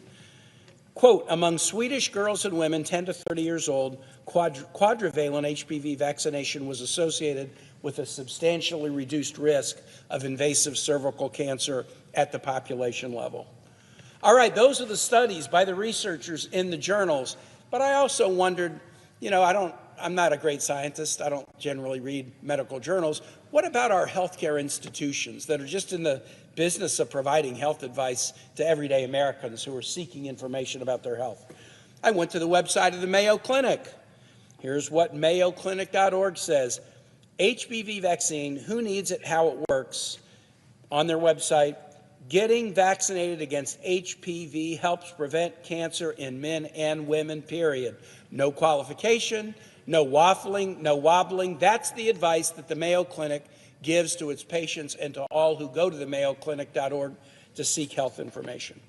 The Cleveland Clinic, another internationally known healthcare provider, myclevelandclinic.org in 2025, the website says as follows: the HPV vaccine is an injection that prevents infections of 2 types of human papillomavirus. The vaccine lowers your risk of getting cervical cancer. MD Anderson Hospital, another internationally known hospital based in Houston, Texas, mdanderson.org. Here's what they say to their patients or others going to their website to seek advice. Quote, all males and females aged 9 to 26 should get the HPV vaccine. It is a safe and effective method of protection against HPV infection. So what I've just done is read you a variety of conclusions from a variety of researchers and healthcare providers from a variety of countries, all pointing to the effectiveness of HPV vaccinations to prevent HPV infections that lead to cancers and other serious medical conditions. But what does Robert F. Kennedy Jr. say? He has said that the vaccination is one of the most dangerous vaccines ever created. He has said that it's dangerous and defective. On one of his website articles on his blog, he said, quote, it is inescapable that Gardasil kills girls. The weight of medical evidence is that this is an effective tool to prevent cervical cancer.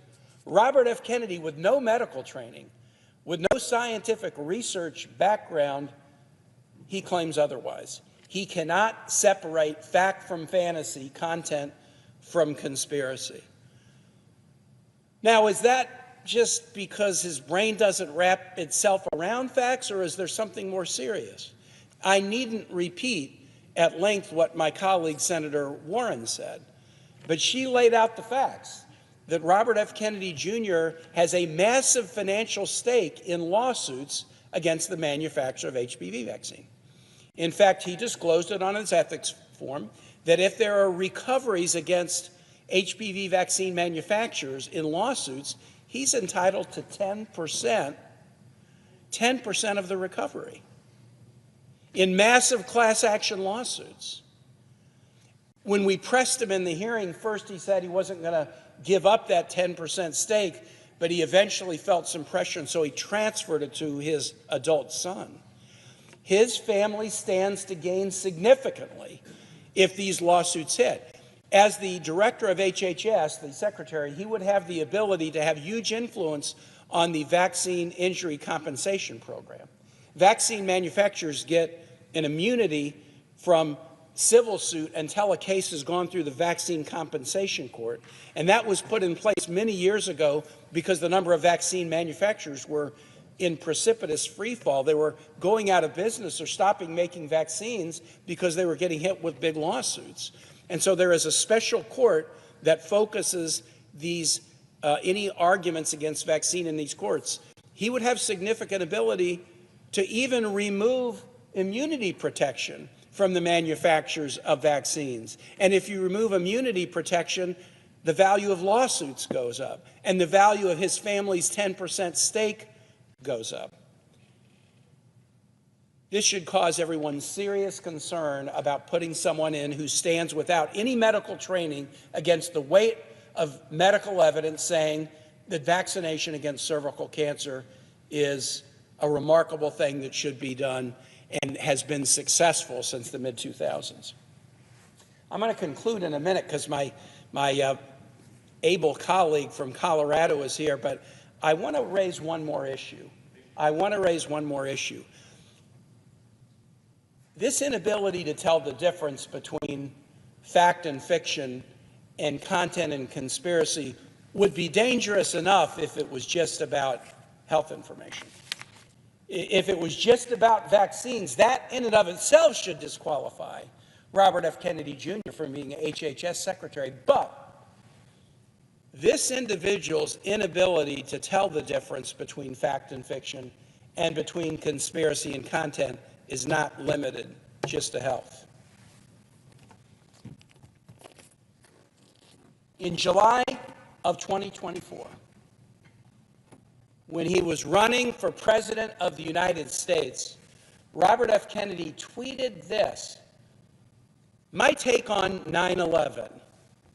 It's hard to tell what is a conspiracy theory and what isn't. But conspiracy theories flourish when the government routinely lies to the public. As president, I won't take sides on 9/11 or any of the other debates, but I can promise is that I will open the files and usher in a new era of transparency. I won't take sides on 9/11. I represent the Commonwealth of Virginia. The Pentagon was attacked on 9/11. The World Trade Center in New York was attacked on 9/11. A plane went down in a farm field in Pennsylvania on 9/11. A lot of Virginia families lost loved ones that day. I know people who were in the Pentagon at 9/11 who had to race through a burning building to go to the child care center to make sure they could get their child out and that their child was safe. I don't take it very well when someone says they won't take sides about 9/11. When someone admits it's hard to tell what is a conspiracy theory and what isn't. I asked Robert F. Kennedy Jr., is this a common problem for you? I mean, that's kind of a candid thing to admit. It's hard to tell what is a conspiracy theory and what isn't. No, it's not. It's not hard for Virginians to understand what happened on 9/11. They lost loved ones. They went to funerals. Their family members never came home. And then in the aftermath of 9/11, we were in 20 years of war where tens of thousands of Virginians were deployed to battle against al-Qaeda, the perpetrators of 9/11, and many lost their lives then. I won't take sides on 9/11? Well, like, what side is there? What side is he talking about? I mean, it's a bad thing. Does he think it's a good thing? It was an attack by Osama bin Laden and al-Qaeda. Does he think it was an inside job or something else? And why would he even do this? This tweet is dated July 5, 2024. It was 23 years after 9/11.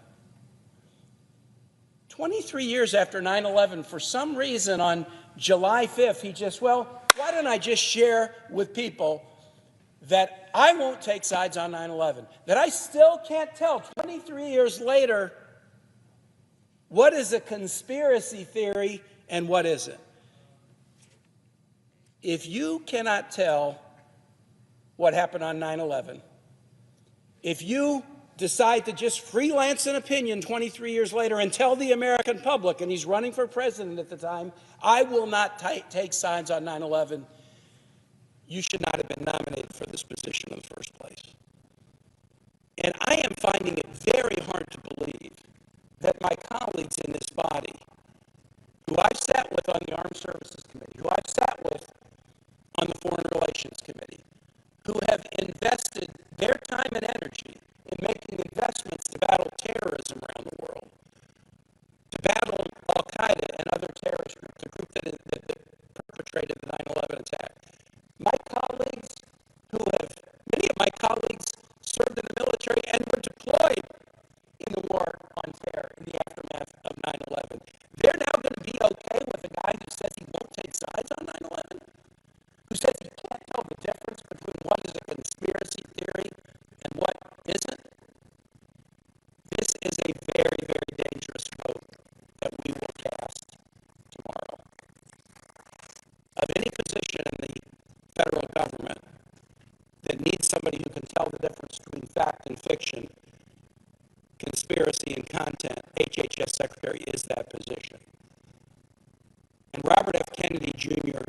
so badly flunks the test of what is needed: careful, reasoned information that people can count on, that I urge my colleagues, even if you voted in a committee, even if you voted on a procedural resolution to move this to the floor, stop now. You can still stop now. Don't hurt this country. Don't hurt the health of this country by putting someone in office who can't even understand what happened on 9/11. With that, Mr. President, I yield the floor.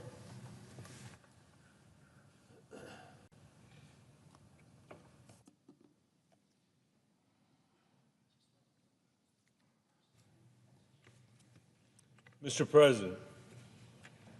The senator from Colorado. Thank you, Mr. President, and I'd like to take this opportunity to welcome the President to the U.S. Senate. I hadn't had a chance really to do that as you sit in the chair. We're now going to get somebody else, but thank you for being here.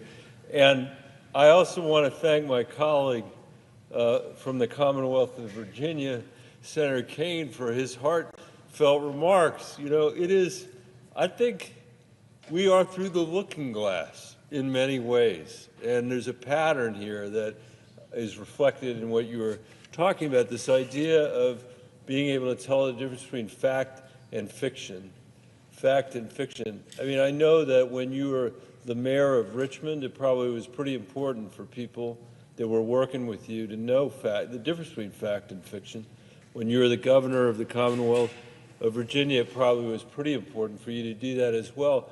And it does seem like in President Trump's administration, he's really at war with the facts and trying to muddle what is fact and fiction to be kind about it. I can't think of a time, Mr. President, in the history of this country when families have wanted to know more about what is real and what is false. With their kids, what is real and what is false. I was the superintendent of schools in Denver, as the senator from Virginia knows, and you know, it is a great irony that at a time when parents want their kids to be able to distinguish between what's real and what's false because of all the falsehoods that are coming over social media and other places, the president has decided to nominate the head of the WWE to be the Secretary of Education in this administration. And you're talking about the inability of Bobby Kennedy to pick which side he was on, and when it came to what happened on 9/11, it reminds me exactly of the situation with Congressman Gabbard, who decided over and over and over again that she was going to choose not America's side, but our adversary's side. You know, whether it was the chemical weapons in Syria, I mean, hard to even contemplate that, or the fact that at 12:30 at night, or I guess it was 11:30 at night, literally the night that Putin invaded Ukraine, a country that was at peace, crossing a peaceful border, the first time a tyrant had done that in Europe since World War II, when the United States had led the international and global order that created these incredibly important institutions, NATO being one of those. And she had to reach out at 11:30 at night to basically mimic the talking points from Vladimir Putin. And I'm not saying that she was, you know, a Russian spy or anything. I'm just saying that it's the same stuff that he was using. 2 days later, the Russian propaganda television in Moscow was running that stuff on the TV in Moscow. And so I think it really does matter that people are telling the truth to the American people, and that where possible, where there are differences of opinion, that we try to get to the bottom of the truth. There are a lot of reasons to have differences of opinion. We live in a democracy. And we have the freedom to have differences of opinion. We have freedom to have different understanding of the facts, but we need to be pretty certain about that when it comes to public health, when it comes to health care in this country. Mr. President, we live in the richest country in the world. We are blessed to live in the richest country in the world. If you look at our national wealth as a function of our population, there is nobody who's remotely even close to us. That is the reflection of an economy that has been much more dynamic than economies across the world, innovation that is much more dynamic, I would say a culture that is not beset by corruption in the way many countries around the world are. But even though we are the richest country in the world and the richest per capita, shockingly, we have some of the worst health outcomes of any country that's wealthy. We have the lowest life expectancy among large, wealthy countries. We have the highest maternal mortality rate than any other high-income country in the world, and it's getting worse every single year. We have the highest hospitalization rates for chronic conditions like congestive heart failure and diabetes and asthma of all our peer countries. We spend twice as much per capita as any other industrialized country for worse results. It's a bad deal for patients, and it's a terrible deal for taxpayers. And this isn't just about our physical health. We've got the highest suicide rate among high-income countries. We've got the second highest drug-related death rate among high-income countries. We have some of the lowest numbers of mental health practitioners per capita in many parts of the country. In my own home state of Colorado, there are entire counties that really don't have any mental health expertise at all. And at a time when there's an epidemic in our country, I would say especially among young people, that's a shameful failure on our part. Americans in every corner of our country are getting sicker in 2025. They're spending more on health care, they're traveling further, and they're waiting longer to see fewer doctors. Mr. President, the citizens of Colorado, I can tell you, are deeply, deeply unhappy with our health care system, deeply unhappy. And I'll actually say, you know, I was here when we passed the Affordable Care Act during the Obama years, and it has not fixed the issues that we're facing. My constituents, when they think about health care, they think about scarcity. They think about the unavailability of drugs that their moms and dads have been prescribed, but they either can't get or they can't afford, even though they've been prescribed. Unlike other countries around the world, this is a nation where our senior citizens actually spend their retirement going from pharmacy to pharmacy to pharmacy to get the drugs they've been prescribed by a doctor, to be able to get the inhaler that will keep them healthy so that they don't end up in the emergency room. This is a country, unlike our competitors, where it is very common for moms and dads to spend 2 hours or 3 hours or 4 hours on the phone with an insurance company denying their claim, their legitimate claim for their kid. This is a country, as I mentioned, where we do not have ready access to mental health care, which people living in other countries far less wealthy than we are have as a reasonable expectation of being a citizen of that country.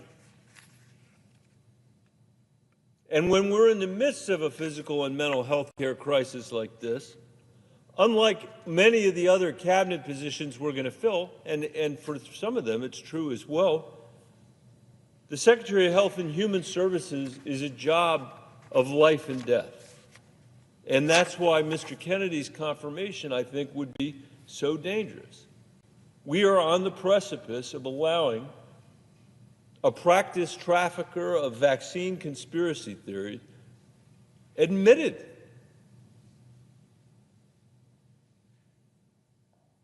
of these theories to administer health care to over 29 million children in America who receive routine life-saving vaccines through Medicaid, a man who has made his fame and fortune by treating our most vulnerable children as his personal science experiment. Mr. Kennedy has peddled bulk science that claims vaccines cause autism, showing confusion and fear and causing heartbreak among parents who are now afraid to vaccinate their kids because they're so worried that it's going to cause autism that they won't have a vaccine for their kid for fear of autism. But the failure to get that vaccine means their kids are exposed to profoundly important childhood and serious childhood illnesses. And he makes his claims with incredible conviction. He's not shy about it. He claimed that the measles vaccines, quote, poisoned an entire generation of children, and went further to say that the only thing that cures measles is nutrition and clean water. Before the measles vaccine was developed in the 1960s, hundreds of American kids died every year. And measles is a completely preventable disease with 2 vaccines administered in childhood. Without it, measles can spread like wildfire, leaving behind serious complications like blindness and encephalitis. We don't know that, we don't remember that, because the pages that are on this floor can't remember a time when we weren't having measles vaccine in the United States of America. It'd be a very different world if we hadn't had them, but we do. Doctors in sub-Saharan Africa, where measles run rampant, describe watching children die from this preventable disease and dire warnings they're now sending to the United States.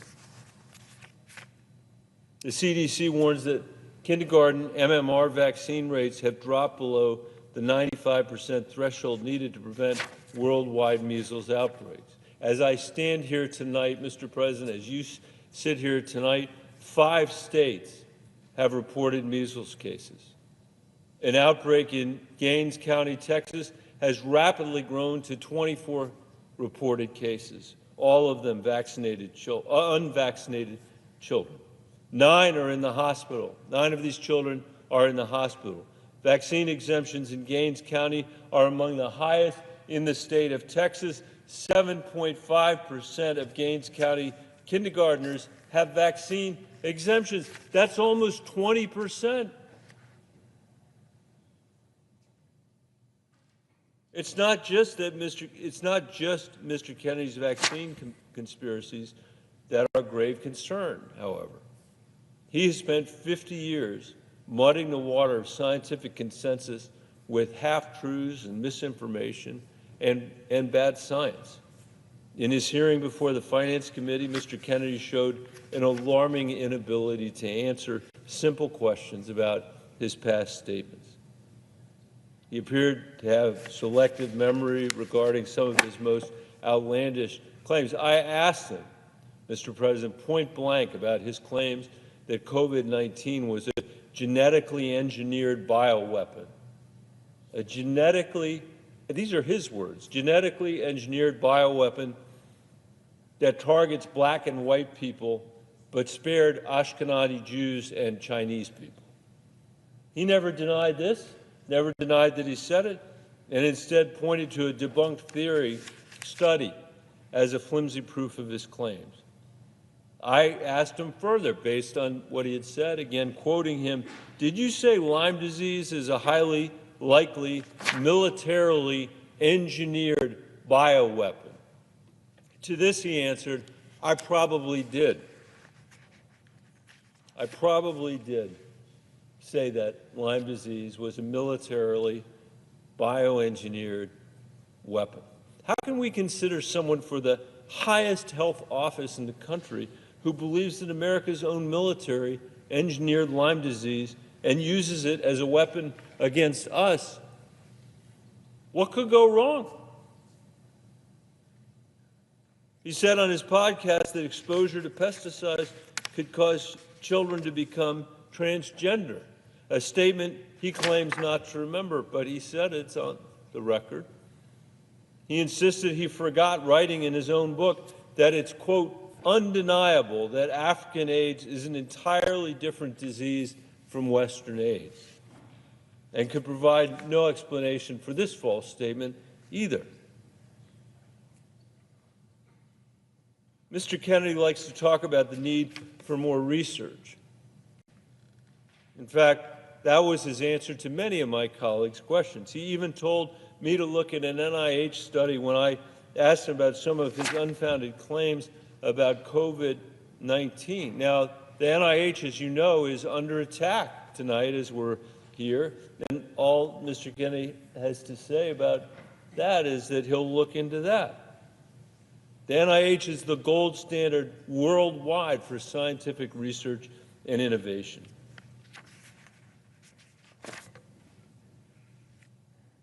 The University of Colorado is telling me, Mr. President, that the system could lose $85 million a year in research dollars to study Alzheimer's, brain injuries, mental illness, and heart disease. They've confirmed Mr. Kennedy would oversee NIH.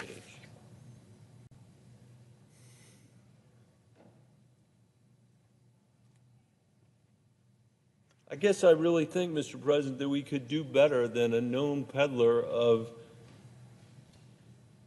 junk science to run the most important medical research in the country. As a vaccine denier, the best we can do for our doctors who are working around the clock, and our nurses too, in the midst of the worst flu outbreak in 15 years. Is a man who became a millionaire many times over by claiming vaccines cause autism, the best we really can do for our kids? Do we really want parents making a choice that is unsafe for them and for their communities because people at the highest offices in the country are making false statements about science? Out of 330 million Americans, Mr. President, we can surely do better than this. I appreciate the presiding officer's patience, and I yield the floor.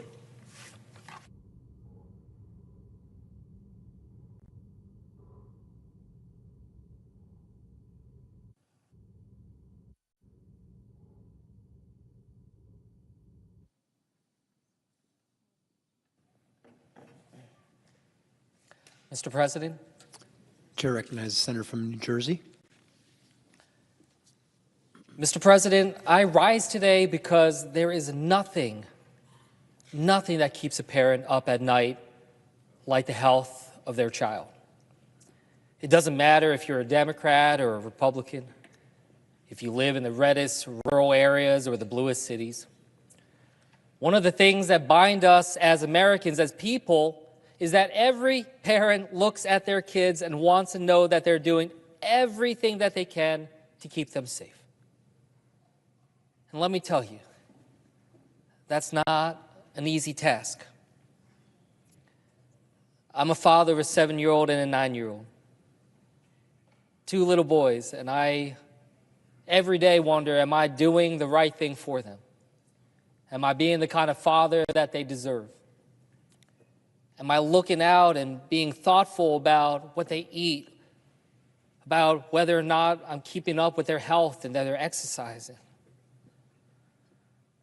And like most families, I can tell you it's tough to know that you're always doing the best thing for your kids. But like most families, we do what we can. My wife and I, we try our very best. But we don't have all of the answers. I mean, how many parents out there, when your kid gets sick and it's too late in the night to find a way to call the doctor or the nurse, you're trying to figure out where to turn to for information? Where do we go when it is that we feel like we reach the limits of our own personal knowledge and we need to find a place that we can trust? That's what this is about. It's about knowing that there's someone you can trust when you feel like you don't know where else to turn. That someone can have your back and that you can trust that they have your best interest at heart. When we think about our doctors, when we think about our nurses, our health professionals, when we think about those making decisions in this great nation of over 330 million people about our health care, we want to trust those individuals, these people, that are making these decisions. And I know for the people in New Jersey, over 9 million people there in the state of New Jersey, they are wondering who they can trust. We live in tough times. In fact, we live in the time of the greatest amount of distrust that we've ever seen in modern history of this country. And that is most pronounced, most clear when it comes to our health. And one of those people we need to trust the most in our country is the person who runs the Department of Health and Human Services. Mr. President, I rise today because I have met with Robert F. Kennedy Jr. I have questioned Mr. Kennedy in committee. I have read his statements and examined his record. And I want to say here on the floor of the Senate that he is not someone I can trust with my kids' health. And in good conscience, I cannot vote for him. If I cannot trust him with the health of my own kids, how can I ask the families of the 9 million other New Jerseyans to go to do it? Or for families across our country to trust this man? I've had the chance to be able to meet him, talk to him in person, ask him questions. That is more than most ever anyone in my own state is going to have a chance to talk to him. And I took that as a deep responsibility to try to use that time and that opportunity to try to deduce whether or not this man rises to the level of trust that I think the people of New Jersey and this country deserve. And I've come to the conclusion that I cannot support Mr. Kennedy to lead an agency in charge of our nation's health. And he has too often diminished that trust in the very health care that he would be in charge of, and too often has spread disinformation about the diseases and challenges and threats that we face. Now, what you would hear from his supporters is a story of an advocate for change. They'll tell you that he's fighting against a broken system, that he simply wants to make America healthy. And look, I think all of us hopefully can say that we want to make America healthy, that we care about the health of Americans across this nation. And I don't think anyone in this chamber would disagree that there are broken problems that we face when it comes to our health care, to our government, to so many aspects of our society. But unfortunately, like most things coming out of this current administration, what we are seeing is corruption and conspiracy disguised as false promises of change. It's important that we take this moment to call it out and to expose it, to explain to the American people why this is a position. The Secretary of Health and Human Services is a position where trust is so important. Because if he's confirmed, Mr. Kennedy will have an incredible platform, well beyond the strong platform that he already has developed, a bully pulpit. But this would be an official platform of the United States, of our government, paid for by the taxpayers, to shape the health of my children and yours. Let's begin with the agency he's nominated to lead. HHS employs more than 80,000 people across the United States and around the world. Their mission is simple: to enhance the health and well-being of all Americans. And to put that another way, their job is to make it easier for parents to sleep at night by making sure their kids can stay healthy. Now, I'm not going to go over every single one of the 13 operating divisions of HHS, but let me name a few that you've probably heard of. The Centers for Disease Control and Prevention. They are on the front lines of preventing the next pandemic. The Centers for Medicare and Medicaid Services. They operate Medicare, Medicaid, the Children's Health Insurance Program, otherwise known as CHIP, and the health insurance marketplaces. All of these provide health care for more than 100 million Americans, including my mother and my father, who are under Medicare. That's about 1 in 3 people under the services of the Centers for Medicare and Medicaid Services. Then there is the Food and Drug Administration, or the FDA. You probably know them because when there's some sort of outbreak that impacts the food supply, they issue the recalls. But they do a lot of other stuff too, from improving new medicines to countering bioterrorism. Now, those are three of the divisions you've heard of. Maybe you haven't heard of the National Institutes for Health, an agency that sits at the cutting edge of medical research, not just in this nation, but around the world. Or the Substance Abuse and Mental Health Services Administration, an agency that does work to combat the real addiction and mental health crisis our country is facing. The Lakewood Community Service Corporation in Lakewood, New Jersey received a $2.5 million grant to improve mental health care in one of our state's fastest growing services. Cape May County Council on Alcoholism and Drug Abuse received a $300,000 grant to tackle substance abuse issues in South Jersey.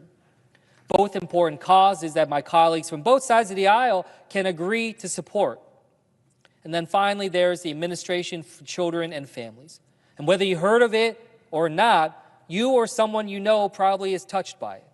It's the second largest agency in HHS, and it's the agency that manages temporary assistance for needy families, Head Start, child care, and foster care programs.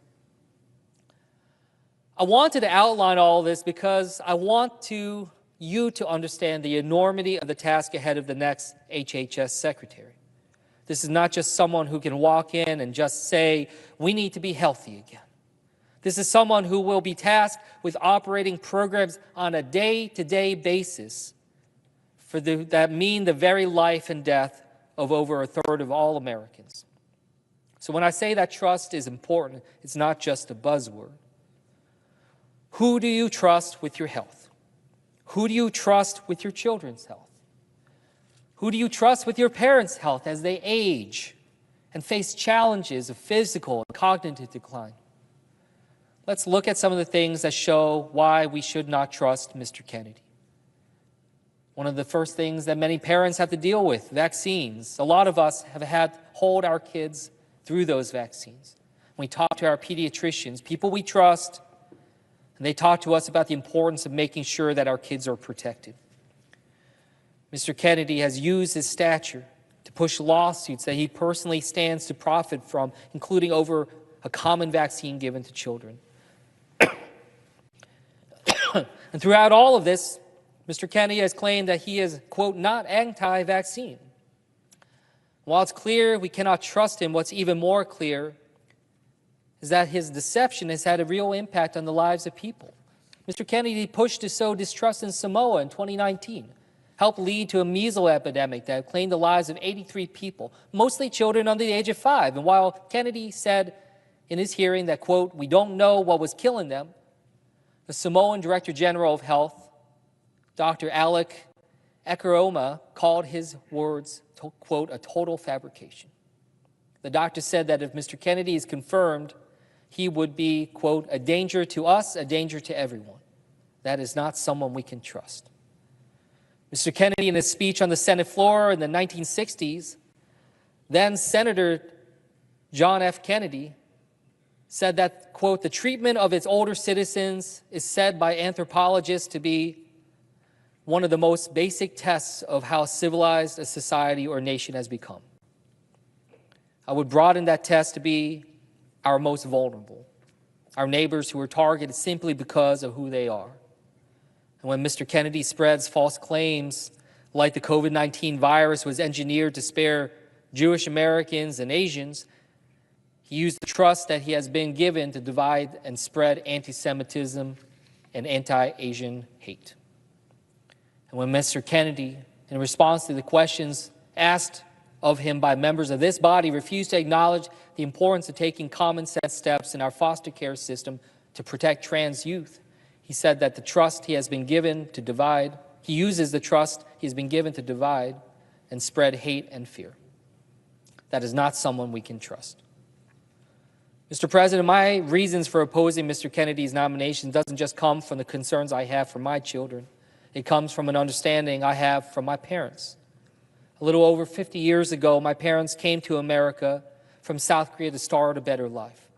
They did so by working to keep Americans healthy. My father earned a PhD and became a genetic researcher trying to cure cancer and Alzheimer's. My mother worked as a nurse in hospital systems across New Jersey. They worked hard to earn the trust of people around them, their colleagues, their patients, that they had worked on every single day. But also the trust that they had in the people around them for their own health. My father was a polio survivor. My mother struggled with Lyme disease. They've had their fair share of health struggles. And through them, I have seen a common denominator that our public health system only works when we have people working together with trust, and that we, the public, in turn, trust them. But then when I hear Mr. Kennedy say this about Lyme disease, he said, quote, "Another thing that keeps us from enjoying the outdoors and keeps us locked inside, and the idea that this may have been, is highly likely to have been a military weapon." Now, we cannot say 100% for sure, but we do know that they were experimenting with ticks there. Now, the American Lyme Disease Foundation wrote, quote, "Some claims that Lyme disease was introduced into the northeastern region of the United States by a man-made strain that escaped from a high contaminant biological warfare lab on Plum Island." Said that there is ample evidence to indicate that both the ticks as well as the bacteria causing Lyme disease were present in the United States well before the Plum Island facility was ever established. And according to Washington Post, an article written by a professor, Sam Telford, said, quote, "It's an old conspiracy theory, enjoying a resurgence with lots of sensational headlines and tweets. Even Congress has ordered that the Pentagon must reveal whether it weaponized ticks, and it is not true."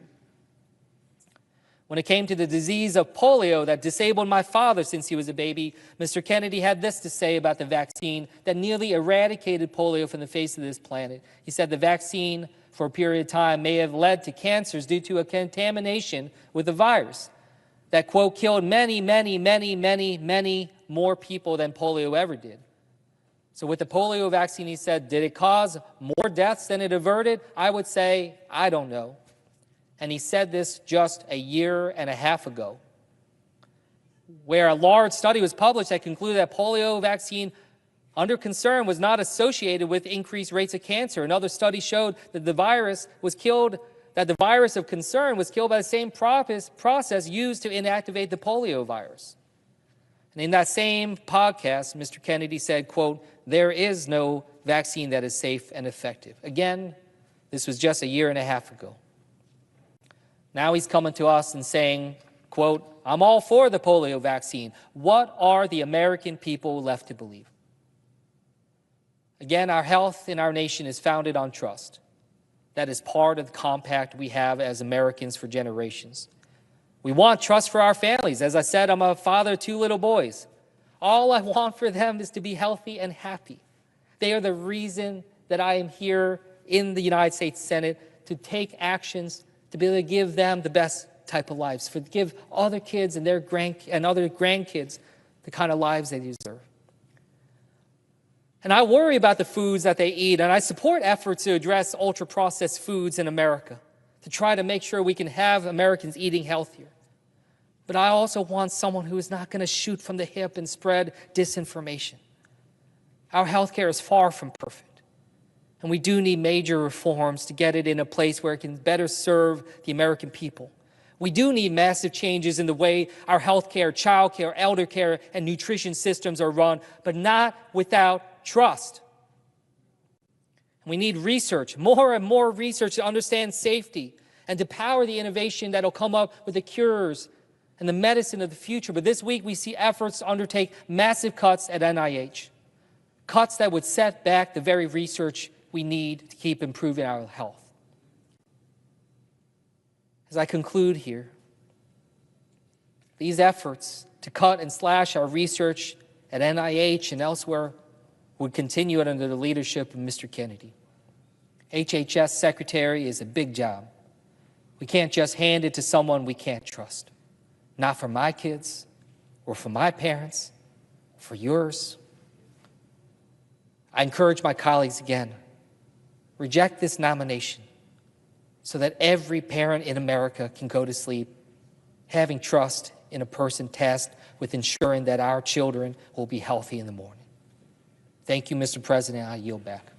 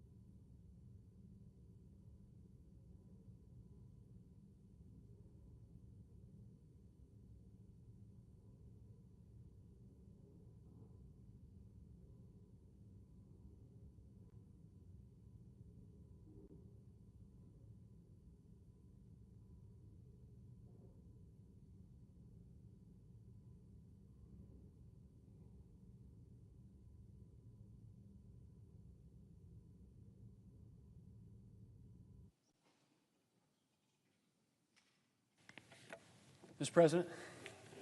Chair recognizes the Majority Leader. Thank you, Mr. President. Mr. President, I ask unanimous consent that notwithstanding Rule 22, the post-cloture time with respect to the Kennedy nomination expire at 10:30 a.m. Thursday, February the 13th. I further ask that following disposition of the Kennedy nomination, the cloture motion with respect to the Rollins nomination be withdrawn and Senate vote on confirmation of the Rollins nomination with no intervening action or debate. Further, following disposition of the Rollins nomination, the Senate resume consideration of the Lutnick nomination and the Senate vote on the motion to invoke cloture on the Lutnick nomination at 1:45 p.m. And if cloture is invoked on the Lutnick nomination, all time be considered expired, and the Senate vote on the motion to invoke cloture on the Loeffler nomination. And if cloture is invoked on the Loeffler nomination, all post-cloture time be expired, and the Senate vote on confirmation of the Loeffler and Lutnick nominations at a time to be determined by the Majority Leader in consultation with the Democrat Leader no earlier than Tuesday, February the 18th. Without objection. Mr. President, I ask unanimous consent that the Senate resume legislative session be in a period of morning business for debate only, with senators permitted to speak therein for up to 10 minutes each. Without objection. Mr. President, I have 7 requests for committees to meet during today's session of the Senate. They have the approval of the majority and minority leaders. Duly noted. Mr. President, I ask unanimous consent that the Committee on the Judiciary be discharged from further consideration of Senate Bill 32 and the Senate proceed to its immediate consideration. The clerk will report. S32, a bill to clarify where court may be held for certain district courts in Texas and California. Without objection, the committee is discharged. The Senate will proceed to the measure. Mr. President, I ask unanimous consent that the bill be considered read a third time and passed, and that the motion to reconsider be considered made and laid upon the table. Without objection. Mr. President, I ask unanimous consent that when the Senate completes its business today, it stand adjourned until 9:30 a.m. on Thursday, February the 13th, that following the prayer and pledge, the journal proceedings be approved today, the morning hour be deemed expired, the time for the 2 leaders be reserved for their use later in the day, morning business be closed, and the Senate proceed to executive session and resume executive calendar number 17 under the previous order. Finally, that if any nominations are confirmed during Thursday's session, the motion to reconsider be considered made and laid upon the table, and the President be immediately notified of the Senate's action. Without objection. Mr. President, if there's no further business to come before the Senate, I ask that it stand adjourned under the previous order following the remarks of my colleagues. Without objection.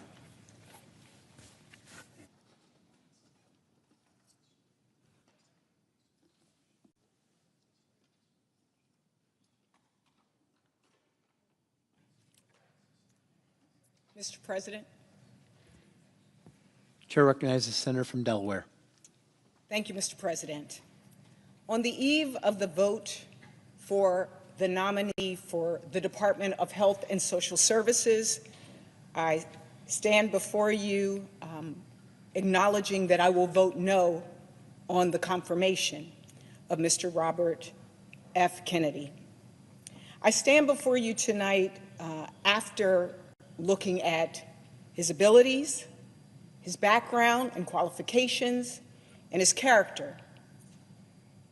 For me, I listen to my constituents and the calls that we have received into our office. And I've read articles, I've looked at petitions and lawsuits, listened to podcasts, even watched a video that he produced. There were inconsistencies in his positions. And so that's one reason that I could say no to this candidate. Even as the former Deputy Secretary of Health and Social Services from Delaware, I thought about the potential for another pandemic in our country, and would he be ready for the job? I thought about the fact that I come from a state that's also an agriculture state, and we are right now dealing with issues and concerns and fears about avian flu. Would he be ready for the job?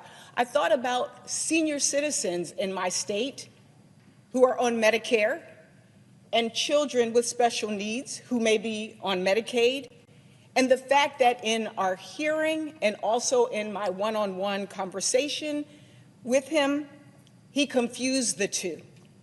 Even within a week's time, did not learn the differences between the two. That was concerning enough. But tonight, in the time that I have, I want to also say I stand here as a grandmother. And I think about my granddaughter, Lennox, and her ability to, number one, be safe in school because she's vaccinated and she is with other children who are vaccinated and no longer have to worry about things like polio. I think about her ability to have reproductive freedom over her own life when Mr. Kennedy has changed his positions so many times on where he stands on reproductive freedom and the right for her to choose what she wants for her life. But I think one of the most troubling things that took place during our meeting was that he was not familiar with the Emergency Medical Treatment and Labor Act, EMTALA. While we literally have a crisis in maternal mortality, it is important to me that the person who holds this job understands those basic things, Medicare, Medicaid, EMTALA, and that we face a challenge for women's lives being saved. I asked him specifically if he agreed about making sure that if someone was having complications during their pregnancy, that they should get the care that they need. This is both something that is being experienced across the country, but it's also personal for me. A few years ago, after my son and daughter-in-law went through so much to get pregnant through IVF,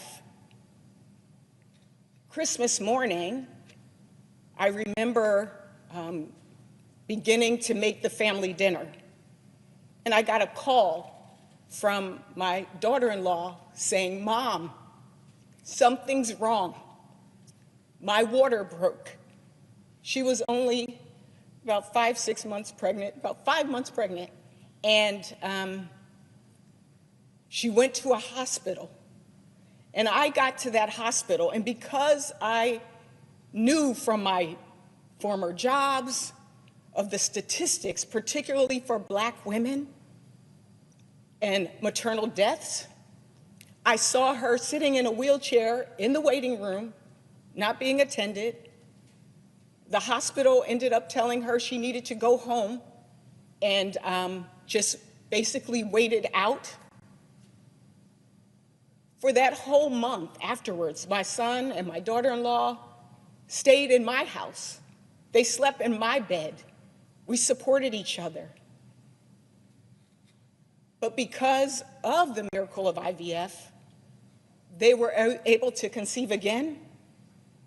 And 2 years ago this weekend, I became a grandmother of my granddaughter, Lennox. Tonight, I stand here on behalf of the children who want and need to be healthy. I stand here on behalf of the women across the country who need to know that there is a cabinet secretary who understands the need for emergency care, who understands the rights of women to make choices with their doctors and their families, and if they have a pastor or a rabbi, with their rabbi and their pastor. As someone who has focused much of my career on health and social services and dealing with health disparities, it is important that we do better as a country with our health status and that we are healthier. But I go back to the beginning. Does the candidate have the qualifications, the background, the character, and the ability? For this candidate, unfortunately, the answer is no. And tonight, I stand here for all of the children of our country, all of the families of our country, and I will be voting no on this nomination. I yield back.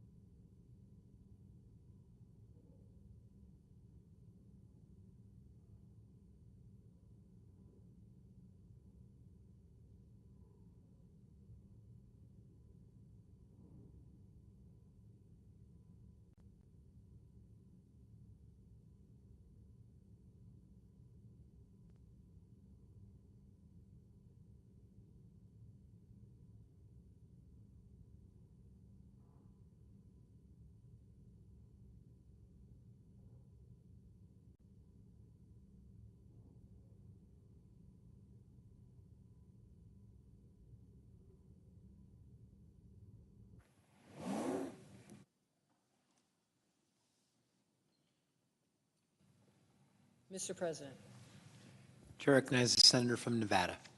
just verifying, we are not in a quorum call, correct? No. Thank you. Mr. President, so I am joining my Democratic colleagues on the Senate floor today because we have pledged to Americans that we will always stand up and fight for affordable, quality health care. And right now, Donald Trump and his Republican allies in Congress are trying to dismantle healthcare access for Nevadans and Americans across the country. And as we speak, Republicans are working out a way to pass their budget through Congress and slash Medicaid to pay for tax cuts for Trump's ultra-wealthy friends. Their budget for these billionaire tax cuts was just released this morning, and they want to give away trillions of dollars to the richest Americans and add about $3 trillion to our national debt in exchange for nearly $1 trillion in health care cuts for working families. And you can bet Medicaid will be one of their biggest targets. It's absolutely outrageous. And it's important that we shine a light to the American public so they know what is going on. Right now, the Senate is considering the nomination of Robert F. Kennedy, Jr. to lead the Department of Health and Human Services, who has made it clear that he will be a rubber stamp for Donald Trump, even if it hurts Nevadans. This isn't fear-mongering or speaking in hypotheticals. Donald Trump has been coming after critical health care since his first term in office. Every annual budget proposal Trump had in his first term, from 2017 through 2020, included huge cuts to Medicaid. And when Republicans in Congress tried to repeal and replace the Affordable Care Act, President Trump was on board with every plan they came up with that slashed Medicaid in the process. And I'll tell you what, Democrats stood up to him every time. But even after multiple failed attempts, it doesn't seem like President Trump has learned that Americans don't want him to roll back Medicaid. His Project 2025 manifesto calls for the Centers for Medicare and Medicaid Services to impose lifetime caps on Medicaid. What does that mean? That means a person can only receive Medicaid benefits for a limited period of time, no matter their income or their health care needs. That would leave about 92,800 Nevadans who are low income and depend on Medicaid for health care at risk of losing their coverage. We know RFK Jr. will just let this happen if he becomes the Secretary for Health and Human Services. Now, HHS oversees the Centers for Medicare and Medicaid Services, which means Mr. Kennedy would have control over what happens with these essential health care programs. Now, what's ironic is that Mr. Kennedy doesn't seem to even know the difference between Medicare and Medicaid. He confused the two multiple times during his confirmation hearing before the Senate Finance Committee. And also during that hearing, he made it very clear to me, and he made it very clear to the general public who was watching, that he would refuse to even tell me he wouldn't be a rubber stamp for this administration, that he could have an independent thought and fight for any harm that would occur to Nevadans or across this country. He would stand up with them. He made it very clear he would not, that he would stand with Donald Trump.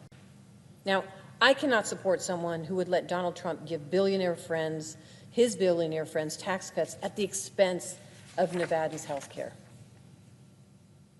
And I know some of my colleagues on the other side of the aisle have argued that their plan to cut Medicaid is about getting rid of waste and fraud. Well, listen, I'm all for reducing government waste and fraud and streamlining our bureaucracy. I will tell you, I served for 8 years as the Attorney General in the state of Nevada, and during that period of time, the Medicaid fraud unit was in my office.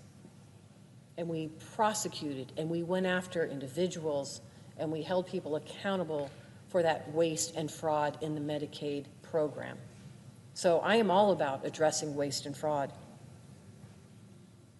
In fact, I know that my Democratic colleagues and I have offered to work in a bipartisan way to cut wasteful spending.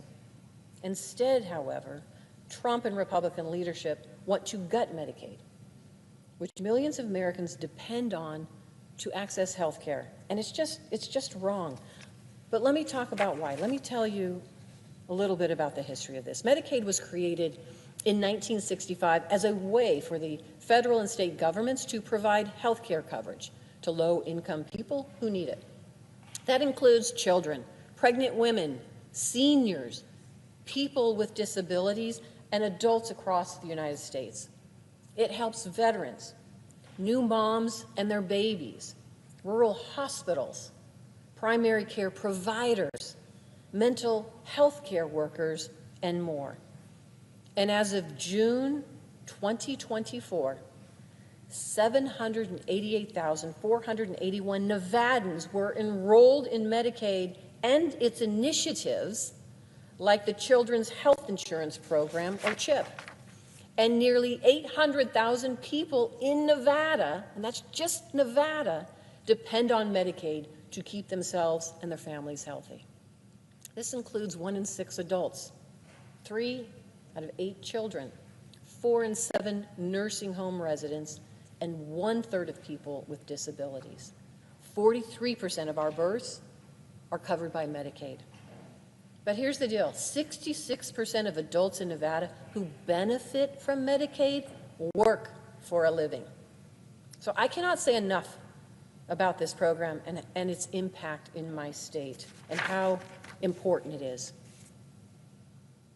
You know, people over the age of 65 and disabled rely on Medicaid for their long-term care.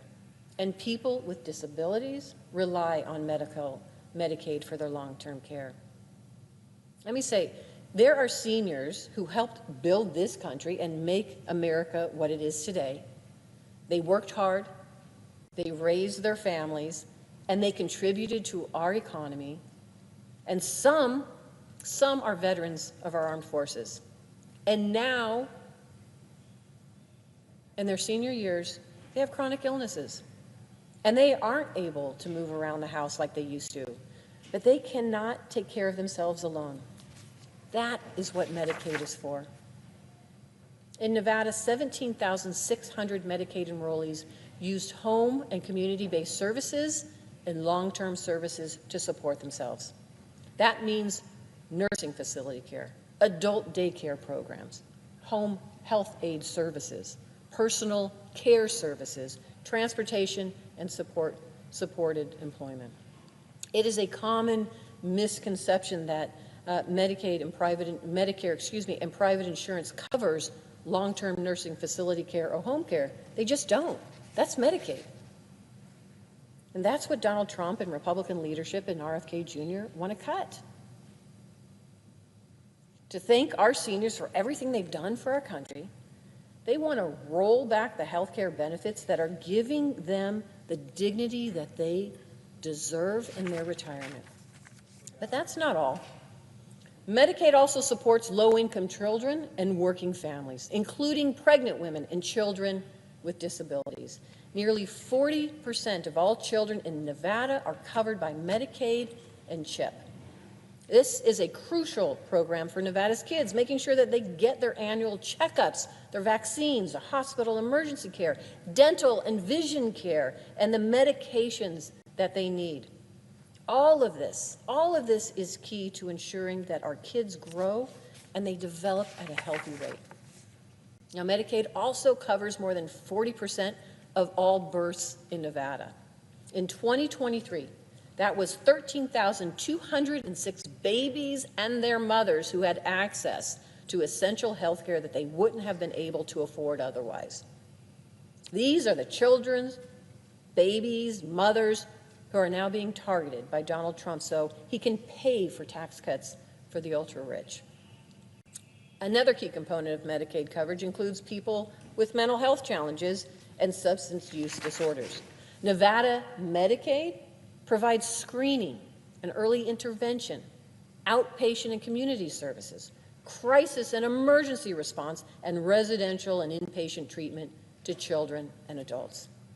Now, I know we have a mental health care crisis and a drug epidemic in this country. I see it.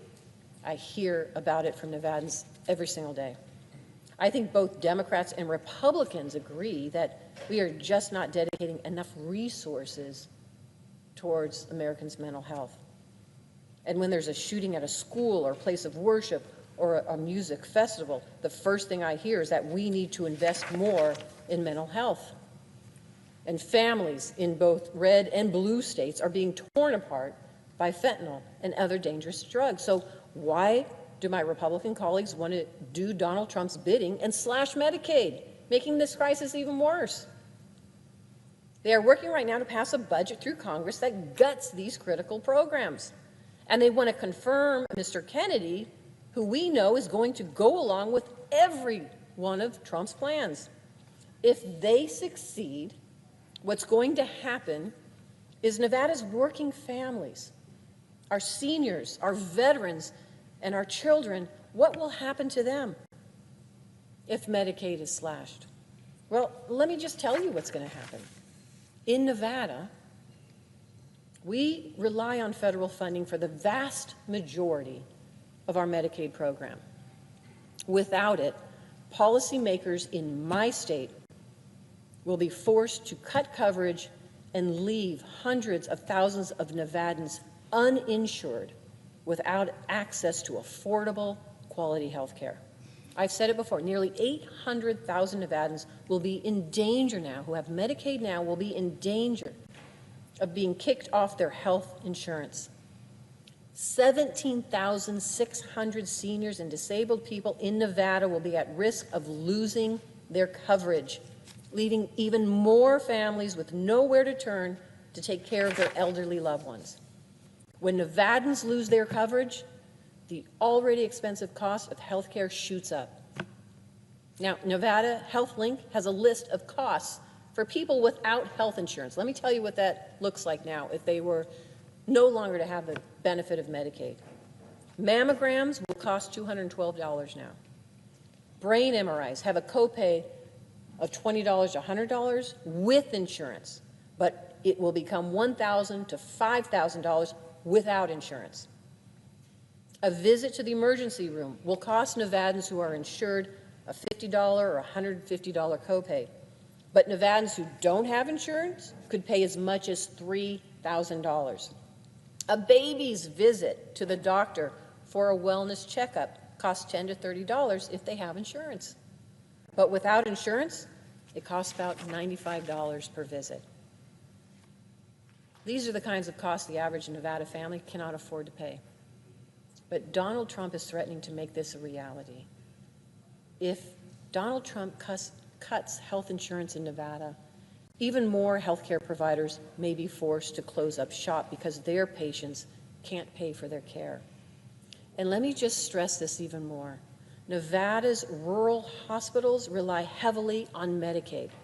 If Medicaid is cut, these hospitals that are already understaffed and overwhelmed would have to reduce their services, if not shut down entirely. Now, that is not unique to Nevada. Every rural community that relies on Medicaid is going to have the same problem. And if you know our rural communities, you know that this is very rarely is there access to health care in a rural community. And when those providers are there, that is the place for our rural Americans to go. And sometimes they have to drive, in my state, 2 to 3 or 4 hours just to get access to health care. If we take away those areas and the location for health care in our rural communities, that will devastate rural Americans. And the reality is, in Nevada, we just don't have enough providers in our Medicaid program. It's one thing to have a clinic to open that door. It's another to have a hospital to be able to open those doors to communities. But if you don't have the providers, that's essentially shutting down health care for individuals and people across this country. Now, I will say my state is working to build out networks and encourage providers to come to Nevada, but we can't do it without critical funding from Medicaid. And if Donald Trump cuts Medicaid, one of the first things my state will have to do is cut payment rates for healthcare providers, which will make our shortage of providers even worse. And it will disincentivize providers coming to live and work in Nevada. And the ripple effect that will have on my state's economy will be disastrous. We just can't let this happen. This is going to affect Americans in every state across the country. We have to come together as a Congress and protect our working families from Donald Trump's billionaire tax cuts. And that includes voting no on RFK Jr., who Trump handpicked to lead HHS because he knew that Mr. Kennedy wouldn't do a thing to stop him. And with RFK Jr. running our Department of Health and Human Services, it's not just Medicaid that is in danger. Trump also wants to dismantle the Affordable Care Act. As we all may remember, he has concepts of a plan to do just that. But let's talk about what that means. Before the ACA, if you were an adult with no dependents, even if you were low income, you had no access to Medicaid. Unless your employer provided health insurance, you had none. Now, thanks to the ACA, more people than ever before can get the health care they need. Over the last 11 years, that's amounted to 20 million low-income adults enrolling in affordable, quality health care coverage through Medicaid. This has been a huge gift to our economy. Think of it this way. If you were an adult who had a chronic illness that kept you from working, you didn't used to have access to health insurance. But because of the ACA, you can now get the care and treatment you need and get back into the workforce. The ACA has helped Medicaid support our workers to boost our healthcare workforce, and it's made us stronger and healthier nation. But once again, Donald Trump wants to roll this expansion of Medicaid back and strip health care from thousands of Nevadans so he can pay for tax cuts for his elite billionaire friends. Well, I don't know about my colleagues on the other side of the aisle, but I have no interest in cutting taxes for the ultra-wealthy when we should be cutting taxes for working families. And here's how we can do that. Part of the Affordable Care Act provided tax credits for low-income Nevadans to make their health care premiums cheaper and help them afford their insurance. And when we passed the Bipartisan American Rescue Plan and the Inflation Reduction Act, we made those tax credits available to even more people, especially those who had been impacted by the COVID-19 pandemic. But now, those tax credits for hardworking families are set to expire at the end of this year. This would be devastating to Nevada families and small businesses. 11,000 Nevadans would lose their health care coverage. Nevadans who benefited from these tax credits would see their health care premiums go up by $2,000 a year on average. And 250,606 small businesses and self-employed workers in Nevada who qualified for these tax credits will see their premiums increase. I'll tell you what, my Republican colleagues in the majority now have a decision to make. Instead of letting these tax credits for working families and small businesses expire and throwing thousands of lives into chaos, they could renew them. This should be simple. Let's come together and prioritize hardworking families and small businesses over billionaires. That's what we were elected to do, and it's what the American people expect of us. We cannot give our country over to the elite, to the wealthiest people like Robert F. Kennedy Jr., who will do whatever President Trump wants him to do to our healthcare system. My Democratic colleagues and I stand here today and every day, ready to continue pushing back against Donald Trump's attacks on Americans' health care. Now, Trump can say whatever he wants about not touching Medicaid and making America healthy, but the truth is that he'll do whatever it takes to lift up his elite billionaire friends and then tell you it's for your own good. Robert F. Kennedy Jr., it will be just a rubber stamp for that agenda. And because of that, I will be voting no on his confirmation. And with that, Mr. President, I yield the floor.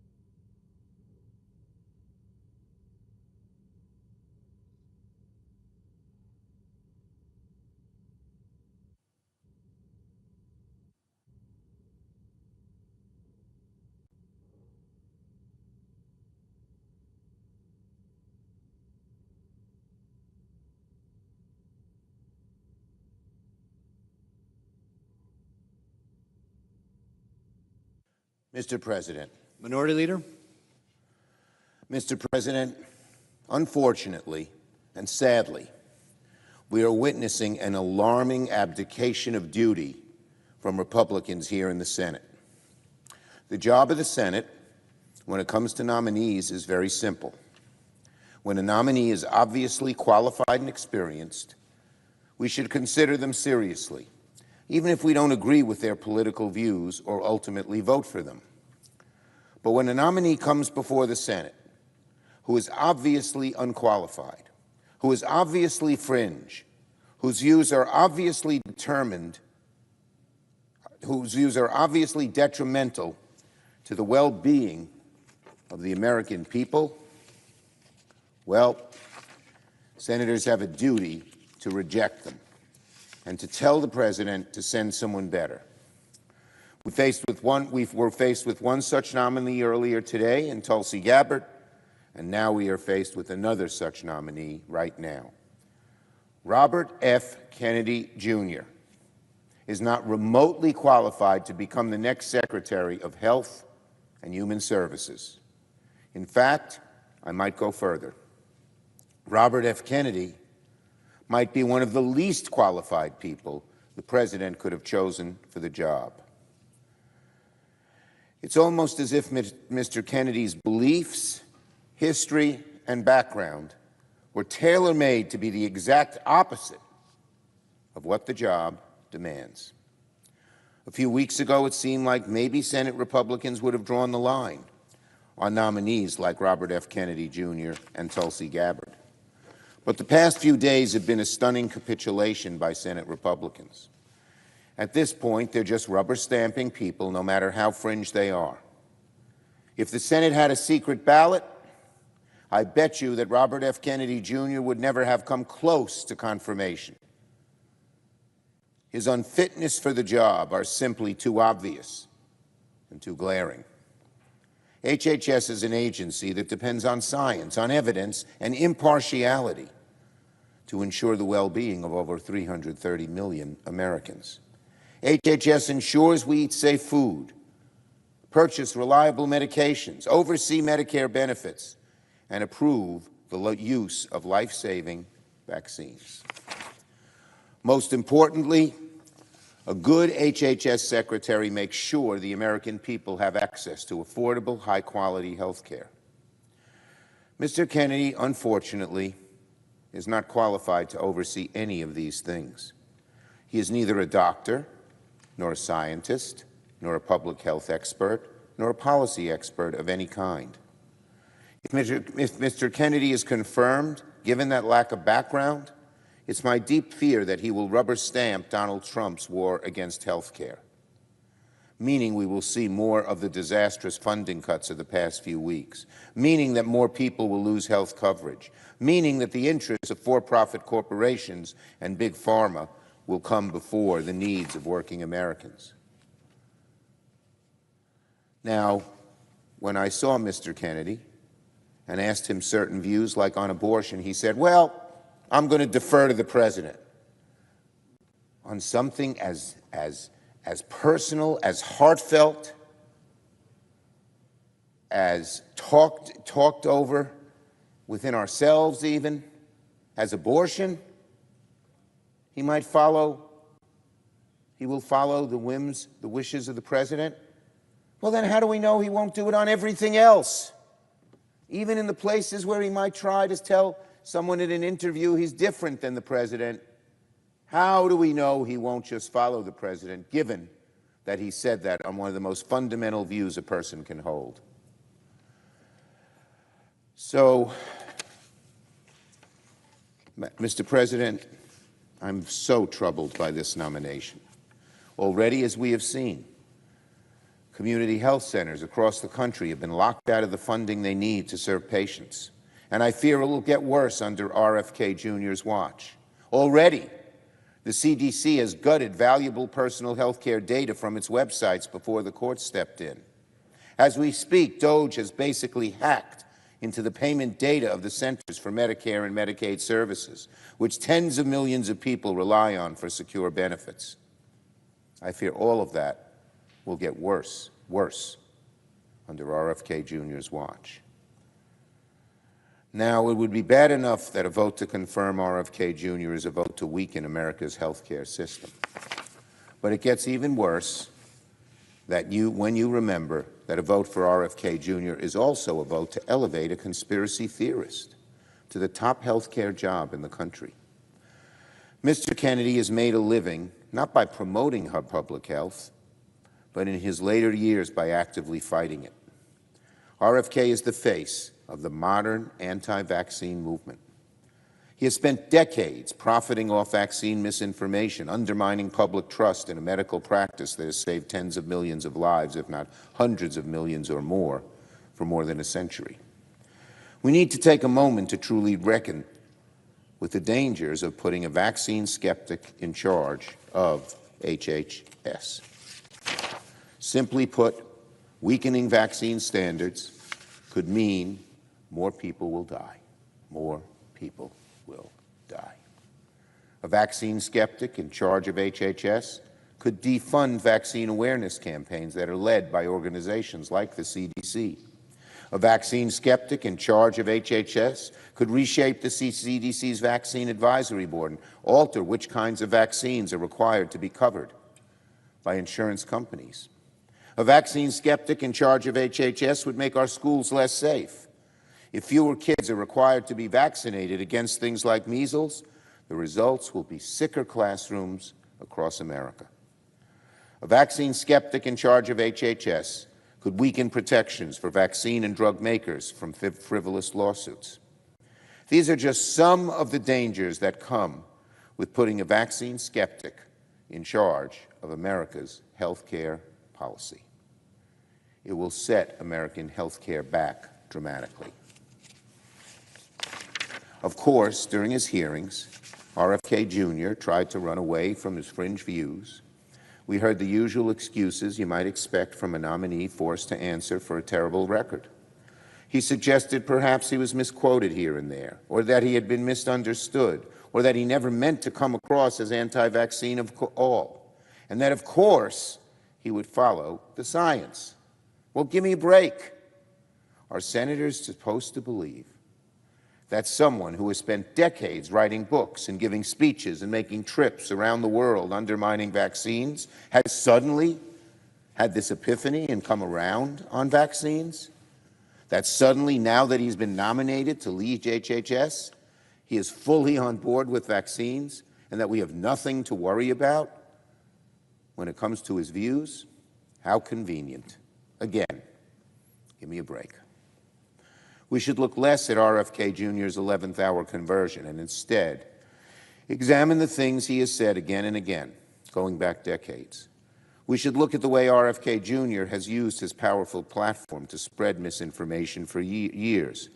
Like in 2023, not very long ago, when Mr. Kennedy went on Fox News and said, "I do believe autism does come from vaccines." When Mr. Kennedy gave a speech at a conference linking the CDC vaccine division to fascism. Or like in 2021, when he said on a podcast, "Our job is to resist and to talk about vaccines to everyone. If I see someone on a hiking trail carrying a little baby and I say to him, better not get vaccinated." And of course, you could try reading Mr. Kennedy's numerous books against vaccines, like the one claiming parents have been misled on the measles vaccine. Or you could go to the online store of one of his anti-vaccine groups and check out the merchandise they sell for kids, like the onesie that says, "Unvaxxed and unafraid," a onesie for a little one, putting this propaganda on him or her. This last example is pretty revealing, because it's not just that Mr. Kennedy embraces pseudoscience and conspiracy theories, but that he has in fact profited off spreading misinformation. And he's been involved with no fewer than 5 lawsuits filed by anti-vaccine groups against drug companies. In fact, his primary source of income from the last year came from the fees he collected by referring clients to a civil lawsuit against vaccines.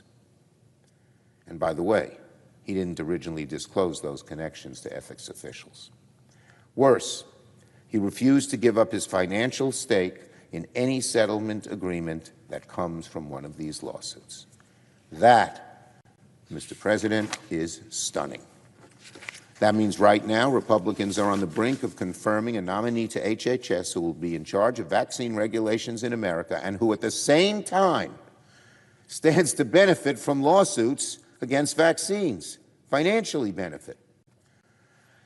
Well, Donald Trump says he wants to get rid of the swamp.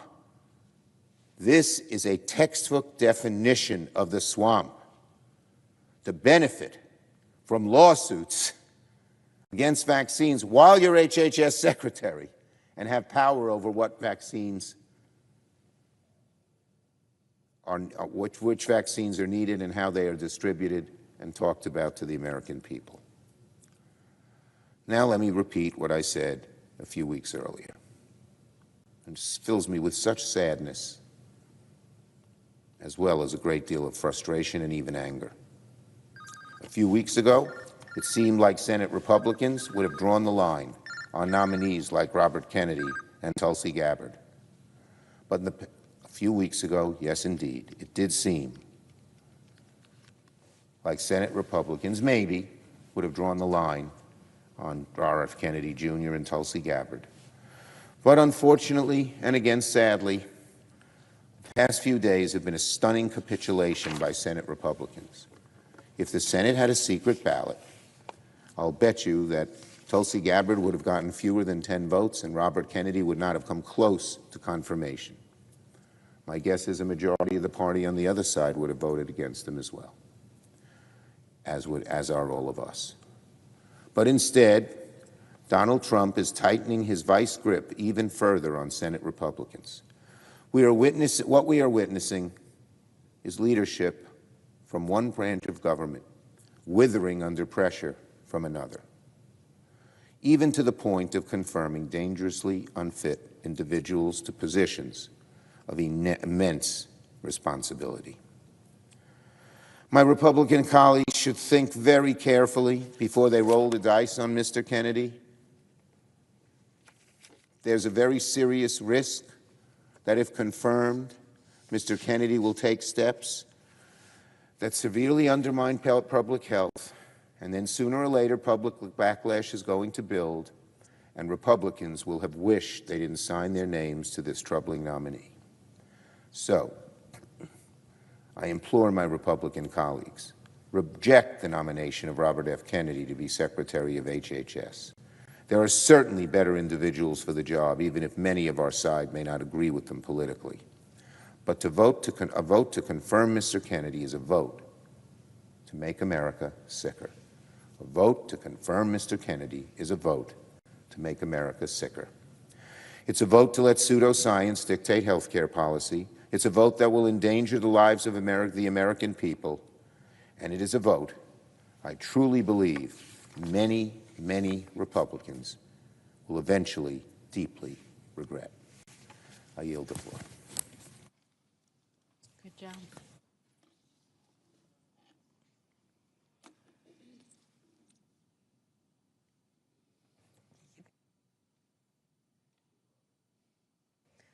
Mr. President. Senator from Minnesota. Mr. President, I rise today alongside Senator Schumer and Senator Cortez Masto and so many others that have come to the floor today in opposition to the President's nomination of Robert F. Kennedy Jr. to lead the Department of Health and Human Services. The Secretary of Health and Human Services is the top health official in our country and is in charge of everything from preventing disease outbreaks to making sure our kids are healthy and have a good start in life. Americans need and deserve a secretary who is guided by facts and science in decision-making. After all, this is someone who will be in charge of overseeing the Centers for Disease Control and Prevention's critical efforts to fight disease outbreaks, the Food and Drug Administration's work to ensure the safety of the medications Americans rely on and the food on our grocery shelves, the National Institute of Health's groundbreaking, life-saving medical research, the Administration for Community Living support for older adults and people living with disabilities, as well as their families and caregivers, and the Administration for Children and Families work to oversee the foster care system and child adoption programs, something I care deeply about as the co-chair of the Adoption Caucus for the United States Senate, as well as work to prevent human trafficking. Through these efforts and more, the Department of Health and Human Services directly touches more lives, actually, than any other cabinet agency. The building that houses the department is named from Minnesota's happy warrior, Vice President Hubert Humphrey, former U.S. Senator for the state of Minnesota. He was a champion for expanding access to health care. Grew up in South Dakota, grew up at a drugstore, went on to get his degree in Minnesota, and eventually became a U.S. Senator, always fighting for those, in his words, in the shadows of life. Inscribed in the entrance hall of that building are words from Humphrey's final speech in 1977. He said, "The moral test of government is how that government treats those who are in the dawn of life, the children, those who are in the twilight of life, the elderly, and those who are in the shadows of life, the sick, as well as, of course, those with disabilities." That's the test for this agency that's housed in the building with those words from the former senator from my state, whose desk I actually have. I open it up and I see his name, Hubert H. Humphrey, carved into that desk. So you need someone as the secretary of this department that believes deeply in those words and believes in them with all the modern science and every tool we have to keep people healthy. Robert Kennedy Jr. does not pass that test. Mr. President, among the HHS Secretary's most important duties is ensuring American medical research remains on the cutting edge. Yet, Mr. Kennedy's record reveals a consistent pattern of dismissing, distorting, and devaluing the very research that is critical to HHS's mission. Among other things, the Secretary oversees the National Institutes of Health, which for more than a century has been a driving force behind such groundbreaking discoveries as blood tests to detect HIV and hepatitis, the use of lithium to manage bipolar disorder, and the HPV vaccine to prevent cervical cancer. This administration has already displayed open hostility to medical research. Over the weekend, we learned that the administration intends to defund and derail life-saving medical research. Let's be clear about what's happening here. They're looking for money everywhere: Head Start programs, firefighter grants. They're looking for money over at NIH with that life-saving research. Why? Because the Republicans, led by Donald Trump, are about to reveal over $2 trillion in tax cuts for the wealthy. We know because that was a campaign promise. And in the process, they are extinguishing hope for so many Americans looking for treatments and cures. That's why they are looking to cancel cancer trials and Head Start, to give tax cuts to their buddies. Americans are already feeling the pain from this. I have constituents writing to me afraid, and afraid for loved ones. I heard from one constituent over the weekend whose niece is fighting a very aggressive cancer but has been seeing results from a NIH-funded clinical trial. The niece has 3 small children at home while battling this disease. And without this trial, she doesn't know what else her physicians could do for her. I also heard from a constituent whose daughter got treatment at the NIH last year. She said it was a great experience with great doctors and services, but she can't imagine how patients enrolled in NIH studies for life-threatening conditions are feeling right now. Another constituent told me one of her kids is living with a rare cancer, and the administration's directive to suspend NIH funding threatens the prognosis. Simply put, this constituent wrote, this administration's policy will lead to many unnecessary deaths. Everyone knows someone in their life who has benefited from that medical research. For me, this is personal. I'm standing here today because of one of the types of research that's on the chopping block. That's research on breast cancer. As many of our colleagues know, following a routine mammogram in February of 2021, I learned that I had stage 1A breast cancer. I'm lucky I only had stage 1A. I still remember what it felt like to walk in here about 15 minutes after finding out what the test had shown. And I had to walk in here like everything was fine and vote. But then after that, I got treatment at the Mayo Clinic. All I had to have was a lumpectomy and radiation. I never even had to go through chemo, and I was in remission. And when it popped up again, same thing: lumpectomy, radiation, no chemo. That would have never happened 50 years ago. That would have never happened 25 years ago. That was because of research.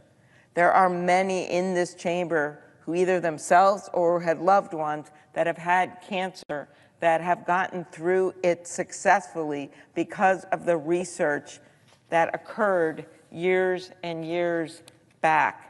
Because our nation decided we want to be in the lead. We're not going to be a follower. We're going to be in the lead when it comes to life-saving research. We're going to do it in our great universities and medical institutions all over this country, and we're going to make sure that we put the funding into that research.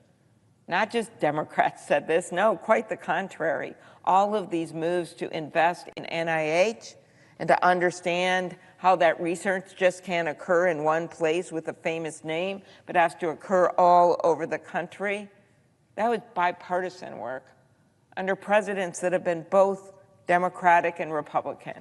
And we have built that research, and we are now on the cusp of finding out not just ways to make this easier to deal with and easier treatments and go into remission, but ways to eradicate this once and for all. We are on the cusp of that with the mapping of the human genome and with all the information that we've gotten out of that. We have seen what this has done for America. It has put us in the lead. NIH funding spurs. Studies have shown this. Every dollar, $2.50 in economic activity. NIH funding supports hundreds of thousands of jobs across the country and pumps more than $92 billion into our economy. This includes generating $1.7 billion of economic activity and supporting over 2,500 businesses and nearly 8,000 jobs in my state alone. I've heard from a number of constituents who are researchers, who solve things, scientists, entrepreneurs, microbiology lab technicians. One is worried that blocking federal research funding will put the research on hold, prevent her from employing lab personnel. This administration's reckless freeze on NIH funding is a threat to not just jobs, but to those life-saving cures. It will extinguish hopes. It will extinguish what will be lives that will come after that and after that. It will set back American innovation and put us at a competitive disadvantage with countries like China. And this is just the beginning of the assault on healthcare. So it will be the HHS Secretary's job to push back against these attacks. Haven't seen that happen. Not with this nominee. Mr. Kennedy has demonstrated open hostility to science.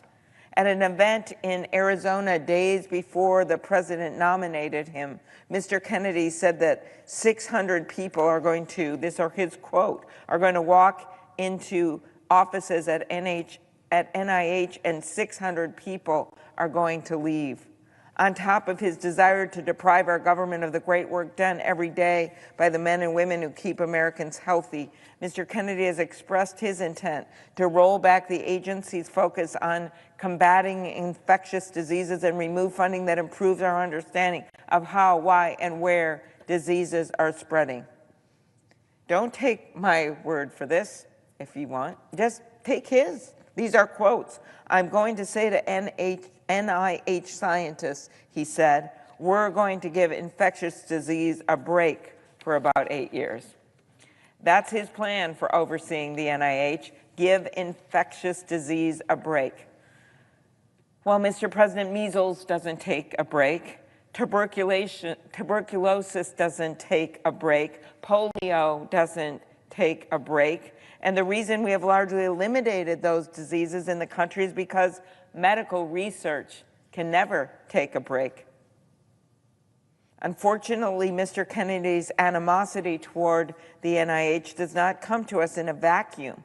He's long been a vocal opponent of medical research. When influential voices promote the idea that data-backed, evidence-based research is unreliable, it breaks down trust in medicine and public health science as a whole.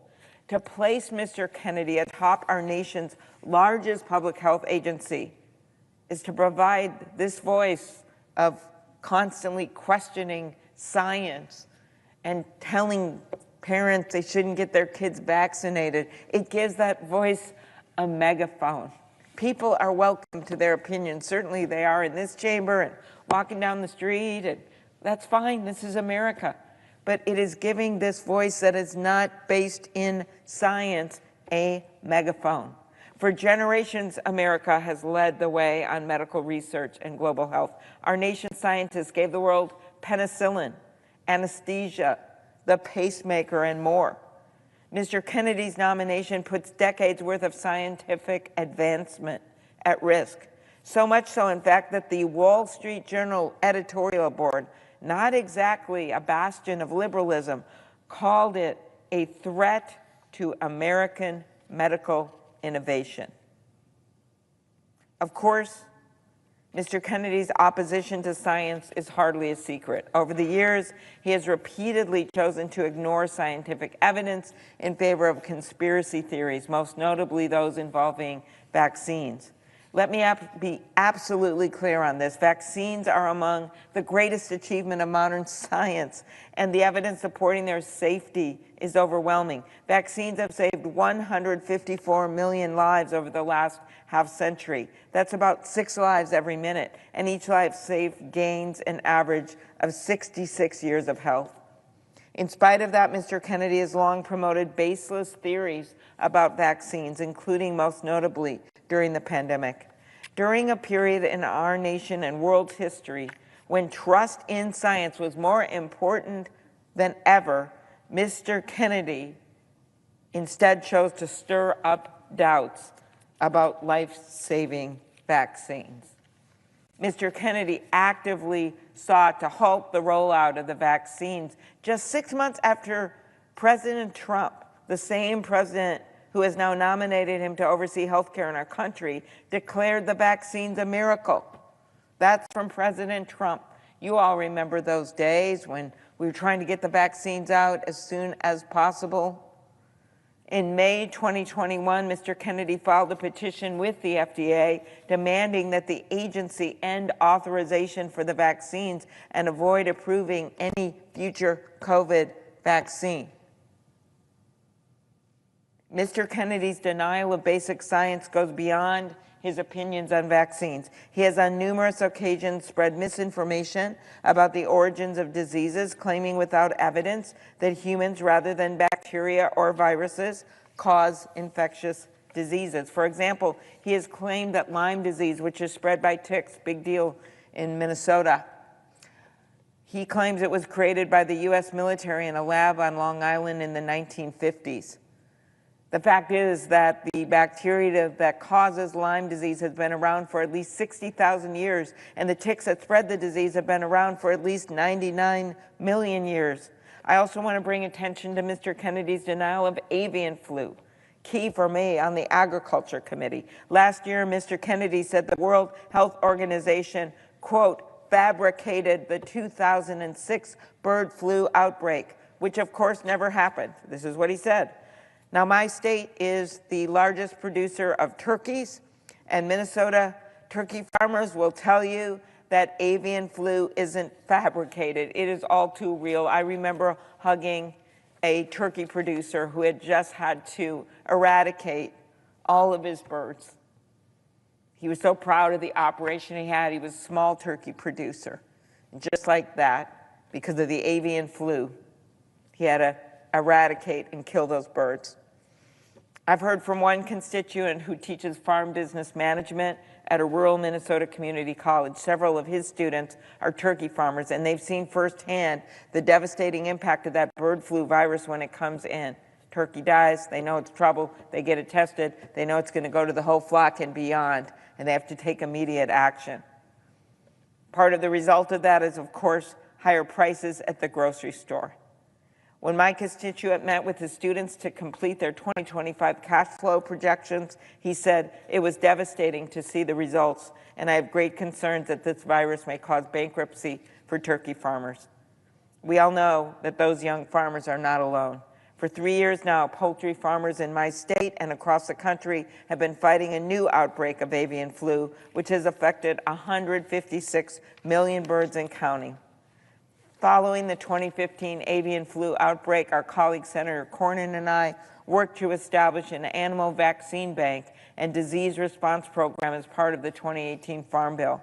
This has given farmers and public health agencies critical resources for containing outbreaks, but it is clear we need to be doing more, not less. That's why I'm working with Senator Boozman. I hope we can pass a Farm Bill and really upgrade our work when it comes to avian flu.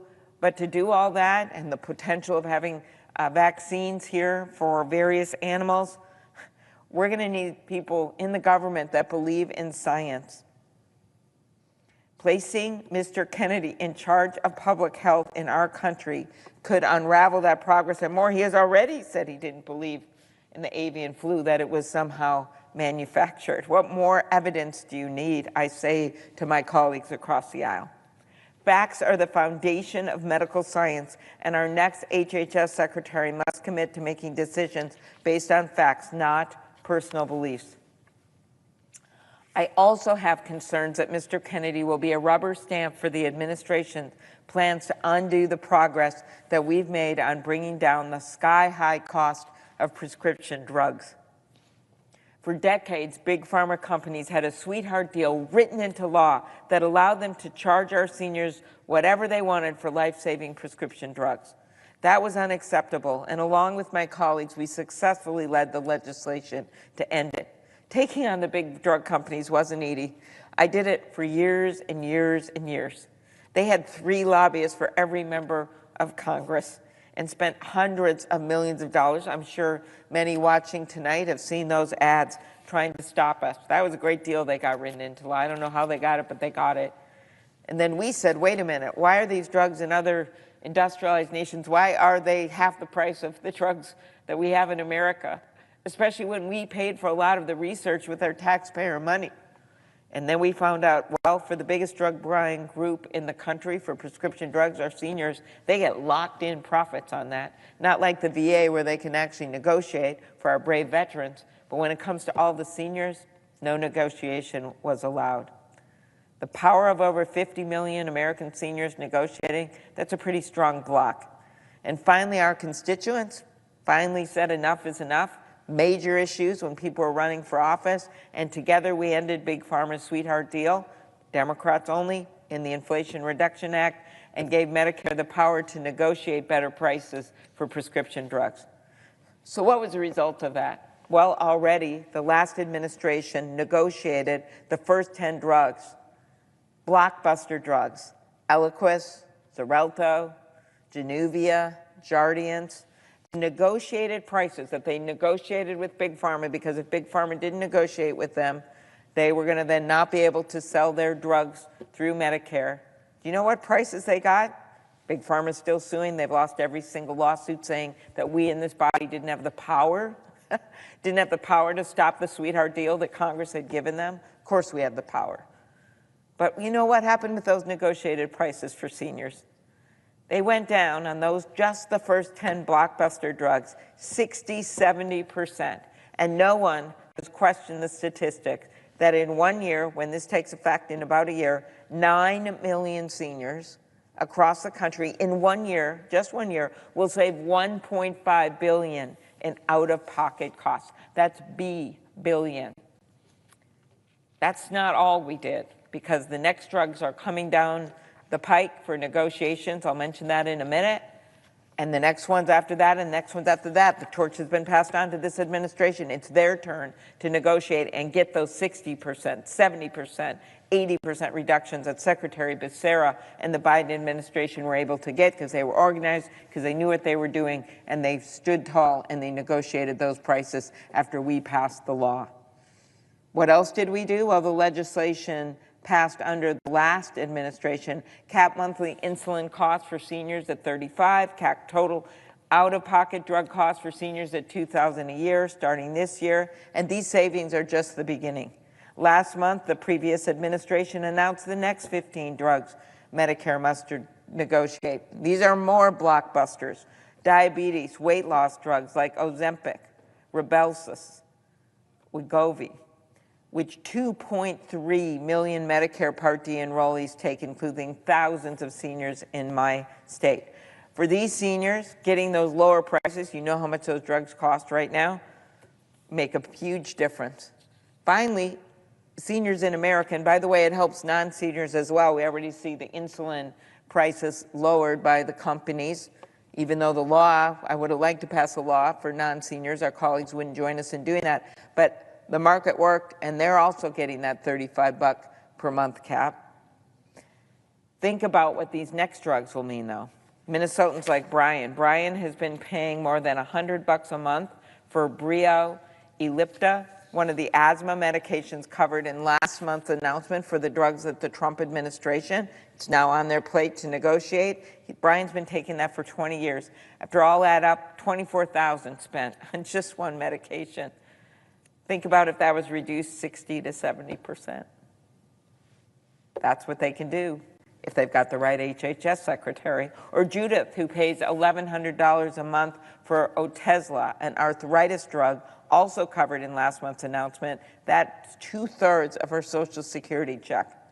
Relief could be on the way for Judith, for Brian, and for millions of seniors like them, but only if this administration follows the law and commits to continuing Medicare drug price negotiation. This task, of course, doesn't fall to the Veterans Secretary, doesn't fall to the Commerce Secretary. It is the HHS Secretary. And I know I speak for many of my colleagues when I say I have serious doubts of this nominee when it comes to this. Why? Well, Mr. President, to discuss Mr. Kennedy's testimony before the Finance Committee last week and his responses to questions submitted in writing. He could even have clarified it in writing. What did he say? Our colleague, Senator Cortez Masto, who just spoke, pointed out that the President, our Republican colleagues in Big Pharma, wanted to repeal the law we passed. That's the Inflation Reduction Act. That contains the Medicare negotiation. She asked Mr. Kennedy if he would commit to following the law and negotiating a good deal for our seniors. This is his response. Let me quote. President Trump has asked me to end the chronic disease epidemic and make Americans healthy again. Oh, come on. It's a very straightforward question. Congress passed a law. The former president signed it into law. It is the law that you have to follow, and the law says you have to negotiate these drug prices. And not to mention that your Attorney General is going to have to defend the lawsuits that Big Pharma is bringing to try to upend the law that they are losing left and right. And you sure better continue the track record of the Biden administration and win those cases. So when Catherine Cortez Masto received this answer, which was a non-answer, in fact, he actually said something that makes you think, is he really going to follow the law and negotiate a good deal for our seniors?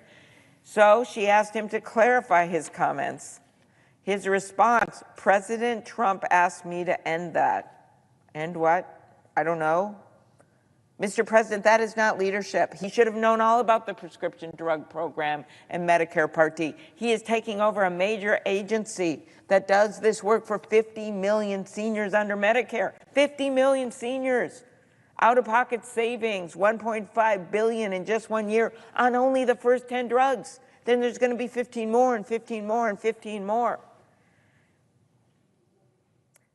This is not the answer of someone who is prepared to stand up and lower drug prices. That is the answer of someone who will do whatever the president asks him to do. No questions asked. Mr. Kennedy was also given the chance to provide clarity by answering our colleagues' questions in writing, yet he refused to give clear answers to the vast majority of the questions. When asked if he would refrain from making policy changes that would raise drug costs for seniors with cancer, diabetes, cardiovascular diseases, psoriasis, rheumatoid arthritis, or chronic kidney disease, Mr. Kennedy refused to answer. He also refused to provide a clear answer when asked if he supported policies that hold big pharma companies accountable for price gouging. From the person nominated to shape health policy in our country for the next 4 years, we need someone who will commit to bringing down drug costs.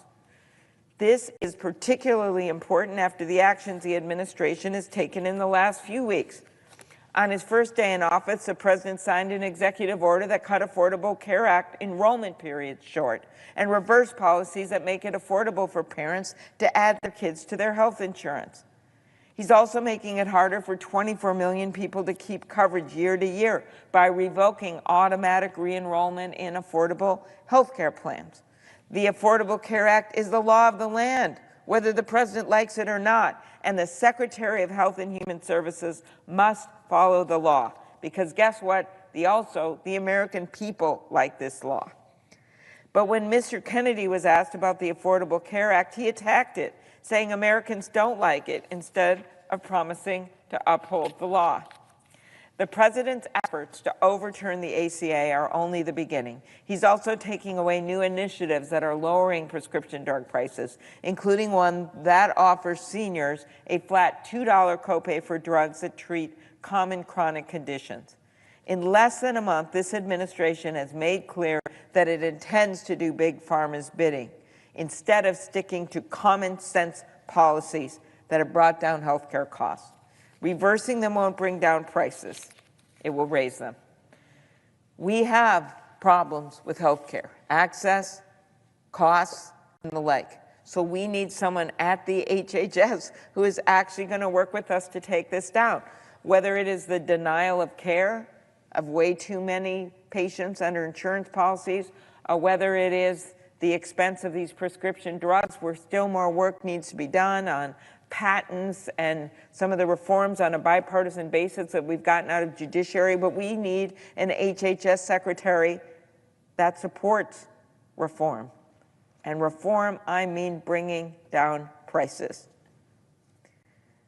If you've been able to keep your health care coverage year to year through the Affordable Care Act, then this nominee will not fight for a year. If you're a young adult who's been able to stay on their patient's health care till you're 26, don't look at this nominee to fight for you. And if you're a senior shelling out thousands of dollars a month because of that sweetheart deal I just mentioned, he's not going to fight for you. Wouldn't even have to answer the question if he was going to keep negotiating.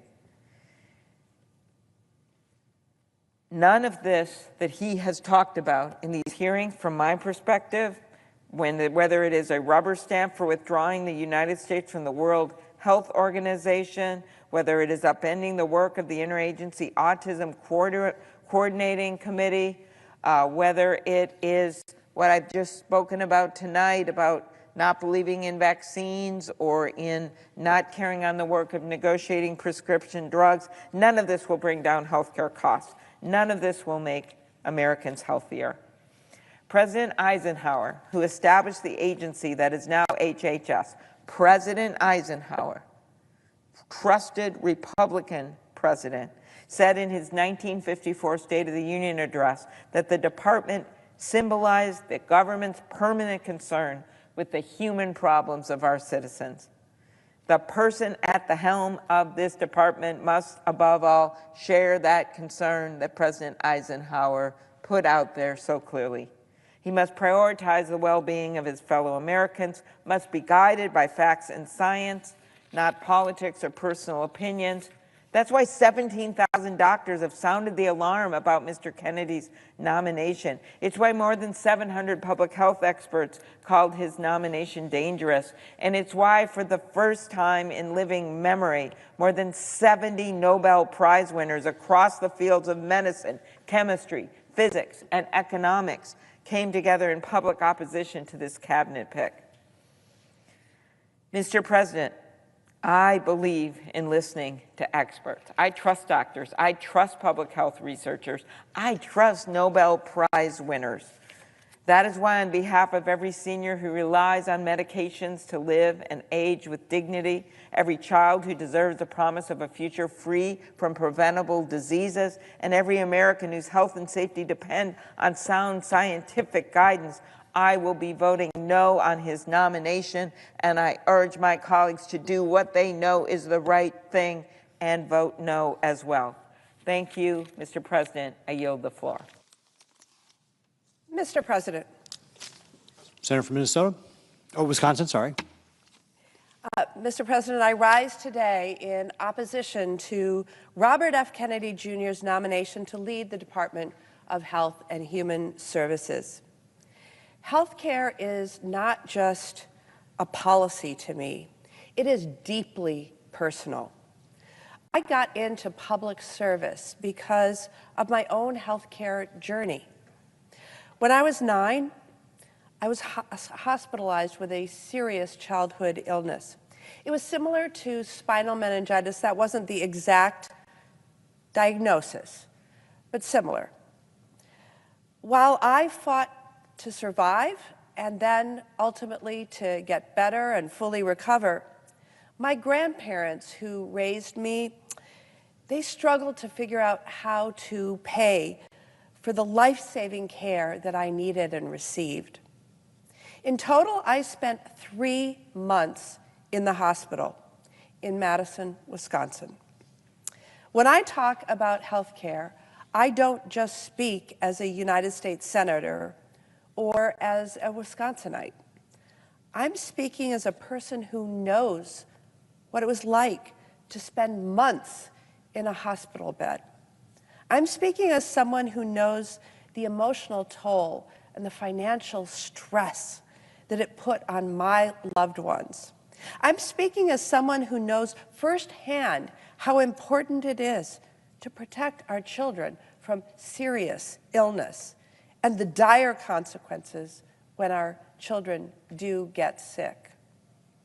And that is why I was so disturbed by Robert F. Kennedy Jr.'s nomination to lead our nation's largest public health agency.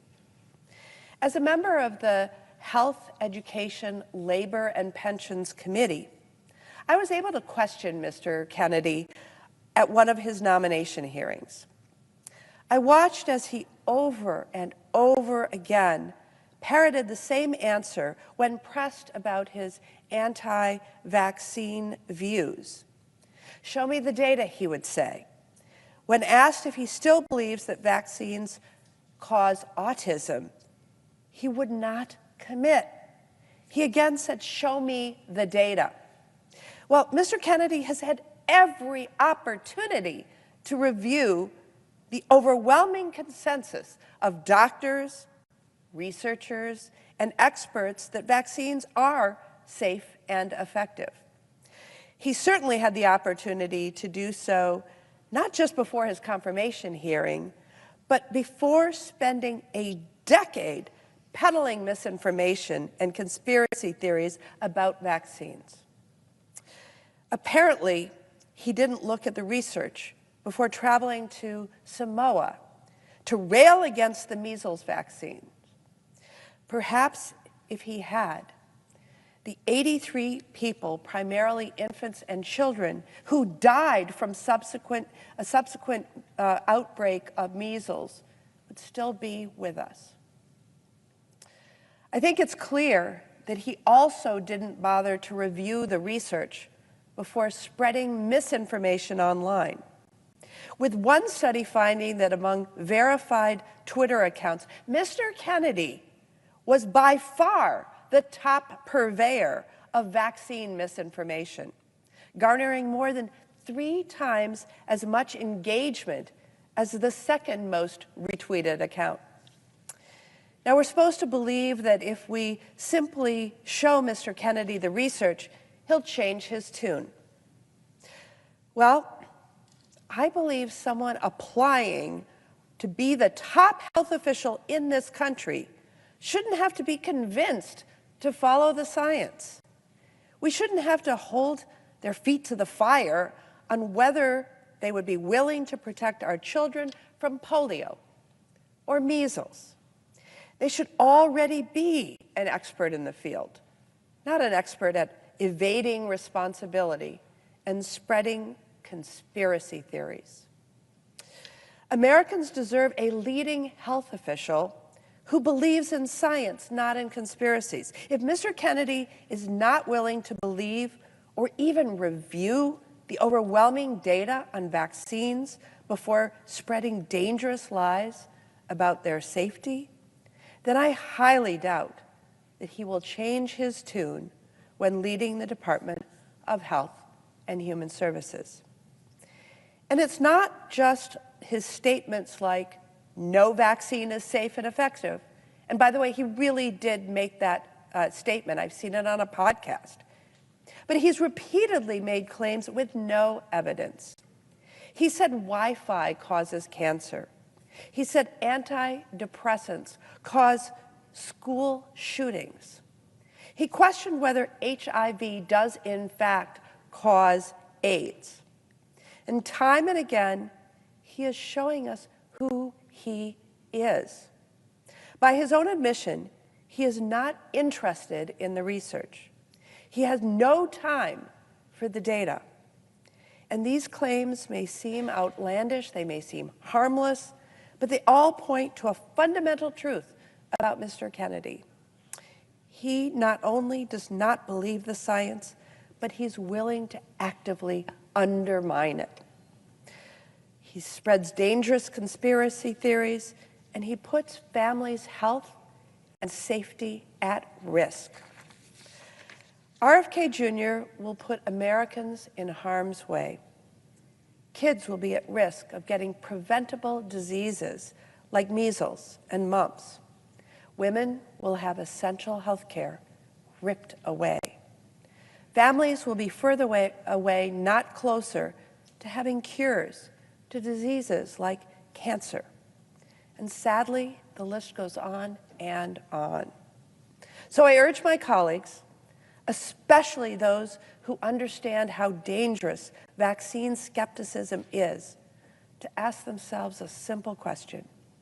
Will this nominee keep your constituents safe, or will he harm them? For Robert F. Kennedy Jr., the answer is clear. I oppose this nomination on behalf of Wisconsin families and encourage my colleagues to vote no. I yield the floor.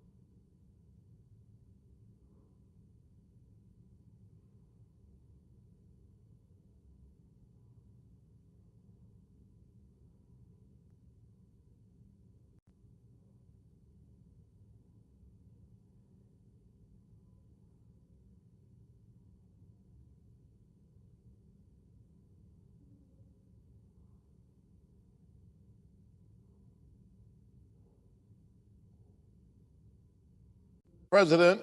The senator from Georgia. Mr. President, I rise tonight in strong opposition to the nomination of Robert F. Kennedy Jr. to lead the Department of Health and Human Services. It's no overstatement for me to say that it's hard for me to imagine a nominee less qualified that would actually be presented for the job of HHS Secretary. Robert F. Kennedy, not only does he not pass muster, this is not even close. I still can't believe we're even having this discussion. He is a conspiracy theorist who is so focused on his conspiracy theory. When you think of what we need the HHS Secretary to do, Robert F. Kennedy is a hazard to our health. Certainly we can do better than this. He's just manifestly unqualified. I don't know how else to put it. This is not a partisan exercise for me. In fact, some of the nominees that have been presented, I voted for some of them. But I can't vote for Robert F. Kennedy. Not only is he a hazard to our health, not only is he manifestly unqualified, it is clear that he will be a rubber stamp for Washington Republicans and their attempts to raise health care costs for hundreds of thousands of Georgians. He's a threat to public health and the thousands of Centers for Disease Control and Prevention employees who work tirelessly every single day to keep us safe. He supports the administration's gag order that is literally keeping medical professionals from sharing information to get diseases like bird flu under control, cancer researchers from doing their important life-saving work. Who among us has not been touched in some way by cancer? Doctors and their ability and hospitals from accessing resources to lower the maternal mortality rate, which is abysmally high in this country, particularly in a state like Georgia. I will be voting no on Mr. Kennedy's nomination to lead HHS, and I urge my colleagues on both sides of the aisle to somehow find a way to do the right thing and vote no with me. Mr. Kennedy won't work to lower Georgians' health care costs or increase access to health care for my constituents who are caught right now in the health care coverage gap.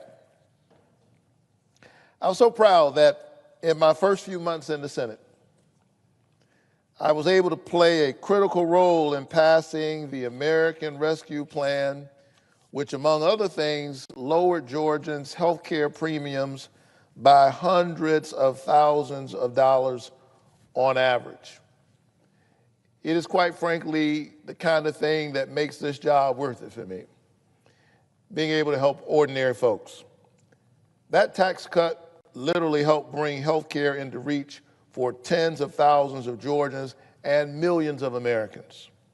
These tax cuts are so critical that the nonpartisan Congressional Budget Office said that the number of Americans without health care would grow by 3.8 million in just 1 year. In just 1 year, 3.8 million without health care if the premium subsidies that we now enjoy were allowed to expire. We know that that would impact thousands of Georgians who have only recently been able to receive health care coverage. If these tax credits are allowed to expire, a 45-year-old in Georgia with $62,000 annual income would see premiums go up by $1,414 a year. A 60-year-old couple in Georgia with an $82,000 annual income would see their premiums go up by a staggering $18,157 a year. Can you imagine someone making $82,000 a year, 60-year-old couple, and all of a sudden their health insurance for the year goes up by more than $18,000? We know what that is. That's the difference between having health care coverage and not having it at all. Nearly 1/3 of Americans have less than $500 in savings in their bank account. And so these folks don't have that kind of extra dough. They don't have that kind of extra cash on hand to pay for something that is vitally necessary, and we don't know, we never know when we will really need our health insurance. And so every single day as we watch the games that Washington politicians play, for me, this is no game. I often say that if we would center ordinary people, we have a chance at getting the public policy right. If we will center people rather than politics, we might manage to get the right policy. And so as these debates rage on, as nominees like this come before us, I'm thinking about people like my constituent, Cassie Cox. She's from Bainbridge, Georgia. She wasn't able to afford health care on the Affordable Care Act marketplace until the premium tax credit brought health care into reach. And shortly after she became insured, she severely cut her hand, landing her in the emergency room with 35 stitches. With insurance, it still cost her about $300, but she could figure out how to get that done. Had it not been for the tax credits that allowed her to get health care, she could have been in financial ruin from a severe cut of the hand, something that could happen to any one of us at any time. She's one of the hundreds of thousands of Georgians at risk of losing their coverage if these tax credits are allowed to expire. And so I asked the nominee for HHS, what do you think about this? Mr. Kennedy told me when I met him privately in my office that he wanted to work with President Trump to lower health care premiums. I said, good. That's why I was deeply troubled when I questioned Mr. Kennedy on his support for these tax credits. In his hearing in front of the Senate Finance Committee, I asked him, yes or no, Mr. Kennedy, are you aware that the premium subsidies that help save Georgians an average of $531 a month are set to expire at the end of the year? He said, yes, he's aware. Then I asked him yes or no if he supports Congress extending these tax credits, which lower Americans' premiums, something he told me was a priority for him. Suddenly, Mr. Kennedy could not give me a yes or no answer. I wonder why. He told me in private that he cared about health care. He said he was aware that these tax credits were set to expire at the end of the year. He said he wanted to lower health care costs. When I asked him whether he would support Congress extending these tax credits, the crusader all of a sudden became politician and couldn't give me a yes or no answer. That's not a good sign. It's a pretty simple question to the nominee to run the federal agency tasked with protecting the health of all Americans. Do you support lowering health care premiums and keeping millions of people insured? But that question apparently was a bit too challenging for Mr. Kennedy. So if a nominee to run the Department of Health and Human Services cannot tell me if he supports preventing Georgians' health care costs from spiking and keeping people like Cassie Cox on her health care plan, I cannot support his nomination. I don't work for him. I don't work for the insurance companies. I work for Cassie Cox and other Georgians like her. We know that these subsidies, which expire this year, are at serious risk of not getting renewed. And if there's anybody in the federal government who ought to be advocating for the patients, advocating for public health, reminding the president of how important this is, surely it ought to be the Secretary of Health and Human Services. And so I'm very concerned about this. Because right now, my colleagues on the other side of the aisle are already starting to put together a tax bill that I would describe as Robin Hood in reverse. They want to take tax credits needed by ordinary, hard-working Georgians in order to give a unneeded tax cut to their wealthy friends. That's Robin Hood in reverse. It's bad public policy. It's bad for our health. And I would argue it's bad for our economy as we create the circumstances for having a workforce that will be sicker, less productive, less competitive on the global stage. And Mr. Robert Kennedy, I'm afraid, will simply aid and abet this process. He will hold the door open for Washington Republicans while thousands of Georgians get kicked off their health care. for Cassie Cox, and for the hundreds of thousands of Georgians who risk losing their health care coverage if premium tax credits are allowed to expire, I'm voting no on Secretary Kennedy's nomination for HH Secretary. But that's not the only reason I'm voting no. You see, every Sunday I return home to Georgia to preach in the Ebenezer pulpit. Ebenezer Baptist Church is the spiritual home of Martin Luther King Jr. Sometimes folks ask me why I continue to hold that job. Well, I return to Georgia and I return to my church every Sunday because I don't want to spend all my time talking to politicians. I'm afraid I might accidentally become one. I serve in politics, but in a real sense, I tolerate politics so that I can do the important work for the people.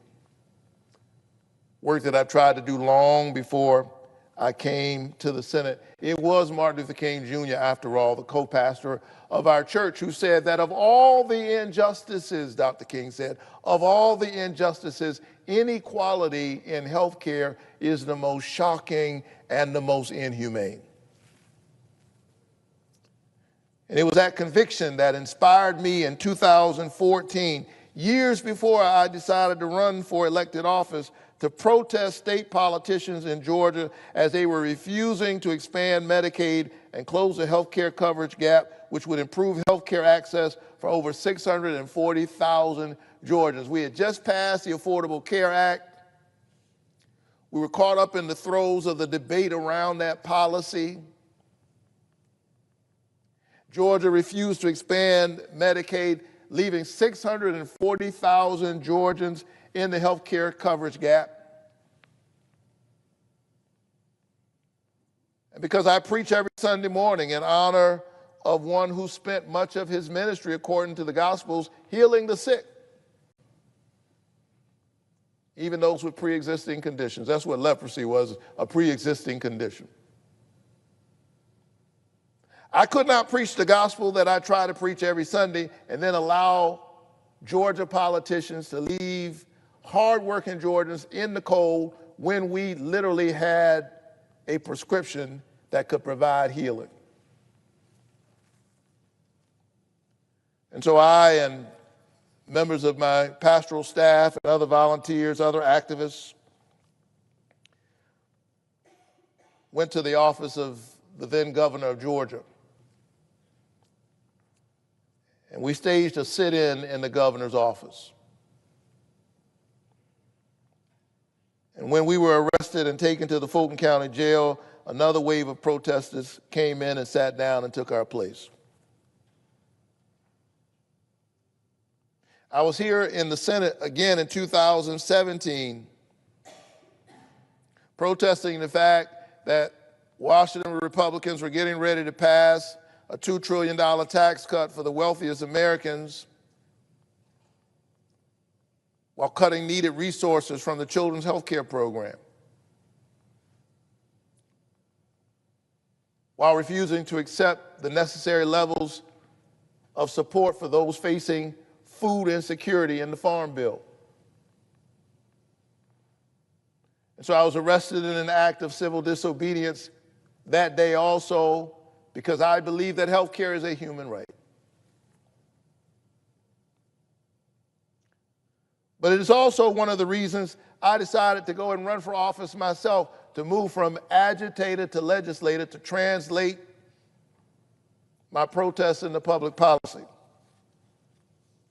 Perhaps I could get a few more tools to help the people that I've always advocated for. And so in my first few months in office, I made it a priority to sweeten the deal and further incentivize Georgia politicians to finally do the right thing and expand Medicaid. I thought to myself, if I could get additional resources in federal legislation to further incentivize states like Georgia to expand Medicaid, surely they will expand Medicaid. It only makes sense.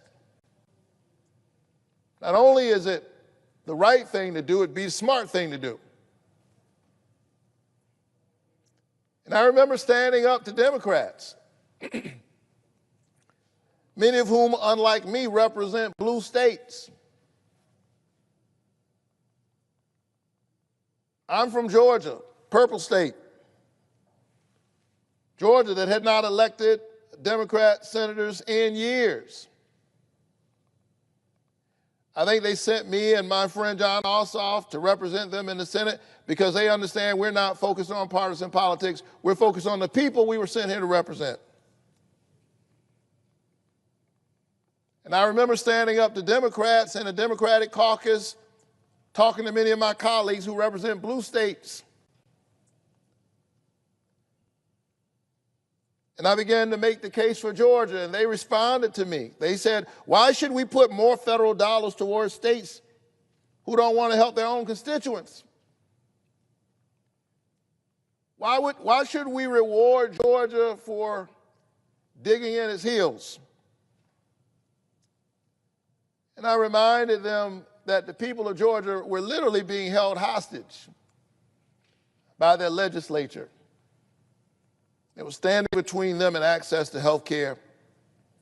And maybe if we just sweeten the pot a little bit more, we could encourage the legislature to do the right thing, encourage the governor to do the right thing. Sadly, after I was able to secure $14.5 billion for non-expansion states, including $2 billion for Georgia alone to just incentivize Medicaid expansion, they left that money on the table and 600,000 Georgians in the Medicaid coverage gap. Who are they working for? I work for Georgia.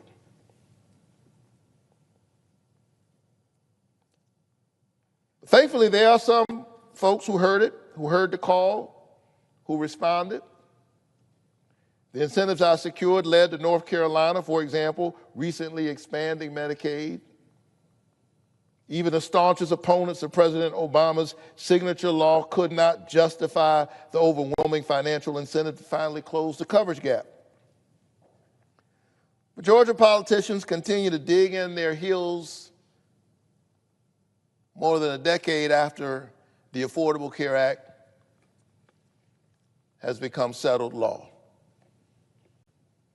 No matter where you are on this side of the debate, on which side you're on the debate about the Affordable Care Act, can you imagine Social Security in 40 states? Can you imagine Medicare or Medicaid in 40 states, and whether you get it or not depends on which state you're in? Well, while craven politicians are still fighting the fights of more than a decade ago, literally millions of Americans, most of them hard-working Americans, it's the working poor, that's who we're talking about. They are in the health care coverage gap while politicians play the games that politicians play. It's shameful. It's immoral. It's unjustifiable.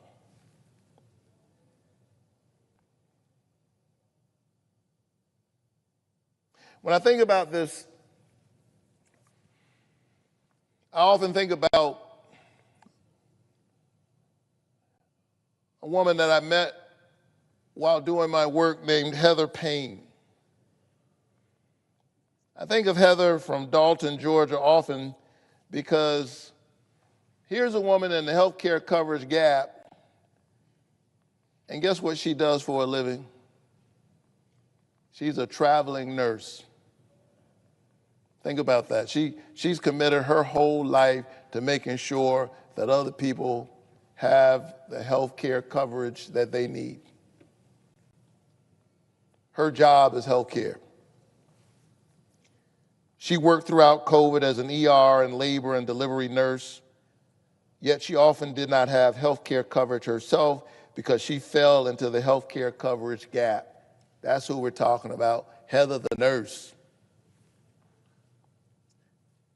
She made too much money to qualify for Medicaid, conventional Medicaid, but she could not afford coverage on the marketplace. And so about two and a half years ago, Heather, who sometimes had health care coverage and sometimes she didn't because she was a traveling nurse. About 2.5 years ago, she noticed something was wrong in her body.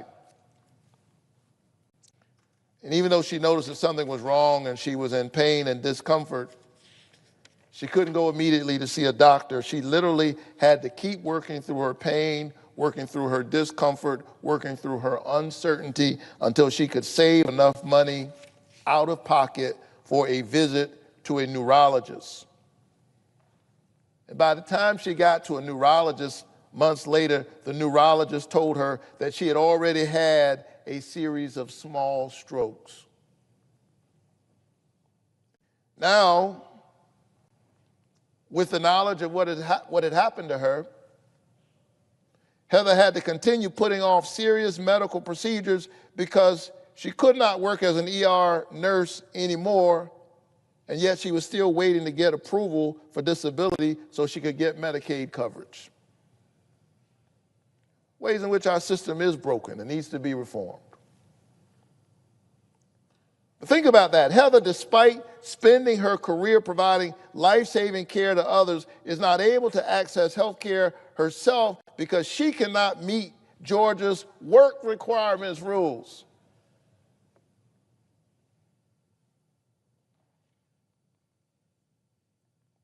I don't see how anybody could think that that's right. I think it's wrong that in the richest country on the planet, we don't want to lower the cost of health care for people who worked hard serving our community and, in Heather's case, literally keeping us healthy. And because I think about Heather quite often, I asked Robert Kennedy, what does Heather need? Because our governor has set up his own program with these work requirements that just create red tape.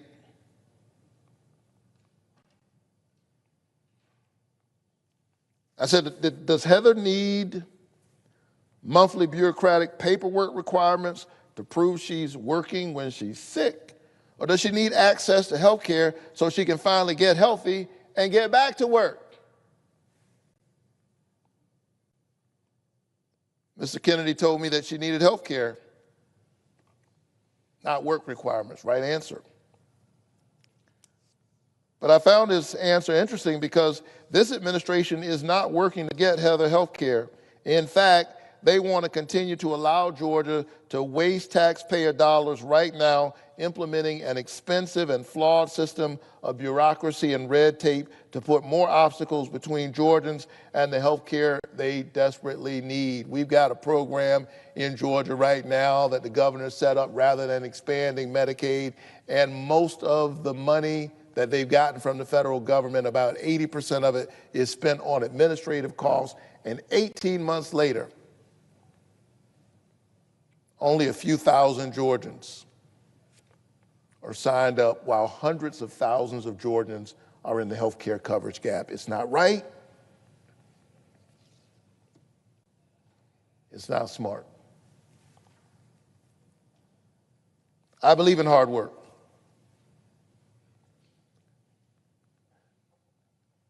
My late father had a fierce work ethic. I watched him and my mother wake up early every morning, and they woke us up. My dad just had this thing, you didn't sleep late in his house. He didn't care if it was Saturday or Sunday. As a little kid, he would wake us up, say, get ready, put your shoes on.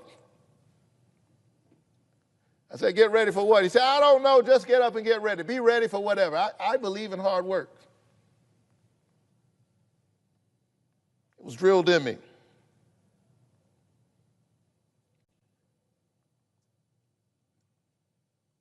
But an ER nurse who's been taking care of people for years, she doesn't need somebody to put a fire under her to get her to go to work. She needs to be able to get basic health care so she can get healthy and go back to work.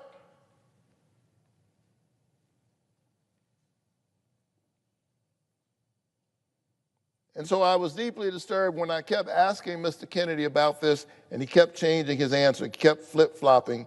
He said at one point, states may take different approaches to providing coverage to their citizens. I wonder what was going on. I think I know why.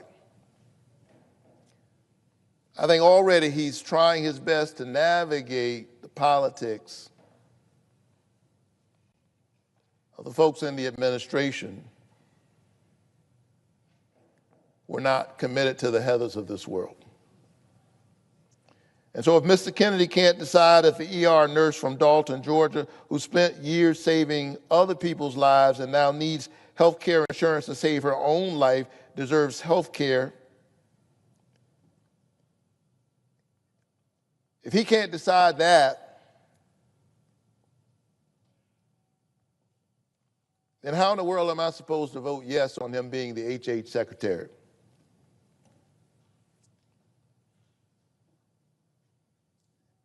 And so for Heather and for the hundreds of thousands of Georgians in the health care coverage gap who need an HHS secretary who will stand and advocate for them, my vote is no. But not only that, as a senator from the great state of Georgia, I'm very proud that I represent the Georgia-based Centers for Disease Control and Prevention, the CDC, which was created nearly 80 years ago to prevent the spread of malaria across our country. The CDC does life-saving work to control disease outbreaks, to ensure our food and our water are safe, to keep our brave service members abroad safe, and to prevent leading causes of death such as heart disease, cancer, stroke, and diabetes. CDC is one of those entities that I think is vastly underrated and underappreciated because we don't see most of the time the bad stuff that they've saved us from. It's hard to get credit for the bad stuff that you prevent from happening, but where in the world would we be without the CDC? I think we got a glimpse of how important their work is as we were all dealing with the COVID-19 pandemic. There are many other bugs like that out there. Thank goodness for their work, for the scientific method, for their discipline. The CDC employs 10,000 Georgians. Their work is so critical for every American. But in addition to that, the CDC has a great economic impact on Georgia as well. For every one job at the CDC, 3 jobs are created. One job at the CDC creates 3 jobs in the Georgia economy. And that's why students come from all over the world to study in Georgia research institutions because of its proximity to the CDC. They come to Emory University. They come to Georgia Tech.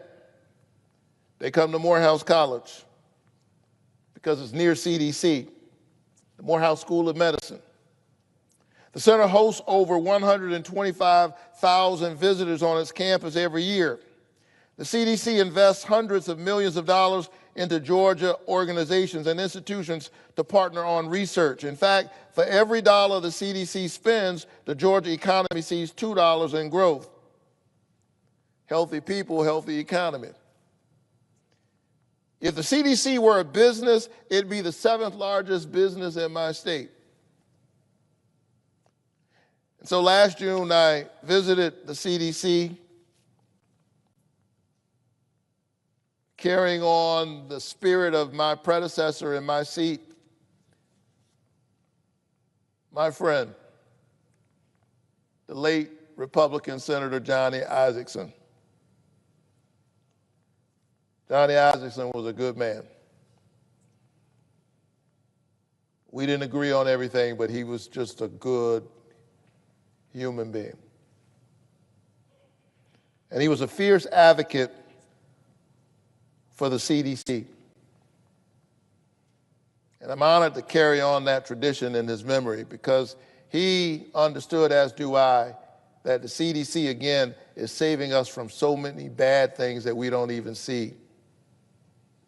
There's a way in which, because of their work, we are blessed and privileged into cluelessness. He understood not just the economic benefits of the CDC, but also the tremendous importance of investing in our public health. During the first Trump administration, Senator Isaacson, a Republican, questioned all HHS nominees about how they would support the critical work of the CDC. Think about that in sharp contrast to what we're seeing on the other side of the aisle these days. Johnny Isaacson would be questioning whoever was the nominee for the HHS. What do you think about the CDC? Because imagine that. He actually believed in advise and consent.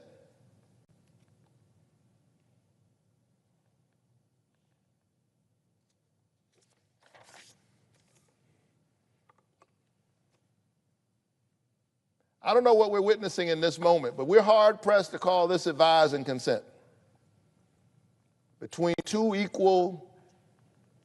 co-equal branches of government. Senator Isaacson,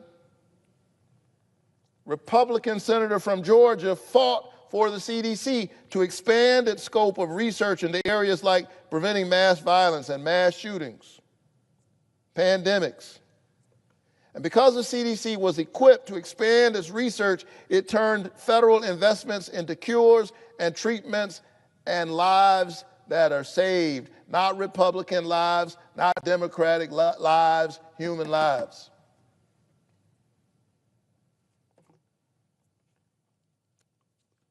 It's easy to get behind the work of the CDC. It ought to be. After all, look what the CDC has accomplished over the past 80 years because the centers have been well funded and has always received support on both sides of the aisle, eradicating smallpox globally and nearly eradicating polio, measles, and mumps, which is responsible for saving the lives of at least 42,000 Americans, finding treatments and supporting preventive care for our HIV-positive brothers and sisters, creating an 18% drop in infections by helping hospitals implement safety standards that save 4,500 lives each year so you don't die of some bug in the hospital that kills you while you're trying to get well. You can thank the CDC for that.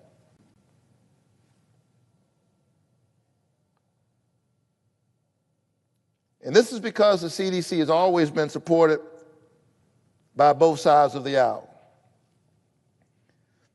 I saw that work up close when I visited the CDC last June. I spoke with researchers and medical professionals who are already working to address bird flu, which poses a danger to our poultry farmers and our grocery prices. Can I tell you, I spent time with those CDC workers. They're not the enemy, as some have tried to paint these federal workers in recent days shameful. They didn't deserve to get a blanket memo encouraging them, whoever they are, no matter what job they hold, to just resign.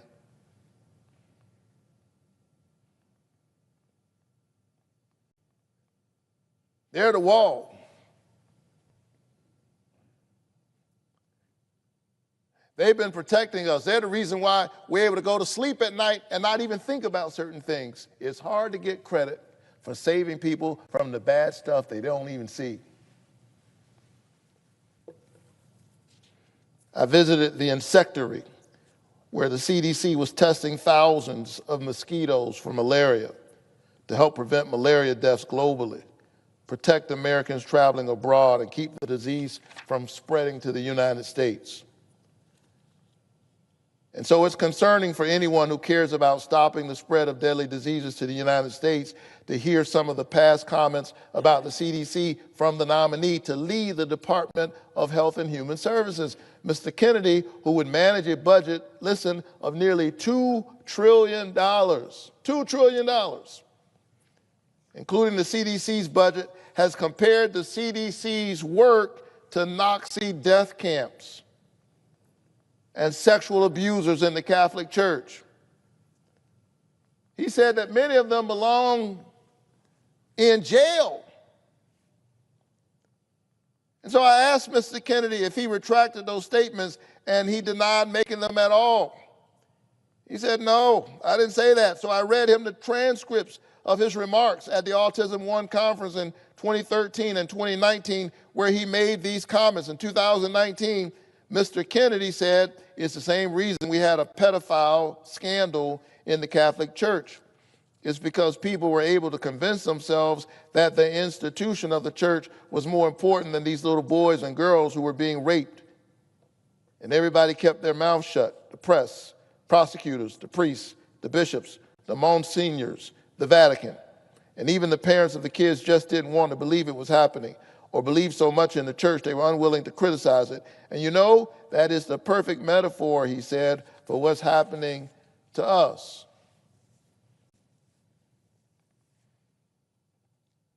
In 2013, at the same conference, he said, is it hyperbole when I say these people should be in jail? They should be in jail and the key should be thrown away. To me, this is like Nazi death camp. I mean, what happens? What happened to these kids? 1 in 31 boys in this country, their minds are being robbed from them. And look what it does to the families. I can't tell you why somebody would do something like that. I can't tell you why ordinary Germans participated in the Holocaust.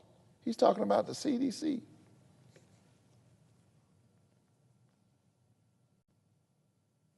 You can slice and dice these words all you want. The moment at which you put the CDC and Nazi death camps in the same statement, and you're the secretary nominee for HHS, Houston, Georgia, America, we have a problem. And that problem is Robert Kennedy. And God help us if my colleagues on the other side of the aisle cannot get past partisan politics, cannot find the courage to stand up to Donald Trump and say no to Robert Kennedy. So don't chastise me and ask me how in the world would I vote against him when 18 months ago he was a Democrat. That's not the game we're playing here. This is not about Democrat or Republican. And if my colleagues on the other side of the aisle want to abdicate their responsibility to seriously engage in advise and consent, that's their problem. I'm not obligated to play along. We're voting against Robert Kennedy not out of some partisan impulse, not out of some sense of shirts versus skins. This is literally a matter of life and death. We're voting against him because he's manifestly unqualified, and anybody who's honest knows it's true.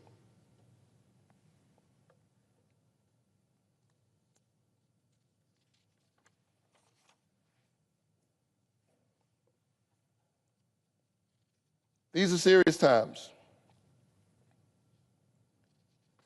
A few days ago, in the midst of all that we're facing, the Trump administration silenced the CDC from sharing public health notices and critical health data. That is literally their job. During the first week of the Trump administration, the White House gagged the CDC, preventing them from communicating all important public health information to anybody, doctors, state health officials, parents, anybody. And this impacted everything from cancer research data to updates on bird flu, which was found in flocks of poultry in North Georgia just 3 weeks ago. And it's literally raising the cost of eggs. In addition to that,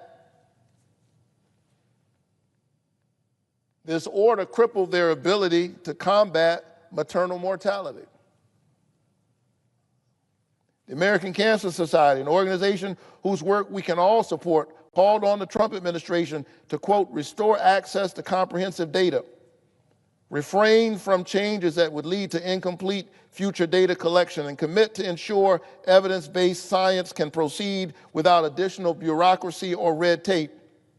They said any restriction to gather and release these data could thwart our ability to address and reduce the cancer burden across all communities. That's the American Cancer Society.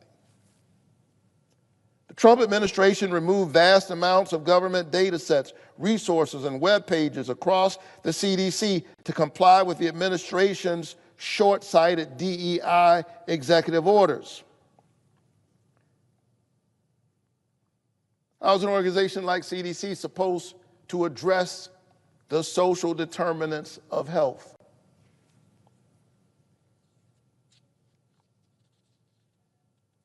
This is keeping our best scientists and our researchers from their work to treat and cure cancer. Everybody has lost somebody to cancer. And everybody would like to see more progress in preventing and curing disease. So I'd like for Mr. Kennedy to explain to my constituents in Georgia how data sets that help cancer organizations work to eliminate cancer is somehow a problem that needs to be eliminated. Thankfully, these web pages have been temporarily restored, but that's only because it was ordered by a judge. I asked him, yes or no, Mr. Kennedy, do you agree with the administration's gag order? And he called it, quote, a standard operating procedure. Well, I don't believe hindering cancer research is standard operating procedure. And I fear this administration's attempt to dismantle the CDC is going to slow down desperately needed life-saving research, and Mr. Kennedy will be there aiding and abetting that work.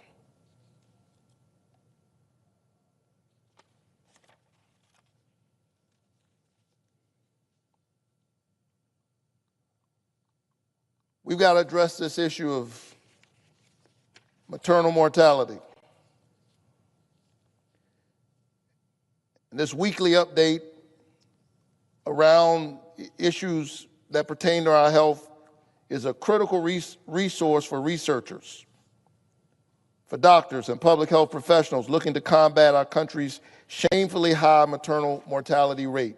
Shockingly, Georgia is one of the worst states for maternal mortality and maternal health care access. In fact, a black woman in Georgia is 3 to 4 times as likely to die related to pregnancy and childbirth than her white sisters nationally. You're a black woman in Georgia, 3 to 4 times more likely to die, even when you have the insurance, even when you have the income.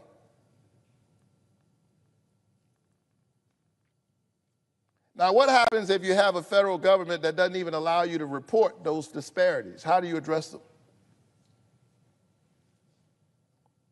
Shockingly, 89% of maternal deaths in Georgia are preventable, but these numbers represent women and their families, and they are more than statistics. When I think about our maternal mortality crisis, I think of Kira Johnson, a 39-year-old woman who flew planes and ran marathons and spoke several languages.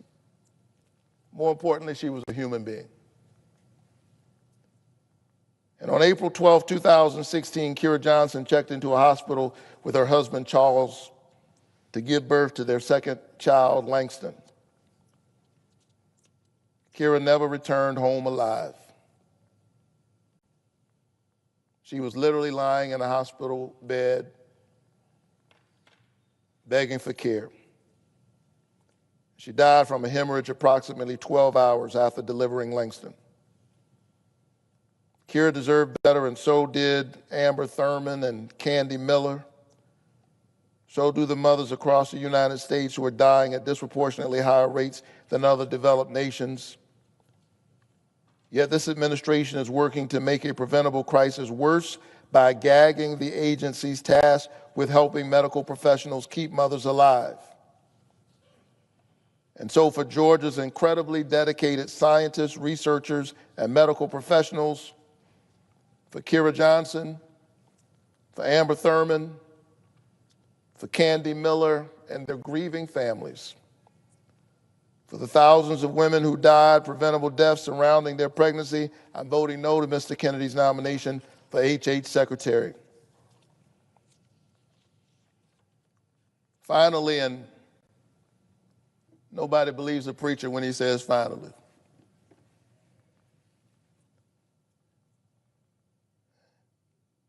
I'm going to get out of the way so my colleague, Mr. Welch from the great state of Vermont, can continue this work. But you know the sad irony of this moment in which we're seeing an onslaught on anything that represents diversity, equity, and inclusion. The sad irony of this attack on DEI is that the Trump administration, while attacking diversity, equity, and inclusion, is nominating a manifestly unqualified person to run the Department of Health and Human Services. So don't lecture me on diversity, equity, and inclusion, and the virtues of a meritocracy, while putting up the most unqualified person anybody can imagine to be in charge of the nation's public health system.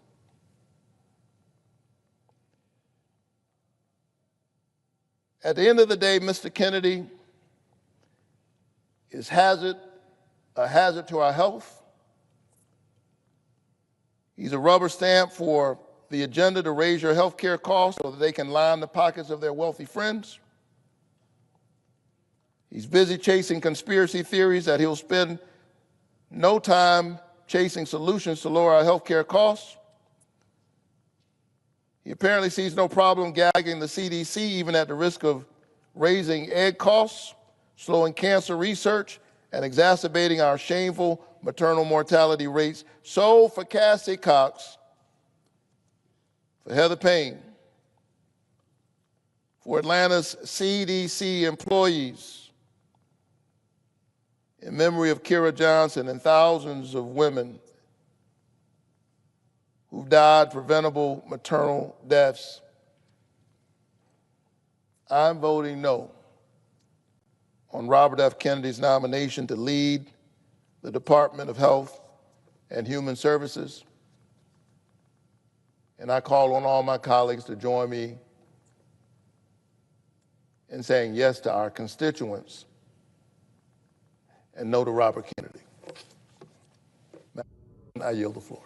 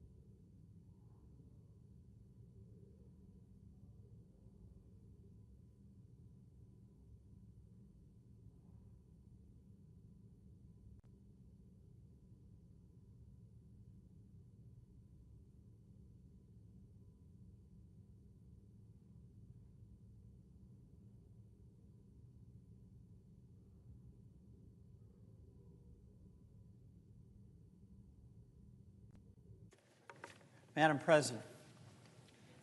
The senator from Vermont. Thank you, Madam President. I am here to follow my colleague from Georgia, Senator Warnock, to talk about the Robert Kennedy nomination. But before I start, I just want to share some good news I just learned about with the success of DOGE. As we all know, Mr. Musk is working hard to slash costs, sending out emails to people telling them they don't have to show up to work tomorrow, firing inspector generals, all in pursuit of a smaller government, at whatever the cost to a lot of folks around. But busy as Mr. Musk is, he found time with Tesla to sign a $400 million contract to provide Tesla Cybertrucks as transportation for the State Department. So it's a tribute to Mr. Musk that he was able to take a little bit of time out of his more than full-time job of cutting cost, cutting positions, in, quote, saving the taxpayers' money, that he was able to find an opportunity to sign this $400 million deal.